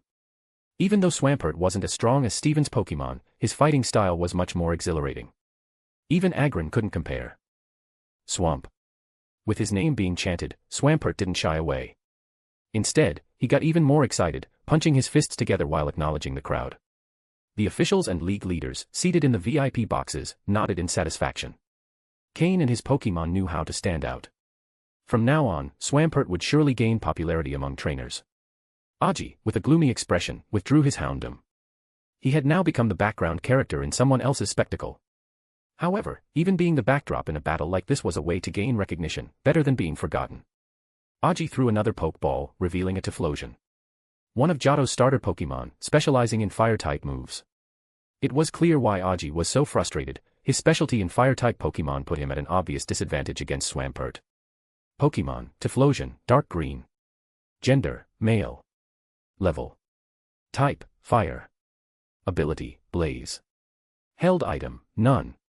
Egg moves, Foresight, Crush Claw, Flame Burst. Basic moves, Eruption, Double Edge, Euro Ball, Tackle, Leer, Smokescreen, Ember, Quick Attack, Flame Wheel, Defense Curl, Swift, Flame Charge. Learned moves, Thunder Punch, Fire Punch, Throat Chop, Heat Wave.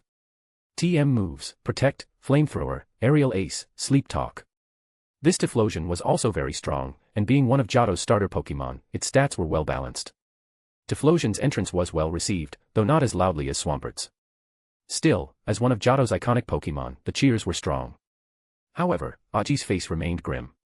There was nothing he could do, he was at a type disadvantage, and seeing how helpless Houndoom had been, it was unlikely Typhlosion would fare much better. End of chapter. Chapter 742, Chapter 742, Great Earthquake. Aji knew he was about to lose, but he didn't want to do so in such a humiliating manner. At least he had to land one attack. Typhlosion, use Quick Attack and then Flame Wheel. Typhlosion roared loudly, and the flames on its back flared up spectacularly. This was the origin of this powerful Pokémon's name. Crouching on the ground, it used all the strength in its legs and arms to launch into a rapid sprint across the battlefield. Swampert, prepare Water Pulse and pay attention to its movement trajectory, Cain instructed. Swampert nodded seriously. Cain knew that no matter how excited Swampert was about winning earlier, during battle, it had to remain completely focused. With the added speed from Quick Attack, Typhlosion rapidly closed the distance towards Swampert. Meanwhile, in Swampert's hands, a bluish energy sphere was forming, with water-type power flowing over its surface. Taking advantage of its momentum, Typhlosion caused the flames on its back to burn even hotter, enveloping its entire body in a rolling wheel of fire. Swampert, narrowing its eyes, watched as Typhlosion charged toward it. The Water Pulse move was fully prepared. Earthquake, Swampert. Cain ordered just as Typhlosion was about to reach Swampert. Swampert, anticipating that its trainer wouldn't let it simply use Water Pulse passively, had already prepared its next move. It lifted one leg and slammed it down onto the ground with full force. Crack! The ground began to crack, and the earthquake move spread out from Swampert across the battlefield.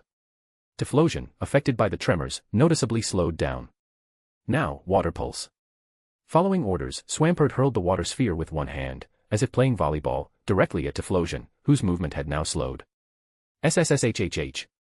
The water clashed with the flames, generating a cloud of white steam that spread across the battlefield. Typhlosion, use Heat Wave.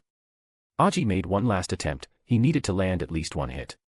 But Cain wasn't going to allow it. Swampert, Great Earthquake. Cain exclaimed with determination.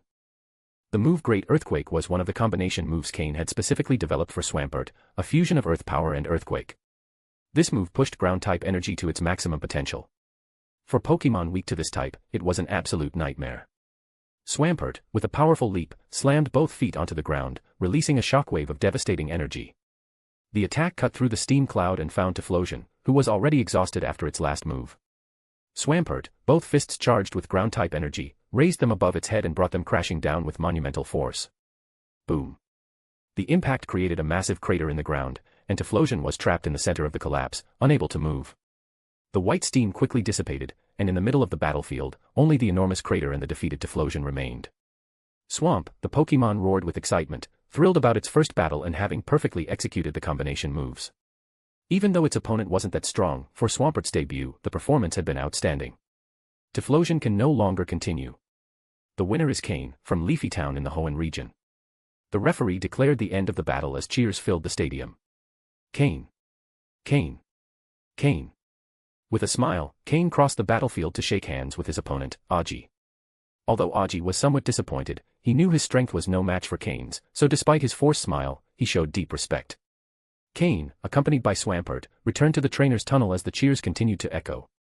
He decided that Swampert deserved to enjoy the moment, allowing it to stay out of its pokeball to soak in the positive energy from the crowd. When Cain returned to the Hoenn region's trainer's lounge, everyone approached to congratulate him. Steven, sitting on a couch, gave him a thumbs up. Not bad, Cain. Just 20 days ago, your Swampert was a newly evolved Marshtomp.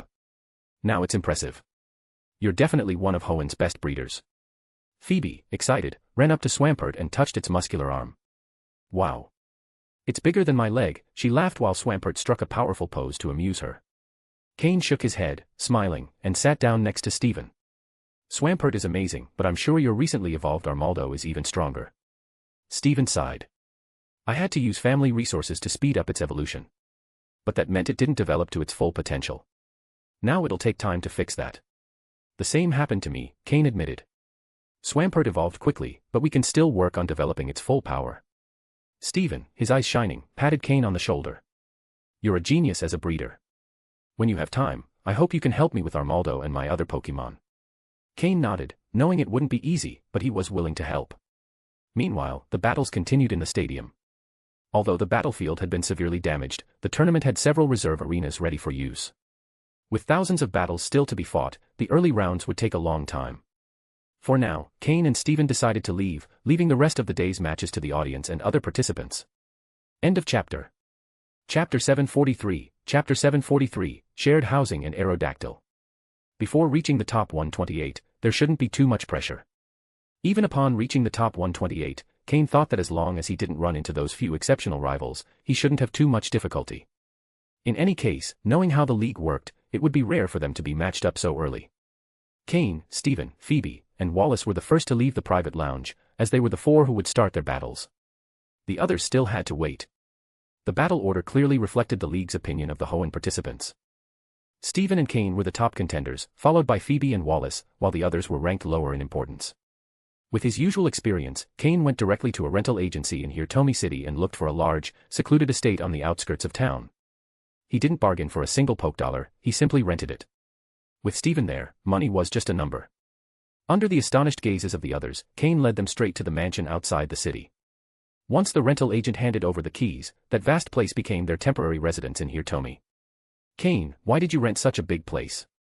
Look at all this grass in the back, Phoebe asked, her eyes shining as she observed the massive green area of the estate. Cain smiled slightly and explained, according to the tournament schedule, we'll have to stay here in Hirtomi City for quite a while. Don't you want to make the most of that time? This place is big enough for the four of us. But couldn't we just stay at the Pokémon Center? Renting this place must be really expensive, Phoebe replied, still doubtful. Wallace spoke up before Cain could answer. He probably did it for privacy. Right now, the Pokémon centers are completely packed.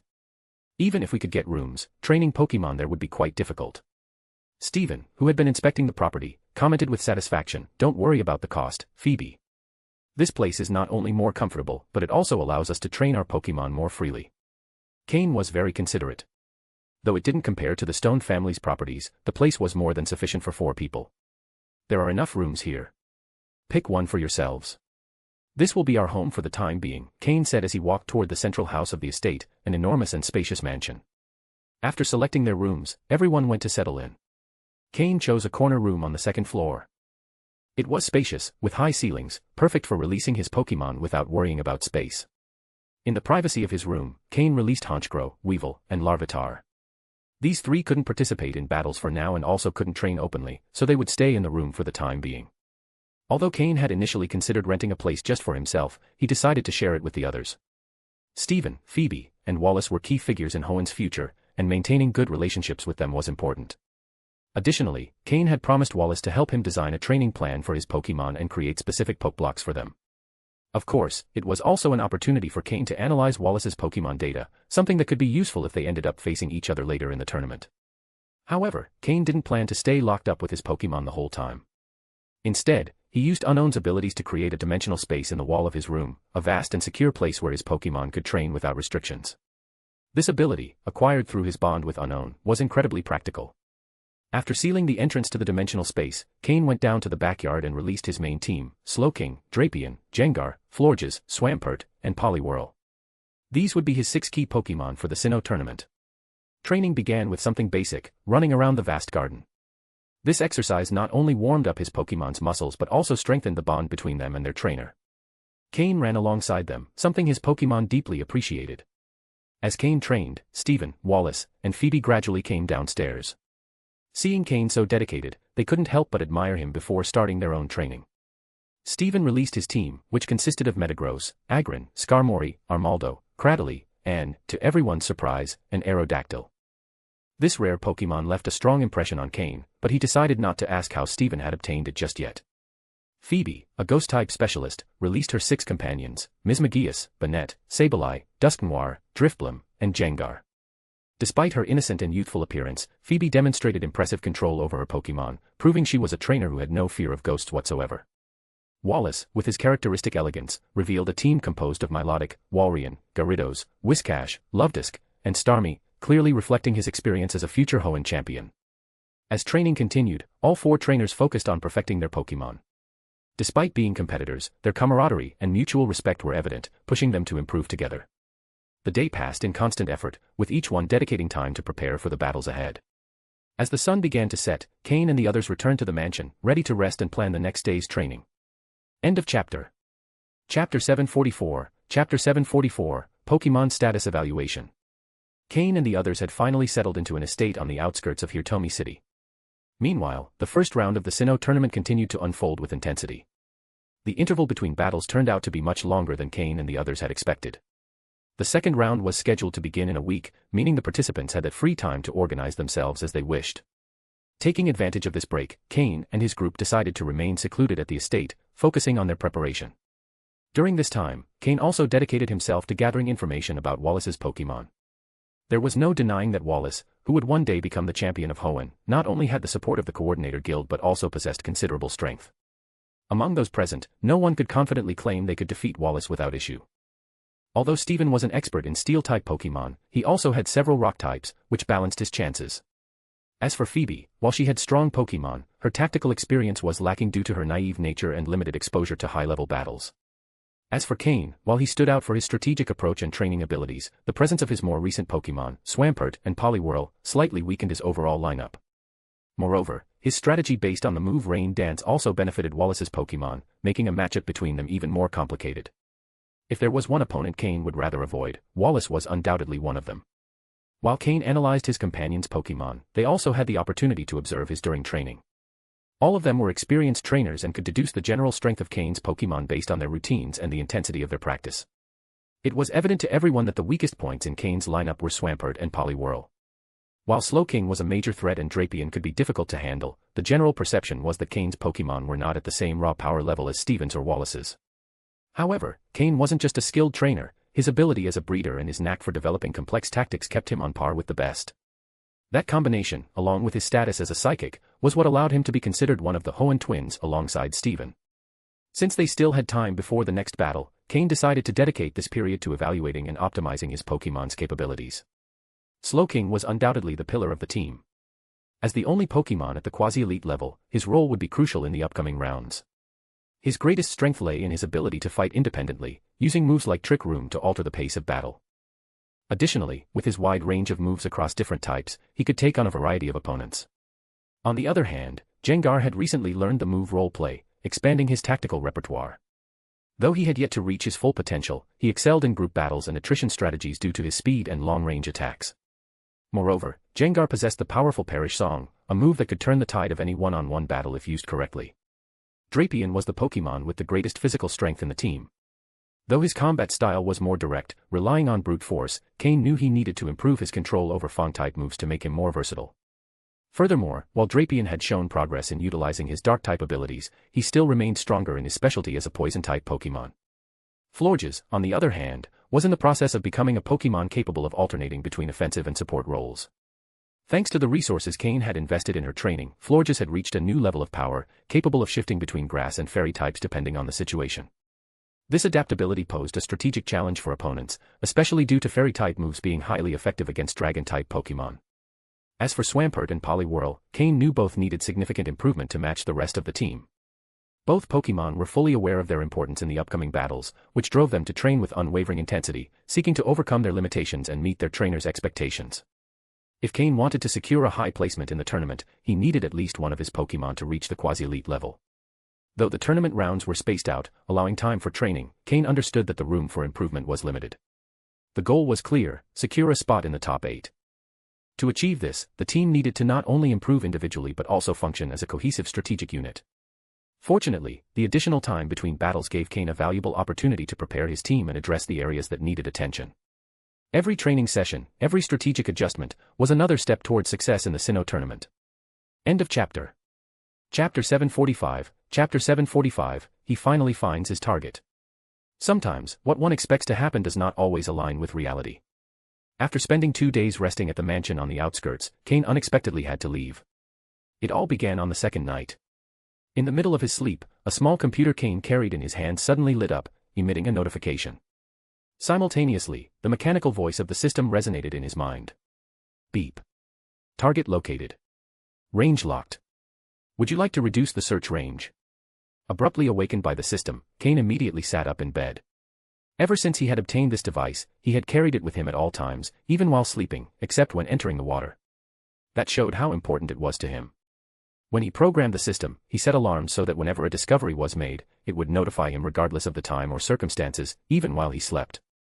That was why being woken up in the middle of the night did not bother him. On the contrary, his heart filled with excitement. He had finally found it. System, lock the range and reduce the search. Inform me of any changes immediately. While issuing mental commands to the system, he began dressing hastily. The Pokémon resting around his bed opened their eyes, alerted by their trainer's unusual movements. Thinking something serious had happened, they adopted defensive stances, a reflection of their survival instincts in the wild. Calm down, return to your Pokeballs for now. If I need to fight, I'll call you. Cain returned them all to their Pokeballs except for Flygon, who remained outside. He quickly wrote a note explaining his temporary departure and stuck it to his bedroom door. Then, in the silence of the night, he jumped out the window, something that could easily be mistaken for an attempted robbery by anyone unaware of the situation. Using his psychic abilities, Cain kept himself hovering at mid-height until Flygon arrived just in time to catch him. Flapping its wings gently, Flygon moved without making much noise and headed straight for the outskirts. The mansion was already on the outskirts of Hirtomi City, and by flying a little further, they entered the wildlands, where they no longer had to worry about Hearthome's flight restrictions. As he flew, Cain checked the virtual map provided by the system to locate the target's position. Jubilife City. He murmured upon seeing the marked location. Jubilife City was the largest and most technologically advanced metropolis in the Sinnoh region. Originally, the city had been built on top of a massive coal mountain, previously mined by the inhabitants of Orebug City, known for its mining industry. When the coal deposits were depleted, a barren land was left at the summit, where the residents of Jubilife City built this grand city. Many locals from Orebug moved there due to its better air quality and living conditions. Over the years, people from other regions also migrated to Jubilife City, which leveraged Orebug's coal industry resources to boost its technology. Eventually, it became the most advanced city in Sinnoh. The system must have spent a long time scanning such a technologically developed place. No wonder it took so long to find the target, Cain reflected while flying on Flygon's back through the night sky. The fresh air dissipated the fatigue from his interrupted sleep. Considering the importance of the object he had been searching for so long, losing a bit of rest did not bother him at all. He was even willing to abandon the Sinnoh tournament if necessary, though he preferred for both objectives to align. System, report the real-time position and keep the range as narrow as possible. We cannot lose the target, Cain emphasized mentally. Beep. Target located in Jubilife City. Immediate action recommended. If the target resists, the estimated maximum containment time is 3 days. In the upper right corner of the virtual map, a countdown appeared, marking 72 hours remaining. 3 days. That should be enough. If all goes well, I can still make it in time for the second round of the tournament, Cain thought as he patted Flygon's neck. Understanding the signal, Flygon increased the frequency of its wing beats, accelerating its flight. To maintain its energy, Cain took out some Pokeblocks and offered them as a reward. Fortunately, the distance between Hirtomi City and Jubilife City was not too great. Since Flygon was flying along official league routes, the journey was smooth, and they did not encounter any high-level wild Pokémon that could disrupt their travel. Finally, by nightfall on the second day, they arrived at the outskirts of Jubilife City. Cain completely changed his attire, opting for a disguise that would not identify him as either a League member or a Team Rocket operative. His temporary identity would be key in handling the current situation. After returning Flygon to its Pokeball, Cain entered the city, where artificial lights illuminated the streets as if it were daytime. Using his psychic abilities, he subtly altered his facial features to make himself less recognizable. Thanks to the continuous empowerment provided by the Unknown, Cain had improved his control over his psychic power, allowing him to develop unique and ingenious techniques. As he wandered through the streets and alleys of Jubilife City, he worked on narrowing down the target's range even further. Although the system had already provided a general location, only close proximity would allow him to pinpoint the exact spot. This process required patience. However, for the underworld groups that dominated the city, Cain's movements did not go unnoticed. To them, his presence was a direct provocation to their authority. End of chapter. Chapter 746, Chapter 746, Team Galactic. However, Cain doesn't have much time to get entangled with small local underground groups right now. Whenever someone stands in his way, Cain acts without mercy. In this kind of environment, Honchcrow and Weevil thrive. Moving through the darkness of the city, they scan back and forth for targets. Anyone who tries to stop them is quickly neutralized by Honchcrow and Weevil. Nevertheless, Jubilife City is massive. Even if Cain searches tirelessly, it would take him a long time to find what he's looking for. Fortunately, Cain has narrowed the search area through a meticulous sweep. The system also assists by accessing the city's pervasive network upon entering Jubilife City. Finally, just when Cain thought he would go another night without sleep, the system reduced the search area to its minimum expression. Jubilife TV in Jubilife City. The target is inside Jubilife TV. Cain needs to find a way to infiltrate without being detected, which cannot be rushed. Now that the general location of the target is determined, there's no hurry. It's time to plan carefully. He found a discreet hotel not far from Jubilife TV and checked in. After 2 sleepless nights, even Cain, a psychic, couldn't hold out any longer without rest. Perhaps someone on Sabrina's level could, but not him. With the system monitoring the network in real time, Cain didn't even take off his clothes, he collapsed directly onto the bed. From midnight yesterday until now, he hadn't closed his eyes, desperate to locate the target and prevent another escape. However, the system now had the location locked down. The target couldn't leave for a while. In fact, it seemed they had turned Jubilife TV into their base and had no plans to leave. He slept until noon the next day. The hotel room was strategically chosen. Upon opening the window, he could see the entrance to Jubilife TV, just 100 meters away. After a quick lunch, Cain observed the entrance for a while and soon devised a plan to infiltrate. He left the hotel and located an ordinary employee exiting Jubilife TV. Seizing a moment when no one was watching, he dragged them into an alley. When Cain reappeared, he was wearing the employee's clothes and had their ID badge hanging on his chest. Based on his observations, the guards at the entrance didn't check visitors too closely. As long as the card opened the door, they wouldn't ask questions. Although Cain could use Sloking's teleport to get inside, he didn't know the interior layout. If he ended up teleporting onto a desk, it would be a problem. Since the ID card was enough to gain entry, this method was safer. With his head down, Cain swiped the card and entered Jubilife TV without issue. The Jubilife TV building was quite large, so no one noticed his presence after he walked in. Once inside, the system's signal intensified. The system projected a 3-dimensional map of the building into Cain's mind. On the map, a blinking red dot marked the target he had been searching for. According to the map, the target was on the top floor of the station. Cain entered the spacious elevator. When he swiped the card, he found that it only granted access up to the 15th floor. The upper levels required special clearance. With no other choice, Cain placed his hand on the elevator controls. The system manipulated the permission settings, allowing Cain to ascend to the top floor. Unlike the lower floors, which were bustling with staff, the upper level was completely empty. Not even the lights were on, shrouding the area in an eerie silence. The air conditioning was still running, giving the place a ghostly chill. Cain summoned Jengar. This place was perfect for him. Following the system's guidance, the target was at the center of the top floor, inside a large control room. It was likely the main control room housing all the central computers, accessible only to the director. Since the lights were off, it seemed the director wasn't there. Cain exhaled softly. He was about to obtain the object that would solve one of his greatest problems. However, just as he reached out to open the control room door, he heard a faint noise from inside. Cain's expression tensed, his hand freezing in place. He extended his psychic perception through the gap in the door. Everything Boss Cyrus is looking for should be here, right? This is Jubilife TV's main control room. The computer must have the data we need, said a female voice. Are you sure? Remember, what Boss Cyrus wants are the data on Mesprit, the guardian of Lake Verity, replied a male voice. From outside, Cain listened intently to the exchange. His expression darkened. Cyrus. Lake Verity. Mesprit. Does that mean the people inside this room are Team Galactic members? Has Team Galactic already begun its operations in Sinnoh? Cain quickly analyzed. Team Galactic was the largest underground organization in Sinnoh, led by Cyrus, a man obsessed with destroying the world to create a new one.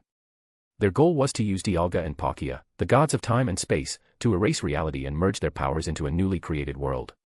Although Cyrus somehow knew about these powers, even Cynthia, Sinnoh's guardian, was unaware of such capabilities. Cain, however, had deciphered this information thanks to the unowned scriptures. For now, Team Galactic was searching for the three lake spirits, and Cyrus was after Mesprit, the guardian of emotion. The team expected the records hidden in the station's database to provide clues about sightings in Lake Verity. Under normal circumstances, Cain wouldn't get involved. Team Galactic had nothing to do with him. But now they were directly interfering with his mission. Their presence could prevent him from obtaining what he needed. End of chapter. Chapter 747, Chapter 747, Porygon. If a battle broke out on the top floor of Jubilife TV, none of the three involved would likely be able to escape. Even with the option to teleport, success wasn't guaranteed. Would anyone really think that a place as important as Jubilife TV wouldn't have experts stationed there? However, if he didn't stop those people now, Cain suspected they could interfere with his own plans or even alert the target he had been searching for so long. Although the intruders might not know it, for someone like Cain, who had dedicated so much effort, any unexpected development was unacceptable. He had no choice. Cain decided to act before they did, but he had to avoid drawing too much attention. Avoiding combat would be ideal. Cain communicated telepathically with his Jengar to explain the plan. Jengar gave a subtle nod, indicating he understood, and then melted into a shadow that silently slipped through the gap in the door. Cain placed his hand on the control room's access panel and, with the help of his system, forced the door open. A soft click echoed in the air as the lock disengaged. "Who's there?" the two people inside exclaimed, visibly alarmed by the sound of the door. The room was dark, and Cain took advantage of the dim lighting to slip in quickly. Before the occupants could react, Jengar had already moved. With precise movements, he grabbed both of their ankles and hurled them toward a wall. Their attempts to reach for the Pokeballs on their belts were futile, as Jengar snatched them away before they could release their Pokémon. The man reacted first, his expression hardening as he realized they were in danger. While his companion remained frozen in shock, he decided to act. He assumed that since the attacker had snuck in just like they had, he must be another intruder. So, if they couldn't get what they came for, neither would their opponent. About to shout and alert the entire building, the man braced himself for impact against the wall, only for something unexpected to happen. Instead of crashing into solid structure, both of them tumbled onto the ground. But it wasn't the clean, polished floor of the control room, it was a dusty, dirt-covered surface. Stunned, the man shut his mouth, and his companion looked at him with the same confusion. Cain had no intention of fighting them, let alone wasting time. He needed to act fast. After ensuring that Jengar had done his part, Cain used the power of the unknown he carried to open a portal to an alternate dimension on the control room's wall. Jengar, perfectly in sync, tossed the intruders into the portal, sealing it behind them. Cain didn't bother interrogating them, the fate of those Team Galactic members didn't concern him. Removing the obstacle was all that mattered. Wasting no more time, Cain approached the main computer in the room and placed his hand on the system. His priority was to find his target, a Pokémon that, technically, didn't even belong to the physical world. This Pokémon was nothing more than a complex set of data, a digital program that manifested as a living being. Its name was Porygon. Porygon, the first Pokémon artificially created by humans in the modern era, had emerged due to an accident in Team Rocket's experiments years ago. While artificial Pokémon were nothing new, Galat had also been created by ancient civilizations. Porygon was the first case of a Pokémon developed in the technological age. Its most remarkable trait was its ability to move freely through cyberspace, interact with networks and electronic systems, and bypass most security protocols with alarming ease. Cain remembered that, in the future, one of Ash's rivals, Gary, would have a Porygon 2 capable of traveling between electronic devices and assisting in battles with ingenious tactics. While Porygon 2 was a more advanced evolution, its basic functionality was similar to that of Porygon. For a long time, Cain had been using his system to track signals that indicated Porygon's presence in digital systems. Team Rocket's initial creation had led to the production of 2 Porygon specimens, but over time, these digital beings had begun to replicate themselves. Although their reproduction rate was slow, new generations of Porygon had gradually emerged, some of which evolved into Porygon 2 or even Porygon Z. Team Rocket had created Porygon with the intention of using it as a tool to infiltrate the Pokémon League's networks and steal sensitive information. However, the plan hadn't gone as expected. Upon accessing cyberspace, Porygon had escaped Team Rocket's control and become an independent entity. Cain had spent a long time tracking one of these Pokémon, and finally, his search had led him to Jubilife TV in Jubilife City. With his hand still on the system, Cain began deploying a virtual net across the network to locate Porygon. The task wasn't easy. Although his system was advanced, Porygon had spent a long time adapting to cyberspace, and its ability to move between systems made it extremely elusive. Cain spent half an hour narrowing the search before finally detecting it. When Porygon tried to escape, it was already too late. With a swift motion, Cain used the system to drag Porygon out of cyberspace. Before him, an angular figure composed of polygons appeared, with vibrant colors and a shape resembling a three-dimensional puzzle. He finally had it. Porygon, the Pokémon he had sought for so long, was now under his control. End of chapter. Chapter 748, Chapter 748, System Update. The system, using microelectric currents, infiltrated Jubilife TV's central computer database and directly extracted the Porygon that had been resting comfortably within it. The Porygon now in Cain's hands looked completely bewildered, unable to comprehend what was happening. As an artificially created Pokémon, Porygon lacked the emotional authenticity of a Mewtwo. It had no true autonomous thought, all its expressions and movements were the result of collected and analyzed data. Simply put, it was more like an advanced AI-powered computer that mimicked human emotions through its ability to analyze vast amounts of data. It was somewhat similar to Rotom, but the key difference was that Rotom possessed true consciousness and a soul, while Porygon only simulated emotions. So, although Porygon appeared confused, its reaction was purely superficial. However, its current state of bewilderment was very real. Thanks to the system's capabilities, Cain ensured that Porygon could not escape. Then, he used both hands to hold it. Porygon's body, being smooth and slippery, was difficult to grasp with mere physical strength. Cain had to use the system's microelectric currents to keep it secured in his hands. With a wave of his right hand, Cain created a new alternate dimension, different from the one used to confine the two Team Galactic members. He entered this space along with his Jengar and the captured Porygon. Outside, if Cain released Porygon, it would return to the digital environment, as if diving into a vast ocean. In that case, tracking it again would be far more challenging since Porygon would be on alert and protect itself from future captures. Inside the alternate dimension, Cain let go of Porygon, which immediately began exploring the space, searching for something to connect to. But in this completely isolated space, there were no electronic devices except those Cain carried. Even so, Porygon would have to approach Cain to interact with them. The system scanned Porygon, providing the following data. Pokémon, Porygon, insufficient information for complete analysis. Gender, genderless. Level. Type, normal. Ability, analytic. Held item, none. Egg moves, none. Basic moves, conversion, conversion 2, tackle, sharpen, psybeam, agility, recover, magnet rise, signal beam. Learned moves, ally switch, pain split, wonder room. TM moves, none. This was the first time the system had interacted with a Porygon, so it could not yet analyze its quality. However, given enough time, the system would be able to evaluate its potential through calculations and comparisons. Although Cain had tried to find a Porygon in his past life, he had never succeeded. This encounter was the first time he had ever seen this peculiar Pokémon in person. Porygon possessed two remarkable moves, assigned to it during its creation by Team Rocket, Conversion and Conversion 2. The move Conversion allowed Porygon to change its type to match the type of the first move it used. For example, if it used a Fire-type move and then used Conversion, it would transform into a Fire-type Pokémon. On the other hand, the move Conversion 2 adjusted Porygon's type based on the opponent's move, changing it into a type resistant to that attack.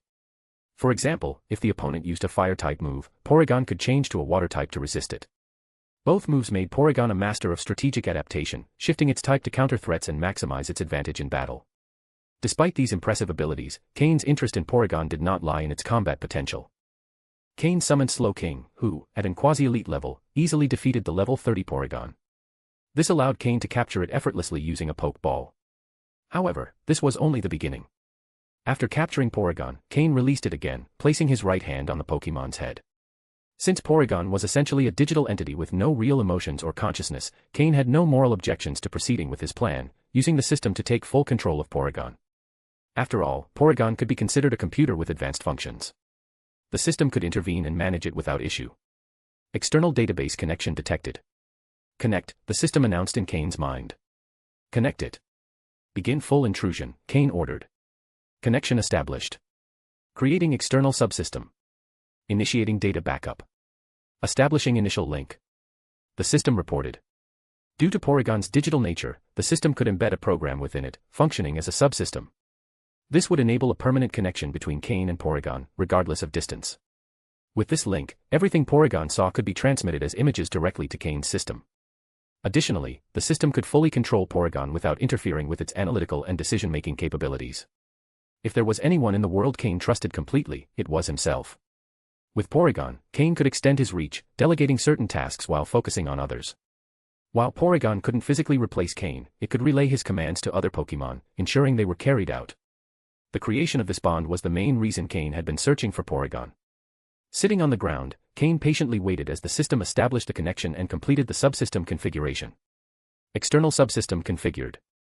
Data successfully integrated. External subsystem detected.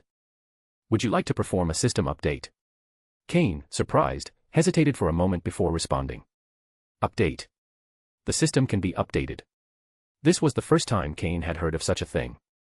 It must be because of Porygon, he thought. Yes, proceed with the update, he finally said. Update initiated.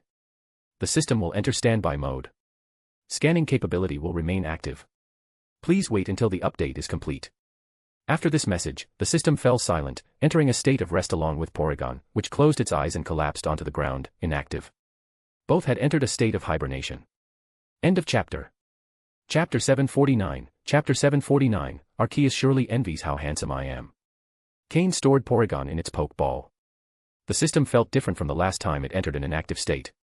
This time, it didn't shut down completely but went into a standby mode, keeping only its scanning ability active while the rest of its functions remained suspended. Even Porygon, recently linked to the system, also fell into a state of rest. Cain didn't know how long this update would take. He slowly stood up, shaking his head. There was no immediate rush, but he hoped the system would complete the upgrade as soon as possible. As for what changes this update might bring, he had no idea, as it was the first time the system had gone through something like this. Leaving the alternate space, he restored the control room to its original state. Initially, he had thought about extracting information from the central computer after capturing Porygon, hoping to find valuable data, but now that seemed impossible. After exiting the control room, he took an elevator to the lowest level and left the Jubilife TV building. It was unlikely that anyone would suspect that not just one person, but several, had managed to infiltrate the place. If not for Team Galactic's interference, Cain would have completed this operation without complications. The system update was an unexpected turn of events. After leaving Jubilife TV, he looked for a secluded spot to change his clothes completely. Then he navigated through several alleyways in Jubilife City, ensuring no one was following him before finally leaving the city. Mounted on Flygon's back, Cain flew back toward Hirtomi City. The operation had taken less time than expected. While flying on Flygon, he reflected on how to maximize Porygon's potential. Although using it as an extension of himself had its advantages, Cain felt that would be underestimating this Pokémon's capabilities. Porygon had the unique ability to move freely through electronic devices and digital networks, something that complemented the system's limitations. This would allow him to access vast amounts of data much more efficiently. Cain hadn't forgotten that Team Rocket was conducting research on Mew's genes. If he could obtain information on those experiments, the benefits would be immeasurable. Additionally, even as an extension of himself, Porygon would facilitate access to valuable resources, like that mysterious island he had accidentally discovered during a maritime journey. A day later, Cain arrived in Hirtomi City and returned to the mansion where he was staying with Steven, Phoebe, and Wallace. In the backyard, Steven and the others were diligently training alongside their Pokémon. Cain landed smoothly with Flygon, drawing everyone's attention. His absence had been noticeable to his companions, but they didn't truly realize it until lunchtime when no food had been prepared. Ever since Cain revealed his cooking skills, he had become the primary chef. Seeing him return, his three companions were genuinely relieved. They were sick of Steven's indescribable recipes, to the point where Wallace and Phoebe preferred eating leaves over taking another bite of his cooking. Without questioning the details of his departure, they assumed Cain had used the break between Sinnoh tournament rounds to train in secret. After all, the next day, the schedule for the second round would be announced. At Phoebe's request, Cain prepared lunch, watching with a mix of incredulity and amusement as the three devoured their meals as if they hadn't eaten in days. Afterward, he headed to the backyard to release all his Pokémon and begin training. During this mission, most had remained in their Pokeballs, except for Honchkrow and Weevil, who had participated in minor battles. Cain was particularly satisfied with Poliwhirl. Since the tournament began, the unstable energy flow inside it had stabilized, and its physical condition had improved significantly. Based on Cain's calculations, if it continued following the training plan, it would meet the necessary standards in 1 or 2 days. Cain had high expectations for Poliwhirl. He planned to use a King's Rock combined with a quality-enhancing potion to promote its evolution. However, what intrigued him the most was whether other Pokémon that evolved with a King's Rock would acquire the leadership trait or if Slowking had been an exception. The system update complicated things. During its normal operation, Cain hadn't realized how much he depended on it. Now, with its temporary suspension, that dependence became evident. The situation made him reflect. Although the system was a powerful tool, it was still an external resource. If it ever disappeared, what would he do? The clearest example was Pokeblock preparation. Without the system, Cain couldn't even create a mid-level Pokeblock. This was unacceptable. Aware of this weakness, Cain decided that even if the system became operational again, he would reduce his dependence on it, viewing it as a complementary tool rather than an essential part of his ability. True growth lay in strengthening both his Pokémon and himself. In the Pokémon world, humans who dedicated time to physical training could, to some extent, compete with ordinary Pokémon. Although they couldn't face them directly, at least they wouldn't be completely vulnerable. Thus, Cain began actively participating in physical training alongside his Pokémon, improving both his endurance and reflexes. His mastery of psychic power, though basic, was also progressing with the help of the Unknown, advancing toward the intermediate level. If he could capture more Unknown, not only would he enhance the secret ability of the Unknown, but he would also accelerate the development of his psychic power. Although Steven, Phoebe, and Wallace knew about his powers, they accepted them without issue. Wallace, after a brief moment of surprise, understood that it was only natural for someone like Cain, one of the so-called Hoenn twins. However, Wallace couldn't help but feel inferior. Unlike his companions, he had no special powers. Steven had the power of money, Phoebe possessed supernatural abilities, and Cain stood out for both his talent and leadership. Arceus surely envies how handsome I am, that's why he didn't give me any special gift, Wallace murmured, adjusting his hair as he let out a deep sigh. End of chapter. Chapter 750, the end of the second round and the matter of choice. Time passed quickly during training. The second round of the Sinnoh tournament had begun. The match schedule was delivered a day in advance. Unlike the first round, where all matches took place within the same time frame, this time the battles were much more spread out, giving the impression that the random pairing system was truly functioning. However, upon closer observation, it was evident that the trainers considered favorites from each region had not been pitted against one another. The matchups assigned them to compete only against common trainers from different zones. Of course, among those common trainers, there were also some strong ones, but Cain and the others managed to avoid the most difficult ones. Thinking about it, it made sense. If a trainer from a region, considered one of the strongest, were eliminated only in the second round, both the region and the trainer would become the target of ridicule. Others wouldn't care who their opponent was, they would only focus on the fact that the eliminated trainer had fallen in the second round. That's why Cain and the others had different battle schedules. Cain was lucky since his match was scheduled for the first day of the second round, while Steven and the others would battle in the following days. Cain arrived at the stadium alone. Despite the tournament's massive scale, the number of people in the stands hadn't diminished in the slightest. Even with dozens of matches happening simultaneously, spectators were free to choose which battle to watch, making most of them stay in the stadium all day, only taking breaks for meals, restroom visits, or sleep. Cain couldn't help but wonder, do these people not have jobs?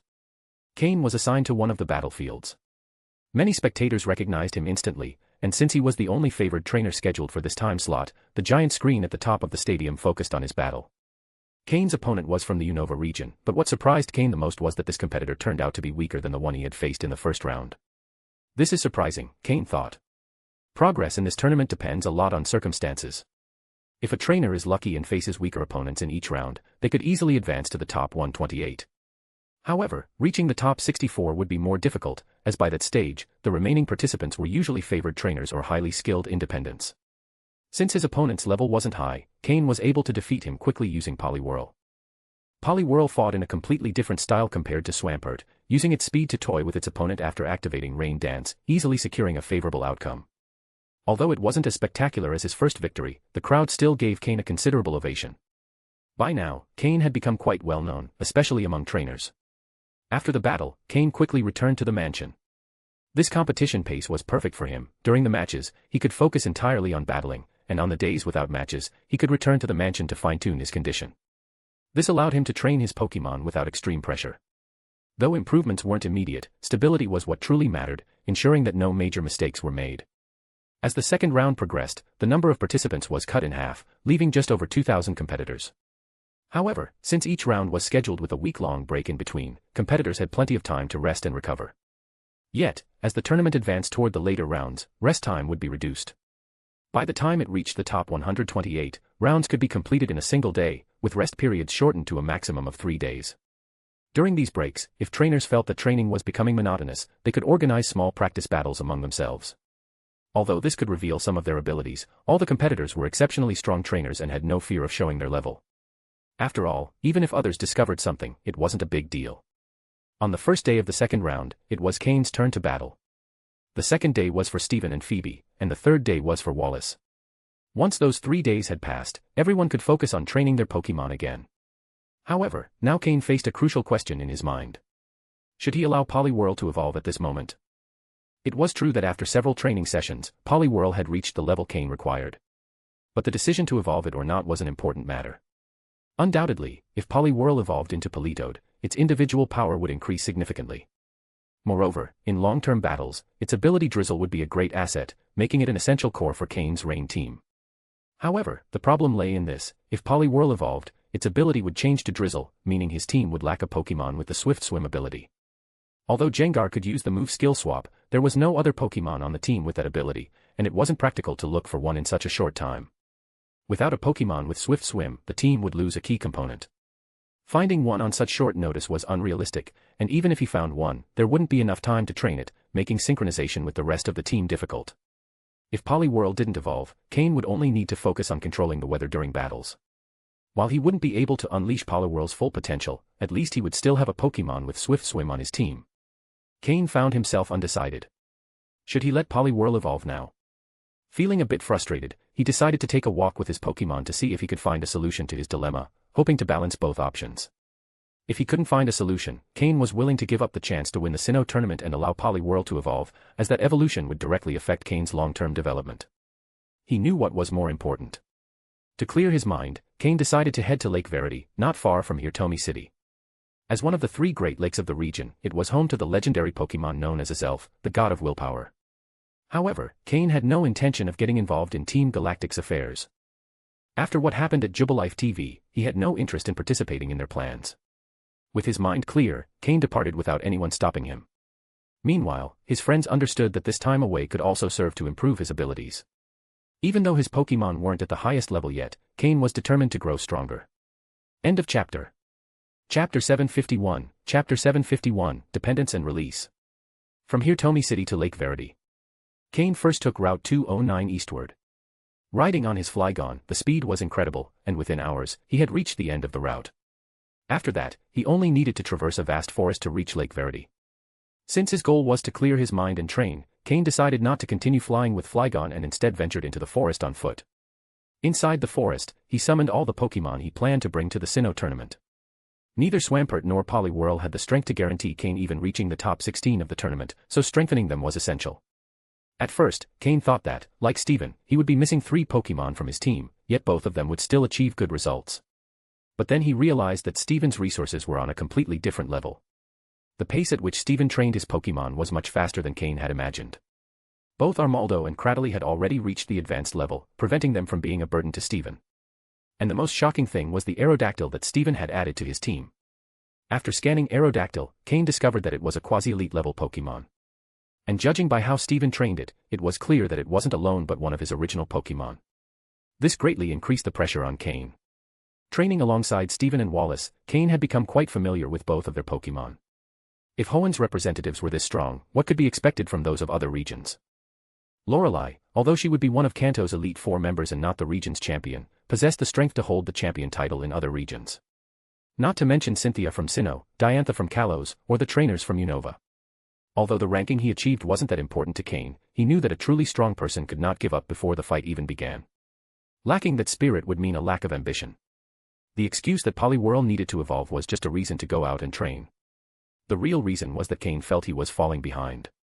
The goal of reaching the quarterfinals now seemed difficult, so he decided to head to Lake Verity with his Pokémon, looking to strengthen them while clearing his mind. Summoning all his Pokémon was meant to train them through battles along the way. Cain wanted them to apply in battle what they had learned in recent training days. Each Pokémon received a new move combination designed by Cain, tailored to their current abilities. For example, Swampert had learned 2 unique combinations, Earth Hammer and Great Earthquake. The first combined fighting and ground-type moves, using Hammer Arm to enhance the impact of Earthquake. The second was a pure combination of 2 ground-type moves, maximizing its power. Although Swampert had just learned these moves and had not yet mastered them completely, the results were promising. The Great Earthquake move, in particular, was devastating against Pokémon weak to the ground type, and if there was a quadruple weakness, a single attack was enough to defeat them. The only drawback was that it required a lot of ground-type energy, making the move slow. This meant that Swampert struggled against faster opponents. That was the aspect that needed improvement. But training alone was not enough, it was in battle that the real results were seen. Likewise, Cain designed unique combinations for his other Pokémon, focusing on their strengths and correcting their weaknesses during training. However, the true test was battle. As he ventured into the forest from Route 209, Cain noticed that the wild Pokémon in this area were not very high level. Swampert and Poliwhirl led the team, while Slowking and Florges stayed close to Cain, ready to defend him or support the team as needed. Drapion, walking imposingly at the rear, demonstrated his transition into a brute force Pokémon. However, Cain did not neglect the training of its special moves, a distinctive trait of these Pokémon. Pokémon like Drapion and Arbok, which could master moves such as the Elemental Fangs, had exceptional talent in controlling and manipulating energy. Meanwhile, Gengar glided through the forest shadows, constantly exploring. Sometimes, he informed Cain about nearby wild Pokémon, other times, he kept watch on potential threats that followed them from a distance. For Cain, accustomed to battling in the wild, this environment did not pose a major challenge. With a fixed course toward Lake Verity, Cain faced any powerful Pokémon that appeared along the way, defeating them without difficulty. Without paying much attention to the territories he invaded, Cain advanced relentlessly. This direct approach felt relaxing to him, relieving much of the pressure he felt. Without realizing it, this pressure had begun after the system, in which he had placed so much trust, entered a prolonged suspension state. Cain had developed a greater dependence on the system than he had imagined. The system's pause made him feel insecure, as if he could no longer keep up with Steven and the others. However, if he could overcome this state, he would learn not to rely so much on the system in the future. Even if he continued using it, he would do so with a different mindset and clearer goals. At this moment, Cain faced an invisible barrier that he needed to break through. Fortunately, he was already aware of the problem, and the intensive training he was undertaking now helped him find inner balance, acting as a release valve. Under Cain's orders, his Pokémon unleashed extraordinary power, causing an uproar in the forest. Wherever Cain passed, Pokémon fell as if a plague had swept through the area, unable to resist his attacks. The intensity of battle, far from overwhelming Cain, led him into a deep state of calm. The 3 unknown on his wrist began to glow intensely, and the more he fought, the stronger the light became. Unbeknownst to him, small distortions began forming in the space around him. Cain and his Pokémon, completely immersed in battle, did not notice these phenomena. End of chapter. Chapter 752, Chapter 752, Intermediate Psychic and Spatial Cut. As the battles intensified, the psychic energy within Cain churned like boiling water, reaching increasingly intense levels. Only Slowking, who always remained by his side, was able to notice the strange changes in him. Meanwhile, the other Pokémon were still immersed in a state of total excitement, almost completely losing control of themselves. As they advanced toward Lake Verity, Cain's wrist began to heat up, but he didn't notice, too focused on his mission. Together, they faced and defeated every Pokémon that crossed their path. The strength demonstrated by his team discouraged weaker Pokémon, who preferred to avoid appearing in their way. However, something unusual was happening in Cain's mind. Fragments of symbols characteristic of the unknown began to form, slowly rearranging until they created a large symbol. When it took shape, Cain recognized it as an exclamation mark. Suddenly, a sharp sound echoed in his mind, like a bell warning him of something imminent. The echo forced him to stop, and all his Pokémon also snapped out of the strange trance they had been in. That was when they noticed the accumulated fatigue, as if, after a long race, they had finally reached their limit. When Cain examined his own condition, he realized that his psychic energy had reached the maximum limit allowed for a beginner-level psychic. The sound had acted as a warning. If Cain had continued accumulating energy uncontrollably, it would have surpassed his capacity, leading him to collapse. It was as if an automatic defense mechanism had protected him from inflating like a balloon to the point of bursting. Cain closed his eyes, focusing on redirecting and stabilizing the energy, determined to break through the barrier to the next level. Slowking was the first to react. He clearly perceived the unusual concentration of psychic energy in Cain and called out to gather all the Pokémon around their trainer. Slowking knew that Cain was at a critical moment and could not afford any distractions. Then, a dull noise resonated through Cain's body, accompanied by a brief groan of pain. Cain felt as if his mind had shattered, and for an instant, his consciousness lifted, freed from all burdens, floating in absolute lightness. Psychic energy began swirling around Cain. Slowly, and without opening his eyes, he raised an arm and made a downward motion with his hand. Immediately, the energy concentrated at a single point, and with a snap, the air in front of him seemed to split apart. A tiny rift formed in space, briefly revealing what appeared to be an alternate dimension. Cain opened his eyes, observing the rift with a mix of astonishment and understanding, as if the ability was something natural for him. With a deliberate movement, he descended to the ground, looking around with unprecedented clarity, as if the world had acquired a new dimension of colors and details. "Is this what it means to be an intermediate psychic?" Cain murmured, inspecting his hands. When he looked at his wrist, he noticed that the 3 unknown that always accompanied him seemed weakened, their glow much dimmer than before. To test his new abilities, he channeled his psychic energy into his right hand and performed a horizontal slash toward a nearby tree.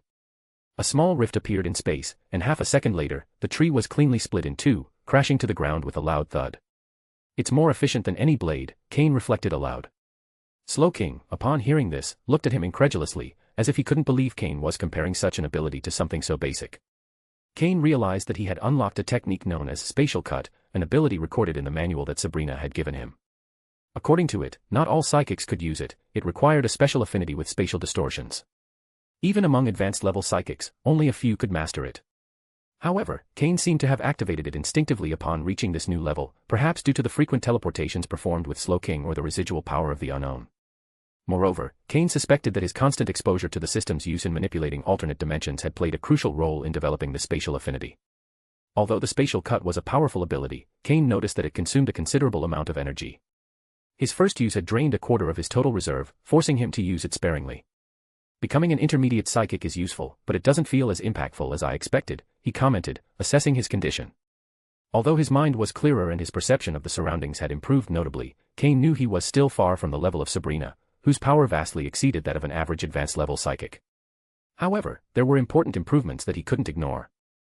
Now he could use telepathy to direct all his Pokémon simultaneously for a full hour, something he hadn't been able to do before. Additionally, the spatial cut provided him with a strategic advantage, making him a more formidable trainer against both humans and Pokémon. When Cain finally came back to his senses, he noticed that his Pokémon looked exhausted. Checking the time, he realized it was already sunset. They had been fighting from morning until that moment, even forgetting to eat due to the collective trance they had been immersed in. Cain felt deep gratitude toward his team, knowing that his progress would not have been possible without them. While his Pokémon rested, Cain began planning how to reward them and prepare for the challenges that still awaited them. End of chapter. Chapter 753, Chapter 753, The Coronation of the New King. When Cain observed his surroundings again, he noticed that they were near Lake Verity. Only a short distance remained before they arrived. In a single day, they had reached the lake, proving just how frantic and demanding the daytime battles had been. Moreover, after his recent advancement as an intermediate psychic, Cain felt the weight in his mind lighten considerably. The anxiety he had experienced due to the system's suspension also disappeared, restoring his characteristic state of calm. He had managed to overcome his excessive dependence on the system, facing that inner shadow that had affected him so much. He didn't know if his progress as a psychic had helped alleviate that emotional burden or if the very circumstances surrounding his advancement had led to his growth. Either way, Cain was aware of one thing: he was hungry. Without wasting time, he improvised a campsite and began preparing dinner. His Pokémon, still exhausted but always attentive to their trainer's needs, used the last of their energy reserves to help him prepare a hearty meal. They were famished. After finishing dinner, Cain decided to give them a short break and not push them into additional training. After all, they had fought non-stop throughout the day, pushing their bodies and abilities to the limit. This battle marathon had not only left the Pokémon exhausted but had also strengthened their energy control and move execution. Their progress was evident, though Cain didn't take the time to analyze it in detail. After eating and resting for a while, he decided to continue toward Lake Verity. Since they were so close, Cain was curious to see the lake with his own eyes. Crossing one last stretch of forest, they finally reached the lake's edge. It was a colossal body of water, the legendary home of Azelf, the god of willpower. However, Cain knew that Azelf didn't actually reside in the lake, but rather, the place housed an entrance to the alternate world where the Pokémon lived. Even if the lake were completely drained, there would be no trace of Azelf. At one point, Team Galactic had even attempted to do so using a device called the Galactic Bomb to dry up the lake completely, but it was a futile effort. Cain sat by the lake, contemplating the reflection of the stars and the moon on its surface. It was as if the world had doubled, and he stood right between both realities. Reclining at the shore, he felt a deep sense of peace. His Pokémon accompanied him, also enjoying the serene beauty of the night. In that moment, Cain allowed himself to imagine a world without intrigues or conflicts, a place where he could enjoy tranquil nights with his favorite Pokémon. After a day of battle and a satisfying meal, both he and his team found the rest they needed. The day's tension and fatigue seemed to completely fade away.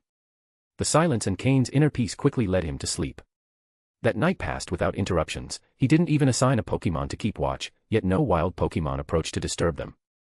Cain woke up to the sensation of soft raindrops falling on his face. The sky was cloudy, and though the day had already begun, the sun remained hidden behind a thin veil of clouds. Cain wiped the water from his face and sat up. He noticed he wasn't the only one awake. Near the shore, Poliwhirl stood watching the water and the Pokémon surfacing to breathe due to the rain. Cain approached and patted him on the head. "Are you remembering what life was like before you joined me?" Cain asked. Since advancing to an intermediate psychic, his intuition had sharpened considerably. Though he had no proof, he felt his words were correct. Poliwhirl turned his head toward Cain and nodded slightly, not denying his assumption. Once, he too had been like the Pokémon of the lake, carefree, enjoying peaceful days with many friends. Though his home wasn't as large as Lake Verity, his life had been comfortable and serene. Before Cain could respond, Poliwhirl shook his head again, as if trying to convey something more. Despite the memories of his childhood, he was satisfied with his current life. He had found a trainer who cared for him and companions who supported him. Cain smiled and patted his head again, turning his gaze toward the lake. Evolve, Poliwhirl. Poliwhirl looked at him in surprise, but Cain maintained his calm expression, watching the water and the Pokémon swimming in it. It's the perfect moment. Evolve, and a surprise awaits you. Determination filled Poliwhirl's eyes. Confident in his decision, Cain took out a high-quality enhancement potion and a special item, the King's Rock. Upon seeing the King's Rock, Poliwhirl was immediately captivated. Drink this first, Cain said, handing him the potion. Poliwhirl, despite knowing it was bitter, drank it all in one gulp. Instantly, a surge of energy coursed through his body, intensifying his vitality. The other Pokémon, who were already awake, watched with excitement. Even the Pokémon in the lake seemed to sense something. Numerous Poliwag and Poliwhirl emerged from the water, all staring at Cain and his companion. There was a solemn air in the atmosphere.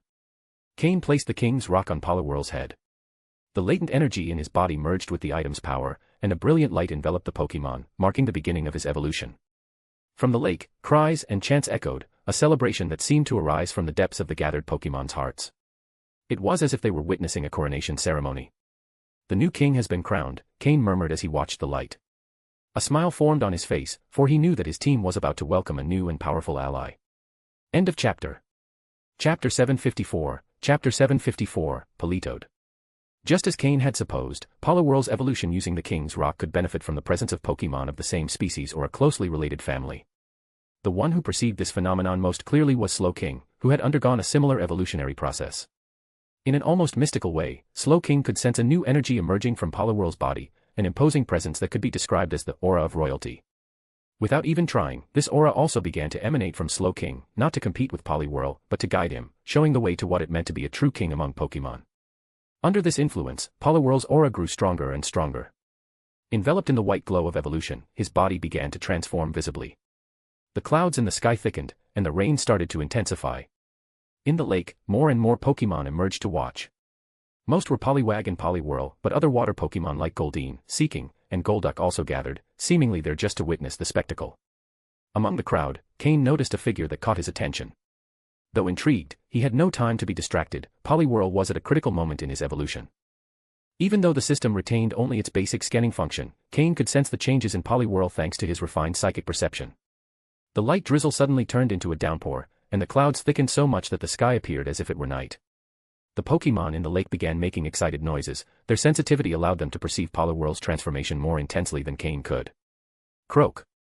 A resonant cry echoed from within the white light of evolution, which then shattered, revealing the newly evolved Pokémon. The rain intensified even further, and the Poliwag, Poliwhirl, and other Pokémon began spinning joyfully in the water. For the Poliwag and Poliwhirl, their joy stemmed from Poliwhirl's evolution into Politoed. For the others, it was the pure happiness of a rainy day. However, this rain was not a natural phenomenon. It was a gift from the newly evolved Politoed. Croak. Politoed cried out again, and all the Poliwag and Poliwhirl immediately stopped their movements. Even the Tympole and Palpitoad present stood still, their gazes fixed on the imposing green Pokémon standing on the shore. Croak. The Poliwag and Poliwhirl began to sing in response, a tribute to celebrate their new king. Cain even noticed the presence of some Tympole and Palpitoad among the crowd. All of them displayed the highest respect toward Politoed. The rain continued to intensify, a reflection of Politoed's signature ability. Politoed's ability to summon rain not only benefited the Poliwag and Poliwhirl but also other water-type Pokémon in the lake. Cain, standing beside Politoed, observed the scene with a satisfied smile. The system displayed Politoed's updated data. Pokémon, Politoed, Quasi-Purple. Gender, Male. Level. Type, Water. Ability, Drizzle. Held item, Leadership. Egg moves, Water Pulse, Refresh, Bubble Beam. Basic moves, Water Sport, Water Gun, Hypnosis, Bubble, Double Slap, Rain Dance, Body Slam, Bubble Beam, Mud Shot, Belly Drum, Perish Song, Swagger, Bounce. Learned moves, Snore, Ice Punch, taught by Weevil, Icy Wind, taught by Weevil. TM moves, Protect, Scald, Double Team. Before this evolution, Politoed had reached level 38 during intense battles, learning the move Belly Drum. After using the high-quality enhancement potion and the King's Rock, his level increased to 39, acquiring new moves such as Perish Song, Swagger, and Bounce.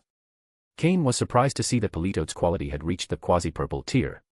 Additionally, he noticed that, like Slowking, Politoed now possessed a special item, Leadership. This confirmed his status as a natural leader among his species. Politoed's drizzle ability was exceptional. Controlling the weather made him an invaluable ally, not just for Pokémon of his own species, but for all water types. The downpour that now fell was a testament to Politoed's power. Cain observed his new companion, impressed by his physical transformation. Though his body remained mostly green, yellow details now adorned his palms, feet, and abdomen, with the characteristic blue spiral on his belly. His cheeks had turned a soft pink, appearing to store water, and a spiral-shaped ornament had formed on his head during evolution with the King's Rock. This ornament not only symbolized his status as a king but also amplified his drizzle ability, enhancing his control over the weather. Cain patted Politoed on the back. "That's enough for now. Stop the rain, Politoed." "Croak." Politoed nodded obediently. The rain began to subside, and the clouds gradually dispersed. Finally, the clear sky revealed a brilliant rainbow reflected on the lake, forming a perfect circle. The Poliwag and Poliwhirl scattered, as did the other water-type Pokémon, except for one that had caught Cain's attention. During the rain, he had seen a lone Pokémon playing in the water with surprising speed. Following Cain's signal, Slowking used his psychic power to lift the Pokémon from the water, along with some of the liquid surrounding it. End of chapter. Chapter 755, Chapter 755, Horsia. After completely dispelling the rain, Politoed collapsed onto the ground, showing the side effects of the high-quality enhancement potion. The other Pokémon approached, giving him pats on the shoulder as a way of congratulating and encouraging him. Cain then decided to return him to his Pokeball so he could rest. The dilemma that had been lingering in Cain's mind resolved itself naturally, and he was satisfied with the outcome. It was then that he turned his attention to a small Pokémon that Slowking had caught using his psychic power. It was a Horsia, a small and peculiar Pokémon that seemed out of place in that lake. Realizing that Cain was looking at her, Horsia, who had initially been a bit confused, began to show signs of panic. She quickly spat a jet of black ink toward Cain, but, forgetting that she was trapped in Slowking's psychic field, she only managed to dirty the water in which she was suspended, turning it completely black. Horsia used the ink to surround herself, hiding within a kind of dark liquid mantle. Cain let out a laugh. It was evident that this Horsia had a nervous and timid nature, and her first reactions made that clear. He activated his system's basic scanning function, which was still operational, and obtained data on this Pokémon. Pokémon, Horsia, light blue. Gender, female. Level. Type, water. Ability, swift swim. Held item, none. Egg moves, Dragon Rage, Dragon Breath, Water Pulse, Clear Smog. Basic moves, Bubble, Smog, Leer, Water Gun. Learned moves, Icy Wind, Bounce, Dragon Pulse. TM moves, none. This Horsia had a light blue quality, a decent ranking. Cain didn't understand how a Pokémon like Horsia had ended up in that lake, but it was clear she was an unexpected gift. He had been looking for a Pokémon with the swift swim ability for his rain team, and this Horsia had appeared as if sent from the heavens. Cain observed the small Pokémon, who clearly had no companions of her species in the lake. It was evident that she had been living alone for a long time, probably having to fend for herself. Her timid nature allowed her to survive, but it didn't make life easy or enjoyable. He ordered Slowking to clear the blackened water, leaving only Horsia. The little Pokémon looked at him with eyes full of fear and distrust. Her red eyes reflected a mix of fear and defiance. Knowing that Horsia was female, Cain sighed, thinking that he would have to handle the situation with some delicacy. "I'll give you two options," Cain said in a calm but firm tone. "First, you enter this Pokeball, and I promise to take good care of you. You'll eat the best food, train with other Pokémon like you, and live a life you could never imagine. Look, even Politoed, whom you saw evolve, is my Pokémon." As he spoke, Cain took out Politoed's luxury ball and showed Horsia the Pokémon resting peacefully inside. Upon seeing Politoed, Horsia's eyes shone with envy. Clearly, she had been watching the evolution from afar and dreamed of being part of something similar. "And the second option?" Horsia asked with her gaze, showing a mix of resignation and curiosity. "Second option, I defeat you in battle, capture you anyway, and force you to come with me." Cain flashed a playful smile, clearly enjoying the little joke. Horsia froze, feeling as if her intelligence was being underestimated. Was there really a choice in this? She felt insulted but knew she had no escape. With tears of frustration in her eyes, the little Pokémon cast one last defiant look at Cain before tapping the Pokeball's button with her head. She was absorbed in a flash of red light. Cain chuckled to himself. So innocent and easy to convince. I guess this is what they call being young and naive. To make sure Horsia felt welcome, he released her again. Horsia, now on the ground, quickly spat out a bit of water to surround herself, watching Cain with a mix of resentment and vulnerability. All right, it was just a joke, Cain said, pulling a poke block from his pocket and tossing it toward the water. Consider it compensation. This should make you feel better. Horsia sniffed the poke block cautiously, clearly drawn to its scent. Though she tried to maintain a dignified facade, she didn't take long to devour the poke block, savoring it as if it were the best thing she had ever tasted. Cain knew that this Horsia had great potential. Although she was currently just a water-type Pokémon, her final evolution, Kingdra, would gain the dragon type, along with versatility that would fit perfectly into his rain team. Additionally, the swift swim ability would be invaluable in battles under rain. Realizing that the little Pokémon had relaxed, Cain handed her another poke block, gradually earning her trust. After feeding her, he decided to store her in her Pokeball so she could rest. Looking toward the lake, Cain saw that several Poliwag and Poliwhirl had decided to follow Politoed. To preserve the leadership item, Cain captured those who were willing and planned to send them to his gym. With Politoed evolved and a new member added to his team, Cain was ready to face the challenges ahead. Although he knew his rain team wouldn't be fully functional for the next tournament, he was satisfied with his progress. His goal was to reach the top 8, and anything beyond that would be a bonus. End of chapter. Chapter 756, Chapter 756, The Island in the Alternate Space. At this moment, Cain finally used the system to scan his Pokémon's data one by one and observe the growth they had achieved after their previous battles. Both Swampert and Politoed had fought hard, but only Swampert managed to level up, reaching level 38. Gengar and Drapion had also engaged in a considerable number of battles, allowing them to level up as well, reaching level 49 and positioning themselves at the peak of the advanced level. However, neither Slowking nor Florges showed any progress in their levels, as the opponents they faced were not particularly strong. Slowking had taken on more of a spectator role, letting his teammates fight, while Florges had completely dedicated herself to caring for Swampert and Politoed, almost like their babysitter.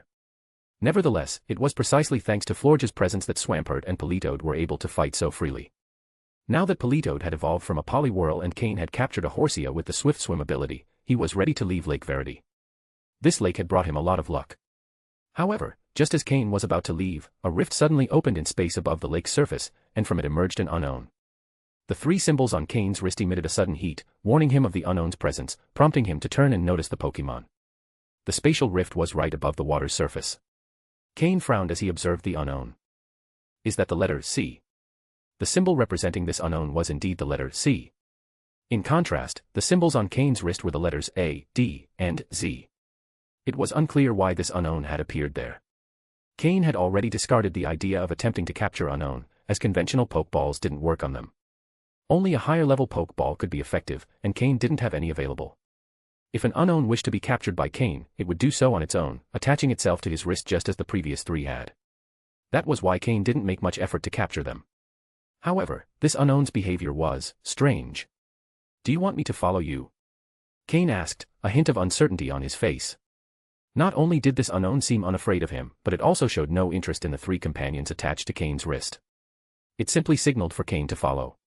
Through the spatial opening behind the unknown, Cain could vaguely glimpse something. It looked like an island. An island located in an alternate space. Cain quickly thought of the continents that Dialga and Palkia, the legendary Pokémon, had created within alternate spaces. However, according to inscriptions on the cave walls near Celestic Town, that mysterious continent they created wasn't far from there.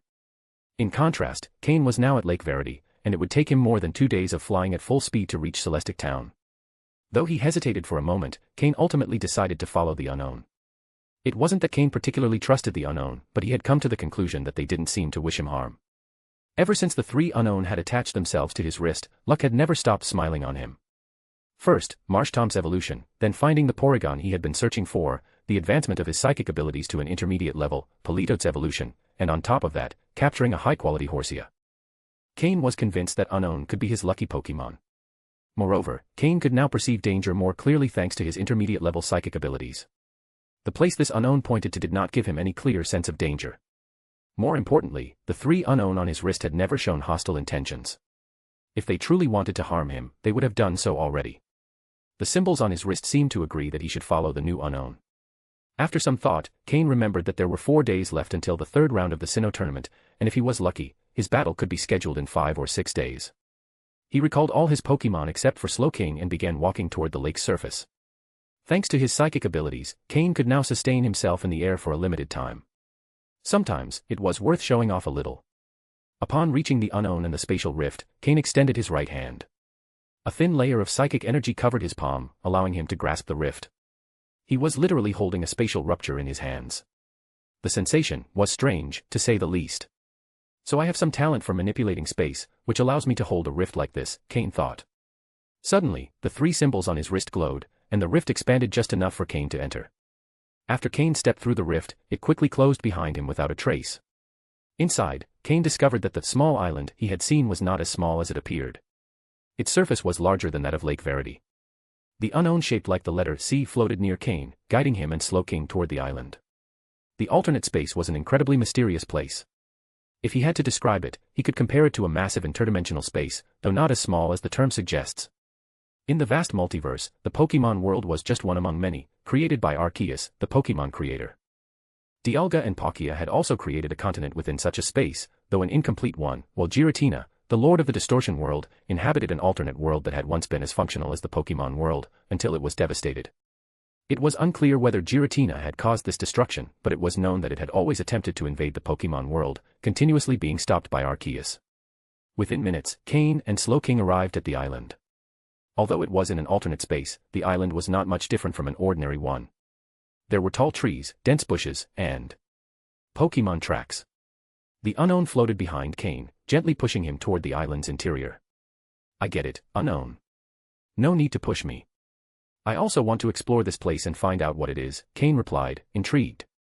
Despite the gray mist surrounding the area, the island had a warm and bright feel, as if the sunlight from Lake Verity was somehow filtering in.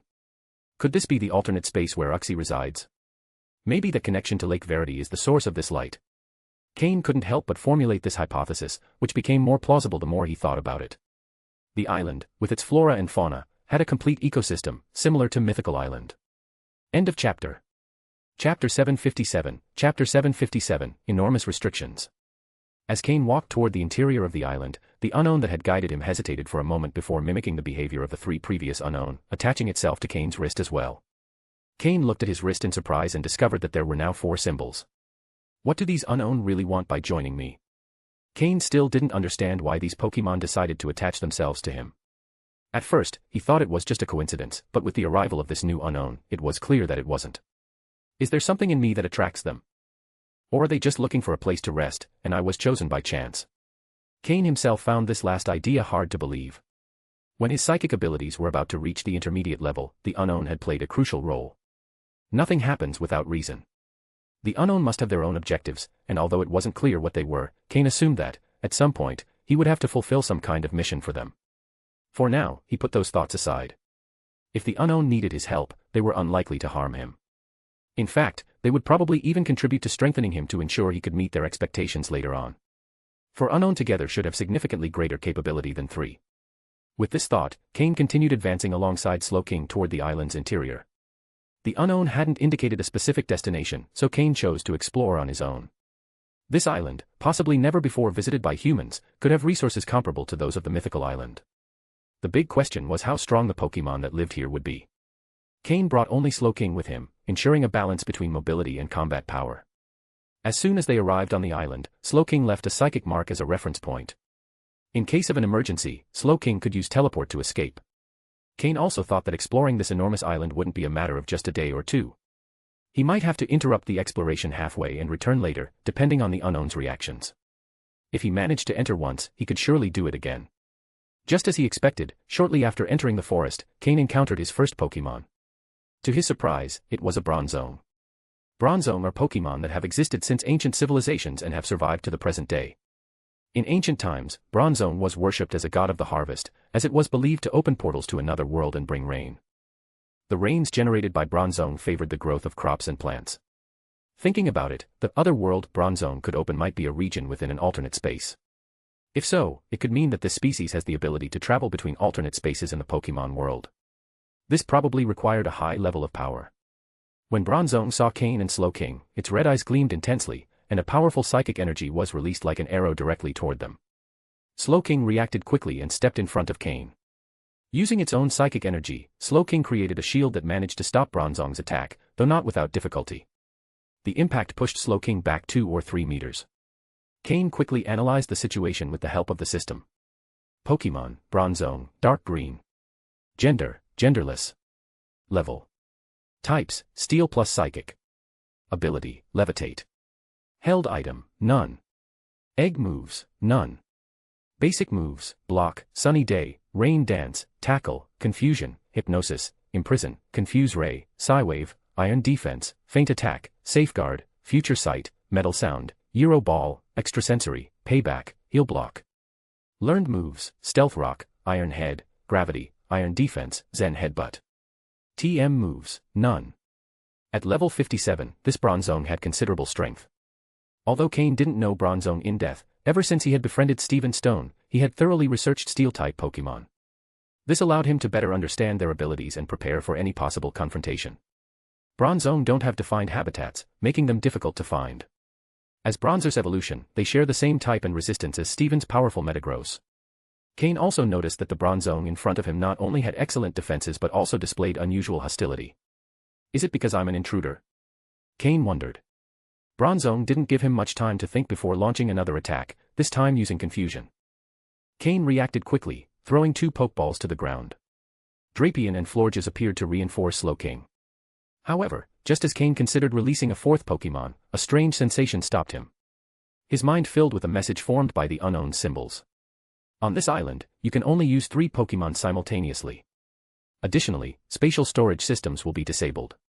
Cain checked his backpack and the storage ring on his hand, only to confirm that he couldn't access his supplies or other resources. With a more serious expression than ever, Cain processed these restrictions. The situation had become much more challenging. However, there was no time for regret. Bronzong attacked again, this time with a powerful confusion attack. Drapion. Cain ordered firmly. Drapion reacted instantly, stepping in front of the team with its pincers crossed to block the attack. The battle had only just begun. End of chapter.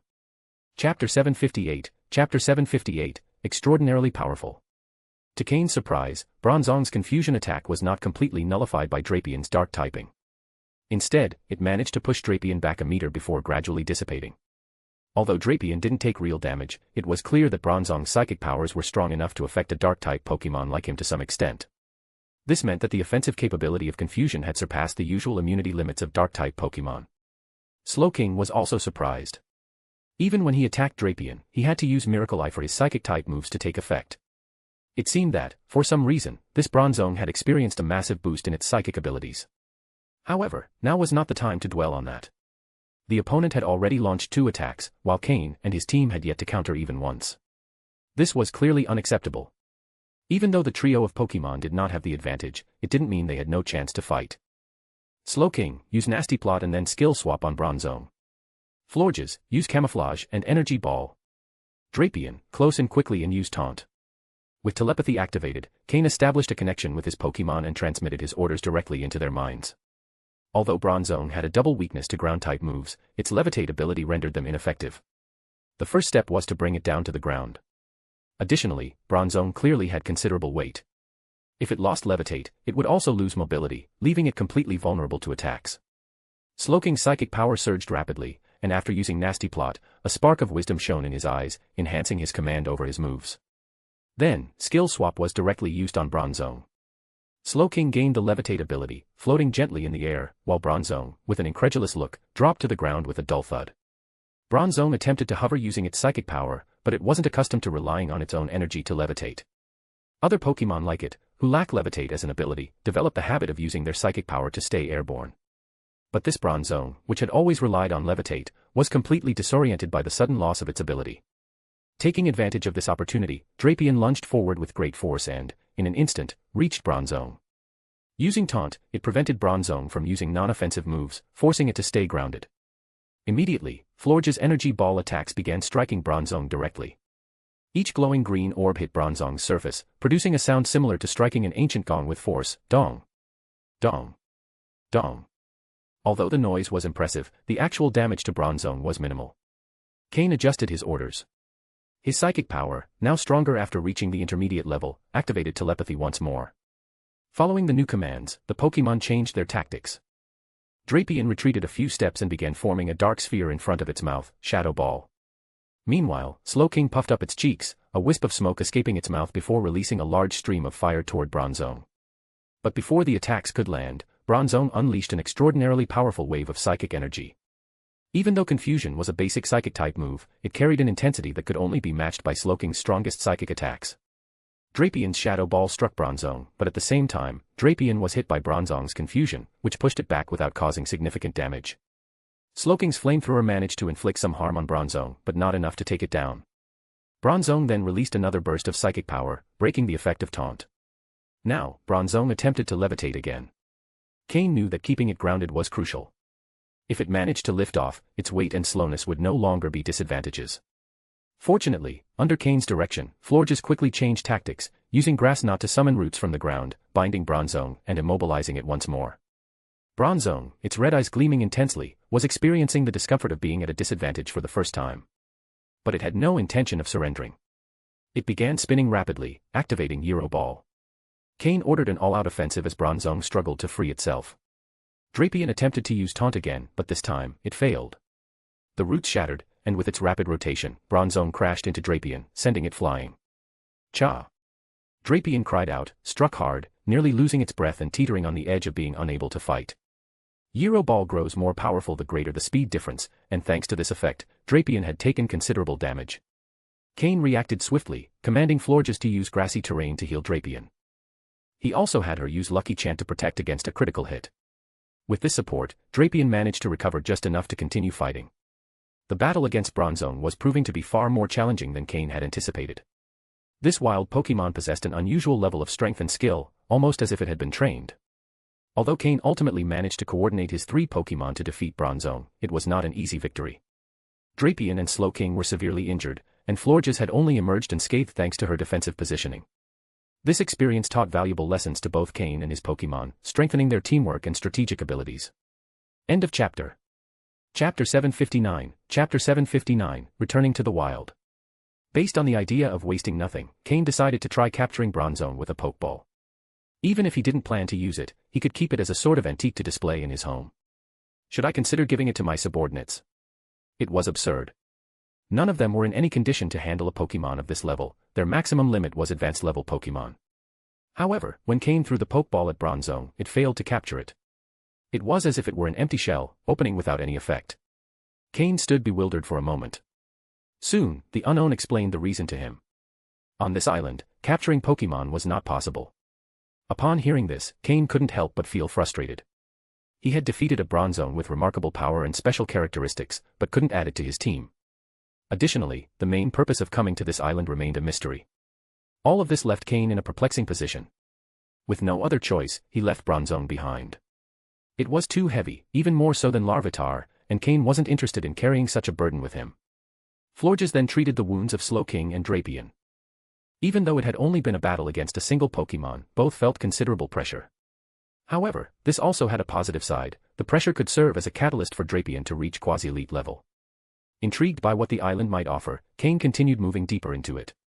However, the restrictions of this place were glaring. Only 3 Pokémon were allowed in battle at a time, as if the island were designed specifically to limit intruders. Could this be related to the Lake Trio? That seemed like a possible connection. Moreover, his storage team was disabled, meaning many essential items, such as medicines and Pokeblocks, couldn't be accessed. The most critical issue was that he couldn't even access his food or drinking water supplies. The strength of the wild Pokémon on this island was also impressive, making Cain feel like he was back in his early days at Trial Island.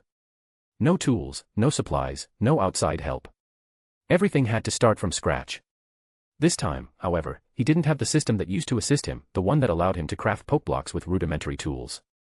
For that reason, Cain's first goal was to locate a water source and find a safe place to establish a basic shelter. From there, he could begin to gradually explore the surroundings.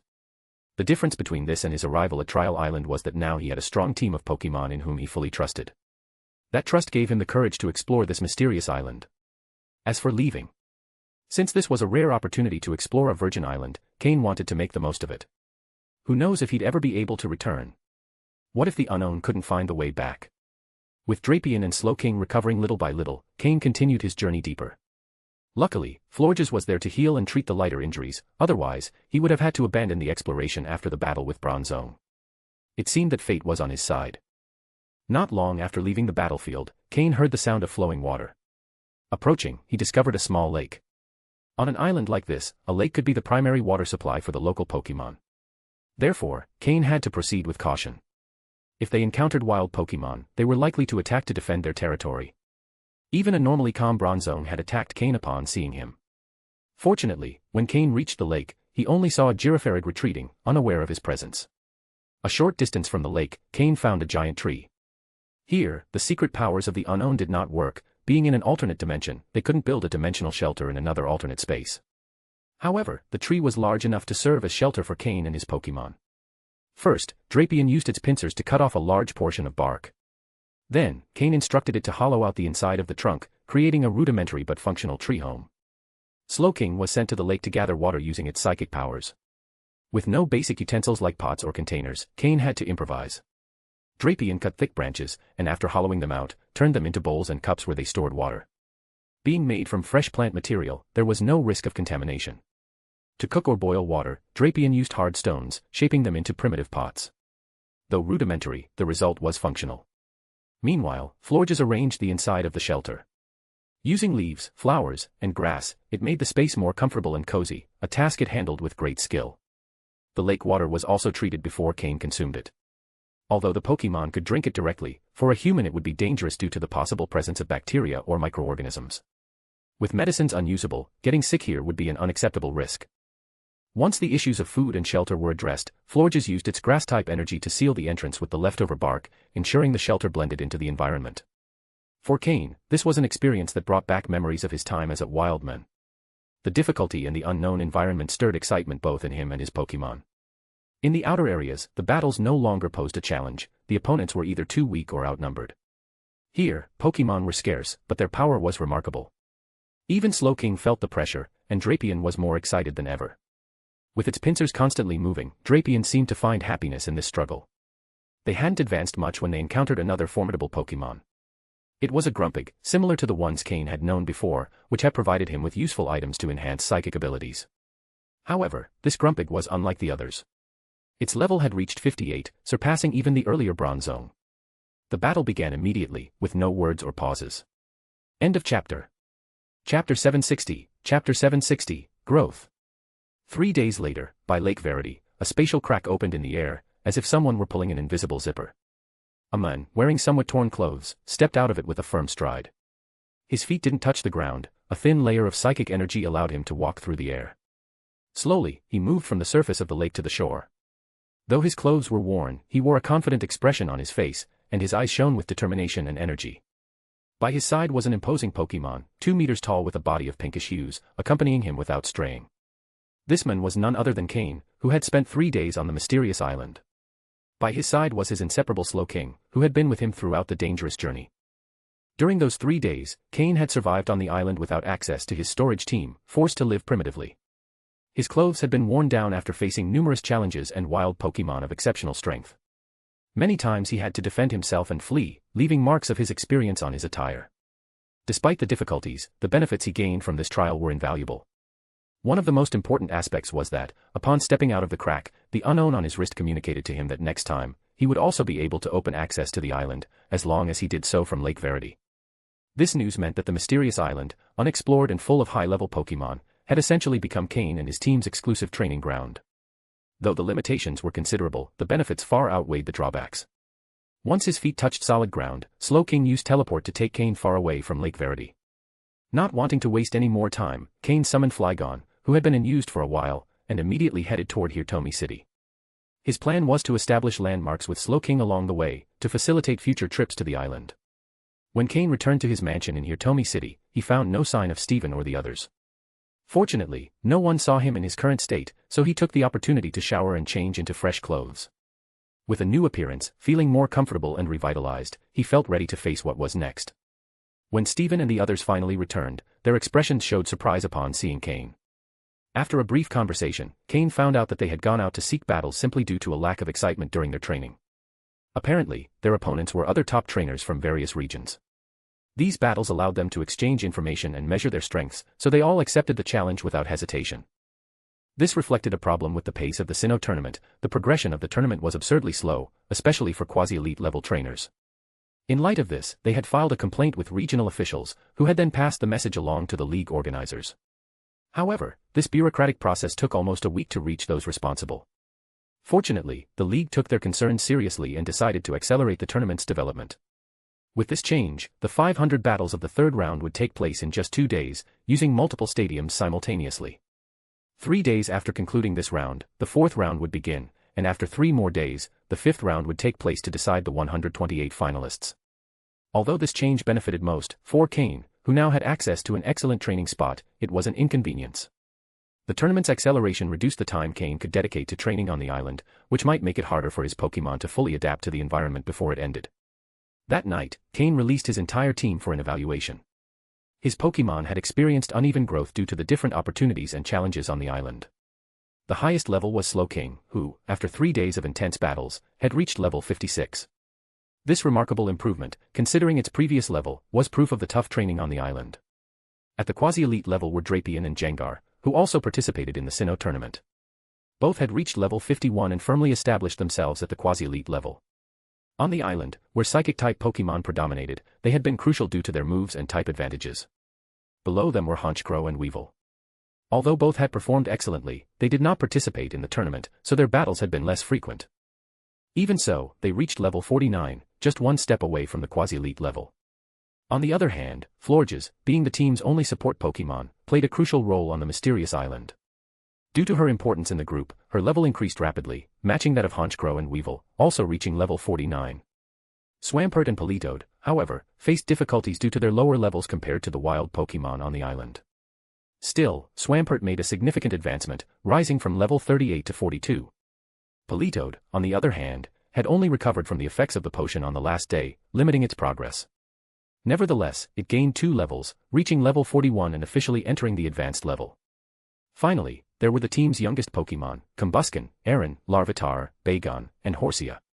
Though their progress was limited due to the island's dynamics, Cain promised them special attention after the tournament. Larvitar and Aron, in particular, were eager to prove their worth, impatient to join the battles. Cain had to calm them down, assuring them their time would come soon. Despite the complaints and challenges, Cain felt satisfaction as he observed his team's growth. With a clear plan in mind, he was determined to fulfill the promise he made to his younger Pokémon. As soon as the Sinnoh tournament was over, their training would become his absolute priority. End of chapter. Chapter 761, Chapter 761, End of Training. In the third round of the tournament, although the opponents were slightly stronger than in the previous 2 rounds, Cain had made significant progress. Once again, he used Swampert as his main Pokémon in battle. His opponent had evidently researched Cain thoroughly, knowing that Cain was a gym leader specializing in water-type Pokémon. Based on previous battles, they also assumed that Cain would use water-type Pokémon again, as he had previously sent out Swampert and Poliwhirl. Therefore, the rival prepared 2 grass-type Pokémon for the battle. However, no matter how much they planned their strategy, they hadn't anticipated that in just a week, Cain would have managed to get Swampert to reach the advanced level. Additionally, Cain had trained Swampert to face opponents with higher levels than his own, overcoming them with advanced techniques and refined strategies. Despite the type disadvantage, Swampert's skills and experience made defeating those 2 Pokémon relatively easy.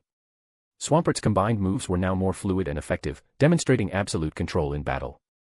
Thus, the third round concluded quickly with Cain's victory. After this battle, instead of returning to the rented mansion on the outskirts of Hirtomi City with Steven and the others, Cain decided to continue exploring the mysterious island in Lake Verity. Using Slowking's teleport move, Cain returned to the island. There, the strength of the wild Pokémon forced him to proceed slowly. Sometimes, a single encounter with a powerful Pokémon could extend for hours, significantly limiting the area he could explore in one day. Occasionally, it wasn't even a lone Pokémon, facing a small group would make retreat the only viable option. Learning from his previous experience, Cain decided to be better prepared for this expedition. He brought with him a large backpack with spare clothes, medicines, and compressed food. Using Slowking's teleport move, he left these supplies in a safe hiding spot inside a tree hollow they had found earlier. This allowed him to ensure at least basic necessities and a safe refuge while continuing his exploration. From that starting point, Cain began to map the island in detail, exploring in various directions. Fortunately, there were no large colonies of extremely strong Pokémon, most seemed to act alone. Even when they appeared in groups, they rarely exceeded 3 Pokémon together. It seemed that the island itself imposed a natural limit on the size of Pokémon groups. Cain moved forward with patience and caution, establishing a steady pace.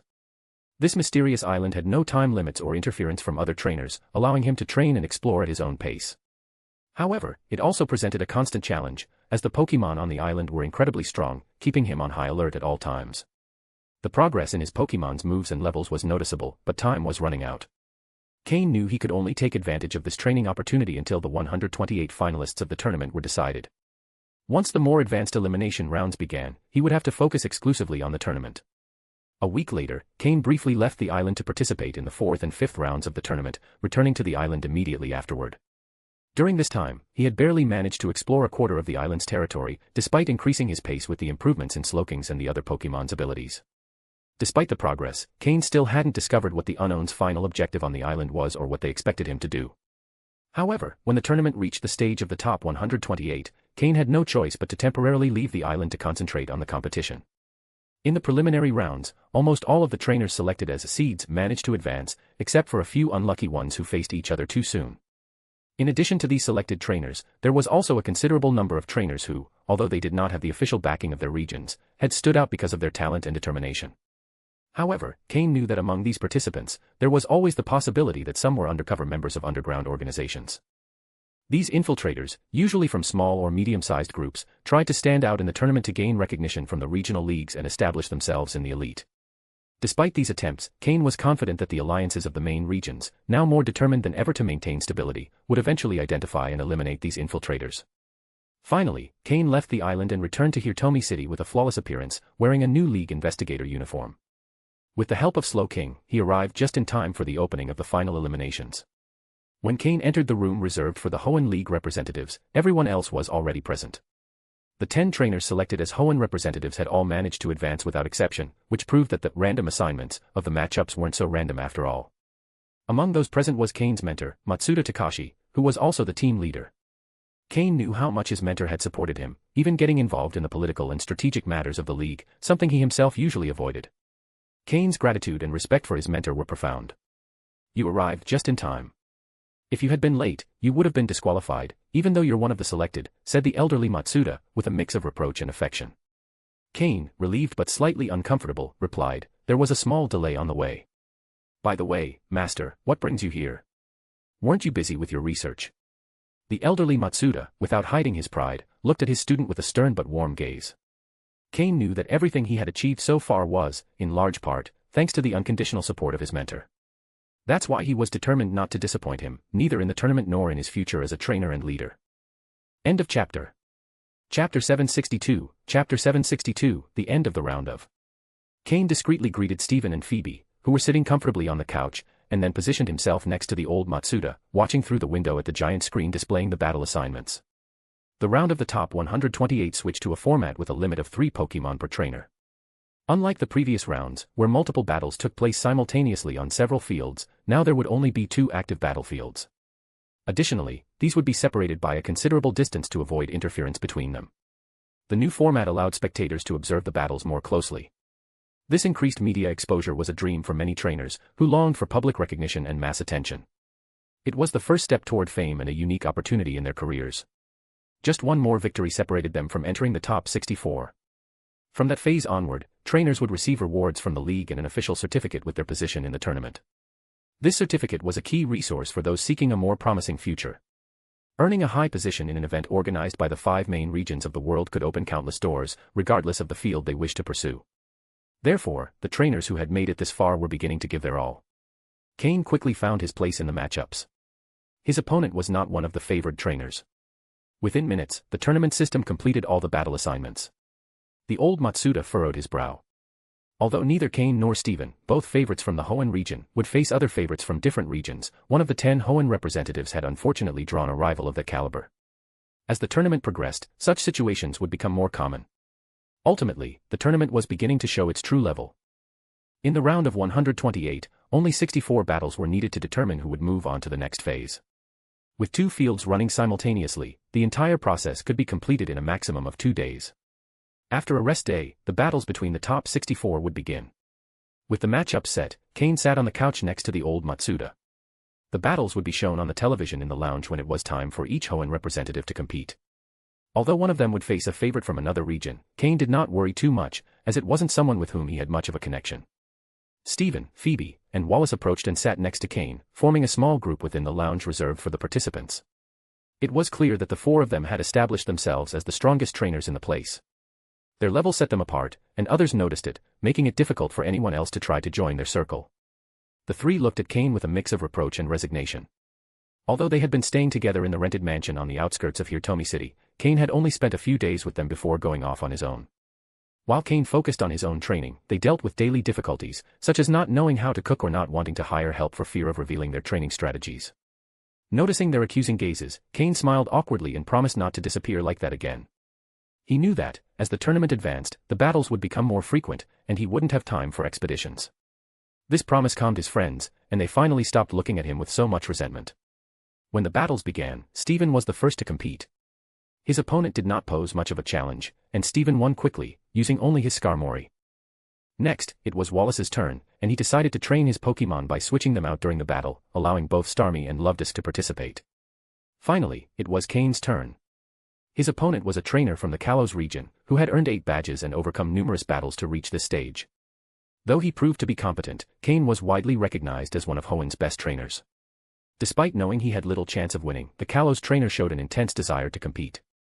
Cain initially planned to use Swampert, but noticing the passion in his opponent, he changed his mind and chose Drapion instead. This Pokémon, known for its combative nature, was a fitting choice to honor his rival's determination. Although the battle was one-sided, Drapion's energy was recognized both by the spectators and by Cain's opponent. Thanks to the intensive training on the mysterious island, Drapion had reached level 53, becoming a quasi-elite level Pokémon. Although his progress in level had slowed in recent days, his mastery of combat techniques had improved significantly. Cain had dedicated time to perfecting his Pokémon's skills, ensuring that their fundamentals were solid and that they could overcome any disadvantage that might arise in battle. With this victory, Cain felt a renewed confidence in his chances of reaching the top 8, as long as he didn't face overly powerful opponents. Even though the system was still in rest mode, his determination remained undiminished. The last to participate was Phoebe, whose battle took place in the afternoon. Her performance marked the end of the day, and the four of them returned together to the mansion on the outskirts of the city. To make up for the time he had been absent, Cain prepared an elaborate dinner for everyone. After a lively conversation at the table, each of them retired to their rooms, satisfied and ready to face the challenges that awaited them in the tournament. End of chapter. Chapter 763, Chapter 763, Brycen and Beartic. When the round of 128 competitors was over and narrowed down to 64, the battles began to intensify. Many of the prominent trainers from various regions were set to face each other, and in these matchups, the luck factor would play a decisive role. There would be only 2 days of rest before the next round, and Cain decided to honor the promise he had made to Stephen and the others not to stray too far during this time. What surprised his companions was noticing that, even in the daily training, it was evident that Cain's Pokémon had made considerable progress in strength and skills. They looked at Cain with a mix of awe and suspicion, as if he were hiding some secret to improve so quickly. The idea of facing Cain in the tournament became even more undesirable for all of them. Both Stephen and the others acknowledged that defeating him would be an extremely difficult task. Even Stephen admitted to himself that, if they were to face off, the odds would be split evenly. That being said, all the participants, including Cain, kept their best strategies and Pokémon as trump cards, reserved for the most critical moments. Finally, the round of 64 was completed. Although Cain didn't face any other trainers who were seeded favorites, his opponent proved to be an advanced-level trainer. Still, he didn't pose a significant challenge to Cain, who was able to advance with little effort. From this stage onward, the tournament rules changed. From the round of 32 and beyond, battles would take place on the same day with no rest time in between. This modification aimed to assess the trainer's ability to manage the stamina and energy of their Pokémon in prolonged combat situations. Trainers had to be especially strategic when choosing when and in which battles to deploy their strongest Pokémon. This change generated more uncertainty and anticipation among the participants and the audience. In the first battle of the top 32, Cain finally faced a notable trainer from another region. It was Brycen, a participant from Icera City in the Unova region. Cain had a faint recollection of him. In the future, Brycen would become the gym leader of Icera City, specializing in Ice-type Pokémon. However, besides being a trainer, Brycen was also known as an actor, using tournaments to increase his popularity before forging a career in the entertainment world. Brycen represented a particular group of participants in these events, those who competed not only for the prizes but also for the public recognition that these tournaments provided. Though his motivation was not purely materialistic, as he wouldn't lack money as a future gym leader, he was driven by his passion for both acting and Pokémon battles. Both trainers walked toward the main stadium, an imposing venue reserved for the most important matchups of the tournament. The giant screens hanging above the field displayed the faces and key information of the two competitors, as well as the number of Pokémon available and those already deployed in battle. All of this was designed to give the audience a clear view of each battle's progress and strategy. From the other end of the field, Cain observed Brycen. He wore a striking blue outfit and had a band around his eyes, giving him a ninja-like appearance. Although they had crossed paths before in the tournament facilities, they had never spoken. Brycen knew in advance that his opponent would be Cain, and that certainty had put an evident weight on his expression. He aspired to reach the top 16, as such an achievement surpassed even placing in the top 4 of a regional tournament in prestige. However, facing the second-best ranked trainer from the Hoenn region at this stage complicated his aspirations. Despite the uncertainty, Brycen decided to face the battle with the determination to prove his strength to the world and improve his chances in the entertainment industry. When the judge started the battle, both trainers threw their Pokeballs onto the field. Cain sent out his Swampert, whose level had reached 45 after rigorous training. Swampert had made such rapid progress that Cain had to dedicate extra time to stabilize the consequences of its accelerated growth. On the other side, Brycen released his Beartic, an Ice-type Pokémon native to Unova. This Beartic wasn't just a key member of Brycen's team but also a crucial factor in his future career as a gym leader. Pokémon, Beartic, Light Blue. Gender, Male. Level. Type, Ice. Ability, Snow Cloak. Held item, None. Egg moves, Avalanche, Ice Punch, Night Slash, Sleep Talk. Basic moves, Icicle Crash, Sheer Cold, Thrash, Superpower, Aqua Jet, Growl, Powder Snow, Bide, Icy Wind, Play Nice, Fury Swipes, Brine, Endure, Swagger, Slash, Flail, Rest, Blizzard. Learned moves, Water Pulse, Snore, Low Kick, Throat Chop. TM moves, Protect, Ice Beam, Shadow Claw, Giga Impact, Stone Edge, Frost Breath. As a pure Ice-type Pokémon, Beartic lacked the obvious weaknesses of a dual-type, making it a solid choice to open the battle. Meanwhile, Cain had selected Swampert precisely for its natural resilience, confident that Brycen wouldn't have any Grass-type Pokémon, Swampert's only major weakness. The audience was on the edge of their seats as the battle began. It was clear that this would not be an ordinary battle. Cain, with a determined look, took the initiative. Let's go, Swampert. Show them everything you've learned. Earth Hammer. The atmosphere in the stadium filled with tension as Swampert's attack shook the field. For the first time in the tournament, Cain began to reveal the true extent of his power, making it clear that he was willing to fight until the end to reach the top. End of chapter. Chapter 764, Chapter 764, Walrein. The battle began with no preamble, straightforward and direct. At Cain's command, Swampert powered up its back legs and jumped straight into the attack. As a Pokémon whose strength in its back legs surpasses even its front limbs, its power is not to be underestimated. The back legs are incredibly strong, so why would the front ones be any less powerful? Of course, they aren't. Swampert quickly closed the distance to Beartic, closing in within moments. Beartic, Ice Beam. Brycen's command came right after Cain's. With its eyes locked on the swiftly approaching Swampert, Beartic crossed its arms in front of its chest and opened its mouth wide. A beam of blue and white light shot out toward its opponent.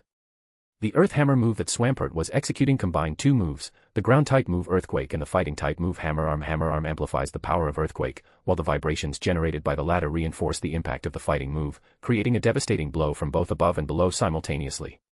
Beartic's Ice Beam struck Swampert's arms, but Swampert, with a fierce look in its eyes, seemed to feel no pain from the attack.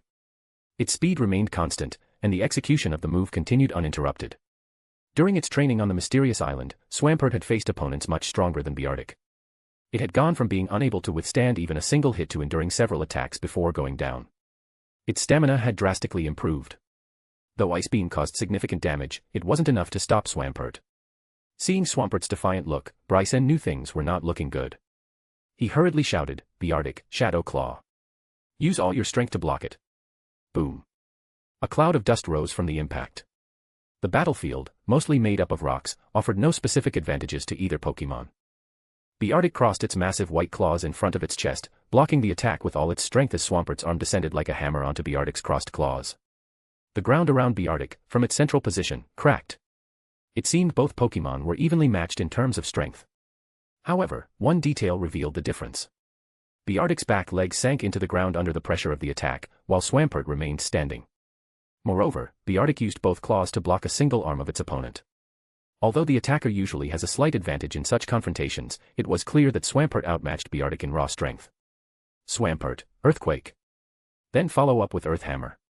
Cain shouted enthusiastically. Since Beartic was partially embedded in the ground, its evasive movements were limited. The Earthquake move, combined with its trapped legs, could knock it out. Brycen, stunned by the scene, couldn't believe what he was seeing. After all, Beartic was a bear, and a bear shouldn't be physically outmatched. Swampert, standing at 1.8 meters tall, appeared as tall as Beartic, which stood at 2.6 meters, due to how deeply the latter was embedded in the ground. Beartic showed signs of pain but endured the attack with determination. Meanwhile, Swampert, with a defiant smile, ignored the injuries on its frozen arms. Bracing one of its hands on Beartic, Swampert lifted a leg and slammed it into the ground with all its strength. The yellowish energy of the ground type concentrated in its limbs. Beartic, protect. Then use Stone Edge. Just as Swampert's foot struck the ground, a thin layer of green energy enveloped Beartic, blocking the Earthquake move. However, Swampert still had one arm free. Another Earth Hammer blow descended with force. Though Beartic managed to avoid the damage from the Earthquake move, it could barely react before Swampert's arm struck it once more. Boom. The impact lifted a new cloud of dust. The cracks in the ground became more pronounced, and half of Beartic's body was now buried in the earth. Although Beartic managed to execute Stone Edge, dealing considerable damage to Swampert, the latter resisted the attack thanks to its double resistance to rock-type moves. Swampert, use Muddy Water and finish it off. Swamp. Swampert roared, summoning a torrent of muddy water that engulfed Beartic. Its white fur was stained, and it finally lost consciousness. Seeing his Pokémon defeated, Brycen sighed and withdrew Beartic into its Pokeball. Return, Beartic. You did well, he said in a calm voice, though visibly worried. Swamp. Swampert, seeing its opponent had been recalled, beat its chest with one of its hands, letting out a roar that echoed throughout the stadium. Since its first battle, Swampert had begun to enjoy the attention and cheers from the crowd. This recognition fueled its determination. The crowd adored it. Its powerful and relentless fighting style made it stand out. Brycen, with a somber look, hesitated for a moment before throwing another Pokeball. From the glow emerged a blue Pokémon with white rings around its neck and an impressive white mane on its face. Its long tusks and powerful fan-like tail made it unmistakable, Walrein. Pokémon, Walrein, light blue. Gender, male. Level. Type, Ice plus Water. Ability, Thick Fat. Held item, none. Egg moves, Water Sport, Aqua Ring, Rollout, Sleep Talk. Basic moves, Ice Fang, Swagger, Crunch, Defense Curl, Powder Snow, Growl, Water Gun, Encore, Ice Ball, Brine, Aurora Beam, Body Slam, Rest, Snore, Hail, Blizzard. Learned moves, Water Pulse, Iron Tail, Aqua Tail, Icy Wind. TM moves, Protect, Ice Beam, Earthquake, Frost Breath, Giga Impact. This Walrein was clearly one of Brycen's trump cards. Though Swampert had proven formidable, it was injured and wouldn't be a match for a level 50 Pokémon in its prime. Cain knew it wouldn't be an easy battle, especially with consecutive days of fights still ahead. End of chapter. Chapter 765, Chapter 765, should I officially name the fairy type? Return, Swampert. You did very well. Cain took Swampert's Pokeball and returned it. Then, Cain took another Pokeball from his belt. He showed a peculiar smile. I didn't expect you to have to go out so soon. Cain looked at the Pokeball in his hand as he spoke. He then held the Pokeball in front of him and, in a very low tone, said something that only he and the Pokémon inside could hear. When you go into the field, use Camouflage immediately to change your type to Grass. Indeed, the Pokeball Cain had taken out contained Florges, who had recently reached quasi-elite level on the mysterious island, reaching level 51. Go, Florges. Then, with a slight command, he threw the Pokeball into the field. In the Sinnoh Tournament Stadium, people in the Kalos region's VIP box immediately stood up with expressions of astonishment upon hearing the name. Florges. Isn't that a Kalos Pokémon? It wasn't so much that seeing someone from another region with a Kalos Pokémon surprised them, but specifically this Pokémon, Florges. We must remember that Kalos only began systematically accessing Pokémon knowledge after joining the League. It was thanks to the data provided by the League that local residents learned that some Pokémon could evolve using evolution stones. After further tests, it was confirmed that Florges was one of those Pokémon. Additionally, the League had provided Kalos with a complete file on Pokémon types. After receiving this information, Kalos inhabitants began cataloging their local Pokémon, integrating the data into the League's files. However, there were certain Kalos Pokémon whose types couldn't be clearly identified, either by the locals or by researchers from other regions who had come to Kalos. Florges was one of these Pokémon. For a long time, there was debate about whether it should be classified as a grass type or another type. Though it resembled a grass type, it also had significant differences. To this day, several Kalos Pokémon have not been officially registered in the Pokédex due to these ambiguities. That's why, when Brycen saw Florges, he was clearly puzzled. What kind of Pokémon is this? Despite having researched Kalos Pokémon due to trainers from that region participating in the tournament, Brycen found no information related to Florges. Of course, Cain didn't shout Florges' name just for theatrical effect. He simply wanted everyone to know which Pokémon it was, making the commentator's job easier. Florges, Captivate, then Energy Ball. Cain smiled slightly as he gave the order. Florges' Captivate move was being used for the first time in the tournament. Upon hearing the order, Florges struck a coquettish pose and released a pink, heart-shaped gas toward Walrein. Being a male Pokémon, Walrein was immediately affected by Florges' move, which considerably reduced its special attack. Brycen's face changed drastically. It didn't matter what type Florges was, he would treat it as a grass type. Walrein, react and use Blizzard. Walrein, stunned by the effects of Captivate, was slow to react to Brycen's orders. When it finally came to its senses, a massive ball of green energy was already hitting its face. Boom. But that wasn't all. Florges, having learned from Cain's Jengar, kept using Energy Ball in rapid succession, hitting again and again. Grass-type moves are super effective against Water/Ice-type Pokémon like Walrein. Also, Florges had used Camouflage when entering the field, changing its type to Grass, which further boosted the power of its attacks. Roar. Walrein, furious, gathered all the Ice-type energy it could and fired the Blizzard move at Florges. Florges, use Tearful Look and remember to deactivate Camouflage. Cain, observing the Blizzard forming, gave another command. Flot. Florges gave a soft whine while showing an extremely vulnerable expression. Walrein, seeing this, stopped for a moment, as if it was doubting whether it was right to attack a lady. Brycen slapped his forehead, clearly frustrated. Walrein's physical and special attacks were further reduced. At that moment, thanks to Camouflage, Florges switched its type back to Fairy just before the Blizzard hit, avoiding significant damage.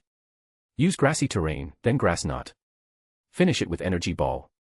Walrein, Ice Beam. However, after the reductions to its stats, Walrein barely managed to deal any damage with the Ice Beam move. Meanwhile, Florges deployed the Grassy Terrain move, gradually restoring its health. Then it used Grass Knot, the roots trapping Walrein and severely limiting its mobility. Though the damage from Grass Knot wasn't significant due to Walrein's lack of movement, the key point was that it was now immobilized. Florges continued firing Energy Ball one after another, relentlessly striking. Walrein tried one last attack with Aurora Beam, but it wasn't enough. Finally, it fell defeated. Although it had only lost its combat ability, its expression as it fell, with a slight smile, seemed more satisfied than frustrated. When the blizzard cleared, Florges, beautiful and radiant, stood tall on the grass. The audience erupted in cheers, clearly captivated by its elegance. Brycen, resigned, returned Walrein to its Pokeball. It was clear that its defeat was inevitable. Florges' first appearance in battle had been a resounding success. In the Kalos VIP box, those present stared at Cain in astonishment. They never imagined that someone from outside Kalos could understand their Pokemon better than they did. Cain, with a smile on his face, thought. Maybe, it's time to officially introduce the fairy type. Should I name it first? End of chapter. Chapter 766, Chapter 766, Kalos players blocking the way. Despite being defeated, Brycen was unwilling to give up without trying something else. He called upon another one of his trump cards, a Cryogonal, hoping to change the course of events. From his perspective, the main reason his Walrein had lost earlier was because it was a male Pokemon. Faced with the irresistible charm of Florges, using the move Captivate, it had been especially vulnerable. This time, however, he sent out a newly leveled Cryogonal, reaching quasi-elite status, to try his luck. However, the outcome was the same. Although Cryogonal held out longer than Walrein due to its defensive nature, it also eventually fell. This was because, in addition to its impressive offensive capabilities, Florges also had remarkable recovery skills, making defeating it just a matter of time. When Brycen saw another one of his trump cards fall, he realized he had no chance of defeating Cain. His last Pokemon was still standing, but Cain hadn't lost a single one of his yet, and Florges, still in the battle, was practically unharmed thanks to its regenerative abilities, with only slight energy wear after 3 fights. Brycen's frustration was palpable. Florges appeared to be a grass-type Pokemon because of the great effectiveness of its grass-type moves and its mastery of moves like Grassy Terrain. However, the Ice-type moves that should have been effective did not deliver the expected impact. As the battle went on, Florges seemed to adapt better, showing increasingly brilliant performance.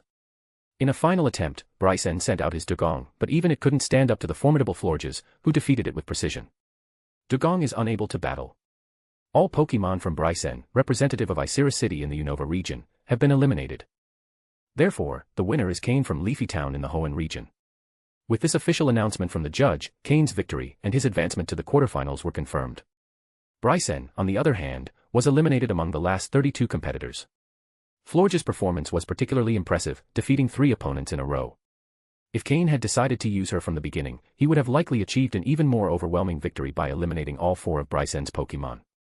However, Cain had chosen to give Swampert some battle time to help it get more familiar with its moves and overcome the weaknesses stemming from its rapid strength progression. Moreover, Cain didn't seek to humiliate Brycen or the Unova region, so he avoided a crushing victory. Allowing Swampert to battle was not only a strategy to strengthen it, but also a gesture of consideration toward his opponent. Had Cain swept through all 4 of Brycen's Pokémon, it could have created tensions between Hoenn and Unova, which would be detrimental to both regions in future competitions.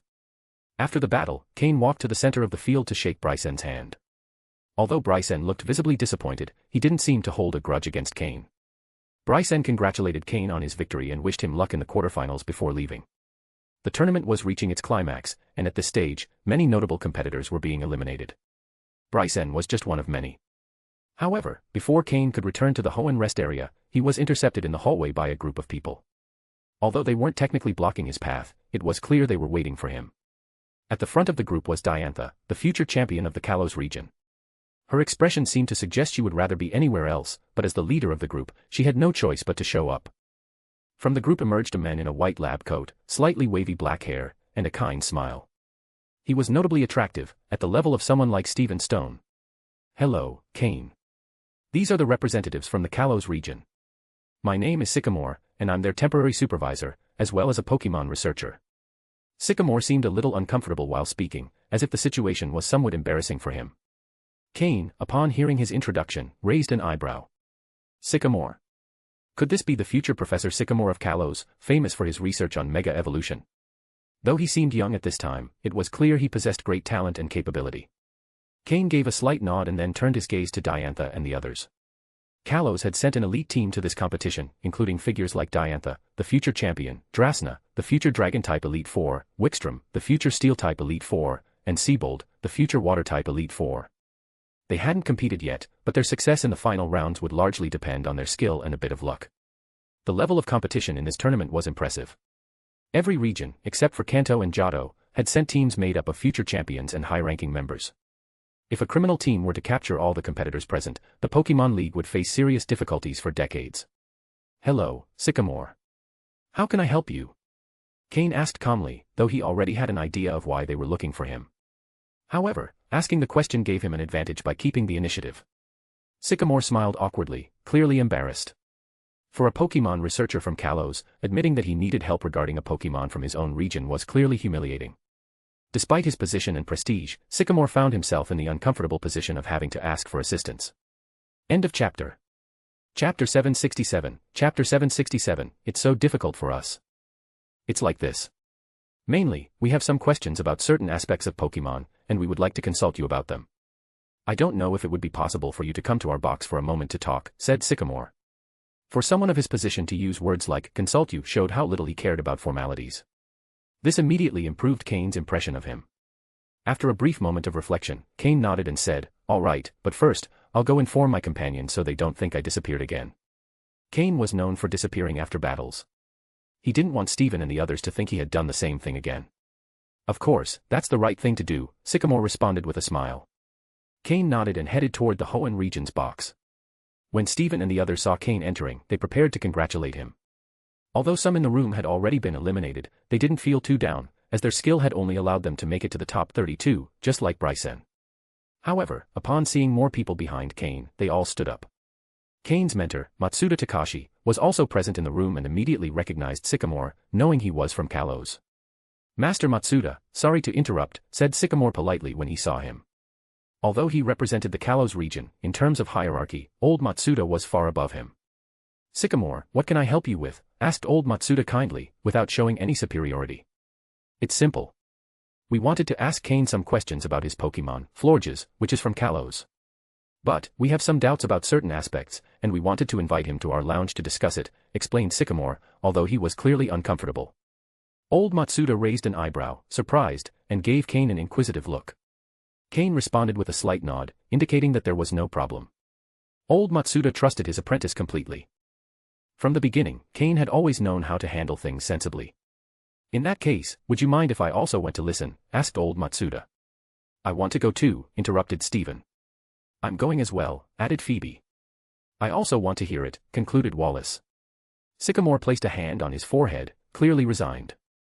These kinds of situations would be much easier if there were fewer people involved, but he couldn't do anything about it. After all, they needed Cain's help. All right, thank you for your time, said Sycamore with a sigh of resignation. Thus, he led the group to the Kalos Region's lounge. Stephen approached Cain and gave him an inquisitive look, closely followed by Phoebe and Wallace. Cain, with a slight smile, shook his head, assuring them everything was fine. With that, the others felt relieved. They knew that, among them, Cain had the least support within the league, so they were always alert to any possible pressure he might face. With the influence of Stephen's Stone family, Phoebe's backing from the president of the Hoenn League, and Wallace's family, they could help Cain if necessary. Soon, they arrived at the lounge assigned to the Kalos participants. Inside, there were other contestants from Kalos who had already been eliminated and were waiting for the top 32 rounds to finish. Even though they had lost, they had to stay until the end of the tournament to receive their prizes. Sycamore invited the newcomers to sit down and took out a notebook, ready to record any information Cain could share about Florges. Cain, however, was in a dilemma. Should he mention the fairy type? If he didn't say it now, when it inevitably came to light later, they could accuse him of deliberately withholding the information. Of course, he could claim that he only discovered it later, but people's perceptions would vary. On the other hand, revealing the existence of the fairy type now could have a seismic impact on the world of Pokémon. The inclusion of a new type wouldn't just disrupt the current understanding of types, it would also alter the relationships of resistance and weakness between them. This could deeply affect trainers who specialize in specific types. For example, Dragon-type trainers, who already face significant challenges due to the cost and difficulty of training Dragon-type Pokémon, rely on their immense power and few weaknesses. Until now, only Ice-type moves and other Dragon-type Pokémon posed a real threat to them. However, with the arrival of the fairy type, all of that would change drastically. After reflecting for a moment while everyone watched him, Cain made a decision. He would speak. Why not? Revealing this information would bring him recognition and significant advantages within the league. Contributing to the discovery of a new type would surely open many doors for him in the future, even if it meant competing for a spot as one of the Elite Four or the champion. Additionally, he thought about the title they would give him. The Father of Fairies. Not bad. With a smile, Cain began, Mr. Sycamore, and everyone from Kalos, you want to know what type Florges really is, right? Or rather, why there are so many Pokémon in Kalos whose types don't fully align with the current league classifications. Upon hearing his words, Sycamore's hand trembled and almost dropped his pen. Clack. Sycamore's pen fell to the floor. But no one bothered to pick it up. The silence in the room was so absolute that the buzzing of a mosquito could be heard. Surprisingly, the most shocked were not the Kalos participants, who had already suspected something, but Cain's mentor, Matsuda Takashi, and his friends. The old Matsuda's face twisted, his mustache trembled, and he was almost about to slide out of his seat. My disciple, causing a stir again, he thought. It's so difficult to be the mentor of a genius. Stephen, Phoebe, and Wallace shared that sentiment. It's so difficult to be friends with a genius. Just when they thought they had reached their full potential, Cain found new ways to surpass them, leaving everyone stunned. End of chapter. Chapter 768, Chapter 768, besides money, I'm worth nothing. Fairy. Fairy type. Sycamore's voice trembled slightly. A new type. After a moment, Sycamore's voice began to calm down. Yes, the fairy type. I discovered that among the moves Florges can learn, many aren't registered or correspond to any known type. After conducting my tests, I confirmed that this constitutes a completely new type, because it meets all the necessary characteristics to be considered its own type, explained Cain with a confident expression. That confidence was understandable. This type would eventually be discovered, Cain had simply accelerated the process by a few years. Could you talk about the characteristics of this type? Asked Sycamore. This touched on a crucial point in anyone's research. Sycamore, realizing what he had just said, quickly reacted, sorry, I was being hasty. Sycamore then turned his gaze to the old Matsuda. At that moment, old Matsuda had just recovered from the shock. He immediately tried to appear calm, adopting an attitude that seemed to say, he's my apprentice, I know him well, and it's all thanks to my excellent teaching. The people around him couldn't help but sweat at his reaction. No one was blind, everyone had clearly seen how old Matsuda had behaved a moment ago. However, since he held the highest rank among them, no one dared say anything. In that case, let's call an emergency meeting. Cain, explain this later. This matter has far-reaching implications, said the old Matsuda, clearing his throat to hide his discomfort and adopting a serious tone. Discovering a new type would be a monumental event for the entire Pokémon League. Talking about something so important in a place like this didn't do justice to the topic. However, the old Matsuda and Sycamore knew what they were doing. They understood that something of this magnitude needed to be presented to a broader group, at least with the presence of recognized experts as witnesses. Soon, both of their communication devices began to ring non-stop. Meanwhile, Steven and the others finally had the chance to speak with Cain. The trainers sitting in front of them, like Diantha and her group, were equally surprised. Although they had already suspected something, they hadn't taken any action because the implications of all this were simply too vast. Cain, is what you're saying true? Does a new type really exist? Asked Phoebe, sitting next to Cain, her large eyes filled with curiosity. Cain nodded with a smile. It wasn't that they doubted Cain, but the concept was truly mind-blowing. Incredible, Cain, simply incredible. Steven, unsure of what else to say, gave a thumbs up in approval. He remembered the first time he met Cain. They were in a magnetic train car in Johto.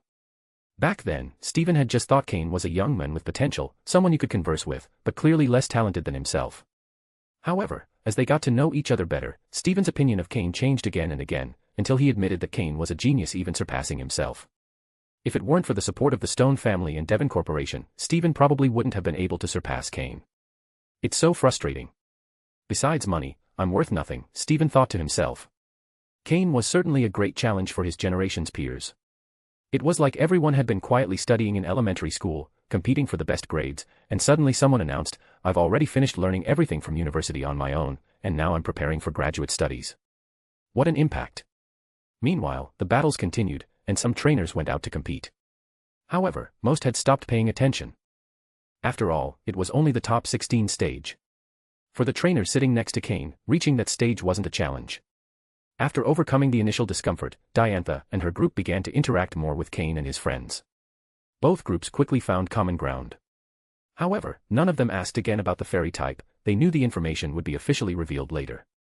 Suddenly, Cain felt a cold and penetrating gaze directed at him from behind.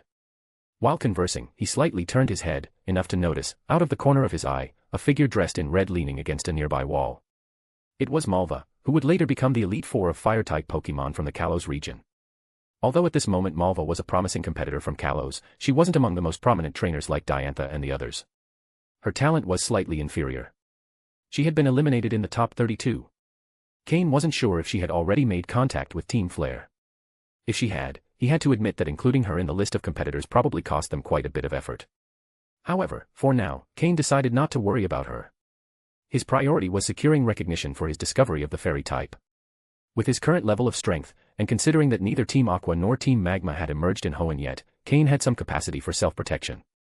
Being the discoverer of the fairy type could bring him significant benefits. After a while, the old Matsuda and Sycamore returned hurriedly. It seemed they had finished making calls and notifying key figures in the league. Now, it was up to them to manage the situation. Cain, come. Let's move to a different location to talk, said the old Matsuda as soon as he entered. Without waiting for a response, he turned around and left. Sycamore had the same intention. Cain exchanged a glance with Steven, somewhat confused, but followed the old Matsuda.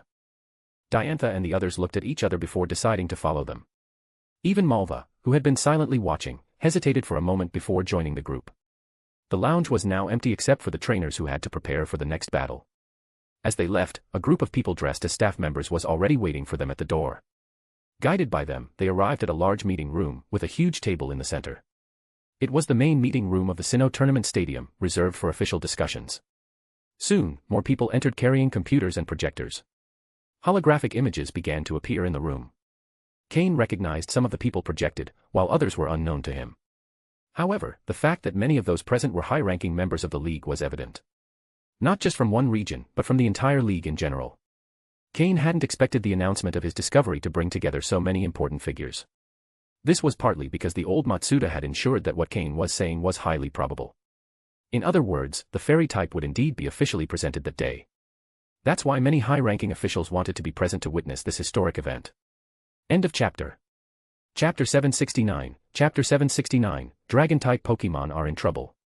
The holographic images flickered on one after another, displaying several imposing figures with serious expressions. Cain recognized Juan, the president of the Hoenn League, along with several veteran members of the league. Among them were Professor Oak, who was currently in Pallet Town in the Kanto region, Professor Birch from the Hoenn region, and other renowned Pokémon research experts from various regions. Each person present was a prominent figure. Cain, did you mention that you discovered a new type? Is this true? If you're not completely certain, it might be better to apologize to all these distinguished individuals for having made them come here in the middle of their busy schedules. However, even if this is just a hypothesis about a new type, you've already done more than enough, said Juan, breaking the silence. Cain looked at Juan, understanding that he was trying to protect him. If the discovery turned out to be incorrect after gathering so many important figures, it could severely damage Cain's career within the league. Juan was laying the groundwork for a possible retreat without major consequences. Cain silently thanked him with his eyes, but his face remained confident. He looked around, observing the people present, and nodded. I sincerely appreciate that everyone took the time to listen to me. Although I can't guarantee it with absolute certainty, I'm 70% sure of my discovery. Cain avoided stating it categorically. Sometimes, letting the facts speak for themselves was the best strategy. Suddenly, from one of the empty projectors, a voice was heard, "You're here too, Oak." Upon hearing this voice, the expressions of everyone in the room became even more serious. The importance of the matter had noticeably increased. It was clear that even such a high-level figure had been alerted. Professor Oak, after a brief moment of surprise, let out a laugh. "Oh, I was just passing through. But I know Cain, and if he says he's 70% sure, I believe him." Then, Oak winked at Cain, signaling him not to worry. In the field of Pokémon research, Professor Oak's authority was unmatched. If he supported the discovery of a new type, everyone else knew it had to be taken seriously. "Very well, Cain. Then, prove your theory," urged Juan. At that moment, Cain was already a prominent gym leader in the Hoenn region and one of the most promising young figures backed by the Hoenn League. Therefore, it was logical for Juan, as the president of the region, to speak up. Cain nodded. In front of this group of high-ranking officials, his calmness and composure remained intact, which impressed many. It was evident that someone with such character wouldn't be prone to making hasty claims. Cain took out a Pokeball and released Florges. With a gesture, he calmed Florges, signaling her to simply stay still. A graceful, pure white Florges stood upright and calm. "This Pokémon is called Florges, and those present from the Kalos region will probably recognize her," began Cain. Upon hearing this, the representatives from Kalos nodded. Florges was a Pokémon native to the Kalos region, but due to the lack of an assigned type, it hadn't been officially registered in the League's Pokédex. Florges. So this is Florges. "Cain, when you have the time, could you send her to me for a detailed analysis?" exclaimed Professor Oak, disregarding the protocol of the moment. Immediately, several people present placed their hands to their foreheads in exasperation. Professor Oak, always Professor Oak, many thought. "Please, Oak, let him finish first," intervened Juan with a tired smile. Although he was the president of Hoenn, Juan originally came from Kanto, so he was well familiar with Professor Oak. Oak, realizing his mistake, nervously laughed.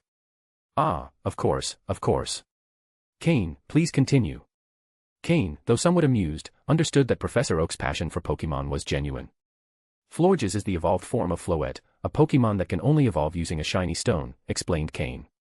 Among the present, Stephen Stone nodded quietly, remembering that Cain had asked him for help in finding a superior or supreme quality shiny stone. Now he understood the purpose of that request. In fact, both Florges and Floette, as well as their basic form, Flababy, belong to the fairy type.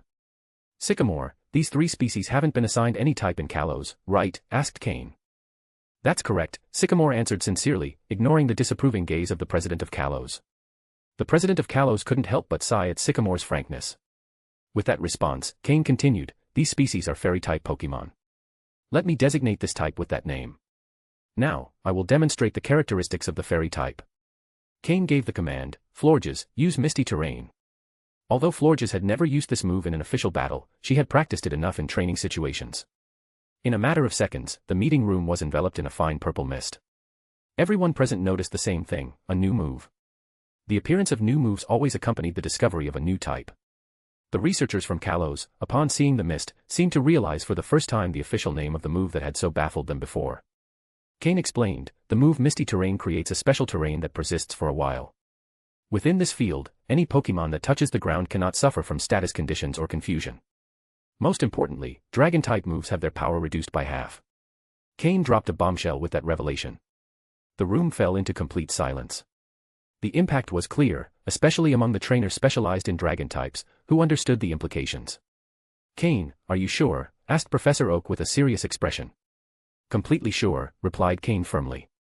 At that moment, a single conclusion emerged in the minds of everyone present. Dragon-type Pokémon are in trouble. End of chapter. Chapter 770, Chapter 770, the Fairy type. Surely there are people here who use Dragon-type Pokémon. "Someone can volunteer to try, no matter what their choice is," said Cain. Immediately, the gazes of those from the Kalos region turned toward Drasna. Drasna was dressed in an outfit reminiscent of a tribal shaman, but her character was extremely kind. She was always willing to help others and wore a warm smile on her face. It was said that her grandparents were from Celestic Town in the Sinnoh region. Because of this connection, Drasna had decided to specialize in Dragon-type Pokémon. When Drasna noticed everyone staring at her, a slight blush appeared on her cheeks. However, she didn't hesitate. She took out a Pokeball and, within the mist field, summoned her Pokémon. Before the group appeared a Pokémon with a completely red head and a pale blue body. Druddigon. A Pokémon registered as a dragon type in the Unova region. Among those present, many immediately recognized it. Although it wasn't one of the most outstanding dragon types, its purely draconic nature made it perfect for this test. Pokémon, Druddigon, light blue. Gender, male. Level. Type, dragon. Ability, rough skin. Held item, none. Egg moves, Thunderfang, Crush Claw, Iron Tail, Metal Claw. Basic moves, Leer, Scratch, Hone Claws, Bite, Scary Face, Dragon Rage, Slash, Crunch, Chip Away, Revenge, Night Slash, Dragon Tail, Rock Climb. Learned moves, Thunder Punch, Dragon Pulse, Outrage, Snore, Stomping Tantrum. TM moves, Protect, Dragon Claw, Earthquake, Flamethrower, Rock Tomb, Rock Slide. Cain took the opportunity to scan Druddigon's information with his system. It was useful to collect this data in case he faced Drasna in the future. It never hurt to be prepared. "Master, could you send one of your Pokémon to take the attack from Druddigon?" asked Cain, addressing his teacher. Old Matsuda gave him a reproachful look, fully understanding what Cain was asking, to use one of his Pokémon to test the effect of the attack while Cain himself avoided doing it. With a sigh, he took out a Pokeball and summoned his partner, Charizard. Drasna merely nodded. "Druddigon, use Dragon Claw on Charizard," she ordered. Roar. With a roar, Druddigon's claws became enveloped in a dense dragon-type energy and struck Charizard directly. Bang. Charizard raised a hand to block the attack, his expression serene. This level of force wasn't enough to worry him. Cain gave the next command, "Florges, remove the misty terrain." "Drasna, please have Druddigon attack again." Following Cain's orders, Florges dispelled the misty terrain. Drasna, without saying a word, ordered Druddigon to use Dragon Claw once more. This time, the result was notably different. Although Charizard again raised a hand to block the attack, it was clear his arm sank slightly from the impact. His face showed more effort than in the first attempt. As Charizard's trainer, old Matsuda was the first to ask how he was feeling. The answer was clear, the second attack had been almost twice as strong as the first. Silence fell once again. Even Drasna, despite her kind nature, couldn't hide her astonishment at the effect of the misty terrain move. The thoughts of everyone were clear, the supremacy of dragon types was in danger. Cain continued the demonstration by having Florges use the move Moonblast, a fairy-type move. This new move was also unknown to many of those present. Actually, fairy-type moves are effective against dragon-type Pokémon. However, considering that Drasna will participate in upcoming competitions, it's not appropriate to use her Pokémon for further tests, explained Cain after the demonstration. At that moment, it was Sycamore who stepped forward. "Then I'll use my Garchomp. It's perfect for this test," he said confidently. With those words, a majestic Garchomp appeared in the room. Compared to Drasna's Druddigon, this Garchomp seemed like the true ruler among dragon-type Pokémon. Sycamore's Garchomp was an elite-level Pokémon, a true representative of high-level trainers. Cain commanded Florges to use Moonblast again. Although the attack didn't cause serious damage to Garchomp, it was clear that the latter felt a natural repulsion to the fairy-type energy. After a brief conversation with his Pokémon, Sycamore confirmed the obvious, the move Moonblast was highly effective against dragon-type Pokémon. At this point, nearly everyone present accepted that the fairy type was a new reality. The introduction of new moves, their unique properties, and how they affected existing Pokémon were enough proof. "Cain, do you have more fairy-type moves we can observe?" asked Professor Oak. Cain nodded and asked Florges to demonstrate other moves, including Disarming Voice, Flower Shield, and Fairy Wind. The reaction from the group was unanimous. The existence of the fairy type was now nearly unquestionable. It was evident that this new type would bring about a radical change in the balance of battles. The looks directed at Cain were a mix of awe and admiration. He was young, but he had accomplished what no older researcher had, identifying a new type. This filled some with pride but also sparked a slight sense of embarrassment in others. Meanwhile, members of the Kalos League looked enviously at President Juan, who watched the scene with the calmest expression. The Hoenn region had gained a significant advantage with talents like Cain and Steven. Before concluding, Cain mentioned other details about the fairy type, including its effectiveness against dark and fighting types. While the most significant impact would be on dragon-type Pokémon, the other types would also be affected. Finally, a voice without a visible projection spoke. Everyone grew serious upon hearing it. Cain, you've done very well. The Alliance needs people like you. Don't fear retaliation, your contributions will be recognized. This new type, Fairy, will carry your name. The final details will be announced soon. This meeting is adjourned. After those words, the holograms began to disappear. Each leader returned to their tasks, aware of the impact this new information would have on the world of Pokémon. The Fairy type was ready to change everything. End of chapter. Chapter 771, Chapter 771, List of the 16 finalists. Cain's revelation about the Fairy type marked a turning point in the Grand Sinnoh tournament. Although this event was just one episode within the larger competition, its impact echoed so strongly that it shook the entire Pokémon League. The representatives from the Hoenn League and the Kalos region who witnessed Cain's presentation on the Fairy type were visibly unsettled. Some competitors, affected by the news, appeared distracted during their battles. There were even those who nearly lost matches they were expected to win with ease. The discovery of the Fairy type was a particularly harsh blow for trainers who specialized in Dragon, Dark, and Fighting types. What worried the League the most was how this new type countered Dragon types, although its immunity had not yet been explained, something that would be addressed later. The Pokémon League has many trainers specialized in the Dragon type. Although raising such Pokémon is difficult, once they reach their full potential, no one can deny that their capabilities far surpass those of other types. The discovery of the Fairy type, while beneficial for the development of the Pokémon world as a whole, represented a heavy blow to Dragon-type trainers. The dominance of Dragon types was beginning to crumble, leveling the playing field for all Pokémon. At first, the League decided not to make this information public, sharing it only among the high-ranking officials so they could prepare accordingly. Later, the competitors selected for the Grand Sinnoh tournament were also informed about the Fairy type. For most, this news didn't have a major impact, but for Dragon, Dark, and Fighting-type trainers, facing participants from Kalos or Cain became a real concern. Despite the confusion generated, the battle day came to an end, and the list of the 16 finalists didn't hold too many surprises for Cain. The 16 finalists were Kanto and Johto regions, Lorelei, Will, Claire.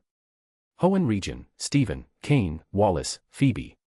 Sinnoh region, Cynthia, Lucian, Flint, Faulkner. Unova region, Chantal, Caitlin. Kalos region, Diantha, Drasna, Seabold. Of the 16 competitors, most would go on to become champions or Elite Four members in their respective regions in the future. For example, although Claire from Johto and Faulkner from Sinnoh would not become part of the Elite Four, this didn't mean they lacked skill. In many cases, securing a position in the Elite Four didn't depend solely on the trainer's talent. Claire, whose full name is Claire Draco, is Lance's cousin and a direct member of the Draco family. Unlike Lance, who grew up in Kanto, Claire was born and raised in Blackthorn City. When Lance became the champion of Johto, the League deemed it too risky to allow another member of the Draco family to join the Elite Four, as that would concentrate too much power in a single family. Moreover, Claire was significantly younger than Lance. When he attained the champion title, Claire was still developing her skills and hadn't yet reached the level needed to join the Elite Four. As for Faulkner, the future gym leader of Sunishore City in Sinnoh and an electric-type specialist, he always aspired to join the Elite Four. However, various factors delayed his ambitions. Although Cain wasn't sure whether Faulkner would achieve that goal, it was clear that he had the necessary potential. Faulkner was also a close friend of Flint, the future Elite Four member specializing in fire types. Both had reached the final 16, something the media would seize upon as a compelling promotional point, just like the participation of Cain and Steven. The question was whether Faulkner could take advantage of this tournament as a stepping stone toward his goal. While some advanced, others were eliminated, including prominent competitors who would later become Elite Four members. For example, Aaron from Sinnoh, who would become the region's Bug-type Elite Four member, was eliminated in the round of 32 when he faced Lorelei, whose skill was overwhelming. In Kalos, Wickstrom, a Steel-type specialist, had to face Flint, who used Fire-type Pokémon. Due to the type disadvantage, he lost the match. Additionally, Wickstrom had been present during Cain's revelation about the Fairy type, which had also left him somewhat shaken. From this point on, the League lost control over the results, as the remaining competitors represented the next elite generation and were crucial for the League's future development. When the final battle of the day ended, no one left the stadium. Everyone eagerly awaited the matchups for the following day. The audience was excited to see what would happen when these talented trainers faced off. However, in the Hoenn competitors' room, the atmosphere was entirely different. Everyone surrounded Cain, led by Stephen, with Wallace and Phoebe acting as accomplices. "Cain, don't you think you owe us an explanation? How did you get information about the fairy type and say nothing to us? Talk. What else are you hiding?" Stephen, with a mischievous smile, sat across from Cain. Phoebe and Wallace positioned themselves on either side of Stephen, acting as his bodyguards. The rest of the group stood behind them, leaving Cain completely alone in front of everyone. Cain sighed, knowing this would happen sooner or later. It wasn't that Stephen and the others were angry, but the information Cain had revealed was so shocking that it left them stunned. It was like a friend winning the lottery. Even if no one was envious, there would always be jokes and dinner invitations. In this case, the jokes were directed at Cain. With no other choice, Cain accepted a series of unequal treaties proposed by Stephen and the others. One of the conditions was that Cain had to cook for them until the tournament ended. Additionally, at the end of the event, he would have to prepare personalized training manuals for their Pokémon. Although Cain agreed, he made it clear he would only make one manual per person. However, since his system hadn't fully recovered yet, he couldn't guarantee when he'd be able to fulfill this promise. Even so, it was better to accept now and worry about the details later. After interrogating Cain, the matchups for the next day were finally revealed. Upon seeing the pairings, everyone fell silent. At this point, there were no weak opponents. If someone faced a type disadvantage, the battle would be even more difficult. Everyone had gathered information about their rivals, but the data on Cain was especially notable. This was due to his fairy-type Pokémon, Florges. For Dragon, Dark, and Fighting-type trainers, facing Cain was a serious concern, especially for Dragon-type specialists. Sometimes, things seem to go exactly in the direction you least want them to. The more you try to avoid something, the more likely it is to happen. End of chapter. Chapter 772, Chapter 772, Lorelei vs. Faulkner. Upon seeing the match list and battle order, everyone quickly left the stadium. They returned to their lodgings to properly prepare. Many of their Pokémon had taken damage during the day's battles, so ensuring full recovery was crucial for the next day. Accompanied by his companions, Cain also returned to the mansion on the outskirts of Hirtomi City. Although the upcoming matches were important, Cain kept his promise and prepared a delicious dinner for Stephen and the others. No one objected to Cain taking time to cook, although the looks they gave him when reviewing the match list were somewhat peculiar. It seemed as if they suspected Cain had received some sort of preferential treatment. Cain could only laugh awkwardly, assuring them he hadn't received any help. If his matchup was favorable, it was pure luck, although it was clear that his opponent tomorrow wouldn't have a peaceful night. The next morning, the stadium was already packed early. The spectators had arrived with enthusiasm, eager to enjoy the matches, which promised to become more intense and exciting. In the Hoenn representatives' box, only Cain, Stephen, Wallace, Phoebe, and old Matsuda were present. The rest decided not to enter, so as not to affect the participants' focus or mood. The five watched from the window, waiting for the first battle of the day to begin. In the first match, representing Kanto, trainer Lorelei will face the representative from Sinnoh, Faulkner. Let the battle begin. With the referee's signal, the battle began. On the giant screens, Lorelei and Faulkner's data was displayed, along with 6 shining icons representing the Pokémon they could use in the match. Each trainer had 6 Pokémon, and the first to lose all their teammates would be the loser. Lorelei, a specialist in Ice-type Pokémon, was facing Faulkner, an expert in electric types. Although to the general audience both seemed to have similar skills, the more experienced could notice the difference. Lorelei was one of the favorites, on par with Stephen and Cynthia, while Faulkner was a step below. However, that didn't stop him from receiving enthusiastic support, especially since he was competing on his home turf, Sinnoh. Moreover, his optimistic personality and ever-radiant smile had earned him the nickname Little Sunday. On the other hand, Lorelei, known as the Ice Queen, was famous for her beauty and cold demeanor, making her equally popular among the male audience. The battle began on a mixed water and rock field, which turned out to be favorable for both trainers. Lorelei sent out her Dugong first, while Faulkner chose one of his star Pokémon, Jolteon. The battle was intense from the start, with Jolteon taking advantage of its type advantage to defeat Dugong, securing a first victory for Faulkner. However, Jolteon did not emerge unscathed and suffered considerable damage. Lorelei, maintaining her usual calm, didn't show a hint of disappointment at Dugong's defeat. Unfazed, she sent out her next Pokémon, Jinx, an Ice and Psychic type. Jolteon's type advantage disappeared, and due to previous injuries, it was quickly defeated. Faulkner then sent out his Electrode, but it too succumbed to Jinx, who earned 2 consecutive victories. After this, Lorelei withdrew Jinx, who had taken some damage, to keep her in good condition for future battles. Both trainers then called out their next Pokémon. Faulkner chose Raichu, while Lorelei surprised everyone with a Piloswine. This ice and ground-type Pokémon was completely immune to electric-type moves, leaving Faulkner in a desperate situation. Unsurprisingly, Piloswine defeated Raichu, putting Faulkner at a clear disadvantage. The field changed to a grassy meadow, but this didn't significantly alter either trainer's strategy. Faulkner sent out Luxray, but it too couldn't overcome Piloswine, who proved to be a formidable opponent.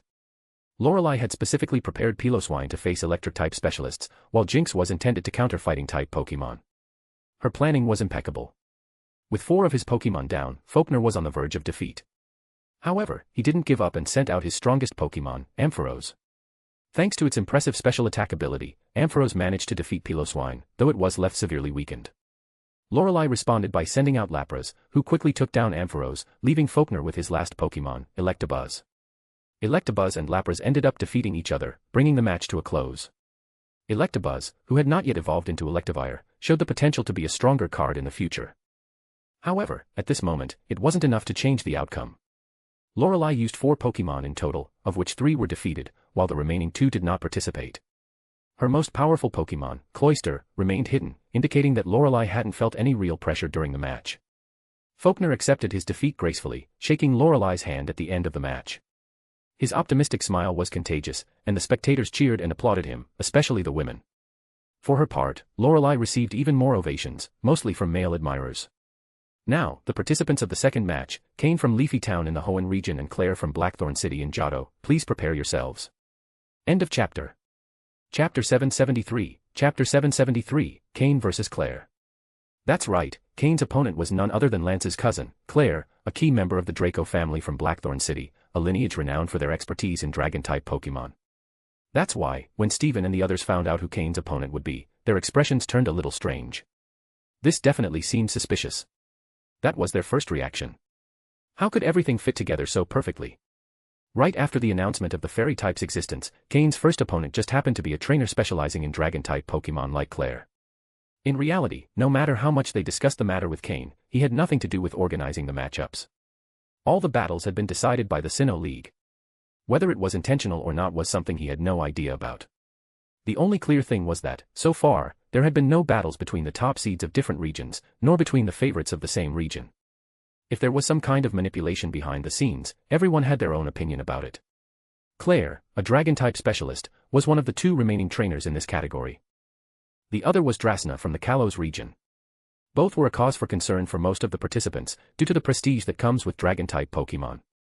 There's a saying that sums it up well: there are no weak dragon-type trainers. For that reason, many people cling to the title of Dragon-type specialist, as just hearing the name brings respect and admiration. The reputation of the type is great, but the strength of those who train them is even greater. Now that everyone knew Cain had discovered the existence of the fairy type, the battle between him and Claire sparked great curiosity among the other competitors. They wanted to see how fairy-type Pokémon would perform in a real battle. Most put aside what they were doing to watch the match, whether through the windows of their boxes or on TV screens. In addition to the participants, the battle between Cain and Claire also caught the attention of many important figures. Cain and Claire emerged from their respective tunnels toward the center of the stadium. As they appeared, a thunderous roar of applause and cheers filled the arena. The public wasn't aware of the news about the fairy type, but Claire, as a dragon-type trainer, had a great reputation. Many people had almost blind faith in this type of Pokémon and deep admiration for them. Even before the battle began, many already assumed Claire would be the winner. Cain maintained a confident smile, but Claire didn't seem as comfortable. Just yesterday she had received the news about the fairy type, and today she was facing Cain. The situation seemed simply ridiculous to her. However, she didn't think there was anything suspicious going on. Because, without exaggerating, who would dare to set a trap for the Draco family? It was simply bad luck. Even so, Claire didn't believe she would lose. She had thoroughly researched information about Cain. Even if he had fairy-type Pokémon, he probably had only 1 or 2. Once she managed to weaken them, what else could Cain do? The 2 Pokémon Cain often used, Swampert and Poliwhirl, although impressive in the public's eyes, didn't seem that formidable to someone like her. With this reasoning, Claire gradually calmed down. She was a very confident person, convinced she was not inferior to Lance. The only reason he was stronger was because he was older and had had more time to train. Claire firmly believed she was destined to become the strongest dragon-type trainer. She just needed time to catch up to Lance. When Lance returned to Johto as champion, Claire had made it clear she wouldn't bother challenging the Elite Four members. To her, there was only one goal: defeating Lance. Even though she always lost, Lance acknowledged her skill. However, her confidence and pride sometimes bordered on arrogance. This was largely due to her upbringing within the Draco family. Now, the match between Cain from Leafy Town in the Hoenn region and Claire from Blackthorn City in the Johto region begins. Upon hearing the referee's announcement, both of them threw their Pokeballs almost simultaneously. Claire sent out a Gyarados. Cain, on the other hand, chose Swampert as his first combatant. Upon seeing Claire's Gyarados, Cain frowned slightly. A Gyarados, a water and flying type, was immune to ground-type moves and had double resistance to water-type attacks. Once again, a dragon-type trainer including Gyarados on their team just because it looks like a dragon. Cain couldn't help but criticize mentally while activating the system to analyze Gyarados' data. Pokemon, Gyarados, light blue. Gender, female. Level. Types, water plus flying. Ability, intimidate. Held item, none. Egg moves, none. Basic moves, bite, thrash, leer, twister, ice fang, aqua tail, scary face, dragon rage, crunch, hydro pump, dragon dance, hurricane. Learned moves, water pulse, icy wind, dragon pulse, iron tail. TM moves, protect, ice beam, hyper beam, thunderbolt, earthquake, flamethrower, dragon tail, waterfall. An advanced level Gyarados with solid training. It was clear that Claire had anticipated Swampert would be Cain's lead, so she chose Gyarados as her opener. In Cain's previous battles, it was evident that Swampert heavily relied on its ground-type moves, while its water-type moves were less prominent. Additionally, with a level 45 Swampert facing a level 49 Gyarados, the disadvantage was considerable. Gyarados, Dragon Dance. Gyarados began moving in a peculiar rhythm, increasing its attack and speed. Swampert, stay calm and use Rock Slide, Cain ordered. Swampert, unfazed, tore a huge chunk of rock from the terrain and hurled it at Gyarados with all its might. The battle had just begun, but the tension in the stadium was already palpable. End of chapter. Chapter 774, Chapter 774, both fall at the same time. Swampert, Scald. Jump and pull Gyarados down. Since Gyarados was flying, ground-type moves were ineffective. The only option was to force it to descend. Gyarados, Dragon Pulse. Claire ordered. Ruhar. Gyarados roared loudly, and a wave of bluish-purple energy shot out of its mouth, aimed at the approaching Swampert. But just before the Dragon Pulse hit, Swampert pushed off with his legs and leapt upward. With a length of over 6 meters, Gyarados was massive compared to Swampert, who was only 1.8 meters tall. In the air, Swampert launched a stream of boiling water from his mouth. This hot water had a chance of causing a burn status on the opponent. However, since both were water-type Pokemon, Gyarados wasn't too affected. The hot water soaked Gyarados' face, which only served to enrage it further. Gyarados, use Dragon Pulse again. This time, Swampert was in the air, with no place to land, and had no choice but to take the hit. Protect. Cain ordered quickly. Swampert used his one chance to use Protect to block the attack. Cain knew that Swampert had to bring Gyarados down, or he wouldn't stand a chance. If he couldn't nullify its flying ability, Swampert's strengths wouldn't shine. With Gyarados' type and level advantage, the battle clearly leaned in its favor. The green energy shield generated by Protect successfully neutralized the Dragon Pulse. Meanwhile, by jumping, Swampert finally managed to get close to Gyarados. With both hands, Swampert grabbed the blue horns on Gyarados' head. A scene reminiscent of the Hulk from the Avengers fighting the Leviathan. Swamp. With both hands tightly gripping Gyarados' horns, Swampert used the momentum of his jump and the force of his fall to drag it down to the ground. Fighting on the ground is way more fun. What's the point of flying and showing off? Swampert thought. Boom. Both Pokemon crashed violently to the ground. Gyarados, Iron Tail. Claire shouted.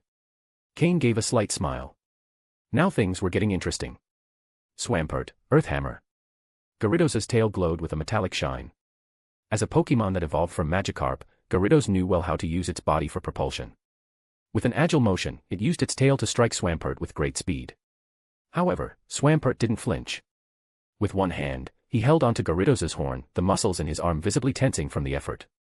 With the other hand, Swampert formed a fist, his muscles swelling to their maximum as he focused all his strength. Boom. Boom. Both attacks landed at the same time. Swampert's fist smashed into Gyarados' head, cracking the ground beneath and pushing its position several centimeters downward. Meanwhile, Gyarados' tail struck Swampert's body with full force. Gyarados' tail, barely smaller than Swampert's body, dealt considerable damage. Despite the pain, Swampert didn't let go of Gyarados' horn. He knew that if he let go and Gyarados took to the skies again, the battle would be lost. Swampert, keep going, Cain said in an unchanging tone. Claire, on the other hand, was beginning to show a worried expression. Although Gyarados had the type and level advantage, it had been forced to fight on the ground, losing its flight capability and much of its edge. Still, Claire wasn't ready to give up. Gyarados, protect. Then use Thrash. Claire decided to go all in. Thrash is a normal type move with a power of 120. For a time, the user enters a state of uncontrollable rage, attacking relentlessly but losing the ability to receive orders. It's similar to the move Outrage, but without the Dragon-type bonus. Then let's go for a head-on clash. Swampert, keep hitting. Cain exclaimed. The first attempt at using Earth Hammer was blocked by Protect, but Gyarados, its eyes bloodshot, began to use Thrash. Now completely out of control, Gyarados attacked with unrestrained ferocity. Despite the relentless attacks, Swampert didn't let go of Gyarados' horn. Many spectators wondered if Swampert might end up breaking Gyarados' horns. It was a brutal battle, blow after blow. Though Gyarados was female, that didn't matter to Swampert. He didn't discriminate by gender. Both Pokémon were covered in wounds. While Gyarados, in her rage state, felt no pain, Swampert endured each blow with determination. Boom. Boom. Swampert's fists continued pounding Gyarados' head, while Gyarados' tail kept striking his body. Bang. Bang.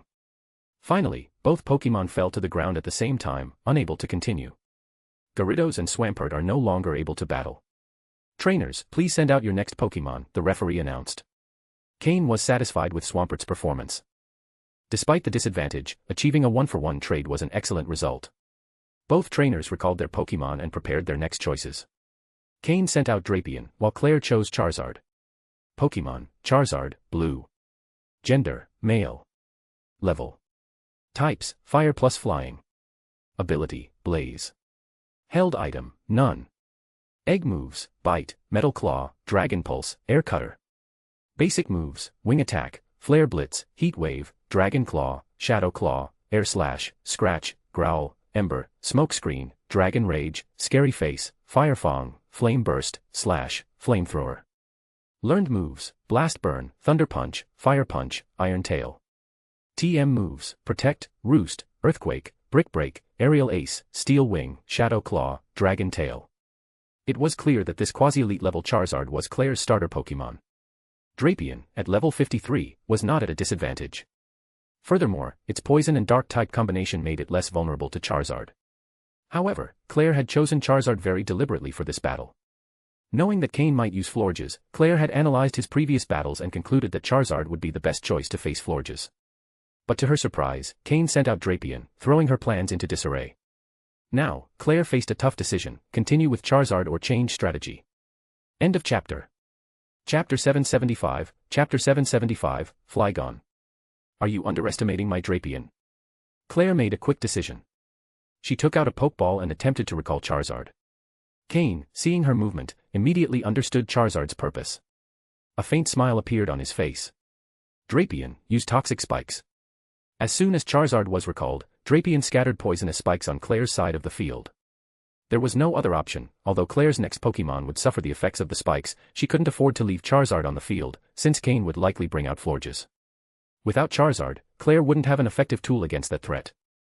However, not all Pokémon are affected by the spikes. The next Pokémon Claire sent out was a Flygon. Pokémon, Flygon, Blue. Gender, Female. Level. Type, Ground plus Dragon. Ability, Levitate. Held item, None. Egg moves, Quick Attack, Mud Shot, Endure, Bug Bite. Base moves, Dragon Claw, Dragon Breath, Dragon Dance, Sonic Boom, Sand Attack, Feint Attack, Bide, Mud Slap, Bulldoze, Sand Tomb, Rock Slide, Supersonic, Screech, Earth Power, Dragon Tail, Earthquake, Sandstorm, Uproar, Hyper Beam, Dragon Rush. Learned moves, Draco Meteor, Laser Focus, Dragon Pulse, Thunder Punch, Fire Punch. TM moves, Protect, Hidden Power, Fire, Roost, Earthquake, Aerial Ace, Stone Edge. Claire knew Drapion well and knew that its only real weakness was ground-type moves. However, when Flygon appeared, both Cain and Drapion showed an odd expression. Trainer and Pokémon looked at each other and exchanged a smile. A Flygon against Drapion. Was Claire underestimating Drapion? Drapion was more than familiar with Flygon. There was no Pokémon he knew better, as during Cain's training, Drapion had fought Flygon and Houndoom for an entire month. With his eyes closed, Drapion could identify all of a Flygon's weak points. Flygon immediately began flapping her wings, keeping herself airborne and thus avoiding the poison spikes. However, Drapion had already charged forward. Standing over 2 meters tall with extremely long arms, Drapion grabbed Flygon before she could gain enough altitude. That's the problem with switching Pokémon mid-battle, the opponent always has the initiative. Flygon, use Earthquake! Claire shouted, anticipating the situation and giving an immediate command. If a ground-type Pokémon used Earthquake, the attack would be devastating, especially against Drapion, who was weak to that type. Drapion, use Poison Tail, Ice Fang, and Poison Jab. Triple attack. Cain ordered firmly. Thanks to rigorous training, Drapion had perfected his ability to attack simultaneously from different parts of his body, tail, jaw, and pincers. This level of coordination required exceptional energy control. Flygon's Earthquake radiated from her legs, sending waves of seismic energy that hit Drapion squarely. The impact was massive. However, Drapion didn't stop. With one pincer, he grabbed Flygon's shoulder, while his fangs, charged with ice-type energy, bit directly into her neck. Throughout his training, Drapion had discovered that the neck was one of Flygon's most vulnerable points. Although Flygon wasn't a pure dragon type, her weakness in this area was similar to that of many dragon types, whose tougher scales tended to concentrate at the base of the neck. The attack left 2 rows of bite marks on Flygon's neck, along with a layer of rapidly spreading frost. And Drapion didn't stop there. Poison energy surged in both his tail and pincers, the result of the intensive training regimen Cain had designed for him. Bam. Bam. Both Drapion's tail and pincer, infused with toxic energy, struck Flygon simultaneously. Drapion's sniper ability activated. Flygon cried out in pain, feeling 3 consecutive blows land squarely on her weak spots. This isn't fair. I hit once, and he hits 3 times, and it hurts so much. Flygon's eyes seemed to say before she momentarily closed them, nearly fainting. Even with a sturdy body, Flygon was left on the brink of collapse after Drapion's 3 critical hits. Claire's expression changed. She hadn't expected Flygon to be in such bad shape after just 1 round of attacks. Flygon, take flight, she ordered urgently. Flygon desperately beat her wings, stirring up a cloud of dust. But no matter how hard she tried, Drapion wouldn't release his grip, his pincer remained tightly clamped on her shoulder. With a mix of terror and disbelief, Flygon looked at the Drapion smiling beneath her. What kind of monstrous strength is this? I'm a dragon, her expression seemed to say. Drapion, double Ice Fang. Cain commanded. Drapion roared with enthusiasm, using all his strength to slam Flygon into the ground. His fangs, surrounded by icy energy, sharpened even further before biting her neck once more. At the same time, his other pincer, also charged with ice energy, struck the same area. Flygon let out a weak whimper before closing her eyes and collapsing to the ground, completely defeated. Thanks to Drapion's sniper ability, the type advantage of Ice Fang, and the accumulation of previous damage, Flygon never stood a chance. Drapion's ability to exploit enemy weaknesses made him Cain's most explosively powerful Pokémon. Claire was completely stunned. Her Flygon, who was supposed to be a solid counter to Drapion, had been nearly instantly defeated. Trainer Claire, please choose your next Pokémon, the referee said, noticing her hesitation. Claire recalled Flygon to her Pokeball, still contemplating Drapion's terrifying strength and his ability to activate his ability against any opponent. With no time to dwell further, she tossed another Pokeball onto the field. A Dragonair appeared, a pure Dragon-type Pokémon, its sapphire blue skin shining under the stadium lights. End of chapter. Chapter 776, Chapter 776, The Limit of Dragonair. Almost every direct member of the Draco family possesses a Dratini, a pseudo-legendary Pokémon from the Kanto region. This is the true strength of the Draco family. They control the Dragon's Den, which is equivalent to having dominion over a place capable of consistently producing pseudo-legendary Pokémon. Of course, the Draco family has a long history. This cave was already their private property even before the founding of the League. The existence of the Dragon's Den is the result of generations of effort by the ancestors of the Draco family. Fortunately, Dratini are not produced in large numbers. Therefore, although the Draco family controls the cave, the League has never tried to seize it by force.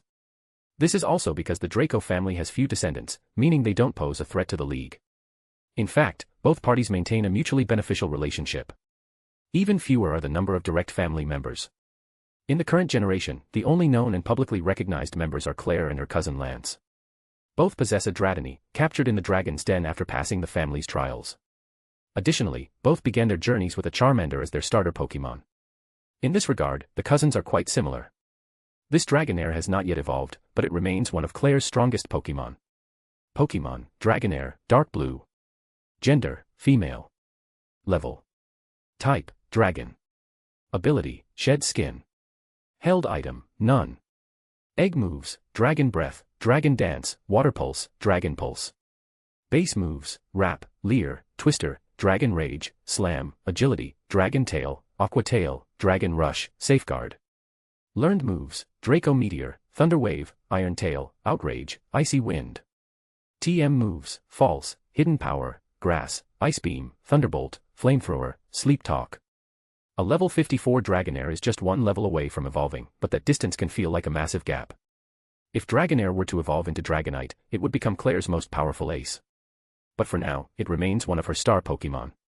Its genetic capacity as a pseudo-legendary Pokémon is clearly reflected in its impressive potential. Additionally, this Dragonair has a fairly pure Draconic bloodline. Its egg move list includes 3 Dragon-type moves, and among its learned moves are iconic Dragon-type techniques like Draco Meteor and Outrage. Claire had already used this Dragonair in a previous battle, but on that occasion, its appearance was more symbolic, as the match had already been decided. This time, however, she summoned it with the clear intent of turning the tide. So far, only Cain's Swampert had been knocked out, while Claire had already lost her Gyarados and Flygon. In addition, her Charizard had been exposed and was likely to face Cain's Florges. Now she needed Dragonair to come in and help her regain control of the match. When Dragonair appeared, it was affected by the toxic spike scattered across the field. Although it can float in the air, unlike Flygon, Dragonair couldn't avoid the spikes upon entry, as it requires a brief moment to adjust to the magnetic field. Therefore, Dragonair was poisoned upon entering the battle. However, Claire wasn't worried, as Dragonair's special ability, Shed Skin, gives it a chance to recover from status conditions. And it did not disappoint. Shortly after being poisoned, the Shed Skin ability activated, curing Dragonair. This time, Drapion didn't have the advantage of familiarity as it did in the fight against Flygon. It was the first time it had faced a Dragonair. Still, the battle had to go on. Drapion, Triple Attack, Ice Fang, Poison Jab, and Venoshock, Cain ordered with precision. Dragonair, use Dragon Dance and then Draco Meteor, responded Claire, with no intention of dragging out the exchange. She needed a decisive victory, fast. Drapion charged at Dragonair, its jaws, pincers, and tail covered in different kinds of energy. Though Dragonair was also a Dragon-type Pokémon, its serpentine anatomy made its weak points evident, the neck or central body area. However, Drapion had trouble grabbing hold of Dragonair due to its slippery scales. Despite its efforts, only the Ice Fang made a significant impact, while the other moves had limited effect. Dragonair finished using Dragon Dance and, now empowered, began to glide through the air as if swimming. Suddenly, it launched a pale yellow orb into the sky. In an instant, massive meteors began to fall, aiming at Drapion with great precision. Drapion, use Agility and counter with Shadow Ball. Cain ordered. Although Drapion tried to dodge the meteors, Dragonair controlled their trajectory, hitting Drapion repeatedly. Dragonair, use Dragon Rush. Claire shouted to capitalize on the advantage. Surrounded by a blue aura in the shape of a dragon, Dragonair charged at Drapion. Though Drapion attempted to counter with Shadow Ball, most of the attacks were dodged by the nimble Dragonair. With a powerful impact, Dragonair slammed into Drapion, who barely managed to block the hit by crossing its pincers in front of its body. Despite its injuries, Drapion didn't back down and used all its limbs to immobilize Dragonair. Now, Drapion. Use Ice Fang with all your strength, aim for the neck. Cain ordered. Surprised, Claire tried to respond, Dragonair, use Dragon Tail to break free. Despite Dragonair's counterattack, Drapion managed to seriously injure its opponent before finally succumbing to the repeated blows. Dragonair was weakened but still standing. Meanwhile, Drapion, having already taken down Flygon, had more than fulfilled its role in this battle. Cain returned Drapion to its Pokeball with a faint, encouraging smile and sent out his next Pokemon, determined to press the advantage against the already weakened Dragonair. End of chapter. Chapter 777, Chapter 777, this joke has gone too far. The Pokemon Cain chose for the battle was Gengar. At this moment, Cain's Gengar had reached level 53, and by surpassing level 50, also known as the threshold for the quasi-elite level, it had learned an incredibly useful move. Destiny Bond. For a Pokemon like Gengar, that move was of utmost importance and utility. Using ghostly energy imbued with a terrifying aura of grudging hatred, the move casts a kind of curse on the opponent. If the affected Pokemon managed to defeat Gengar and knocked it out, it would also suffer the same fate, losing its ability to fight or falling into a critical state. It is a fearsome move, one that ensures a shared destiny between both Pokemon, and it is highly valued by Ghost-type Pokemon trainers. Its value even surpasses that of the move Perish Song. Gengar, Hypnosis, ordered Cain. As soon as it appeared, Gengar received the command to unleash a hypnotic attack. Dragonair's condition was not optimal after the previous clashes. Its body was weakened, and there was a high chance it wouldn't be able to resist the mental attack and would succumb to sleep. Claire watched as Dragonair fell under the effects of hypnosis, but she didn't seem overly concerned. She knew Dragonair's special ability, Shed Skin, could activate at any moment and allow it to wake up. Moreover, Dragonair knew the move Sleep Talk, which would allow it to fight even while asleep. As expected, Jengar successfully hypnotized Dragonair. "Jengar, Dream Eater." Cain quickly commanded. "Dragonair, Sleep Talk," responded Claire. Although Dragonair didn't wake up immediately, it used Sleep Talk to respond. However, Sleep Talk's outcome is random, and the move it executes cannot be predicted. Jengar seized the opportunity to absorb energy directly from Dragonair, using the move Dream Eater. Although Jengar hadn't lost energy beforehand, this attack allowed it to grow even stronger, while Dragonair weakened further. From deep sleep, Dragonair responded to Claire's command. It opened its mouth slightly, and a powerful dragon-type energy wave emerged in an attempt to strike. Dragon Pulse. However, because Dragonair was asleep, the accuracy of the attack wasn't great, and Jengar, hidden in the shadows, dodged it easily. At that moment, Dragonair's shimmering scales began to glow faintly. It was evident that Shed Skin was about to activate. "Jengar, Skill Swap." "Then Dream Eater again and finish her with Shadow Ball," ordered Cain precisely. Claire was stunned upon hearing Cain's orders. He had been waiting for this moment. Just as Dragonair's Shed Skin was about to activate, Jengar used Skill Swap, replacing its own ability with Dragonair's. As a result, Shed Skin was deactivated before it could take effect. Immediately after, Jengar launched another Dream Eater attack, followed by 2 Dark Energy Balls, knocking Dragonair out. Claire had lost her third Pokémon. The battlefield changed once again, this time to a grassy terrain. However, this modification didn't significantly impact either trainer. Claire, still reeling from Dragonair's defeat, recalled her Pokémon and threw a new Pokeball. As she did, she saw Cain also withdrawing Jengar, which caused her expression to darken. Cain was about to use the Pokémon she feared most. As she suspected, Cain released the enigmatic and powerful Florges. On her side, Claire had sent out Druddigon, a dragon-type Pokémon known for its notable toughness. However, the appearance of Florges on the field made it clear that this would be a pivotal battle. Florges, a fairy-type Pokémon, was a direct threat to dragon-type Pokémon. The tension in the stadium rose dramatically. All spectators, trainers, and officials present focused their attention on this battle, knowing the clash between these two Pokémon would be the highlight of the match. Florges' ability to manipulate the terrain quickly became apparent. "Florges, Misty Terrain," Cain ordered firmly. Upon hearing this, Claire knew she was in serious trouble. Her Druddigon was no match for a fairy type in such a favorable terrain. Although she considered switching Pokémon, she knew Cain would do the same, turning the battle into a tedious exchange of strategies. The terrain began to shift. A soft pink glow covered the field, while an ethereal mist spread, significantly weakening the dragon-type energy in Druddigon's body. The spectators were shocked. "What is that move? Why have we never seen it before?" "Florges. That's the name of that Pokémon, right?" "What is that fairy-type thing?" one of the spectators asked in disbelief. "A new type. How can there be an 18th type?" exclaimed another. Even the event officials looked at each other in concern.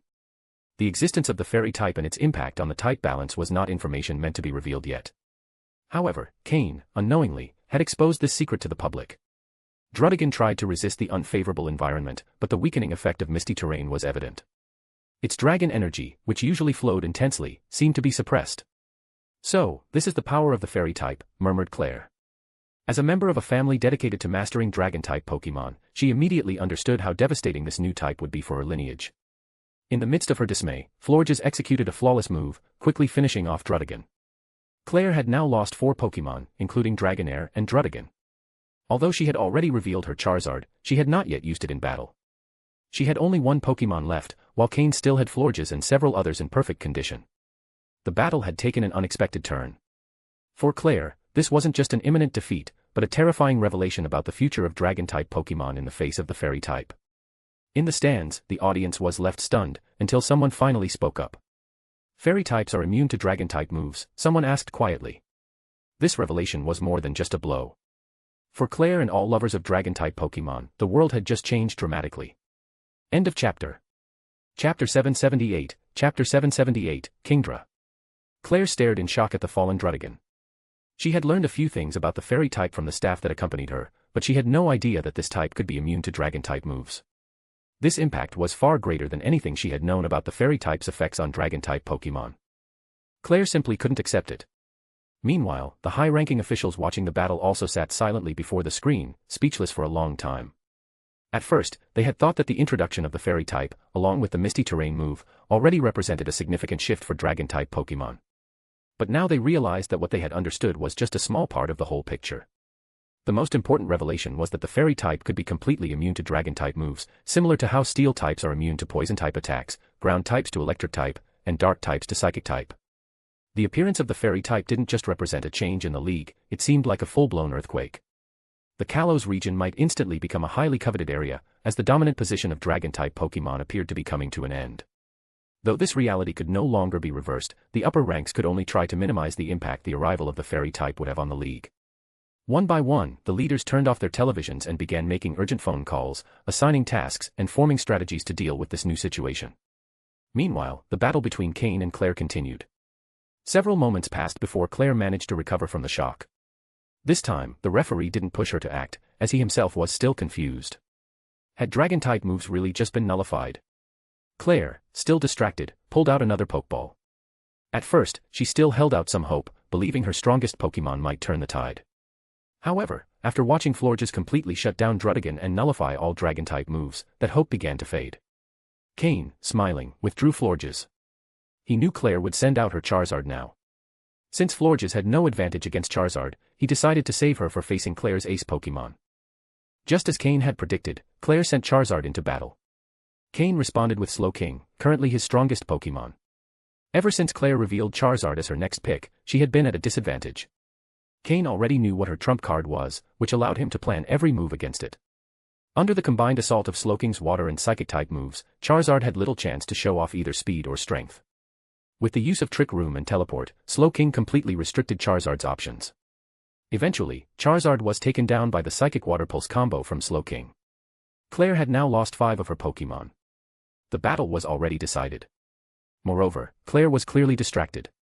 Her mind was no longer in the fight. Finally, she sent out her last Pokémon, her most powerful ace and a dragon type that represented her specialty. Unlike Lance, who preferred to use Dragonite, Claire's favorite Pokémon was another, Kingdra. Pokémon, Kingdra, Dark Blue. Gender, female. Level. Types, Water plus Dragon. Ability, Sniper. Held item, none. Egg moves, Dragon Rage, Dragon Breath, Water Pulse, Outrage. Basic moves, Hydro Pump, Yawn, Bubble, Smokescreen, Leer, Water Gun, Twister, Bubble Beam, Focus Energy, Brine, Agility, Dragon Pulse, Dragon Dance. Learned moves, Draco Meteor, Bounce, Icy Wind, Snore. TM moves, Protect, Ice Beam, Rain Dance, Scald, Sleep Talk, Surf, Waterfall. At such a high level and with the sniper ability, Kingdra might have had a real chance to turn the battle around. However, ever since Claire saw Florges defeat Druddigon, she had been completely thrown off. Kingdra faced a huge disadvantage against Florges. As long as Florges could switch quickly between grass and fairy-type attacks, she would hold a decisive advantage over Kingdra. Fairy counters Dragon, while grass is strong against water. In addition, Claire's shaken mindset kept her from regaining control of the fight. Even though Claire and Cain were of similar age, Cain had lived many lives, and Claire's strategies felt too simplistic to him, easy to anticipate. Florges' performance had completely demoralized Claire. In reality, if Claire's opponent had been anyone else, even if she had already lost 4 Pokémon, she still might have had a chance. With a sniper ability Kingdra and Charizard, she could have challenged her opponent's remaining 4 Pokémon. With a bit of luck, Kingdra might have taken down 3 or even 4 Pokémon in a row. But unfortunately, she faced the newly emerged type in the Pokémon world, the Fairy type. In the end, Cain won the battle and advanced to the quarterfinals.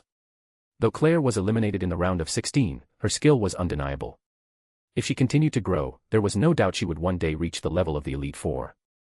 However, the early emergence of the Fairy type could change many things: her career, the position of families who specialize in Dragon-type Pokémon, and the fate of Dragon-type trainers around the world. Cain, still thoughtful, shook Claire's hand before returning to the Hoenn team's lounge. As he entered, he was immediately stopped by Steven and the others. "Cain, didn't you say you weren't hiding anything? Why didn't you mention that Fairy types can nullify Dragon-type moves?" Steven confronted him, with Phoebe and Wallace backing him like personal assistants. In truth, what they wanted was leverage. They hoped to negotiate more unfair deals with Cain, but this time, he wouldn't give in so easily. Cain, seeing their attitude, couldn't help but laugh. "I didn't know either. Come on, think about it. If I knew, don't you think I would have said something in front of all those high-ranking officials? Florges plays a support role in my team. She's not usually on the front lines, and it's very rare to encounter Dragon-type Pokémon in the wild. How was I supposed to know Dragon-type moves don't affect her? Cain explained. After hearing his response, Steven and the others seemed to accept the explanation. Dragon-type Pokémon are rare in the wild. Just having the luck to find one is difficult, and Florges wasn't designed for direct combat, as her moveset suggested. Really? Of course. Truer than gold. Cain raised his hand, making a vow. By the way, Steven, isn't your match coming up next? Are you seriously going to just hang out here? Cain asked with a mocking grin. Steven froze, startled, before reacting. At that moment, the referee was already calling for Steven. He dashed out immediately. Steven was one of the participants in the third round. His opponent was the Kalos representative, Seabold. An expert in water-type Pokémon. End of chapter. Chapter 779, Chapter 779, Steven vs. Seabold. Seabold was a trainer from the Kalos region, renowned as one of its leading representatives, and in the future, he would become one of the elite four members of his region. In addition to his role as a trainer, Seabold was also a well-known chef, with a warm and friendly demeanor that made him very popular among his peers. Someone who knows how to cook is always welcome, isn't he? Even Cain was appreciated for that reason. Moreover, Seabold had an attractive appearance, with a style completely different from Steven's. While Steven exuded the elegance of a powerful businessman, Seabold had the kindness of a trusted older brother. When both appeared in the stadium, the public's ovations were deafening. By this stage of the tournament, all the participants had built up a fan base, and these two were no exception. However, the matchup was not strategically favorable for Seabold. Although his team specialized in water-type Pokémon, he held some advantage over Steven's steel and rock-type team. The battle began with both sending out Pokémon to test each other's skills. Steven chose his Armaldo, a rock-slash-bug-type Pokémon, while Seabold responded with Starmie, of the water-slash-psychic type. Both Pokémon had a mutual advantage and disadvantage relationship. Starmie's water type was effective against Armaldo's rock, while Armaldo's bug-type moves could inflict severe damage on Starmie's psychic type. Despite the balanced fight, Starmie managed to defeat Armaldo thanks to its slight level advantage, although it was visibly exhausted after the bout. Steven then responded by sending out Cradily, a rock-slash-grass-type Pokémon, whose type combination was extremely effective against Starmie. With a well-executed attack, Cradily overcame Seabold's weakened Pokémon.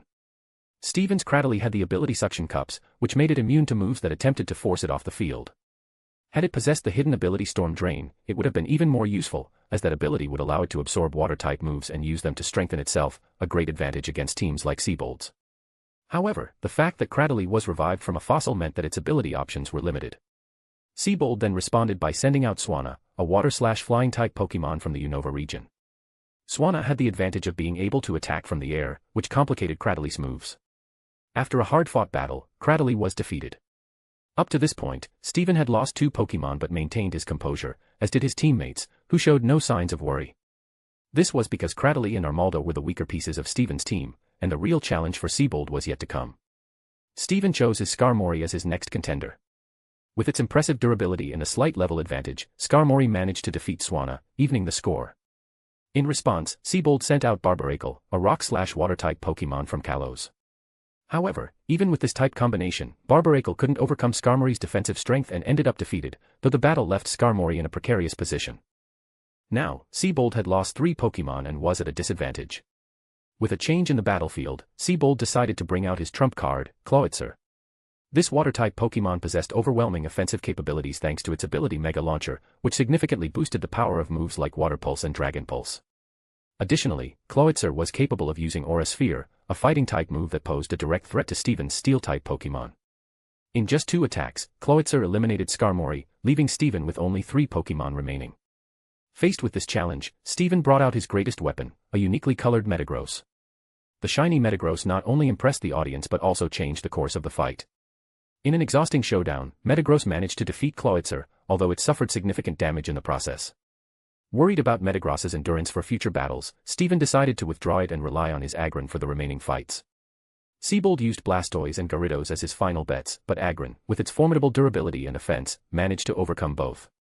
Steven's solid strategy allowed him to keep his Aerodactyl as a hidden resource, a Pokémon whose true power had not yet been revealed even to his closest allies. With this victory, Steven secured his place in the quarterfinals, leaving Seabold out of the tournament.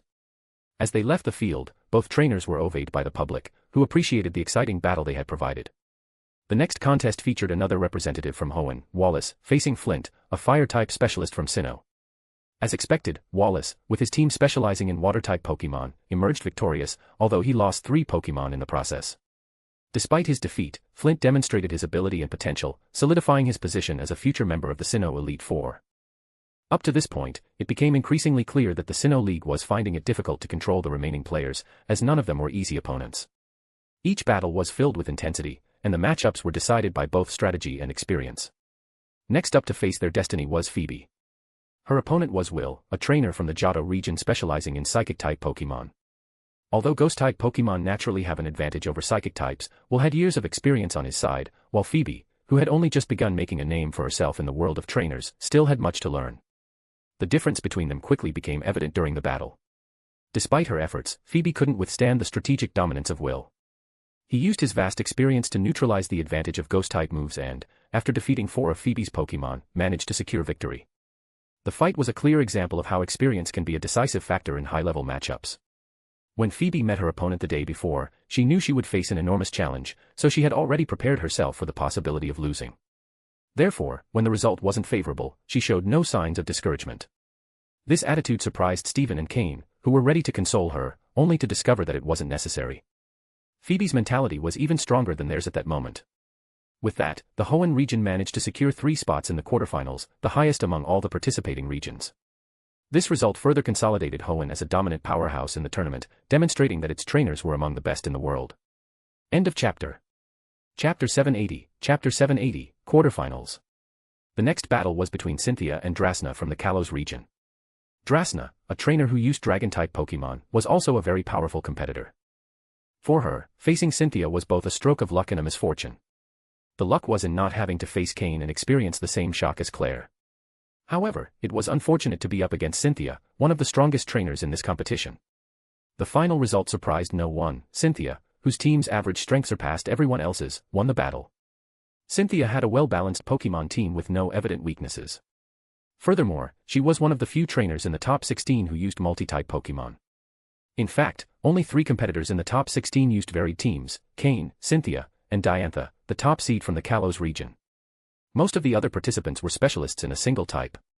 Some leaned toward a secondary type, like Steven, who specialized in steel and rock, but his main focus was still the steel type.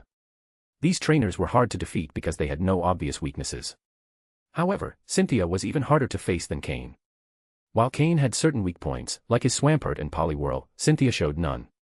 Her team's strength was uniform, except for Garchomp, her pseudo-legendary Pokémon, which had a natural edge over the others.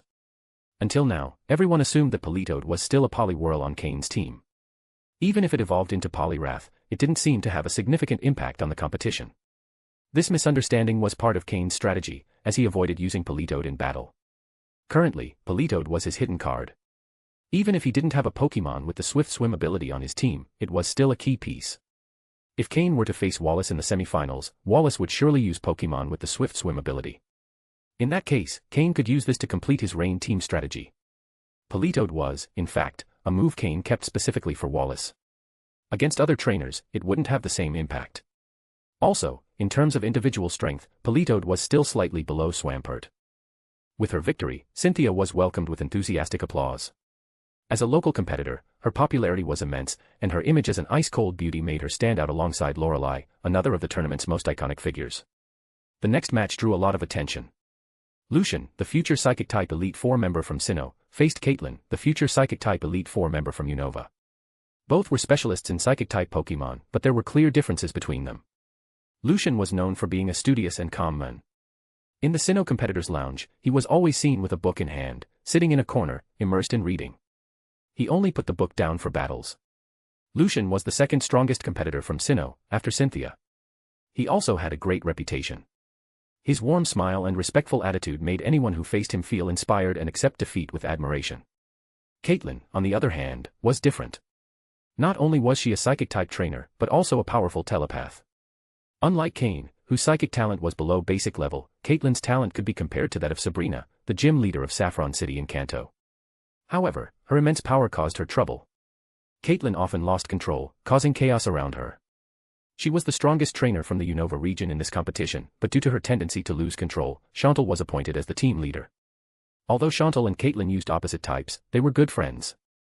Chantal could help contain Caitlin's episodes of instability. In this tournament, Caitlin was accompanied by Dirac, the castle valet from the battle castle in Sinnoh. He was the only one who could fully calm her. For that reason, Caitlin was the only competitor who had someone by her side during battles. This wasn't a privilege, but a necessity.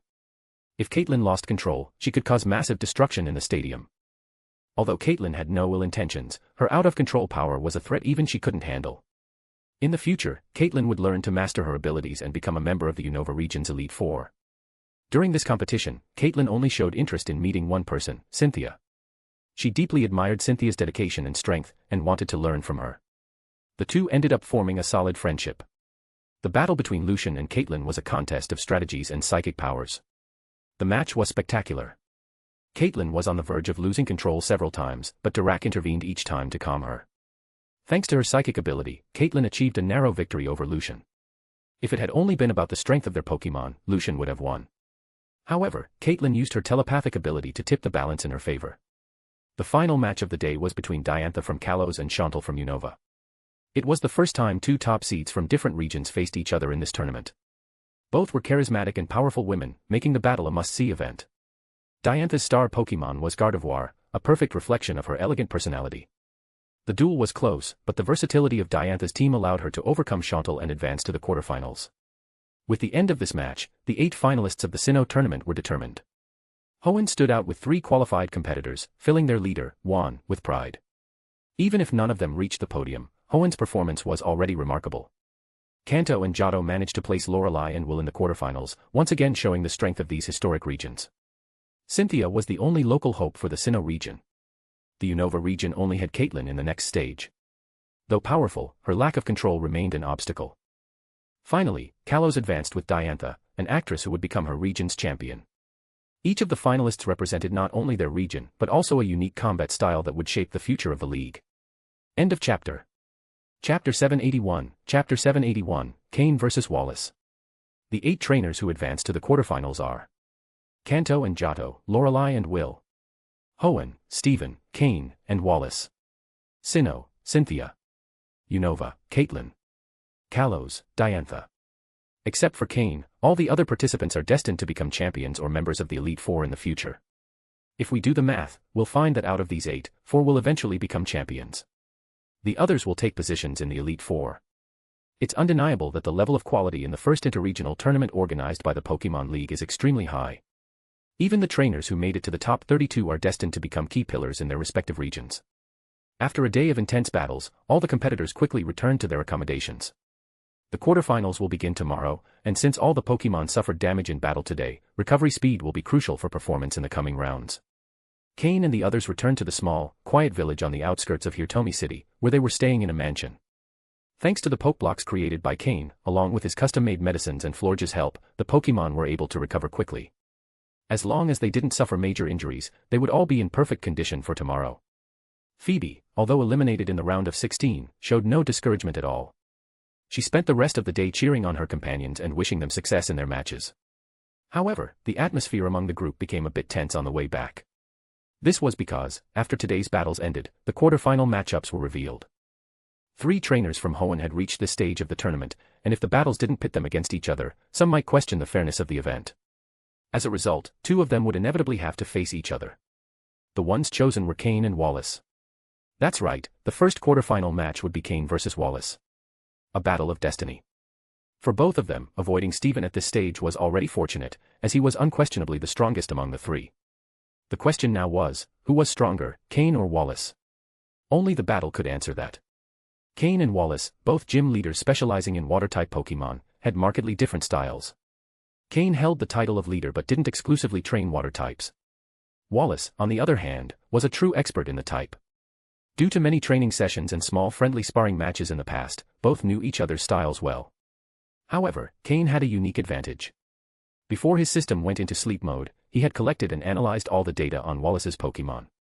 This meant that, for Cain, there were no secrets or hidden cards in his opponent's arsenal. The battle against Wallace represented a strategic opportunity. With the information he had, Cain could make decisions that played in his favor. Even so, Cain wouldn't abandon his ethics. He helped Wallace treat his Pokémon and ensured they were in top condition. After all, this was just a battle, and maintaining a good relationship with Wallace was far more important in the long run. For Cain, this match wasn't just a fight to advance, it was an opportunity to strengthen a friendship. In this duel, friendship came first and competition second. While the tournament's trainers rested for the next day, the Pokémon League remained in full swing. With the introduction of the fairy type as a new category, there was a lot to be done. The Kalos region in particular was conducting massive evaluations to identify Pokémon that could be classified as fairy type. Other regions were also conducting similar analyses, seeking to discover Pokémon in their territories that fit this new category. The impact of the fairy type on the metagame, especially against dragon types, was huge. Each region wanted at least one or two standout Pokémon with this new type. And indeed, after numerous evaluations, several Pokémon were found to fit the fairy type category. Some, originally classified as normal type, were re-evaluated and deemed better aligned with the fairy type. Among these were Cleffa, Clefairy, Clefable, Togepi, Snubbull, and Granbull. Other Pokémon that were previously only normal type, like Jigglypuff and Wigglytuff, were now classified as normal/fairy. The same happened with Azurill. The arrival of the fairy type was reshaping the world of trainers. The league continued collecting and organizing data on this type as its impact kept expanding. The night passed quickly. Thanks to Cain's medicines and Florge's help, all the group's Pokémon were in optimal condition to compete. The next day, the four trainers headed together to the Sinnoh Tournament Stadium for the quarterfinals. The crowd was more excited than ever after the intense battles from the previous day. Although overwhelming victories could be satisfying, what truly thrilled the spectators were balanced battles, where both trainers went all out. The first battle of the day was an internal Hoenn showdown, and the anticipation was sky-high. Both gym leaders represented the water type and shared many similarities, which increased the public's interest. Would it be Cain, the trainer with humble beginnings and close to the people, who emerged victorious? Or would it be Wallace, the charismatic gym leader of aristocratic origin, who proved to be superior? This matchup represented more than a battle, it symbolized the struggle between perseverance from the common people and the natural advantage of the privileged. Cain, for his part, had become a symbol of hope for many trainers from humble origins. His popularity kept growing, as he represented the achievable dreams of the majority. Both trainers emerged from the competitor's tunnel, greeting the cheering crowd. They looked at each other and exchanged a smile before taking their positions. The first battle of today will pit Cain, from Leafy Town, against Wallace, from Satopolis City, both from the Hoenn region. Who will make it to the semi-finals? Let's find out, announced the commentator, aiming to capture everyone's attention. Meanwhile, Hoenn's official representatives had mixed feelings. On the one hand, they regretted that two of their best trainers had to face each other so soon. On the other hand, they were relieved, as this guaranteed that at least one of them would advance to the semi-finals. Let the battle begin, declared the referee without delay. The first random battlefield of the day was a sandy terrain, which didn't offer clear advantages to either of them, although Cain seemed slightly more comfortable with it. Both launched their Pokeballs at the same time. Cain chose Swampert as his first Pokémon, his usual initial option to analyze his opponents. Wallace, for his part, sent out his reliable Starmie onto the field. The battle was ready to begin. End of chapter.